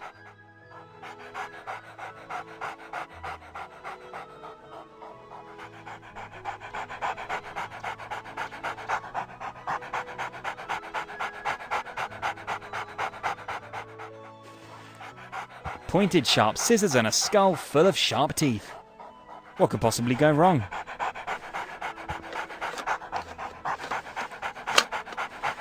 I'm afraid I broke the skull. I've mentioned before that my talent for breaking things far exceeds my talent for making things whole again. But at least I have some nice pointed plastic teeth now.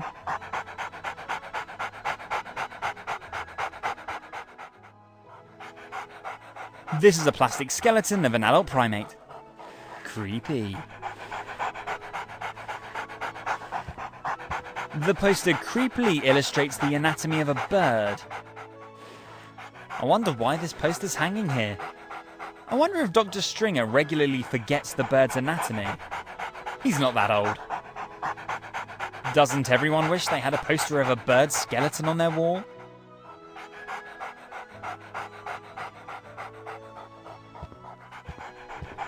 The large poster clearly teaches the correct operation of the common house hamster. Good to know. Such an instruction manual is very useful, especially in adventure games. I think there are some flea combs in the box. If I'm not mistaken, this is one of Ricky's donation boxes. There's plenty of room in the box for just a handful of flea combs. Ecologically not very sensibly packaged. This is just like the box Ricky sent his donations in. Oh, a flea comb! Very good, you should always carry a flea comb. Never know when you'll have to deal with the little bloodsuckers.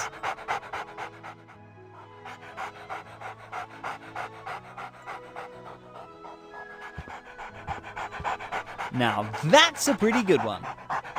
And he exudes an infectiously good mood despite the vet visit.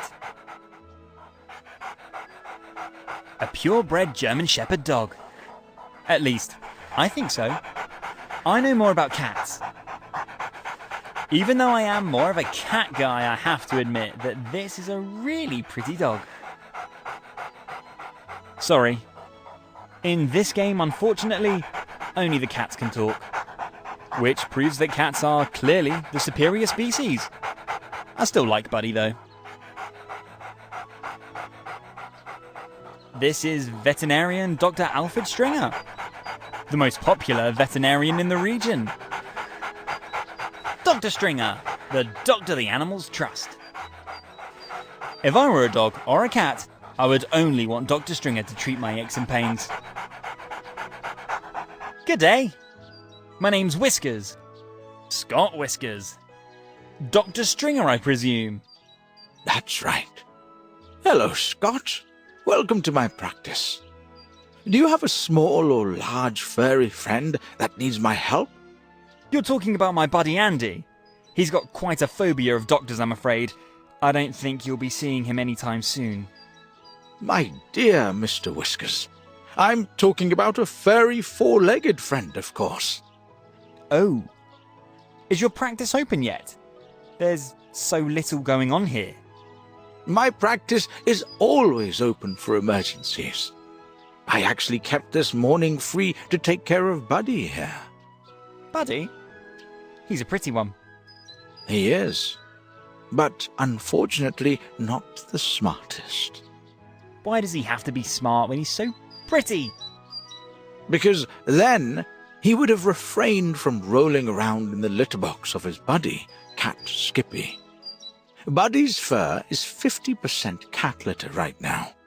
Small, fine, extremely sticky cat litter. Whoops. And then his owner immediately dragged him to the doctor? Aren't you a little overqualified for that? Can you keep a secret? And swear not to tell anyone? Probably not. Buddy is my dog. Really? Yes. And if word gets out now, my handsome Buddy will be the laughing stock of the village for the next few months. Well, of course, we don't want that. It's still funny. If you've ever spent an hour combing cat litter out of your dog's long coat, you'll probably see it differently. When I used to walk my Dachshund Robbie as a child, he would roll around in every other pile of excrement. My parents always thought that was great too. Surely, you're not here to talk about our four-legged friend's preference for excrement, are you? No, I'm really not. I have two major concerns. Shoot, I hope I can help. Well, for one thing, even though this may sound a little strange, have you received a box from the post office lately with a live cat inside? Excuse me? A live cat in a box? That sounds terrible. No, of course not. Who would think of such a terrible idea? The poor animal. Well, you have a donation box back there in the corner from pet hairdresser Ricky. And Mr. Fumbleclaw, through the most unfortunate chain of circumstances, was shipped in just such a box. Yes, Ricky often sends me boxes of odds and ends. I usually give the stuff away to my customers. And there was no hairy extra in the box? No, of course not. Surely I would have noticed that. Are you sure? Because I could have sworn I saw Mr. Fumbleclaw in your living room, slumbering peacefully in a soft little bed. Excuse me? You were in my living room? No, of course not. I just happened to glance through the window. How rude. And do you think you saw what exactly? Mr. Fumbleclaw, large, white, of noble blood, and the hairstyle not entirely dissimilar to Buddy's. You must have been mistaken. In my apartment lives only my cat Skippy. And Skippy is a short-haired grey street cat. And he sounds nothing like the cat you just described. Not to mention that it is very rude to look into other people's living rooms. But... Enough of what you mistakenly think you saw. It's bad enough that someone sent a live cat in the mail. And I really hope that the kitty is doing well. But didn't you have a second concern? Indeed. Could you help an exhausted pocket hamster? Make him happy again? Pocket hamster? Yeah. Well, the hamster I have here in my pocket. You have what now? Let me see. Do you really think I can show off a hamster here, in front of Buddy? Sure, don't worry. Buddy knows how to behave. All right, if you say so. His name, by the way, is Mr. Snuggles.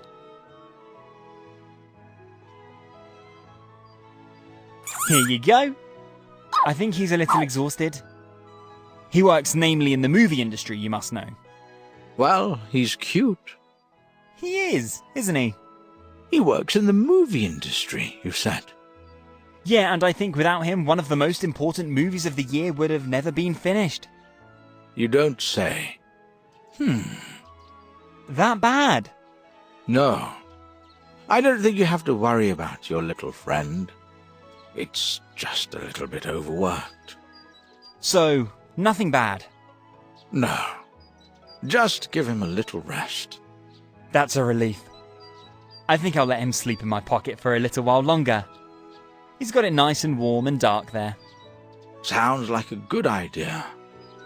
A bit unconventional. But your magic pockets do indeed seem to have enough room for your little guy. So just give it a little rest. Is there anything else I can do for you? Not at the moment. Thank you. Good luck with Buddy. I think he's only 40% cat litter now. Your professional treatment works. Hi, Scott. Any other hamster worries? Buddy's in an infectious good mood. Yes, the rascal quite likes this brush treatment. So are you still brushing out the cat litter? I'm afraid that's going to keep me busy for quite a while.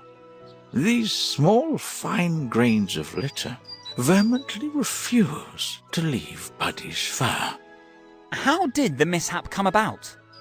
Well, Buddy loves to roll around in sand.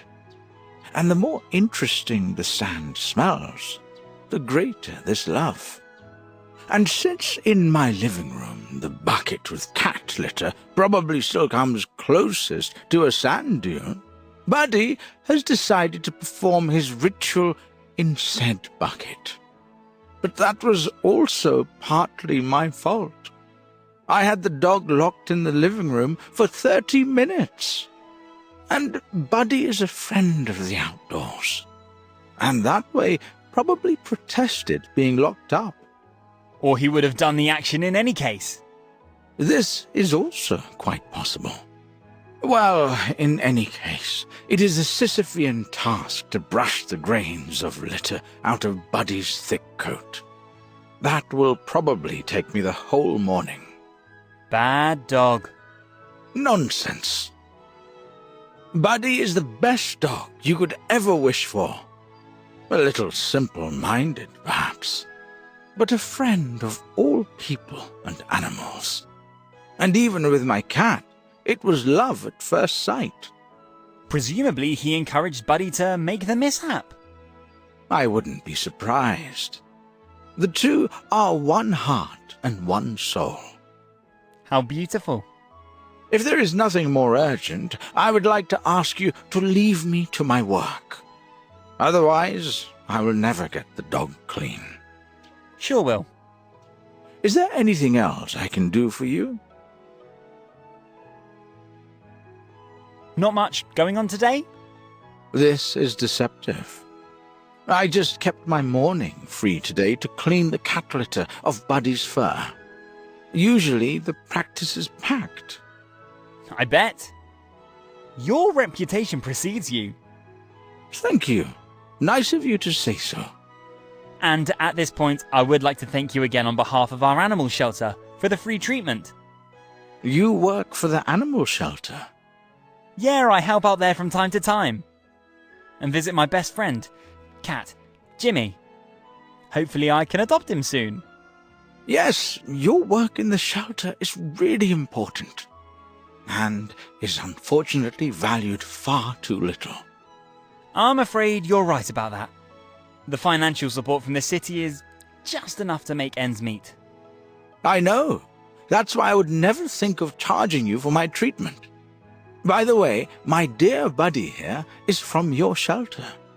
And I couldn't imagine life without the big stinker for the life of me. The least we can do is to give you a little help.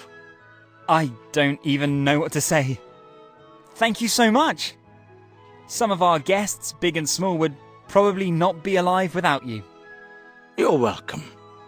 My practice is going well, but I didn't become a veterinarian for the money. Is there anything else I can do for you? About that cat in your living room. I passed your living room window purely by chance and was able to take a look inside. Really? But that's not proper, my young friend. Anyway, I told you that I'm looking for Mr. Fumbleclaw. The white noble kitty of Lady Longbottom. I dimly remember you mentioning something similar. And I don't even know the best way to put this right now. I think I saw Mr. Fumbleclaw in your living room. You think? I think that's pretty much out of the question. I'm pretty sure, though. Because I have the precursor of a photogenic memory, you must know. I don't think there is such a thing as the precursor to a photographic memory. And I pretty much remembered what Mr. Fumbleclaw looks like. Large, white, pretty fuzzy. A real champion. And you think you saw him in my living room? Yeah, I'm pretty sure. Hold on. Now I have it. The cat you saw in my living room must be my cat Skippy. Skippy? Yes. Large, grey, and a rather dishevelled fur from his nightly forays. I'm pretty sure the cat I saw was white. You must be mistaken. The sun's rays must have played a trick on you. And for sure, it was Skippy you saw there. But... Enough of that. You can see that I'm busy here. And, by the way, our village policeman, Sergeant Johnson, doesn't like it at all when visitors to our little community spy on the residents through their living room windows in broad daylight. So I would advise you not to do that in the future. Now, if you'll excuse me.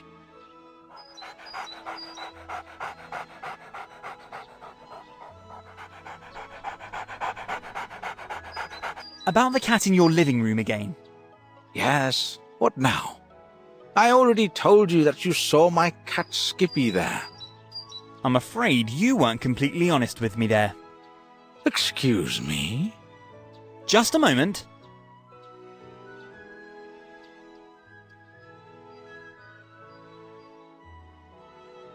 Does the cat in this photo really look like your Skippy? I think not. What the? Did you take pictures of my living room? I think I'll have to call our village police after all. Please.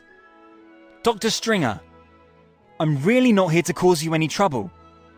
I've just been looking for the missing Mr. Fumbleclaw for so long now that I just need to know if the cat in the photo is him or not. Please, be honest with me.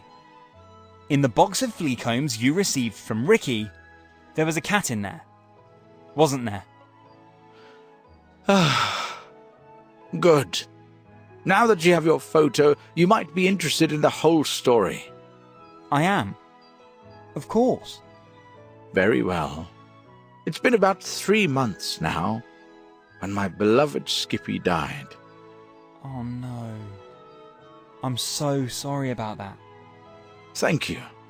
Skippy was already old and very sick, but he had a great life, with his beloved meadow right outside the door, and his buddy always by his side. Skippy must have been a great cat. The best. And then, suddenly, a few days ago, the mail was at the door with a package for me. The package from Ricky? Exactly. And you can imagine my surprise when I opened the package. And a white ball of fur jumped out at me. Starved, thirsty, and unfortunately, also full of excrement. Oh God. How awful. The time in the box must have been hell for Mr. Fumbleclaw. For sure. To give the cat a little rest, I put up a little bed in my living room, a bowl of food and water, and pulled down the blinds on the windows. And the little one must have slept for 24 hours straight and gorged himself. He certainly needed this rest badly. I think so too. And shall I tell you something? I fell in love with the cat from the very first second. And my buddy too, by the way. How beautiful. And now, I should give him away, and thus lose the second cat this year? Please don't. Oh dear. However, this is really a tricky matter. Legally, the cat now belongs to Lady Longbottom. But... Well, I'm pretty sure Lady Longbottom only sees Mr. Fumbleclaw as a champion of her cat breed, and doesn't really love the cat for its own sake. And when I look at the photo with the cute cat like this, and in addition to your quite conclusive explanation, I don't think it would be in the cat's best interest to leave him with the lady again. But the problem is that Mr. Fumbleclaw legally belongs to Lady Longbottom. But I could talk to the lady. Of course, without telling her the whereabouts of Mr. Fumbleclaw. Maybe I could negotiate some kind of agreement. Or something like that. Do you really think so? It's worth the try. And I've solved much more complicated tasks in the last few days. I don't even know what to say. You would really do that? Sure will. Surely a possibility can be found so that Buddy can keep his new best friend. That would be fantastic. Well, good. I think I'll go talk to the lady right now. There's just one more thing. Yes? What's Mr. Fumbleclaw's name now? I am curious. I'm afraid I can't say that. Why? Because it's silly. And you probably call me crazy. Now you must tell me the name, more than ever. All right. His name is... Yes? Frodo. Mr. Fumbleclaw is now called... Frodo. I said so. I'm sure you think it's silly. Yes, but why? I love the name. Really? Yeah, indeed. I'm a big Lord of the Rings fan, after all. Really? I must have read the books 100 times. Great literature. And I must have seen the movies 100 times. But why Frodo? Why not Legolas or Aragorn? Simple. The cat has just as hairy feet as a hobbit. That's when I thought it was just fitting. I see. Yes, then of course it makes sense. Okay, I'd better go and talk to Lady Longbottom about Frodo. Pardon, Mr. Fumbleclaw, of course. And hopefully I'll be back shortly with some good news. Thank you so much for doing this. I really appreciate that.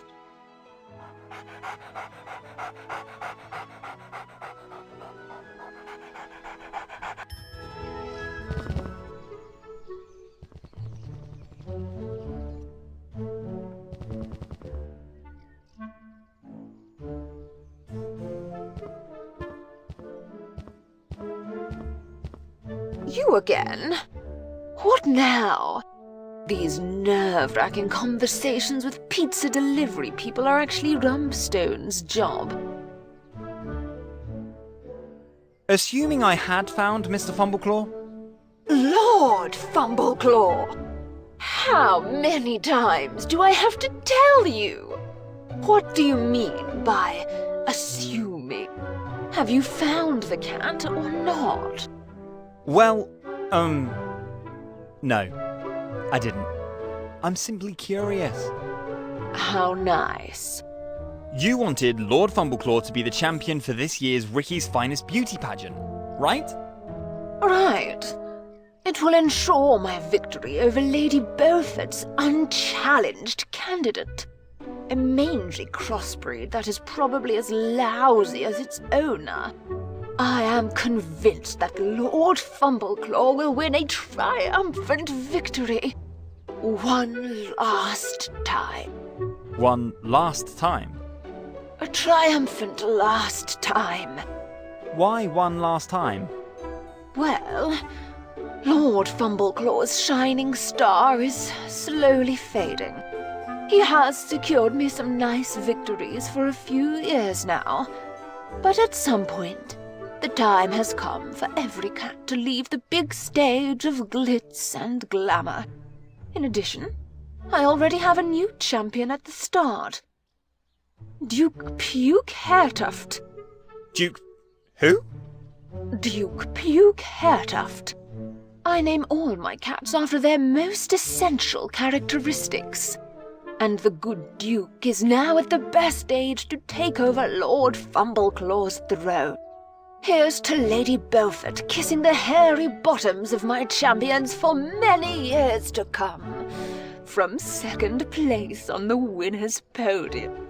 And then what happens to Lord Fumbleclaw next year? Honestly, I pretty much don't care. Maybe I can find someone on eBay who will offer some money for him. eBay! Or whatever. I told you that I don't care. Really? I can't say I like that. Well, I pretty much don't care about that either. If he already has to lose his home here, why don't you make sure he finds a nice new home? Give him to the animal shelter for professional placement. Animal shelter? Yes, why not? Probably no one will pay me a nice sum for a champion of days gone by anyway. Well, as luck would have it, I work for the animal shelter. Do you? As a pizza guy, you're supposed to be swimming in tips, right? I don't work there for money's sake. So you plan to marry rich someday? From my own experience, I can assure you that this is a good plan. Anyway, I'd like to offer you that I will take care of the animal shelter formalities and the later placement of Lord Fumbleclaw. You would? With pleasure. Good. Why not? One less thing for me to deal with. Great.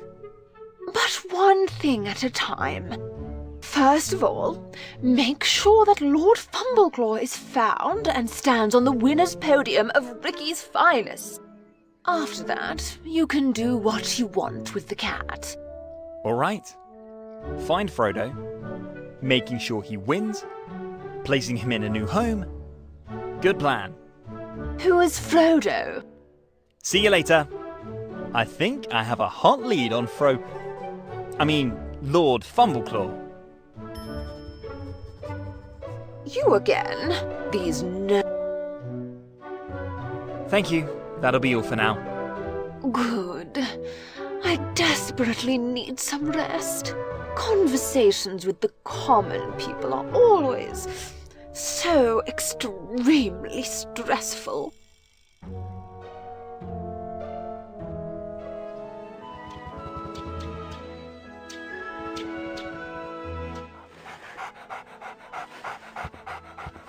Hi, Scott. Have you had a chance to talk to Lady Longbottom yet? About Lady Longbottom? Yes. Have you had a chance to talk to the lady about Frodo? I could actually do that. Really? So? Do you really think there is a way I could keep Frodo without getting into conflict with the law? I guess I have good news for you indeed. Really? You are making me very happy right now. So I get to keep Frodo? Yeah, I guess so. As soon as he won the crown at the beauty contest, Ricky's finest. After that, as an employee of the animal shelter, I'm supposed to take care of the placement of the cat. But I would say this step we just skip and leave the cat here in your care. That sounds too good to be true. Thank you very much. Only what kind of competition is this supposed to be? Ricky's finest. The most popular cat beauty contest in the region. Ricky hosts one every year. And Lady Longbottom expects nothing less than Frodo's victory. I see. I see another problem now, though. What's that? Do you have any idea what a stress such a competition is for such a small cat? Even if it's just one day? As a veterinarian, I find this appalling. Yes, I guess that's true. And I could not, with my conscience, expose Frodo to this stress. I can understand that. On the other hand, if the cat were returned to its owner, I would be subjected to this stress in any case. True. Yes. This is a real dilemma. You're a smart little guy, aren't you?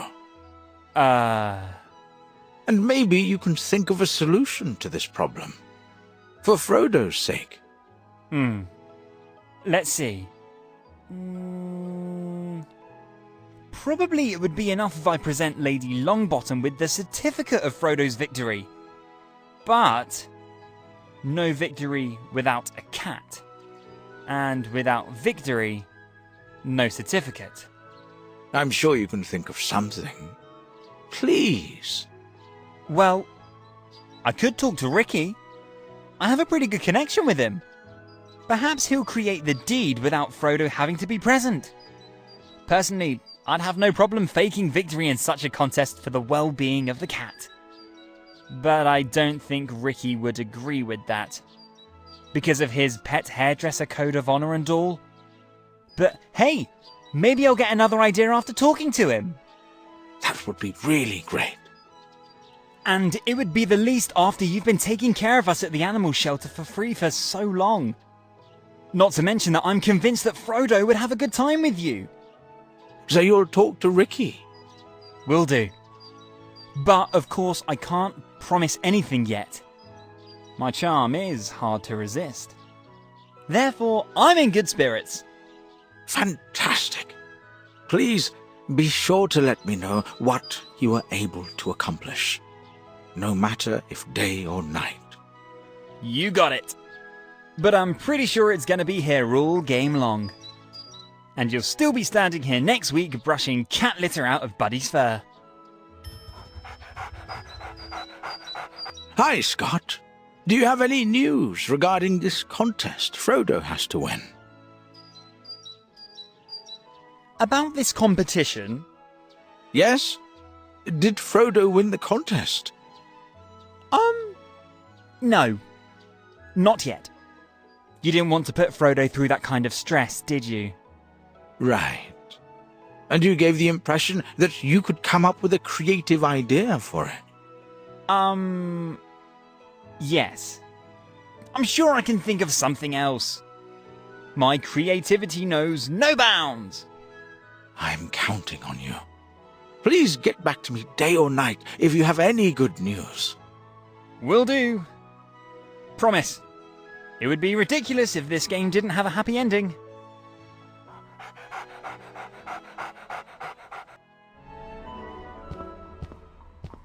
Yes, do you still need help with your hairstyle? Can I please buy one of your legendary cat hair knit hats? Excuse me? Knit hats? Made of cat hair? I don't know what you're talking about. Rumstone, the Longbottom's butler, said I could get the wholesale discount of 20% on his legendary knit hats from you. Rumstone? The Rumstone who thought we should not advertise our lucrative business in order to not dilute the price of this luxury item. And I'm supposed to believe you now that this very Rumstone sent you to pick up a cheap hat? Please, don't talk nonsense. Rumstone is, as far as the prices of his elaborate headgear are concerned, a real capitalist. No chance to get a discount or friendship price. Not to mention that I'm just the raw material supplier, and Rumstone takes care of all the business. Yeah, okay, you got me there. I ordered my copy long ago at the full price through Rumstone's eBay store, and was just curious how your cooperation came about. Curious? Sorry, I can't possibly give away trade secrets. The NDA that Rumstone has committed me to contains high contractual penalties. I'm not going to take any chances and spill the beans. Too bad. But don't you have a good running pet salon? Do you really still need the income from hat sales? Why should I simply waste valuable raw materials? And what is more valuable than the noble hair of the noblest creatures in the world? Hairdressers who do people's hair also sell the cut hair to producers of human hair wigs.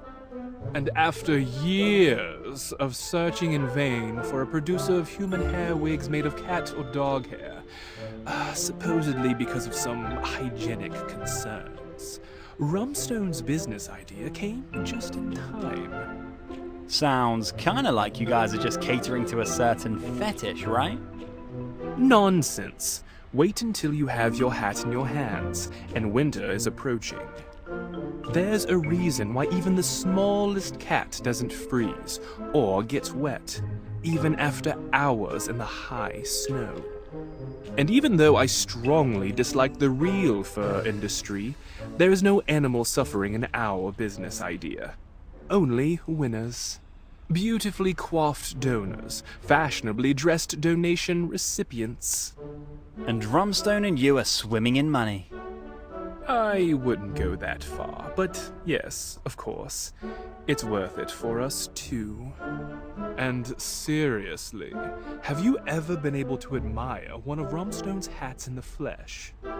The man is a real master of his craft, a virtuoso with needle and thread, a hairy maestro. I can't wait until I have my copy in my hands. You will be thrilled, not to mention the practical benefits. And don't worry if one or the other dog on the street looks at you disdainfully in the first few weeks. This settles down after a few days, once the cat's smell has faded away. Is there anything else I can help you with?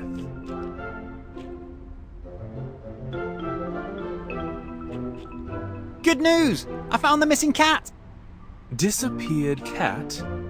The missing cat? The one and only. Really?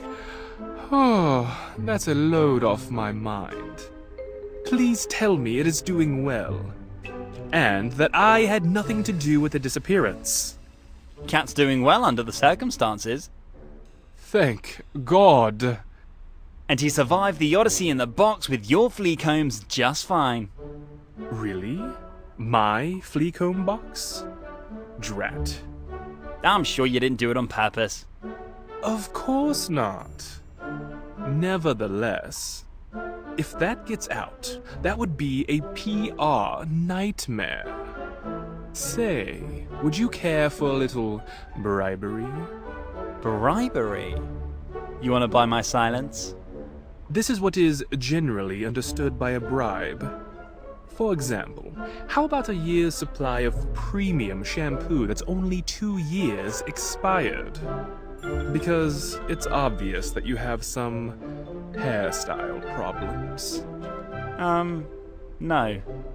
Thank you. But while we're on the subject of bribery, there is indeed a way you could buy my silence. Great.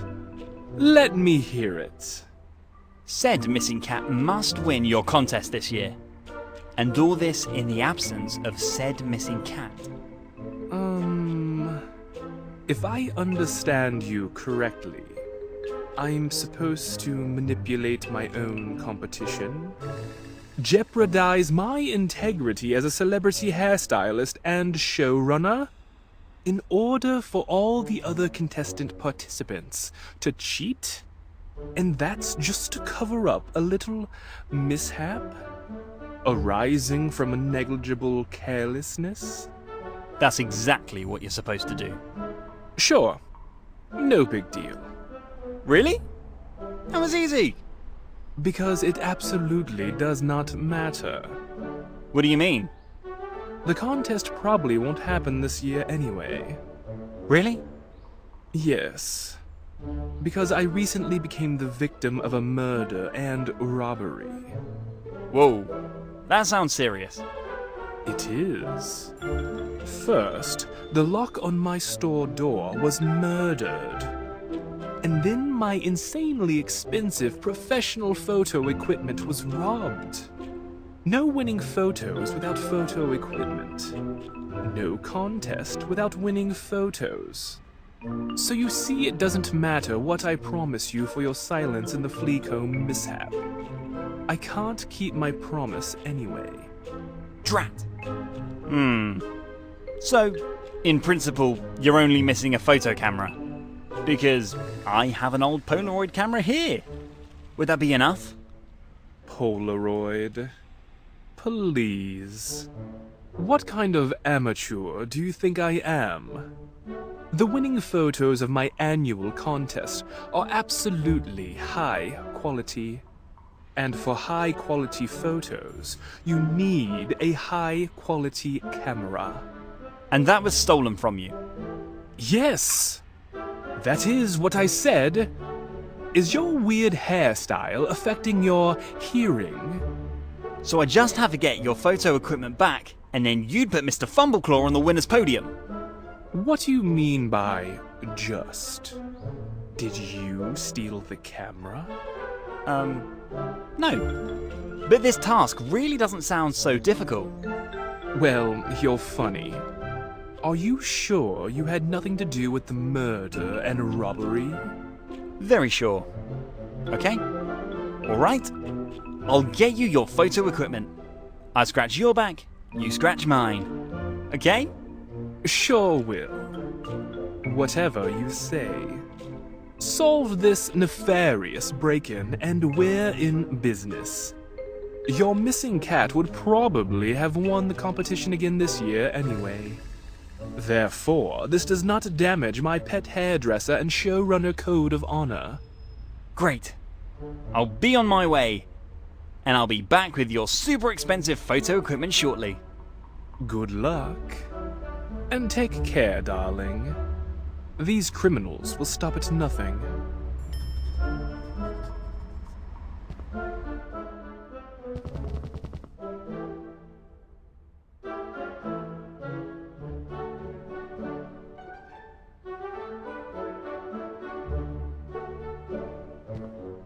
The idea is great, but the plush cat doesn't look enough like Mr. Fumbleclaw to create the illusion he was sitting on the pedestal. Mr. Fumbleclaw is still quite a bit more fuzzy.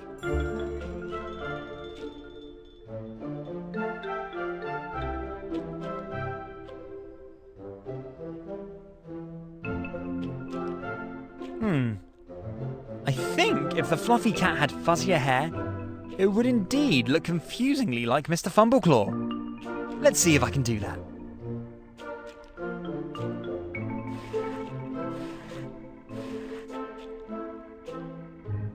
That's what I call clean work.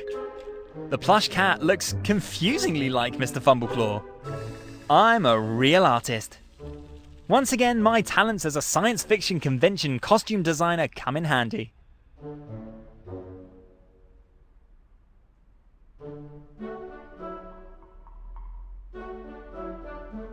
While it's not nice to scam your way into first place on Ricky's Finest this way, I think the plush Mr. Fumbleclaw is a worthy stunt double for the original.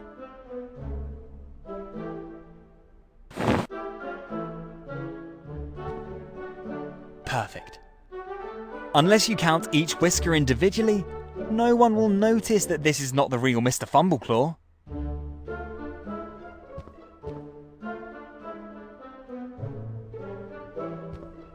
A winner's podium, presumably for the winners of Ricky's Cat Beauty Contest, Ricky's Finest. I think I would cut a good figure at the top of the stairs too. Maybe I can find a worthy candidate for first place. That's 3 pretty deep imprints in the carpet. Apparently there's something important missing.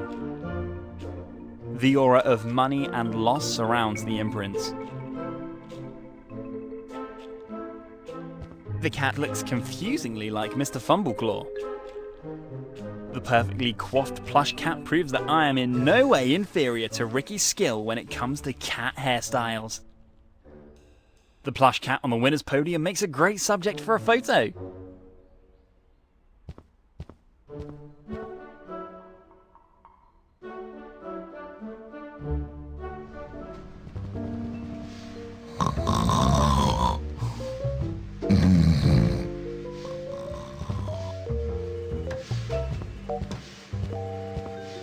May I interrupt again for a moment? Yes, what's up? Captain Paulie is always happy to help.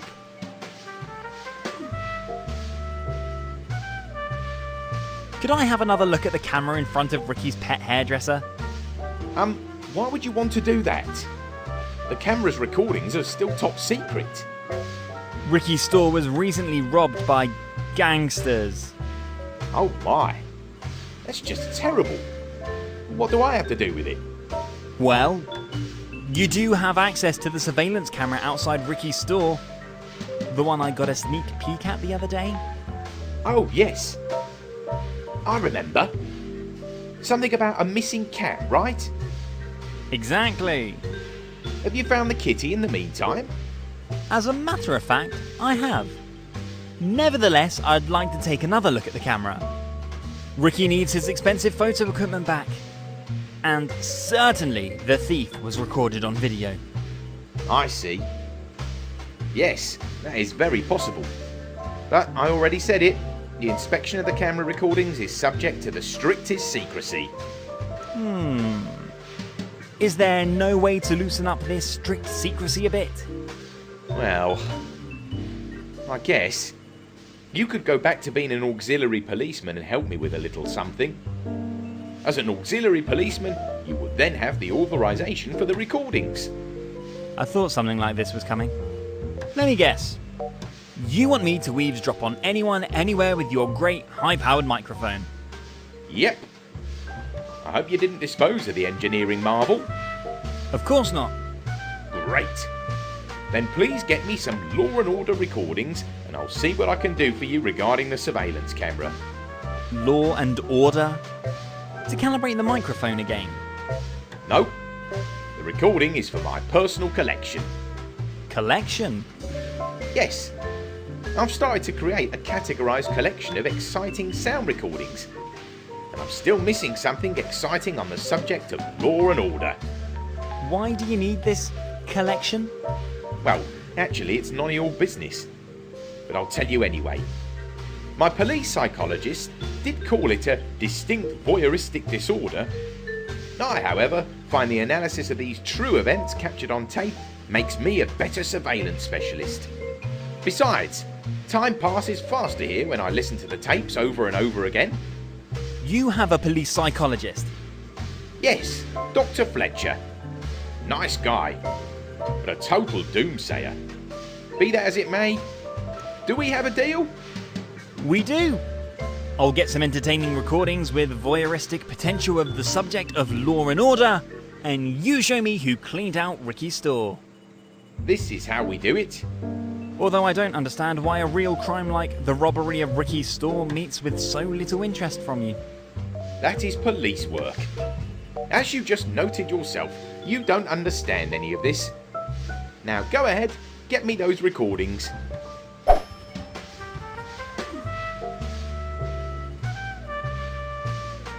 Lots of surveillance monitors. It's a bit like Netflix. I can never decide what I want to watch and often wish I had a binge-watching multitasking skill. The TV program's diverse, only the action leaves a little to be desired. Is that the Oval Office in the White House? This is surely just a screensaver. Locked cabinets always make me curious, and slightly opened cabinets even more so. You'd almost think that Sergeant Paul had a little robot hostage in the closet. But the idea is absurd, of course. Poor little Mr. Robot. When the opportunity arises, I will set you free. But at the moment, I'm unfortunately too busy. There's a lot of technical junk on the table. A circuit board of an old iPhone 3G and an ancient mini-tube TV. And I think that back there is part of a flux capacitor. I wonder what exciting things Sergeant Paul is putting together here. Unfortunately, I have no talent with soldering irons. Otherwise, it would clearly look the same on my desk. The soldering iron burn scar on my arm is still clearly visible.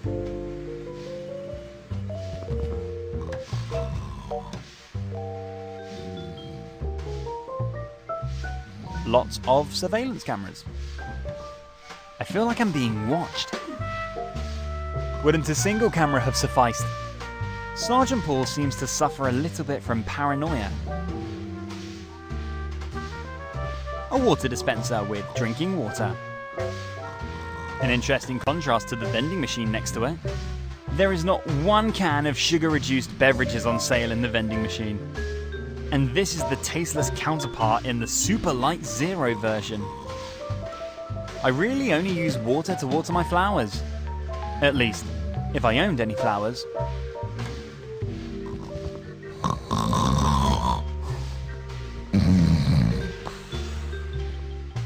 A half-full box of delicious donuts. I'm tempted to try one of these. They look really delicious.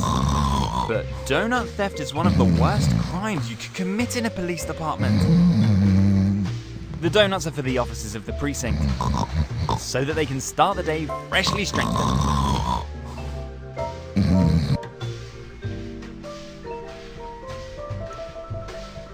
The window belongs to the police station. I think the window's made out of bulletproof glass. If I could see through it, I could probably see the inside of the top floor of the police station.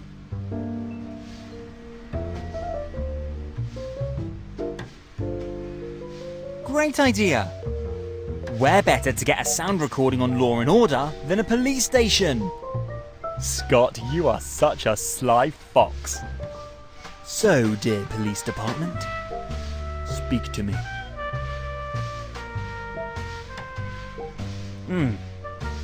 I hear absolutely nothing here.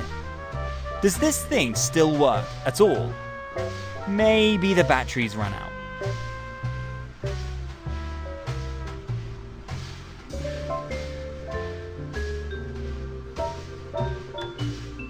Maybe I'll have more success now. I had actually thought there would be much more action in such a police station. Well, and again, no success. In those police shows, there's always a lot more action and drama in such a precinct.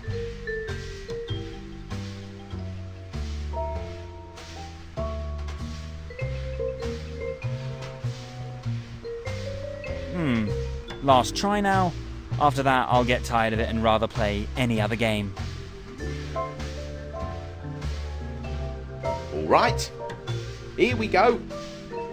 How I hate these continuing education programs. This bright daylight is simply not for my eyes. But the sooner I get over with, the sooner I'm back to the eye-pleasing flicker of my surveillance monitors. Well, at least I have a monitor here. And on it is a video game. Even if boss calls it advanced training. It is and remains a video game. What a waste of time. The real crime doesn't take place in a video game, but on the monitors of my surveillance cameras.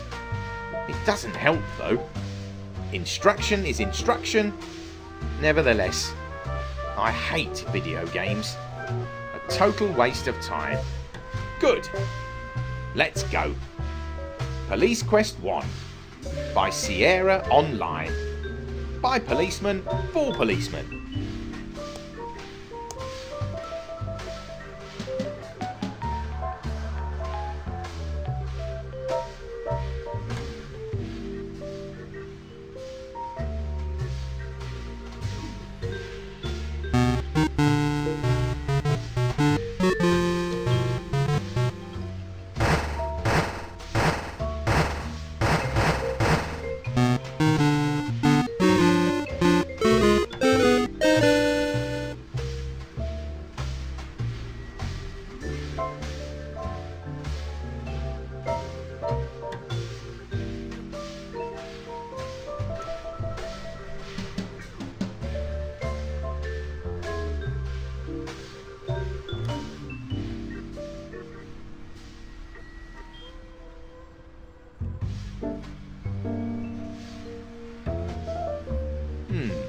The music is already good.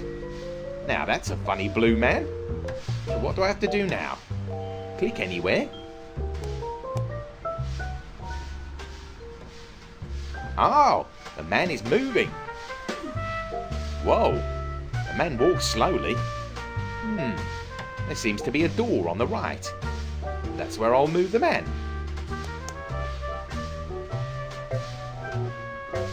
Can't he go any faster? Damn. Oh, now I guess I'm in a... I don't know what that is. There's another man showering back there.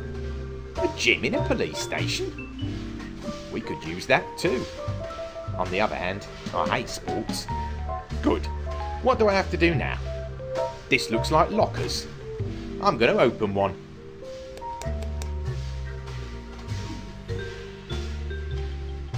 Damn, he should go faster. Okay, now I'm at one of the lockers. My boss said I have to type in what I want with the keyboard. Good, then I'll do that. Open locker. Ah, it's open. There are clothes hanging in there. Oh, and a gun. Use gun.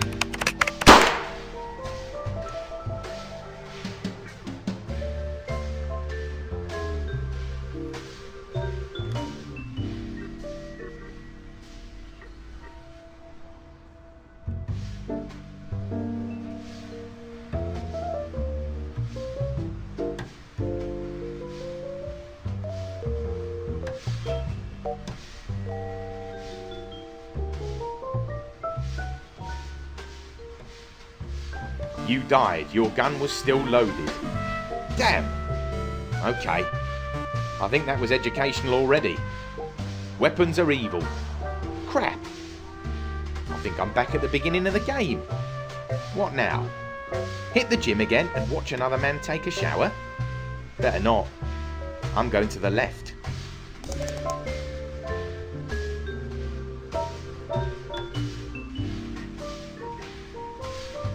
My frustration tolerance towards the walking speed of the blue pixel man is steadily decreasing. Ah, I think that's the way out onto the street. Good. I'll leave the building. Crime is usually waiting outside in the wild anyway, in front of the cameras of my surveillance monitors, even though I haven't seen a camera in the game here yet. And that's what my boss calls realistic.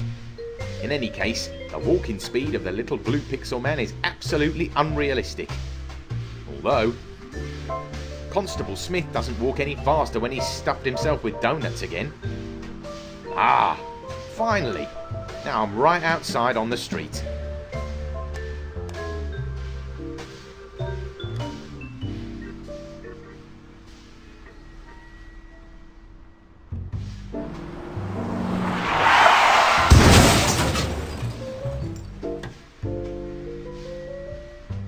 You died. Look left and right first when crossing the road.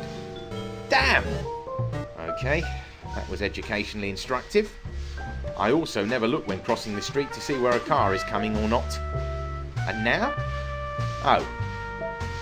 I'm back to square one. That was obvious.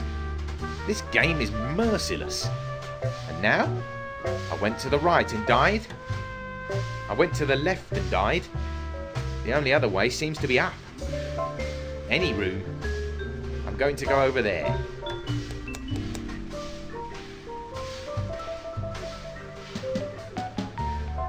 Go faster, miserable pixel guy.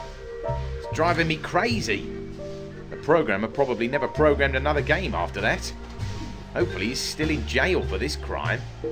Ah, now I'm in a new room. A conference room? Hard to say when you can count every single pixel. What should I do now? Apparently I'm the first one here. I guess the conference hasn't started yet. There's a water dispenser back there. While I'm waiting for the other conference participants, I can treat myself to a sip of water. I also really appreciate the water dispenser outside my office. Good, then I'll make my way to the water dispenser.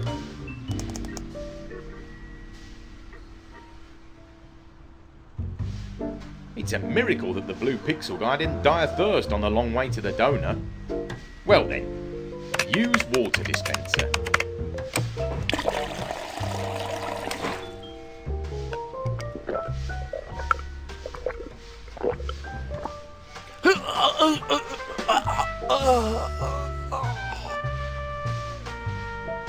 You died. Never drink water that's been sitting around for more than 6 weeks. E. coli bacteria are deadly. What? Really? I'll never touch the water dispenser outside my office again.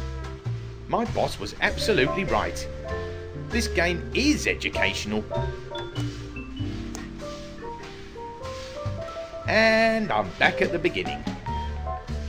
Okay. I think I've learned enough for one day. So let's summarise. If I go right, death is waiting. If I go left, death is waiting. If I go up, death is waiting. And that's exactly why I never voluntarily leave my office. The real world is merciless. Well, that was an unexpectedly exciting recording after all. I wouldn't have thought that the Police Quest game series by Sierra Online from the 80s is still used for training today's police. On the other hand, that explains a lot. Captain Paulie will probably be delighted with this tape. A police officer plays a police officer in a video game programmed by a police officer. More law and order is really not possible.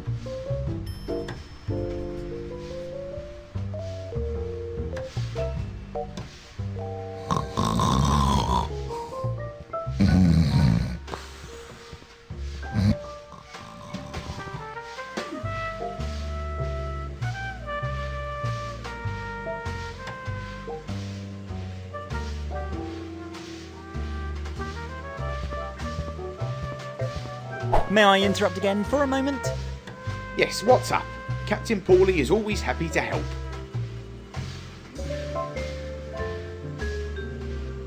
About the desired sound recordings? Yes, what about it? All done! I got a great recording here! Really? On the subject of law and order? Yep, on the subject of law and order, and even extremely educational. Oh, really? I'm curious about that. Let's hear it.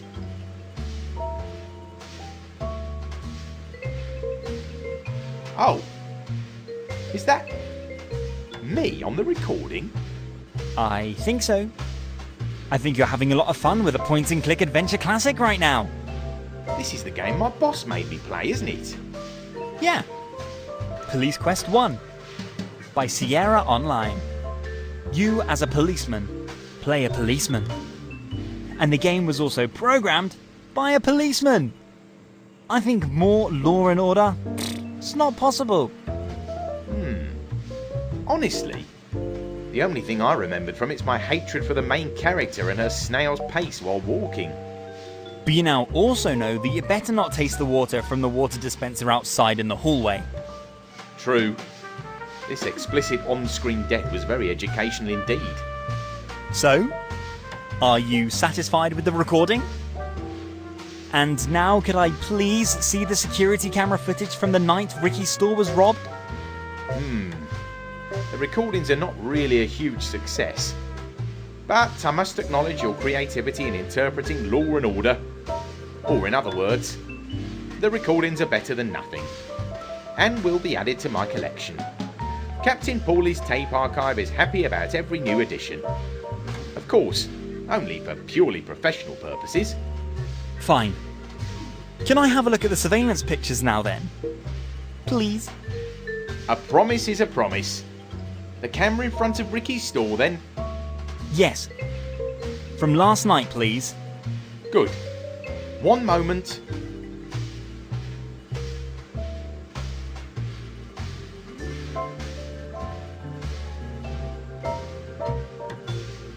Here you go. Whoa! I think we have a direct hit. It's incredible how precise my nose has become over the years. Wow. Is this the guy who cleans out Ricky's store? I think so. And the case is also crystal clear. Is it? Sure. I know that silhouette well. I've seen it on dozens of recordings. You mean, so you know who it is? I'm pretty sure. Even though you can't see any real details here, unfortunately. And a conviction based on a dark silhouette, unfortunately, has not yet been legitimised in the criminal code. Please don't keep me in suspense like this. Sorry. This guy is, with a probability of 99%, Back Alley Bob. Back Alley Bob? Yes, I said that. Who is that? Well, let's put it this way. Bob is the guy who gets you things, which Amazon does not have in stock. And he specialises in mostly second-hand items. And a pretty shrewd guy. So far, we have not been able to prove any criminal acts against him. Despite countless very photogenic shadow portraits. Like this one.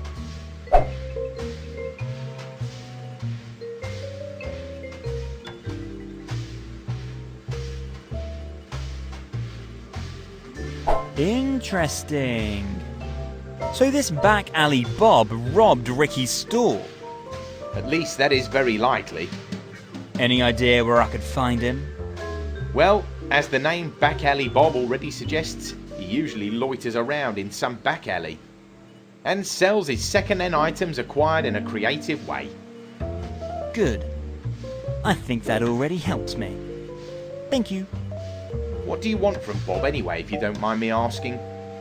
He has something that I need for someone who will then take a photo in order to give a Catalast victory to make someone happy as a result. Huh? That's all Greek to me. But actually, I don't care either. Be sure to watch out when you're dealing with Bob. The guy's pretty crafty, as I said before. Will do. And thanks again for the insight into the surveillance tapes. Sure. come back anytime if you have some more exciting tape recordings for me.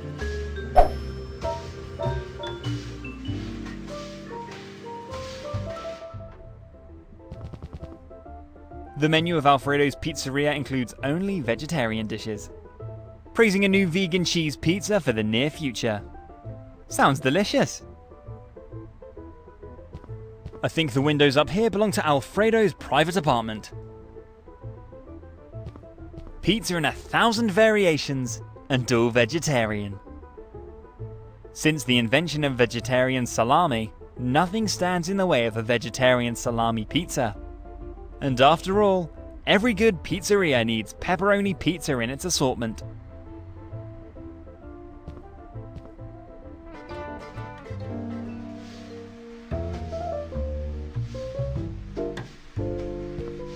A chalk drawing. Some fat guy's trying to catch a donut. I'm afraid the chalk donut is now in the gutter. Definitely a real Banksy. And worth millions. There was some polluter dumping a mannequin rolled up in a rug. At least, I hope very much that it's only a doll. Every now and then, I dream my life will end in the exact same way. Did the foot just move? I could swear the foot just moved. Very creepy.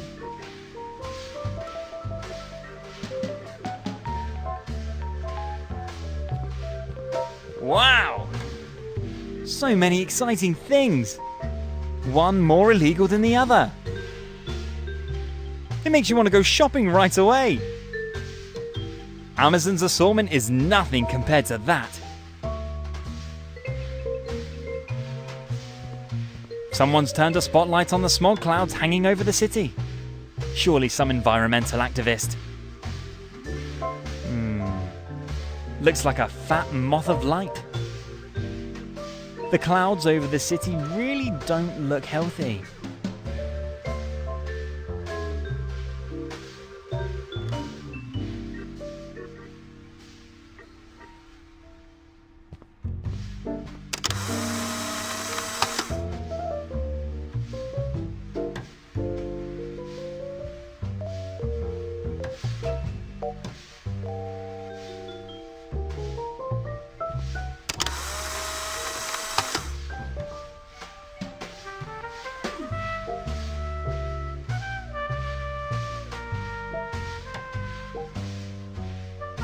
This is Steve. Steve's a rat. And Steve is pretty fat. I think Steve the rat is kind of like the stall security here. It's better not to mess with Steve. Hello, you. I don't understand a word. My universal translator is apparently broken.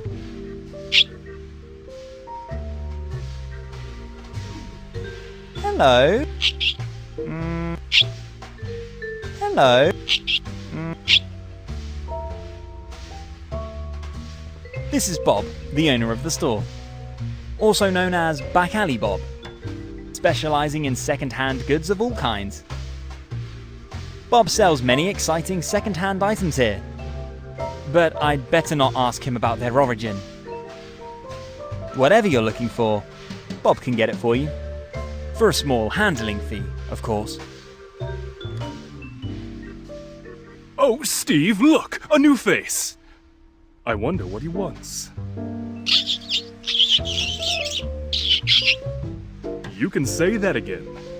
Of course we know what he wants. That's what they all want who have heard of Bob's Drugstore. A first-class service. And a choice selection of the most exciting items ever for sale. Say nothing. Bob knows exactly what you're looking for. And yes, Bob even has it in stock. Plenty of it. And if you take out a subscription, the monthly delivery is even free! Because at Bob's Drugstore, the customer is king. Say nothing! Nothing except the address where you want your new annual subscription to be delivered. Punctually on the 1st of each month. After confirming the validity of your credit card, of course. A card that the valued customer is best off leaving to Bob for safekeeping right away. Of course, this is only to counteract later problems when the card is being charged. But... I hear a but coming. Probably not a credit card? No problem. Cash payment is also possible at any time and welcome. However, to counteract creditworthiness problems, you must unfortunately also pay your annual subscription 12 months in advance. So now I would like to ask you to hand me the advance payment in cash, in order to be allowed to profit in consequence for 12 months from the fabulous customer friendliness of Bob's Drugstore. May I finally say something too? What a question! Constant dialogue with the customer is one of the cornerstones of the service definition of Bob's Drugstore. Even if no further dialogue is needed to extend your subscription for 12 months. Because the renewal is completely automatic, without inconveniencing you as a valued customer. What? What kind of subscription? I haven't ordered anything. Nothing ordered? Ha! A customer with a sense of humor! Customers with a sense of humor are especially valued at Bob's Drugstore. Isn't that right, Steve?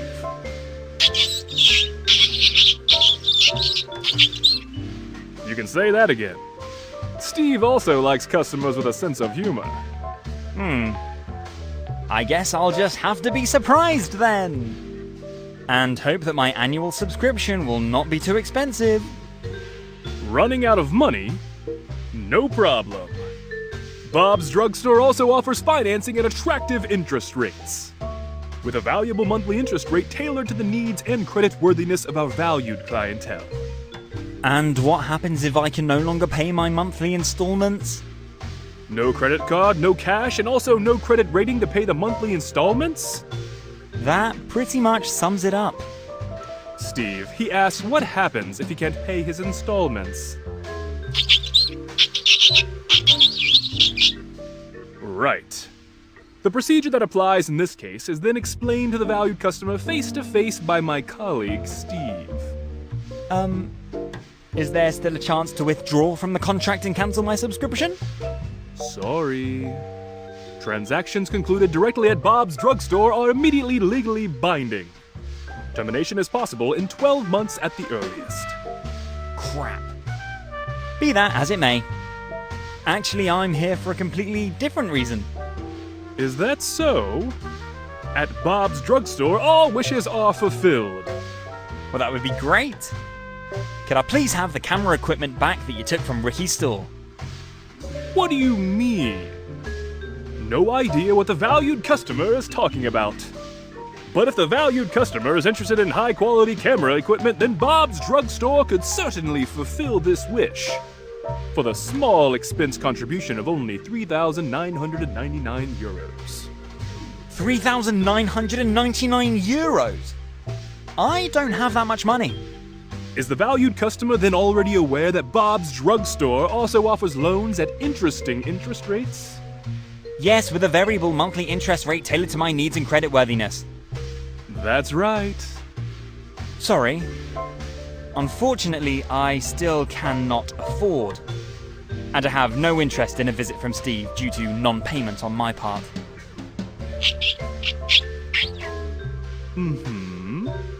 Then I would like to present a fourth way of payment to the valued customer.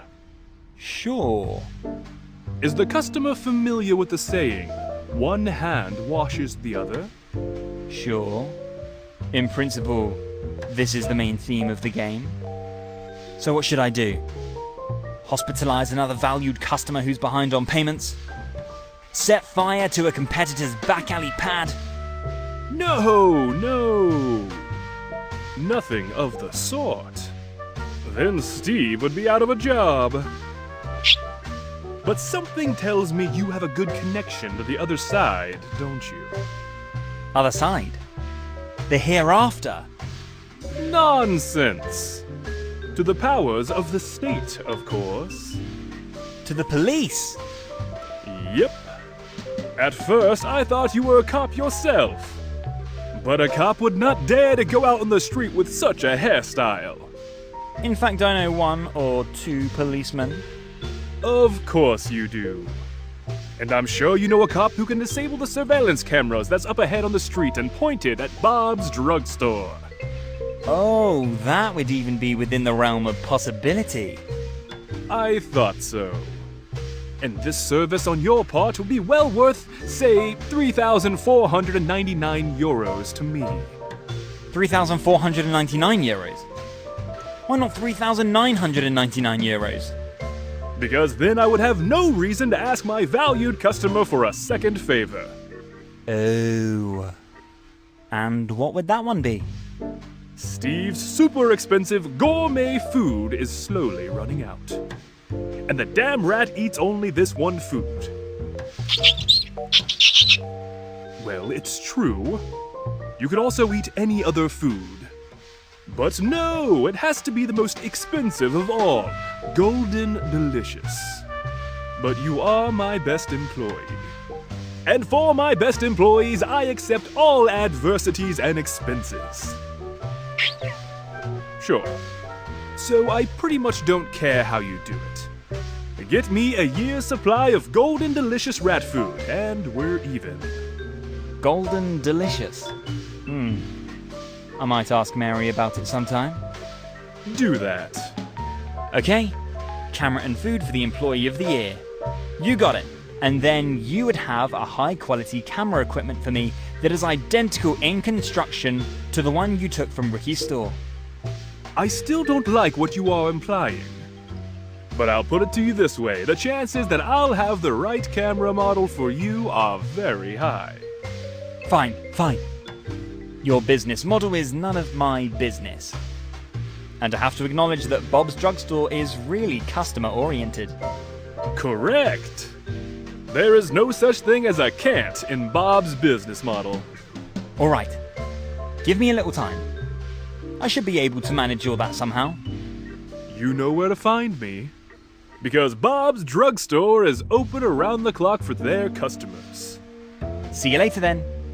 Here's to seeing you again soon. Welcome. Welcome to Bob's Drugstore, where customer satisfaction is written in capital letters.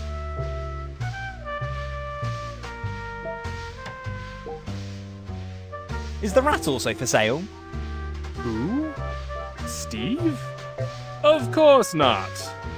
Steve is my best employee and is essential to the smooth operation of Bob's Drugstore. Best employee? Really? I always thought that rats couldn't last long in your rather shady line of work. I think you watch too much television. Movies and series are my primary educational source. I figured as much. Then let me explain it to you firsthand. A rat in the figurative sense is a very, very bad thing. But a rat in the biological sense is a gift from God to any employer who is in my line of work. Really? So what are Steve's duties here at Bob's Drugstore? Except looking cute, of course. Cute? Make no mistake about it. Steve is the man for the rough stuff here at Bob's Drugstore. And among other things, responsible for the sales booth security. Really? You mean the cute mouse breaks my legs if I try to steal something here?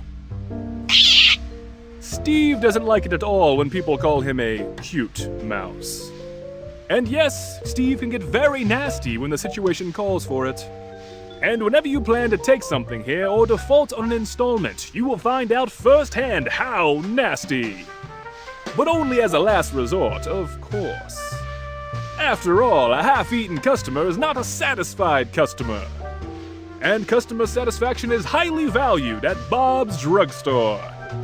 I really don't want to offend Steve. But then, what can a slightly overweight rat do against a fearless Scott Whiskers? Purely theoretically, of course. Let me put it this way. 1,000 little teeth. 1,000 little teeth? Yes. Steve is a very procreative employee. And Steve's wife, a really lovely person, has about 34 healthy, vigorous offspring a year. And when push comes to shove, then...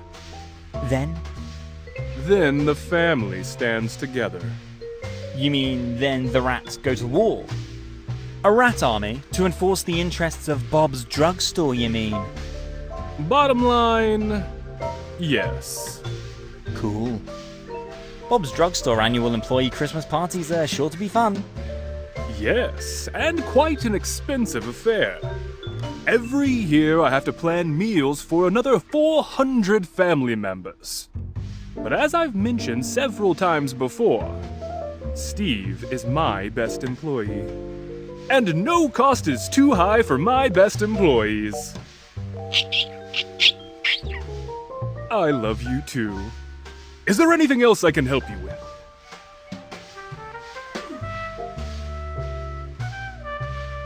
What's with the irritating flailing of the arms? Irritating flailing? Well, the waving of the arms when you say something. You mean my customer-focused, arm-based giving gesture? Huh? I find that extremely disturbing. I can't even focus on what you're saying. Whoa, whoa, whoa, whoa, whoa, whoa, whoa, wait a minute. Is that what this is all about?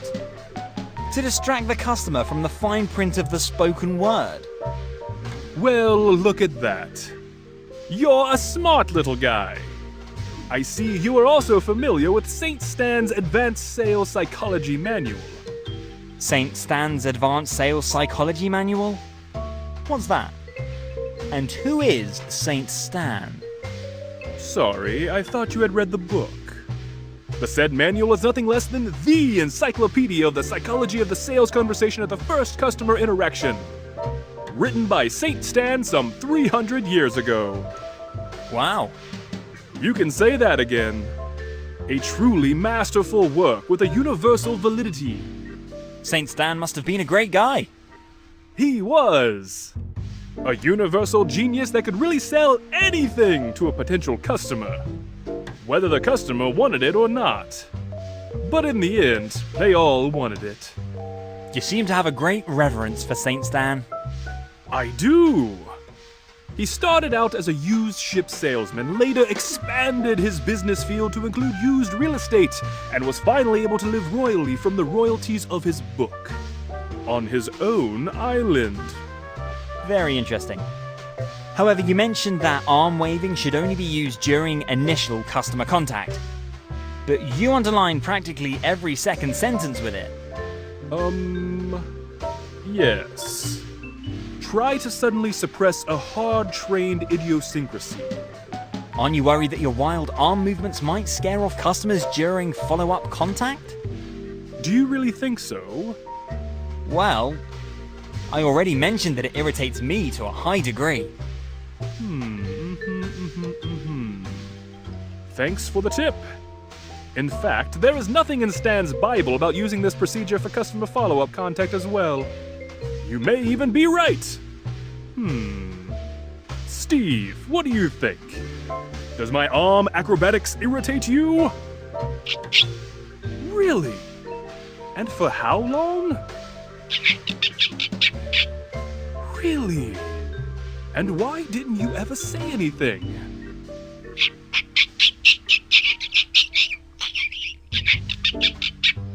Because you didn't want to hurt my feelings? Damn. Then I really have to work on myself. Thank you both very much. My artful arm movements might cost me customers in the end. Not to be imagined. Glad I could help. Is there anything else I can help you with?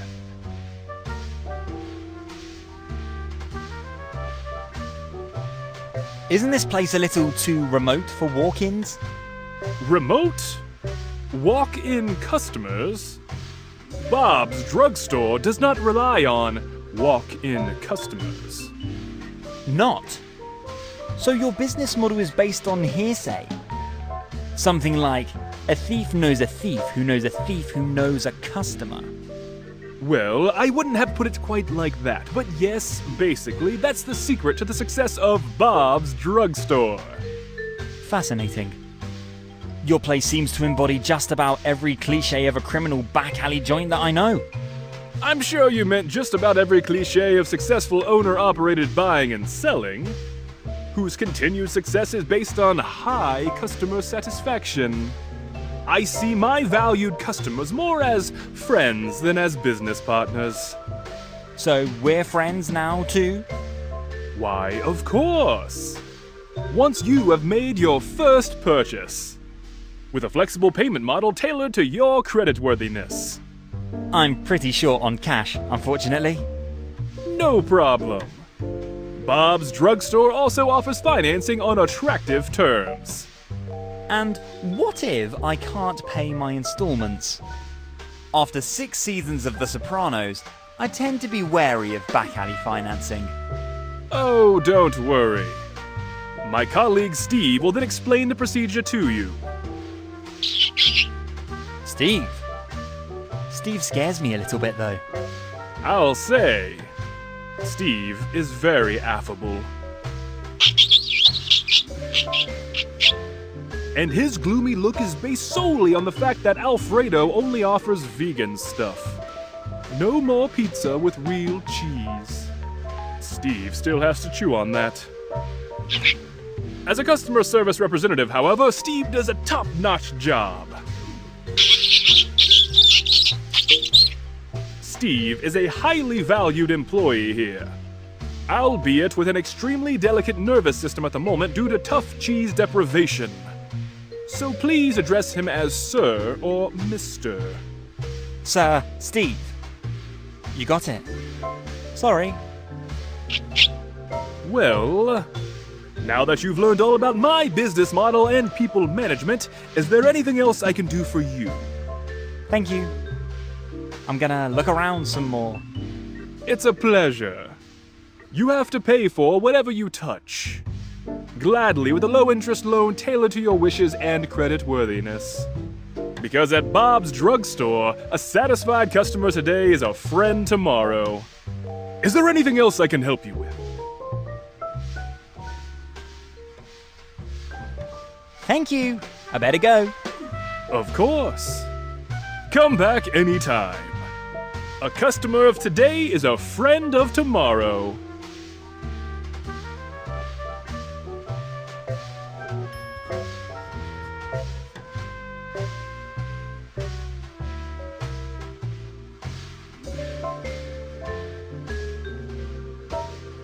You say, are you still single? What kind of strange question is that? Because a friend of mine is looking for a bad boy. And I somehow think you would be perfect together. You think I'm a bad guy? I am a businessman. But of course, my mistake. Be that as it may. Look here. Well, hello there. Who is that cute grey mouse? This is Mary. She runs the city's animal shelter. And for reasons I can't explain, is on a quest to find the bad boy of her dreams. She's nice, she is kind, she is righteous, and thus probably pretty much the direct opposite of you. Hey! I am nice and kind. Isn't that right? There, you have the confirmation. Sorry.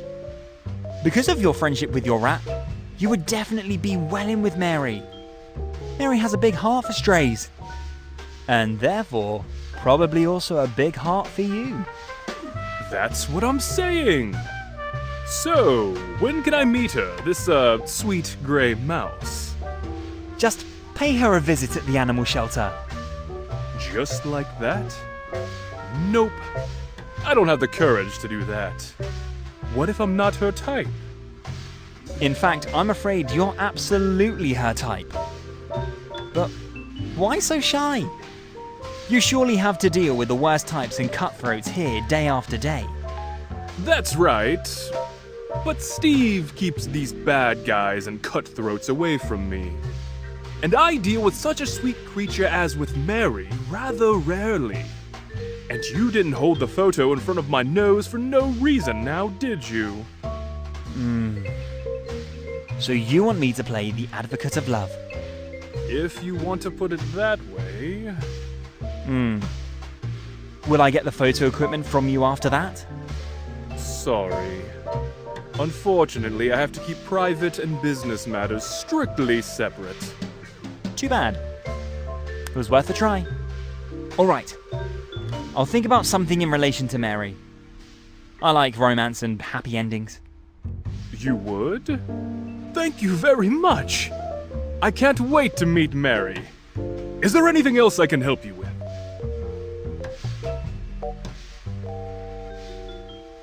Thank you. I better go.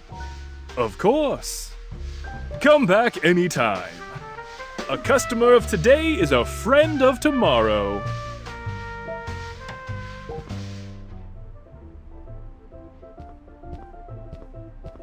A mouse hole, with a protest sign next to it. I think the mouse protests against Alfredo's new vegan cheese. Or one of Alfredo's customers expresses his protest in a creative way. Someone is probably at home. The light is still on. I think when the mouse moved in under Alfredo's pizzeria, it did know about Alfredo's vegan plans.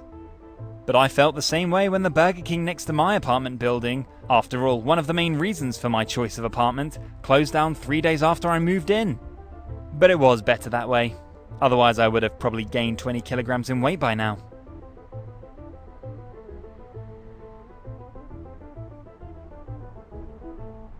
There's an ad in the window for Alfredo's latest creation, a 100% vegan cheese pizza. I myself have only been eating vegetarian for years and must admit, this offer appeals to me. Vegan cheese, however, is still the absolute supreme discipline.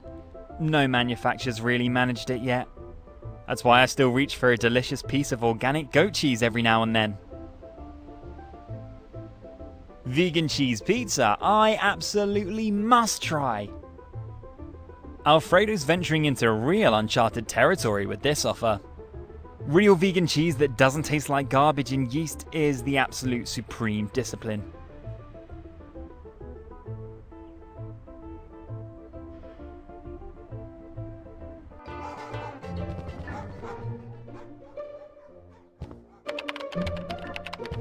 An artistic image of a steppe landscape with mountains in the background.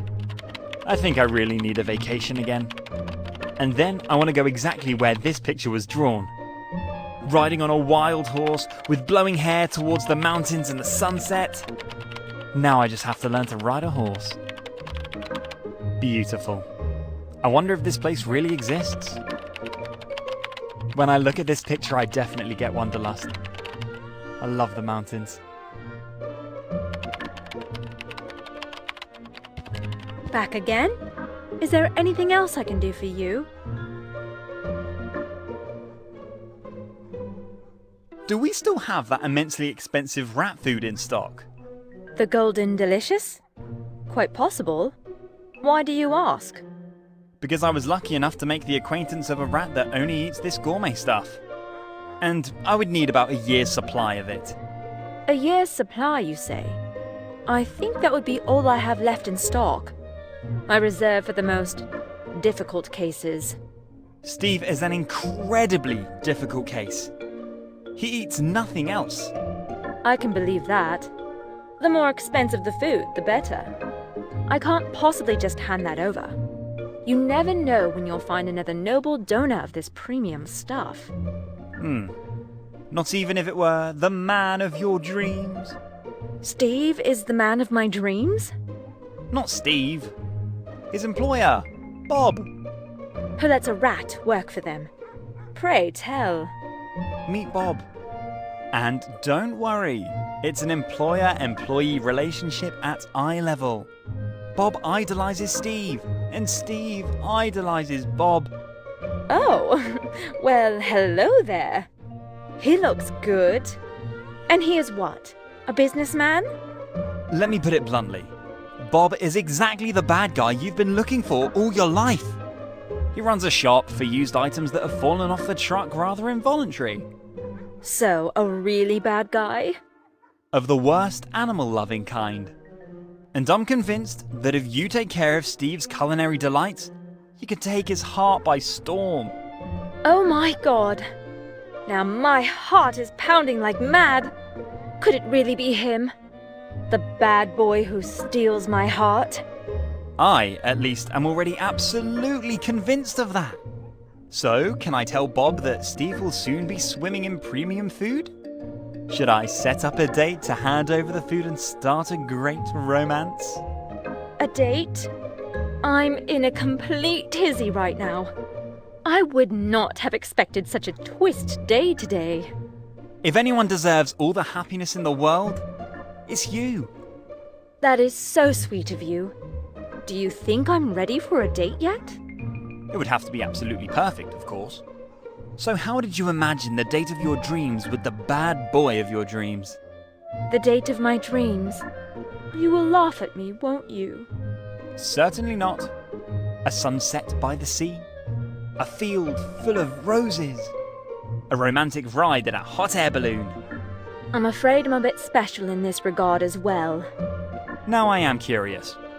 Well, ever since I saw the movie Edward Scissorhands, I've been dreaming of getting closer to my beloved on a gloomy night in the pale moonlight. The movie was so romantic. True, a really good movie, but very sad. As for you, of course I wish for a happy ending. Sweet of you. Do you know such a place? A gloomy place. For the beginning of the greatest romance of the century. I'll find it. Promise. That would be so great. I'm just so overwhelmed with excitement that I can't think of a suitable location. Please give me a little more time. I am sure I will find the perfect place for you. I can hardly wait. I'll start looking for a year's supply of Golden Delicious right away. And eagerly await your return. Hopefully with good news.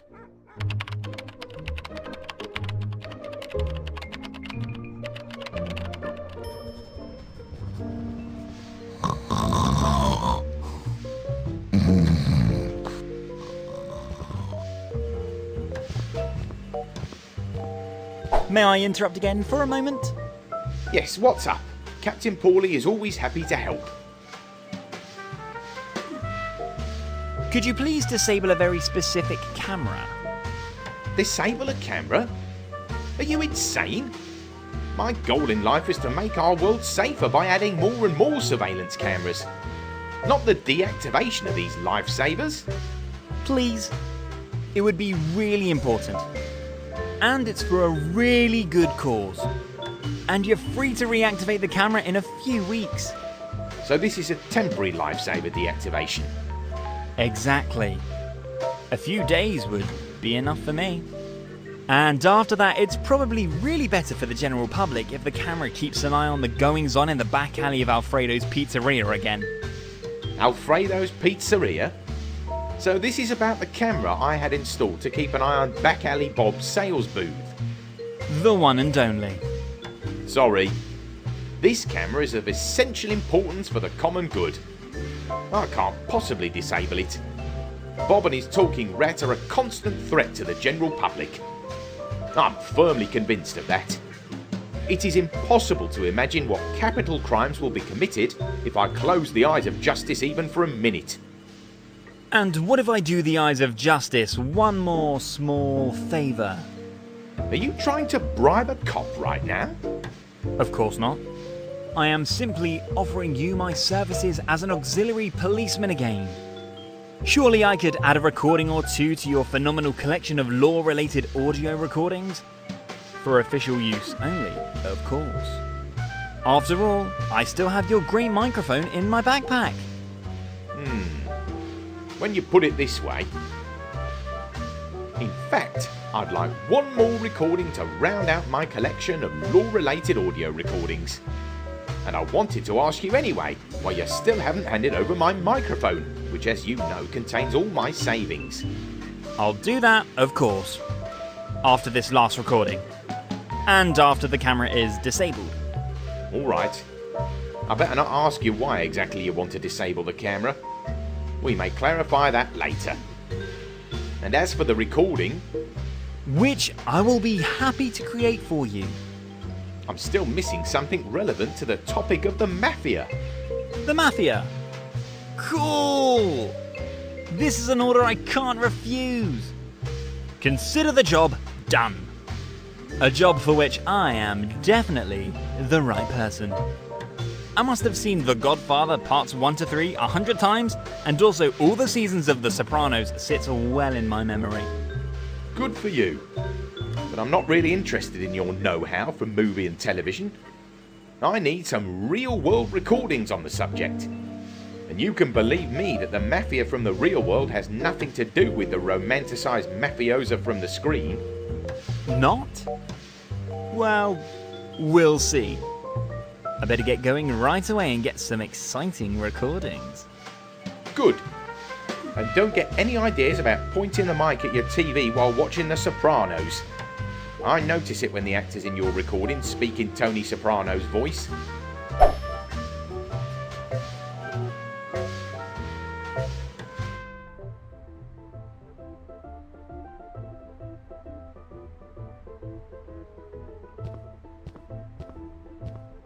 Great idea! It's time to serve another cliché in this game. Where would you be more likely to overhear a mafia conversation than in an Italian restaurant? At this point, I would also like to apologise to my Italian players. The developer of this game still thought the whole thing was kinda funny. I hear absolutely nothing here. Does this thing work at all? Maybe the batteries ran out.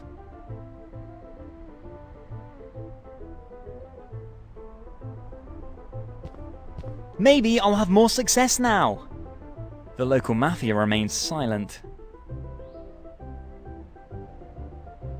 Well, and again, no success.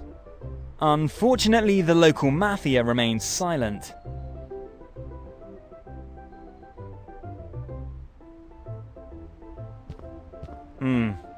Last try now. The mafia's code of silence is throwing a spanner in the works.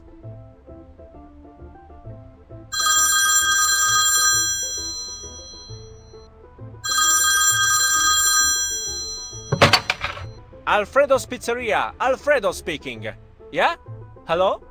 Hey, is that the rad pizza place with the sensational vegan cheese pizza? Indeed. The sensational vegan pizza is only available here at Alfredo's. Would you like to place an order? Nope. I would just like to join you guys. And I am ready to spend a fair amount of money. Your pizza is totally awesome. Uh-huh. I am glad that you liked my pizza. Totally awesome, huh? But I'm not currently looking for a shareholder. But hey, I'll make you an offer you can't possibly refuse. That may be so. Nevertheless, I'm not interested in a shareholder. But hey, that would be a mistake. A very big mistake. And I'll let you be in my new movie too. Unfortunately, I have no acting talent whatsoever. It doesn't matter. Neither do I. But hey, anyway, I've got plenty of dough and want to join you. So just give me a figure, and we'll work something out. Good. Then I'll say it again in all clarity. I do not want a shareholder. For no money in the world. Alfredo, Alfredo, Alfredo. You make me sad. And you're supposed to make me rich. I thought you were rich already. Yes, I am, but hey, your sensational vegan cheese pizza makes me even richer. Sorry, the only thing my sensational vegan cheese pizza will do is fill you up. But hey, there must be a way we can come to an agreement. Just tell me what it is that you want. Lots of ladies? Fast cars? A house with a pool and a pizza? Just say it. I think the only thing I want is to end this conversation. Nah, come on. Give Good Clint a figure. And then we'll make a deal. 1,600 euros. That's how much the annual subscription to my sensational vegan cheese pizza costs.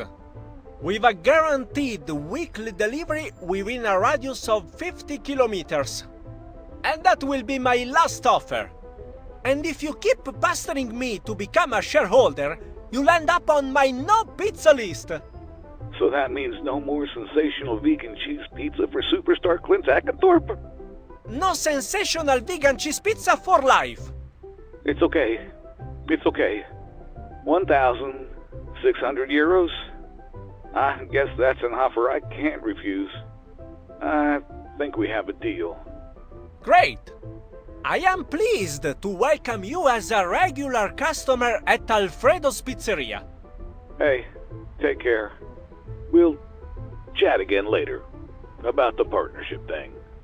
Please don't. I don't want to. Goodbye. Wow! What exciting recording! I knew that Clint liked the pizza from Alfredo. But who would have thought that it would develop into such an obsession? The recording's rather irrelevant from a forensic point of view, but Captain Paulie has to make do. It is entertaining in any case. The Hollywood Mafia really had a tough time with the local Mafia. The local Mafia does not give up its territory so easily. I like it.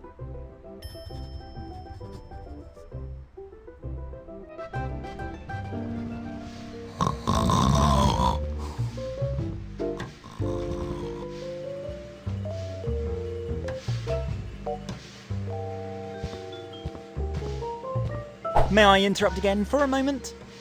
Yes, what's up? Captain Paulie is always happy to help. About the desired sound recordings? Yes, what about it? All done!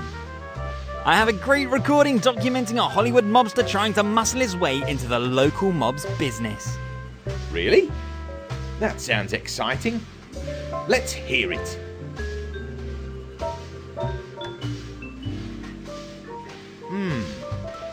It's a great recording, isn't it? Could it be that you just overheard someone ordering a pizza? I wanted a recording that proves the machinations of the local mafia. But this recording just has everything. A rich Hollywood godfather's trying to put the local pizza mafia out of business by any means. He makes an offer that his counterpart cannot possibly refuse. He threatens his opponent with evil retribution if he refuses. He tries bribery. He tries flattery. And in the end, he buys a pizza. Somehow I can't see any criminal energy in that. He doesn't just buy a pizza. He subscribes to an expensive pizza plan. And even though his original plan didn't work out, he now has a first foot in his counterpart's business. Extremely deceitful. Kid, could it be that your imagination has run away with you? But why? After 6 seasons of The Sopranos, I'm very familiar with the mafia's methods. It always starts out totally harmless and ends with a body buried in the woods. Oh dear. You should really stop your consumption of television series. Well, normally I only watch Star Trek, but The Sopranos still managed to captivate me. So we have a deal?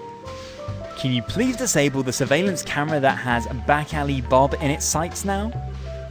Honestly? Unfortunately, your recording is already quite useless. Even though I don't want to deny it a certain entertainment value. So? I would possibly agree to deactivate the camera for a day to honour your efforts. And the time must then be enough for you to conduct your illegal business with Back Alley Bob hidden from the eyes of the law. Only one day? Not for longer? Be glad that I deactivate the camera at all. Such a blind spot on the map of the law always makes me extremely uncomfortable. Fine. It's probably better I don't even try to haggle with you. Oh, and one more thing. Yes? I would like my microphone back. Your recording should have calibrated the device perfectly by now, and it's about time that I sell the production-ready product, including its patent, to Apple. Why? Of course. Such great surveillance technology in every second iPhone. That's exactly what the world's been waiting for. I think so too.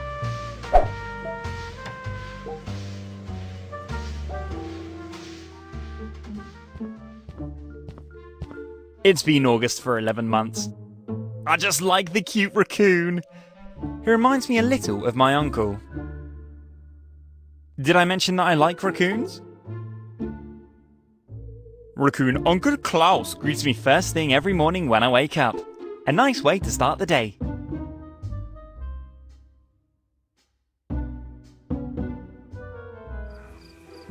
The heavy gate obviously...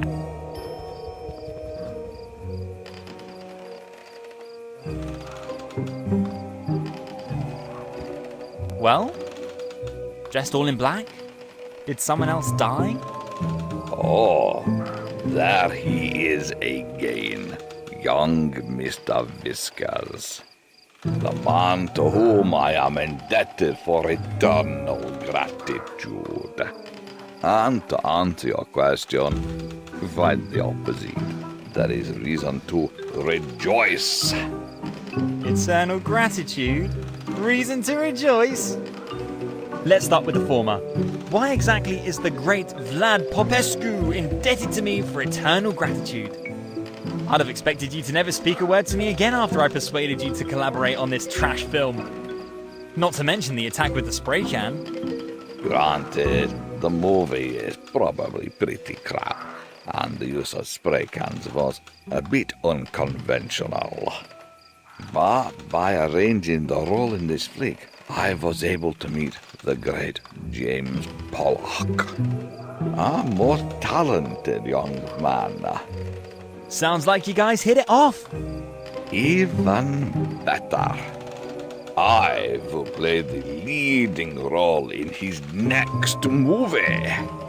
An inexpensive art house horror film shot entirely in black and white. Well, that sounds really great. Indeed, right. No werewolves, no zombies, no romance. Just the camera and yours truly. No one else in the movie? Nope.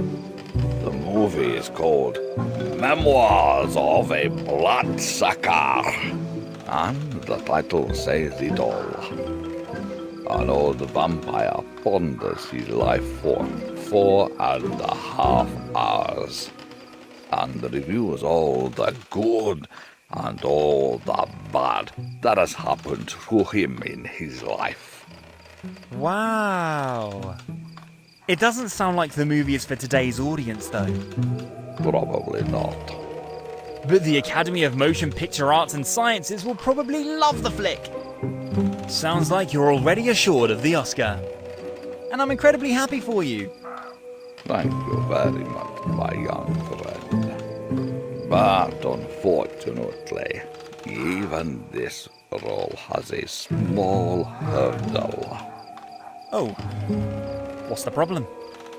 I already mentioned that this movie is also rather of the inexpensive sort. And I'm expected to appear there in my old Dracula costume. The one I used to wear all the time. Don't you have the costume anymore? Well, I never in my life expected to be allowed to return to my old role. That's why I had given the costume to a couple of kids who had rung my doorbell a few years ago for Halloween. You didn't have any candy at home? I don't like to share my candy. You just gave away your beloved costume. I no longer saw any use for it. And it seemed fitting as a gift for Halloween. What exactly are you missing now? I guess a black cape.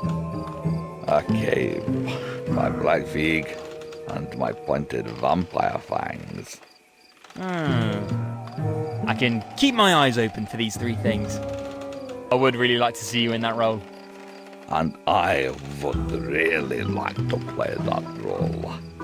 All right. I'll take care of it. On one condition. whatever it takes. Please mention my name first in your acceptance speech at the Oscars. Consider it done. Is there be anything else?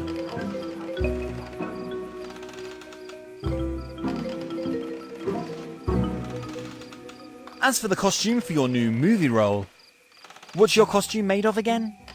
Well, my classic Dracula costume consists of a black cape, pointed vampire fangs, and a wig made of black hair. Ah, right. All right. I will take care of it immediately. And once again, young Mr. Whiskers is my savior in need. Thank you very much. Always a pleasure. Is there be anything else? I would love to rent your gloomy wall for a romantic event. Oh? What gloomy wall? The decaying stone wall down the path, the one with the creepy fake skulls next to the gnarled tree. Oh, that wall. Did you say romantic event? Who on earth would associate that crumbling wall with romance? A really lovely person who has perhaps watched the classic film Edward Scissorhands a little too often. Her dream is to celebrate the first date with her beloved in a gloomy place in the pale moonlight.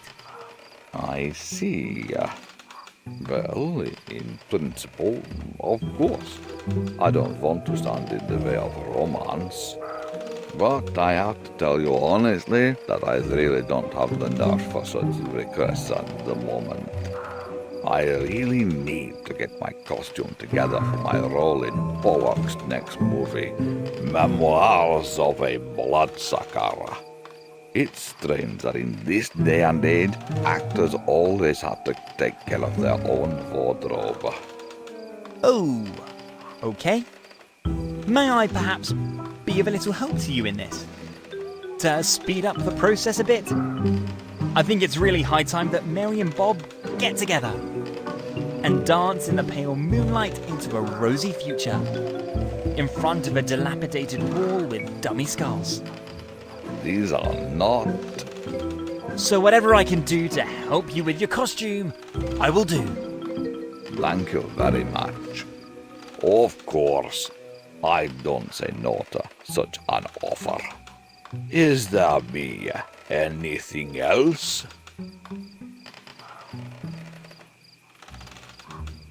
I have to go. See you later. See you soon.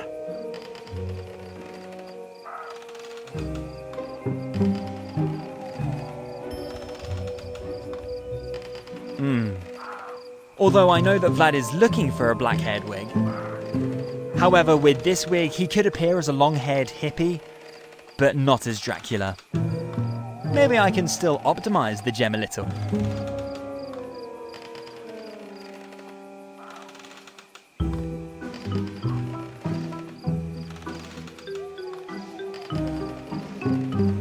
Wouldn't it be great if that had worked now? But unfortunately it didn't.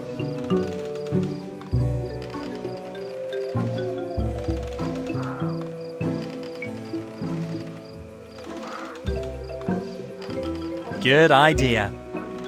I could definitely make a great black cape out of these curtains. It's a good thing my grandmother forced me to learn the art of needle and thread when I was a child. Even though sharp scissors would be quite enough for this job.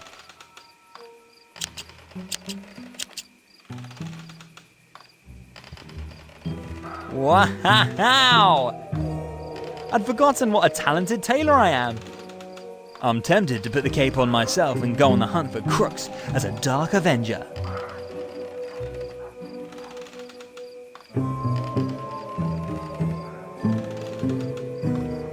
This black cape is exactly what you're looking for, isn't it? You have a cape for me? Can I put it on right now? In fact, I insist on it.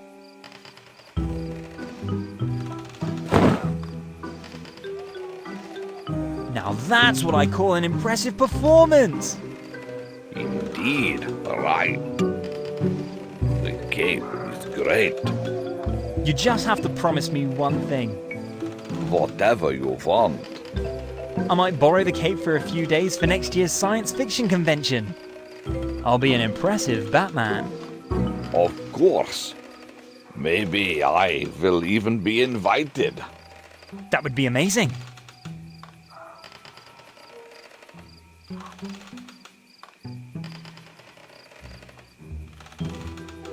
Well then, good thing I already had plenty of experience as a hairdresser. I create all my own cosplay costumes and wigs for the science fiction events I attend regularly.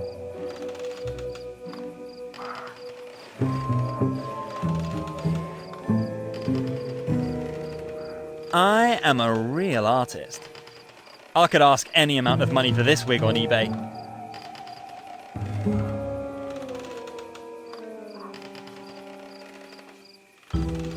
I think this great black short hair wig should meet the requirements for your Dracula costume, right?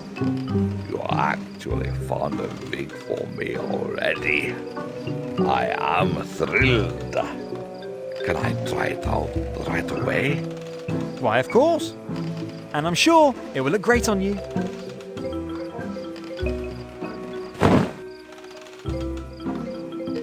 Perfect!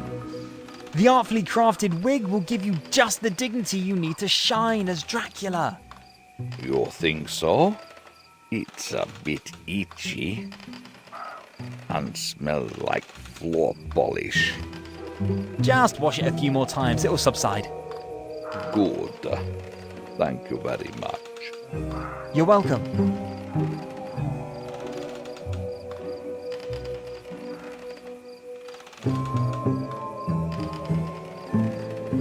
I guess those great teeth should make you the Dracula you've always been. The most impressive screen bloodsucker ever. You actually found Dracula teeth for me? May I ask where you got them? Better not. I literally had to rip someone's head off for them. Whoa! Fine. Let's see then.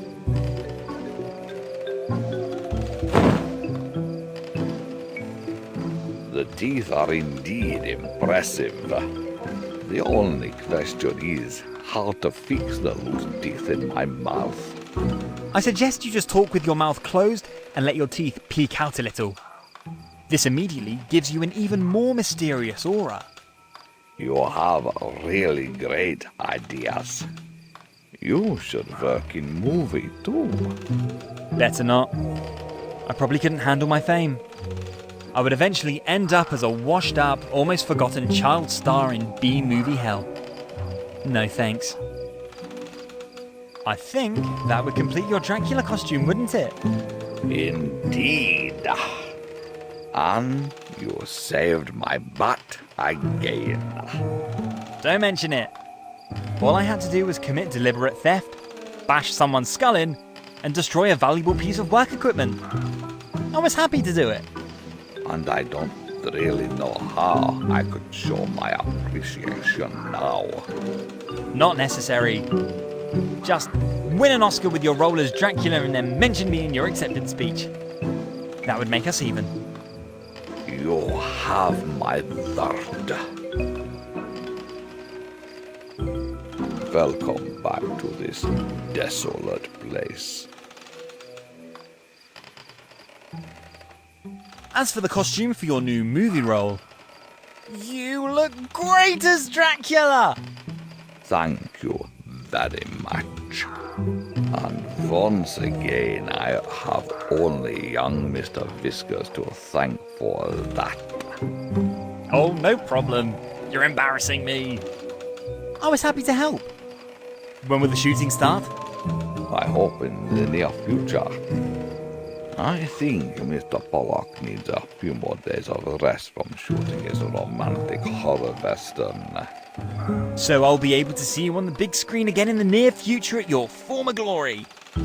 Why, of course. I still can't believe that I'm actually getting another chance to perform as Dracula. This was long overdue. I hope that this role will be followed by many more.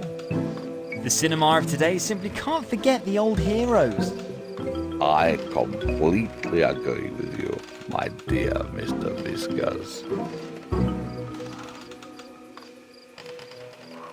Welcome back to this desolate place. I would love to rent your gloomy wall for a romantic event. Oh? What gloomy wall? The decaying stone wall down the path, the one with the creepy fake skulls next to the gnarled tree. Oh, that wall. Did you say romantic event? Who on earth would associate that crumbling wall with romance? A really lovely person who has perhaps watched the classic film Edward Scissorhands a little too often. Her dream is to celebrate the first date with her beloved in a gloomy place in the pale moonlight. I see. Well, in principle, of course. I don't want to stand in the way of romance. And after you have helped me so selflessly for the second time now, it is probably only the least to make my property available to you for your request. Really? Mary will be happy about that. And I'm sure that the gnarled tree, the dilapidated wall, and the dummy skulls provide exactly the ambience that she wants. These are not. And on top of that, the fact that for some inexplicable reason, the moon is always shining here. Although it should be around 12 noon. Absolutely perfect. I'm glad you like my property. Unfortunately, there have been no romantic vibes here for a long time. I think it's high time for that. I'd best get on the road right away and tell Mary and Bob the good news. Well then, I wish you good luck, my young Mr. Whiskers. He seems a little melancholy to me. I should cheer him up a bit with my company. The older gentleman looks like the horror movie star Vlad Popescu. But shouldn't he be at least 150 years old? For 150, he really held his own. It seems that Vlad is remembering long-buried friends, which at an age of 150 is not that uncommon.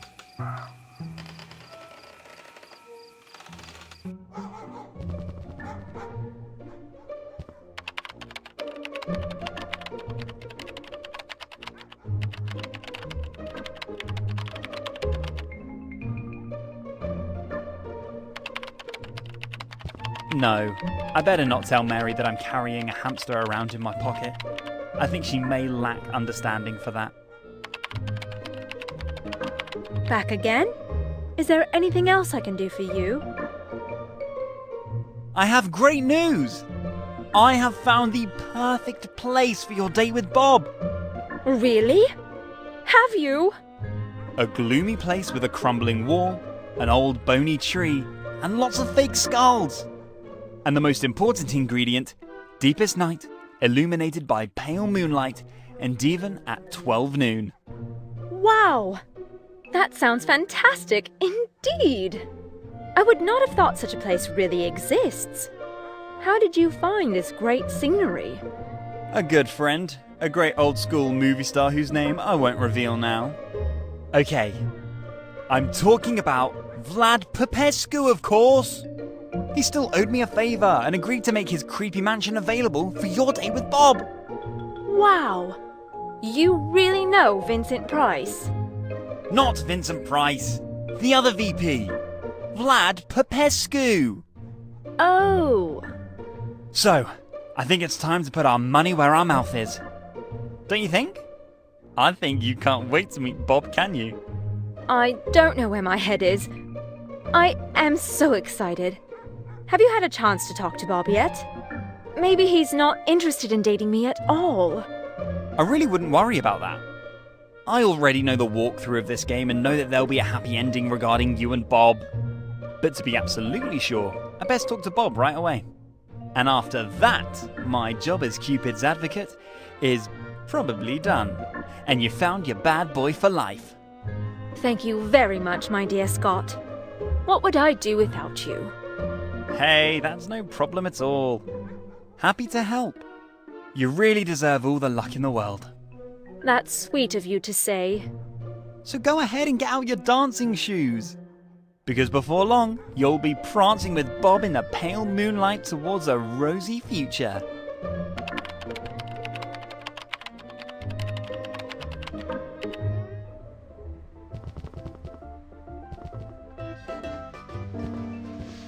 Welcome, welcome.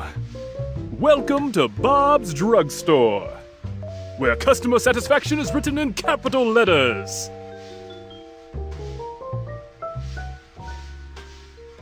Again about the photo equipment. Yes, what about it?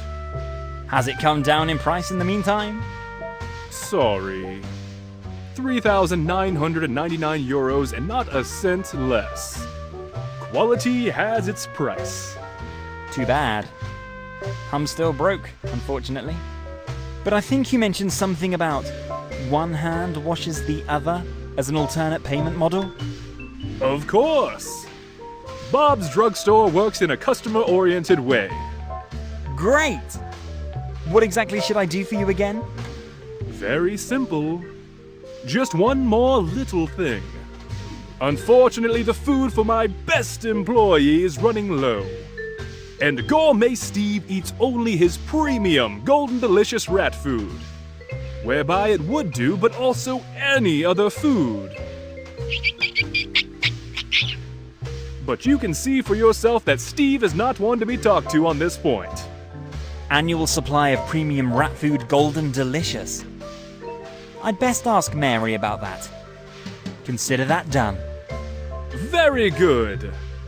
And then I get the photo equipment from you. Sure.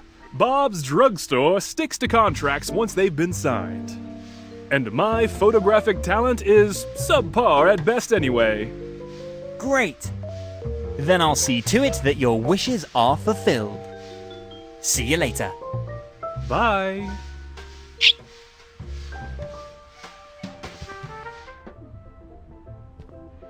The camera's high up, I'll never be able to reach it. Apparently the camera's currently disabled. Good for Bob. The surveillance camera's focused on the dark alley. I wonder what exciting things there are to see. Apparently the camera's currently disabled. Good for Bob.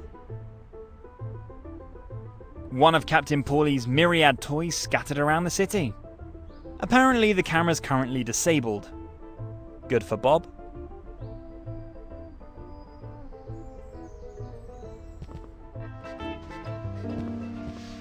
Welcome, welcome, where customer... I found the perfect place for your date with Mary! Really? For a date with the cute grey mouse from the animal shelter? With Mary, the one and only. A dreamlike, gloomy scenery in the deep night illuminated by the pale moonlight, guarded by some darn real-looking dummy skulls. That does sound a bit weird. But then again, my life is a pretty weird roller coaster ride anyway. So, I'm ready! When do you want to start? I think there's no reason to waste any more time. Mary can hardly wait. And I, as the reigning date doctor, have to acknowledge that you are probably the bad boy of her dreams. Great! Then let me quickly get my going out trench coat, and then I'll be on my way. Do that. You can't miss the Popescu estate a few villages away. Well, and I am already getting ready for one of the most elaborate cutscenes in this game. Finally, I have nothing to do here, and can just enjoy a nice cinematic. Well then, I think now it's time for some romance, don't you? I have now really mastered my job as Cupid's advocate with flying colours. I'm so happy that Mary's finally found the bad boy of her dreams. And how lucky for us that Vlad's gloomy backdrop has one of Captain Pauly's surveillance cameras hanging on it. This allows us to play fly on the wall and witness Bob and Mary's date firsthand. Are you excited as I am? Action!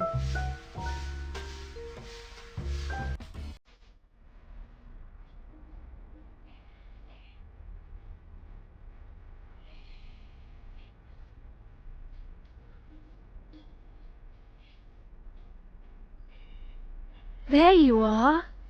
And there you are. The woman of my dreams. The husband of my Wait. You are a smoker? No, just a man with a nervous tic. So the cigarette is not lit? The only thing that is lit here is my desire for you. Thank God. You scared me for a second. I can understand that. A woman with a multi-cat household has no use for a man who is hooked on smokes, no matter how handsome he may be. So, you're fond of animals? My life is dedicated to our four-legged friends. Because I only come in a package with a furry roommate. I think that's lovely. And its furry extended family. I love kids. With very special culinary requirements. I have already pre-ordered 2 annual rations of golden delicious. You really think of everything.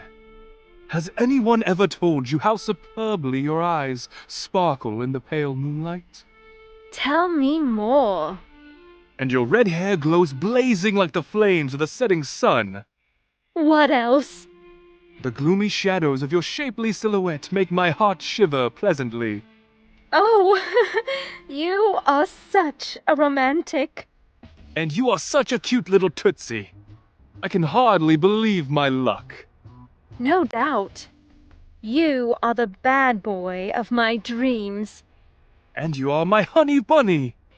My little rat tooth. My little kitty. Hold my hand. We should not. We absolutely should. Your mother will hate me. My 2 fathers would disagree with that. I am not worthy of your good soul after all. But our souls complete each other wonderfully. I am the yin. To my yang. I am the lid.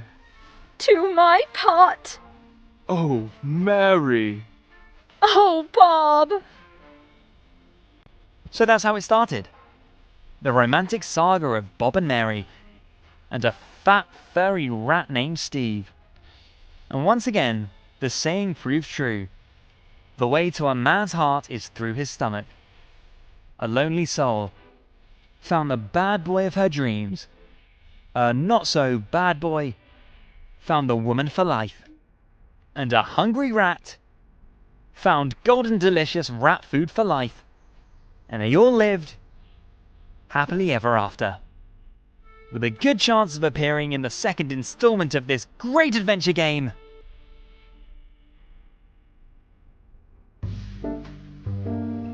Aww, I got all misty-eyed. Let's hope that Steve and Mary's 1,000 cats get along well. Finally, a happy ending. But now I have to make sure that there's a happy ending for Mr. Fumbleclaw. We'll talk a little more later, okay? I really have to get going. And save the world! There he is. Scott Whiskers. Cupid's advocate. The date doctor. The man who brings together the lonely hearts of this city. Oh, this really is too much of an honor. Honor to whom honor is due. How are things going with you and Mary? Excellent. Absolutely fantastic. Mary really is a great woman. She really is, isn't she? And Steve can hardly believe his luck either. Whereby his enthusiasm is more culinary than romantic. He says thank you. And I'm also happy for you, Steve, of course. A naive, lonely soul, a backyard crook, his fat rat, and an angel on earth. This is the stuff of which later historians forge legends. There is no doubt about that. And I almost feel guilty now to get back to our contractual agreement. No problem. It's about the super expensive photo equipment I found on the side of the road, right? Exactly. Do you now have the 3,999 euros to release it? 3,999 euros? But we... Ha ha ha! Just kidding. I thought you might say yes. But don't worry. Bob is a man of his word. Steve is swimming in golden delicious brand rat food thanks to your intervention. And a happy Steve means a happy Bob. And a happy Scott? Why, of course! So again, thanks for a hand with, pretty much everything. And if you should ever be looking for something out of the ordinary, then you know where to find me. Great. Thank you. And I wish you three all the best for the future.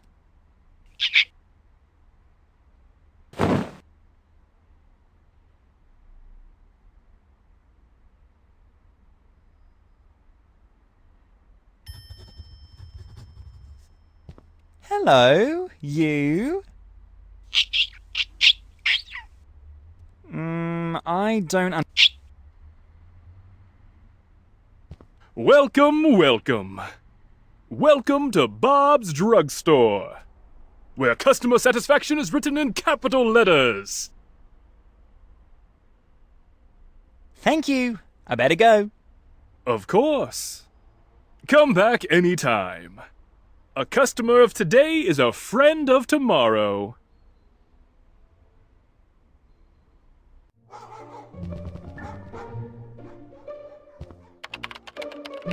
Hey Mary, back to work already?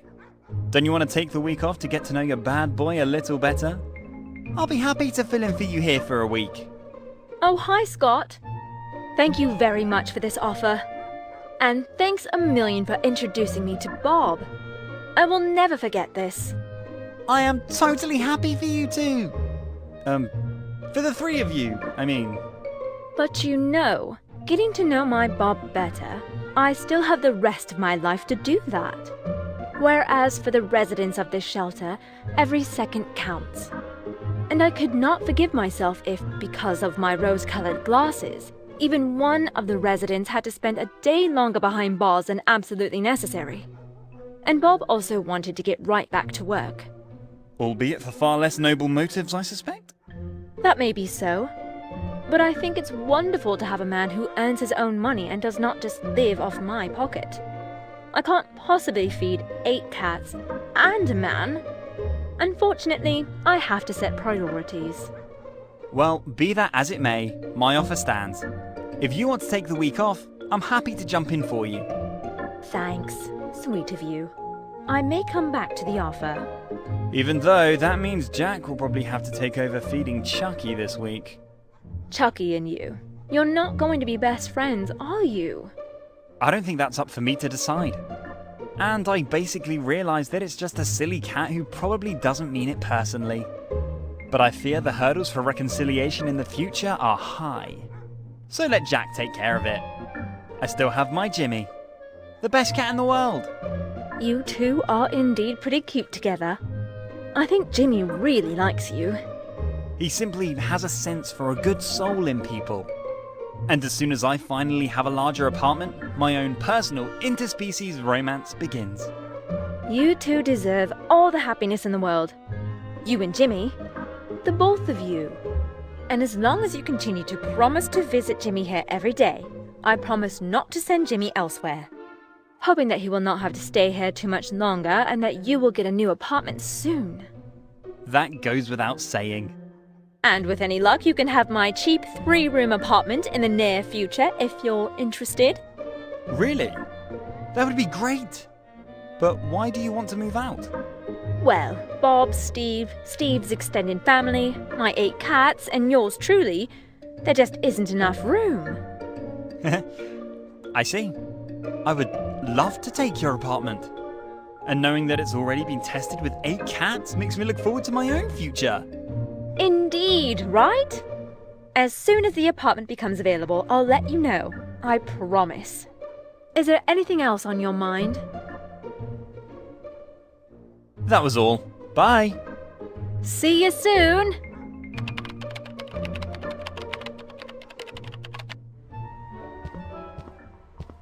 Hey, Ricky. Oh, The man with the hairstyle problem is back. Oh, why so grumpy? Because I have great news! Is that so? Yes, sorry.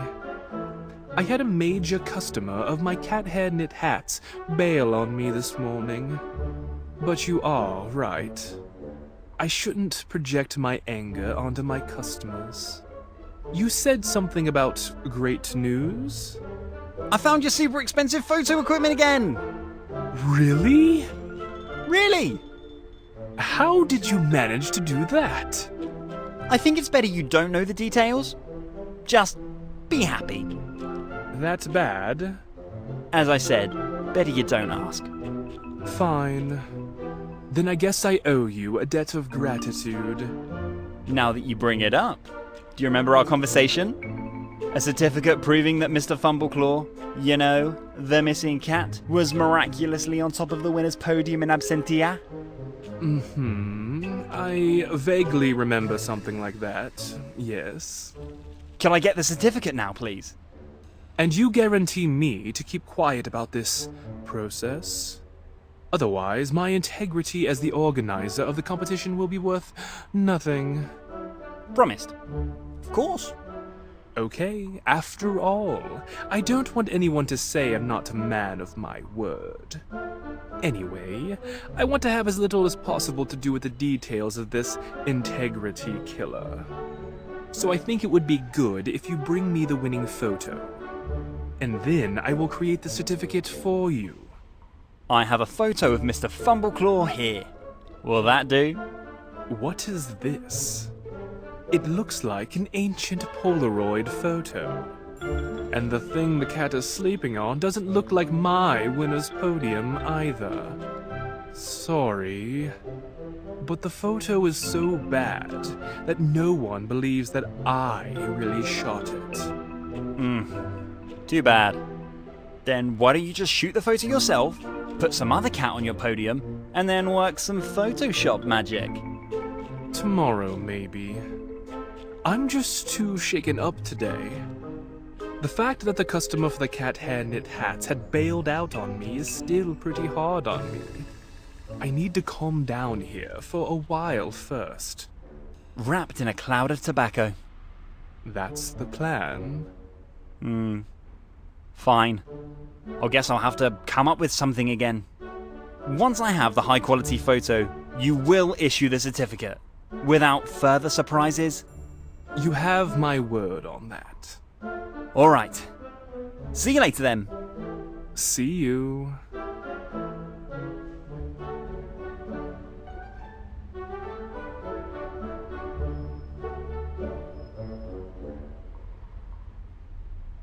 A mouse hole with a for sale sign. Mr. or Mrs. Mouse must have moved out recently and forgotten to turn off the light. The apartment appears to be back on the market. Apparently Ricky's hosting his cat beauty contest, Ricky's Finest, again. For a cat, there's no greater honor than winning Ricky's Finest. Ricky's Finest is the event in the local cat beauty scene every year.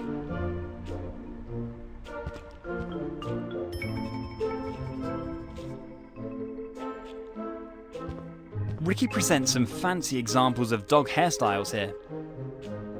If I were a dog, I would want one of those hairstyles. The severed and impaled dog heads are kinda creepy. Strangely surreal images of dogs. I guess these are supposed to be examples of Ricky's dog hairstyle creations. Andy Warhol would have been quite proud of these pop art images of dogs. A typical sink like any hairdresser uses for washing hair. I can understand that dogs like water, but I cannot imagine for the life of me how Ricky here wants to wash the hair of a cat. That can only end in blood. The sink is free of any hair. No comparison to the sink in my bathroom.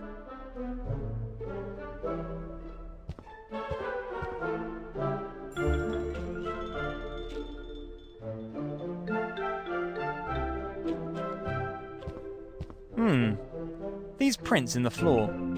I bet this is where Ricky's super expensive camera equipment used to be. I better put them back in their place.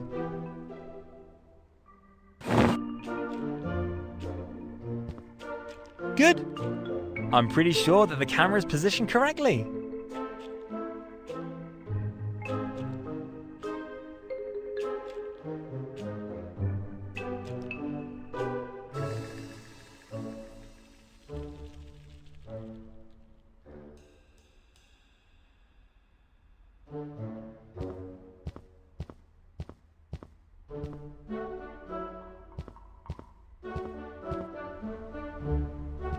Yes, do you still need help with your hairstyle? About the photo of Mr. Fumbleclaw on the winner's podium.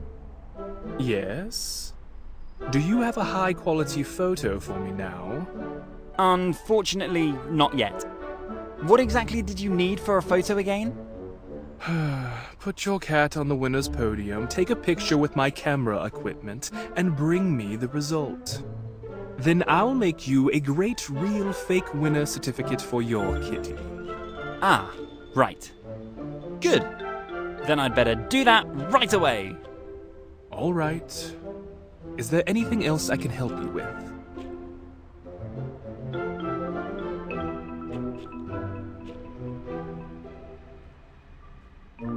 That's all for now. Just come back if you need some more advice regarding your unkempt hair.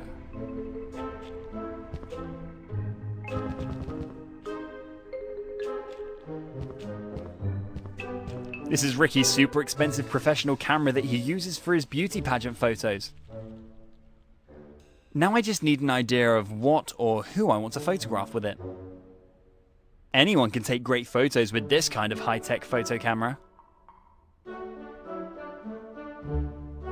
Well then, smile!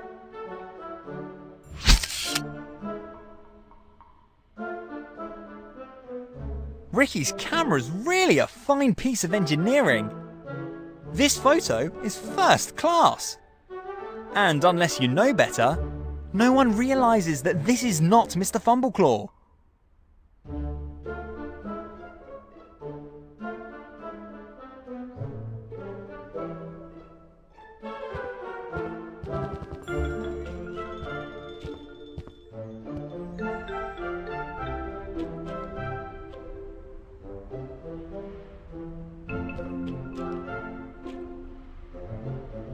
About the photo of Mr. Fumbleclaw on the winner's podium. Yes? Do you have a high-quality photo for me now? I think I have, actually. Well, hello there. That looks very usable already. Yeah, your photo equipment is really high quality. Ideally suited for great cat photos. As a professional and organizer of a countrywide, if not worldwide, legendary beauty contest, I have to meet a certain standard. And that includes high-quality winning photos and certificates. Speaking of which, we had a deal. I'll get your photo equipment back, and you put my cat on the winner's podium, winner's certificate included. Of course.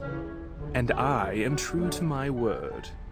Then I can finally bring this year's competition to a close, and no longer have to bother with this year's attempts to bribe the participants. Great. How long will it take? Not long, just wait a moment.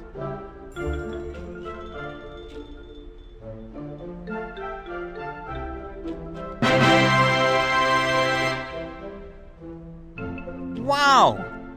This looks great! You're welcome. Even though your fraudulent intention regarding the certificate is not entirely clear to me, I hope it will serve its purpose. It will. I'm quite sure of that. And rest assured, you did it for a really good cause. Whatever. The main thing is that you keep your mouth shut. Otherwise, there goes my reputation as king of cat beauty pageants. You have my word. Well, I'd better get going then too, and bring my deceitful intentions to their triumphant end. Do that. See you sometime. Farewell. And do something with your hair. It looks really awful.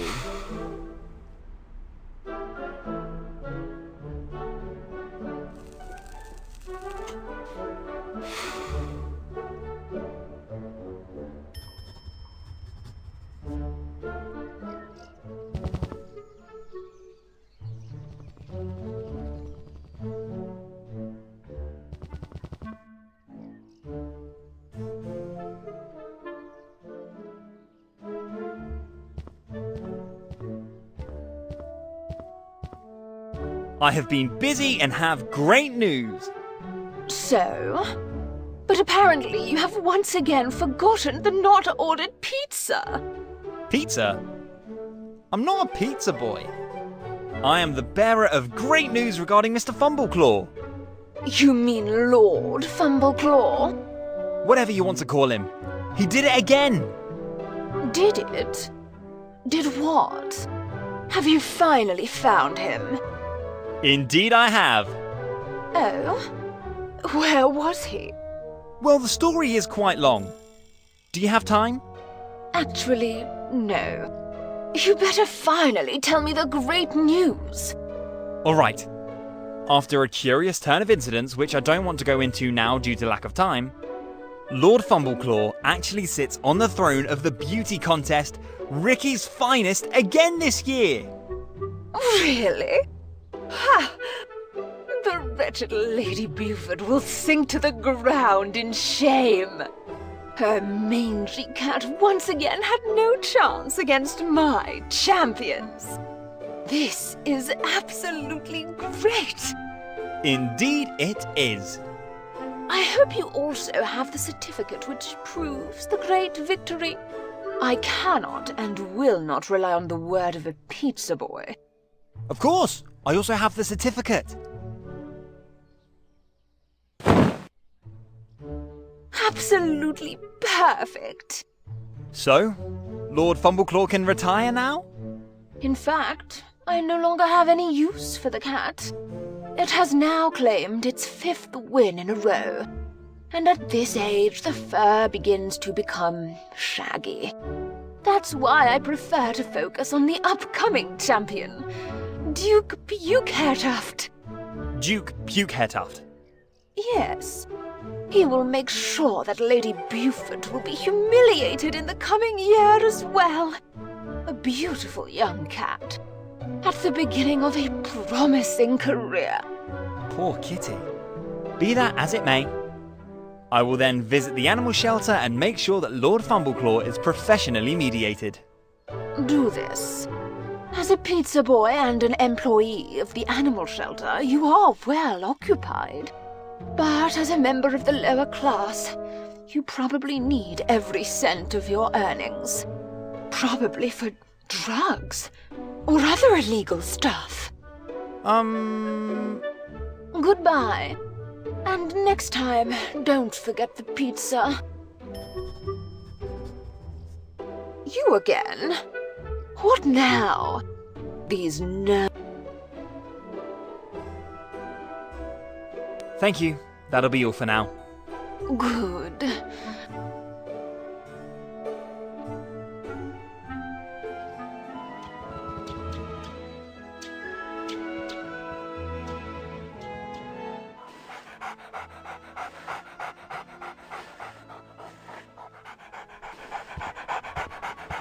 Mr. Snuggles says no. Hi, Scott. Do you have any news regarding this contest Frodo has to win? Ready for some terrific news? Terrific news? Can I assume that's what I think it's about? Well, as an official employee of the City Animal Shelter, after a thorough review of the facts, I have the honour to inform you that Frodo the Cat, also known as Mr. Fumbleclaw, will be released into your care, so that both said cat and its owner may have a happy future. Furthermore, in my official capacity, I must inform you that the animal shelter staff must be allowed access to the cat at all times, with a minimum 30-minute right to extensive cuddling and petting. So you actually made it? I did. I really get to keep Frodo? You may. And I wouldn't know a better home for the White Kitty. And Lady Longbottom was really okay with that? The lady who's not particularly fond of animals has in fact quite officially sent Frodo off to the animal shelter and entrusted me with the placement of the cat. So everything is legal. I don't even know what to say. You made a man, his dog, and cat very happy today. Nonsense. You're making me blush. I was happy to do that. Even if it was not an easy task, to admit. I had a lot of moon logic puzzles to solve. But in the end, not least thanks to my years of experience as a player of point-and-click adventure games, I was able to overcome these hurdles. Point-and-click adventures? I think I once watched my nephew play one. Don't you think our story here would make a great story for an adventure game? Funny you should mention that. In fact, the thought has crossed my mind before. Unfortunately, I don't know how to code at all. Aren't you a computer science major? Long-term computer science student. There's a reason for the long term. But I know a sympathetic head in a jar who can. I'm sure he'll be happy to help me once he gets his body back. The game is guaranteed to be a total hit. It most certainly will. Wouldn't you like to get to know Frodo? You mean face to face? Of course. Sure. Absolutely. Do I have permission to enter your house? Today and whenever you want. After all, I have received from the animal shelter the official requirement to grant you unhindered access to the cat at any time. You have, indeed.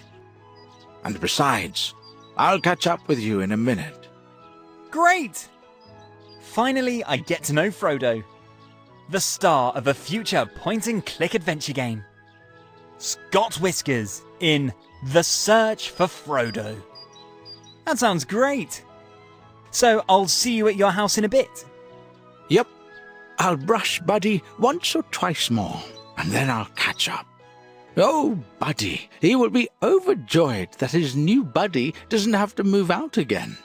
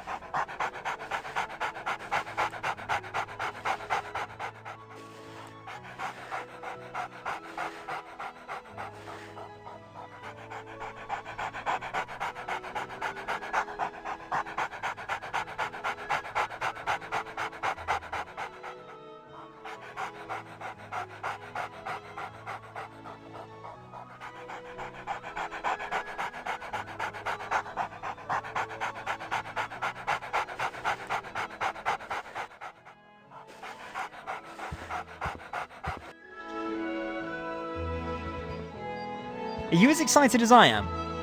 Finally, we get to meet Frodo. After all the hardships, after all the almost unsolvable tasks, after all the strange characters we've met and survived. Finally. But despite this joy, I'm also a little sad. It also means that our adventure together is now slowly coming to an end. But honestly, I don't regret a second. I've rescued a cat, I've brought lovers together, I got to meet a great movie star, and I got to taste the world's best sensational vegan cheese pizza. What more could I ask for? You really can't expect much more from a point-and-click adventure game, can you? Okay, be that as it may, enough yakking. It's time to meet the legend on four paws in person. I actually just wanted to express that I enjoyed the time with your company very much. And I hope very much that we'll meet again one day.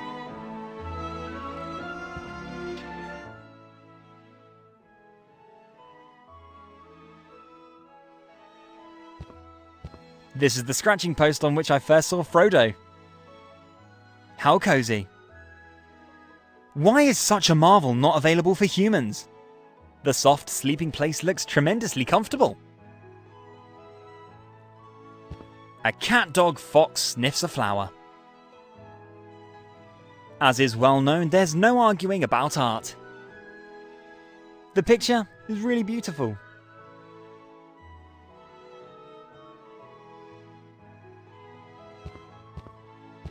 I think the fireplace is just decoration. At least, I didn't see a chimney outside. I better not light that one. There has certainly never been a fire here.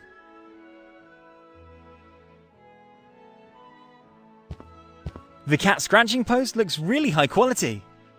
And Frodo seems to like it too. Dr. Stringer must have paid a lot for that cat tree. Robust real wood, high quality scratching surface, a den and a place to sleep. This is a really top product. I don't believe it. Finally, I found you. I think Mr. Fumbleclaw's new name, Frodo, so much better. With the furry feet, there's definitely a Frodo in there. Frodo's a really beautiful cat.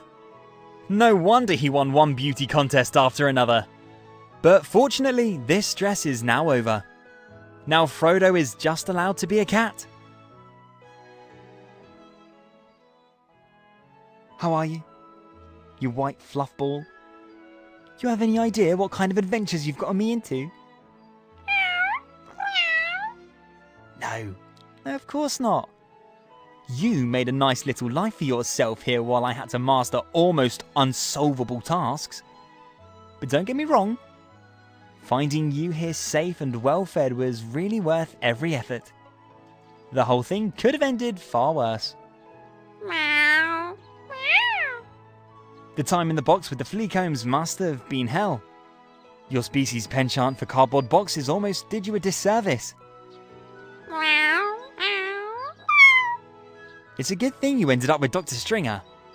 Nothing better could have happened to you. But I imagine you still living with Lady Longbottom, gives me creeps.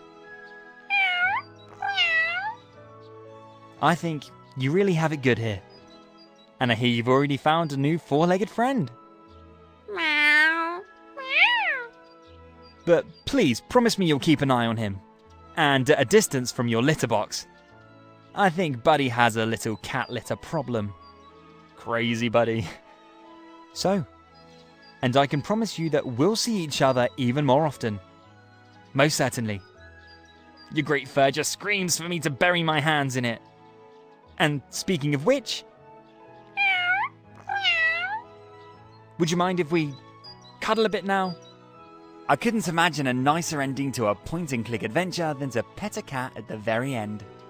That's how every game should end. Do you think? I'm glad we can agree on this. So, come here, you white fluffy kitty. Aww. A happy ending. How nice. But did you doubt it for a second? I don't. And yet, I certainly couldn't have done it without you. And probably would have already been eaten by Lord Longbottom's thirsty chihuahua. With your analytical skills in solving difficult tasks, and my good looks, the story could only end well. The story of a young man who went out to find a cat, defied every adversity along the way, to finally embrace the sought-after kitty safe and sound. A young man who made a few new friends on his journey, evil monsters defied, and even survived an encounter with Susie Longbottom. A young man with a bright future as a pizza boy. Lovers were brought together. An almost forgotten movie star brought back to life. A hamster rescued. Marveled at a talking head in a jar. And performed other heroic deeds. Seriously. This was a victory all along the line. Drat, Frodo's fur is wonderfully soft. Where was I? Ah, yes. I thank you very much that I had the opportunity to meet you. And it would be great if you tell your friends about me. And who knows? Maybe we'll see each other again soon. so don't go too far away. Unless you need to pet your cat, dog, or hamster right now. With this in mind, take care. And as I say goodbye with Spock's words, live long and prosper.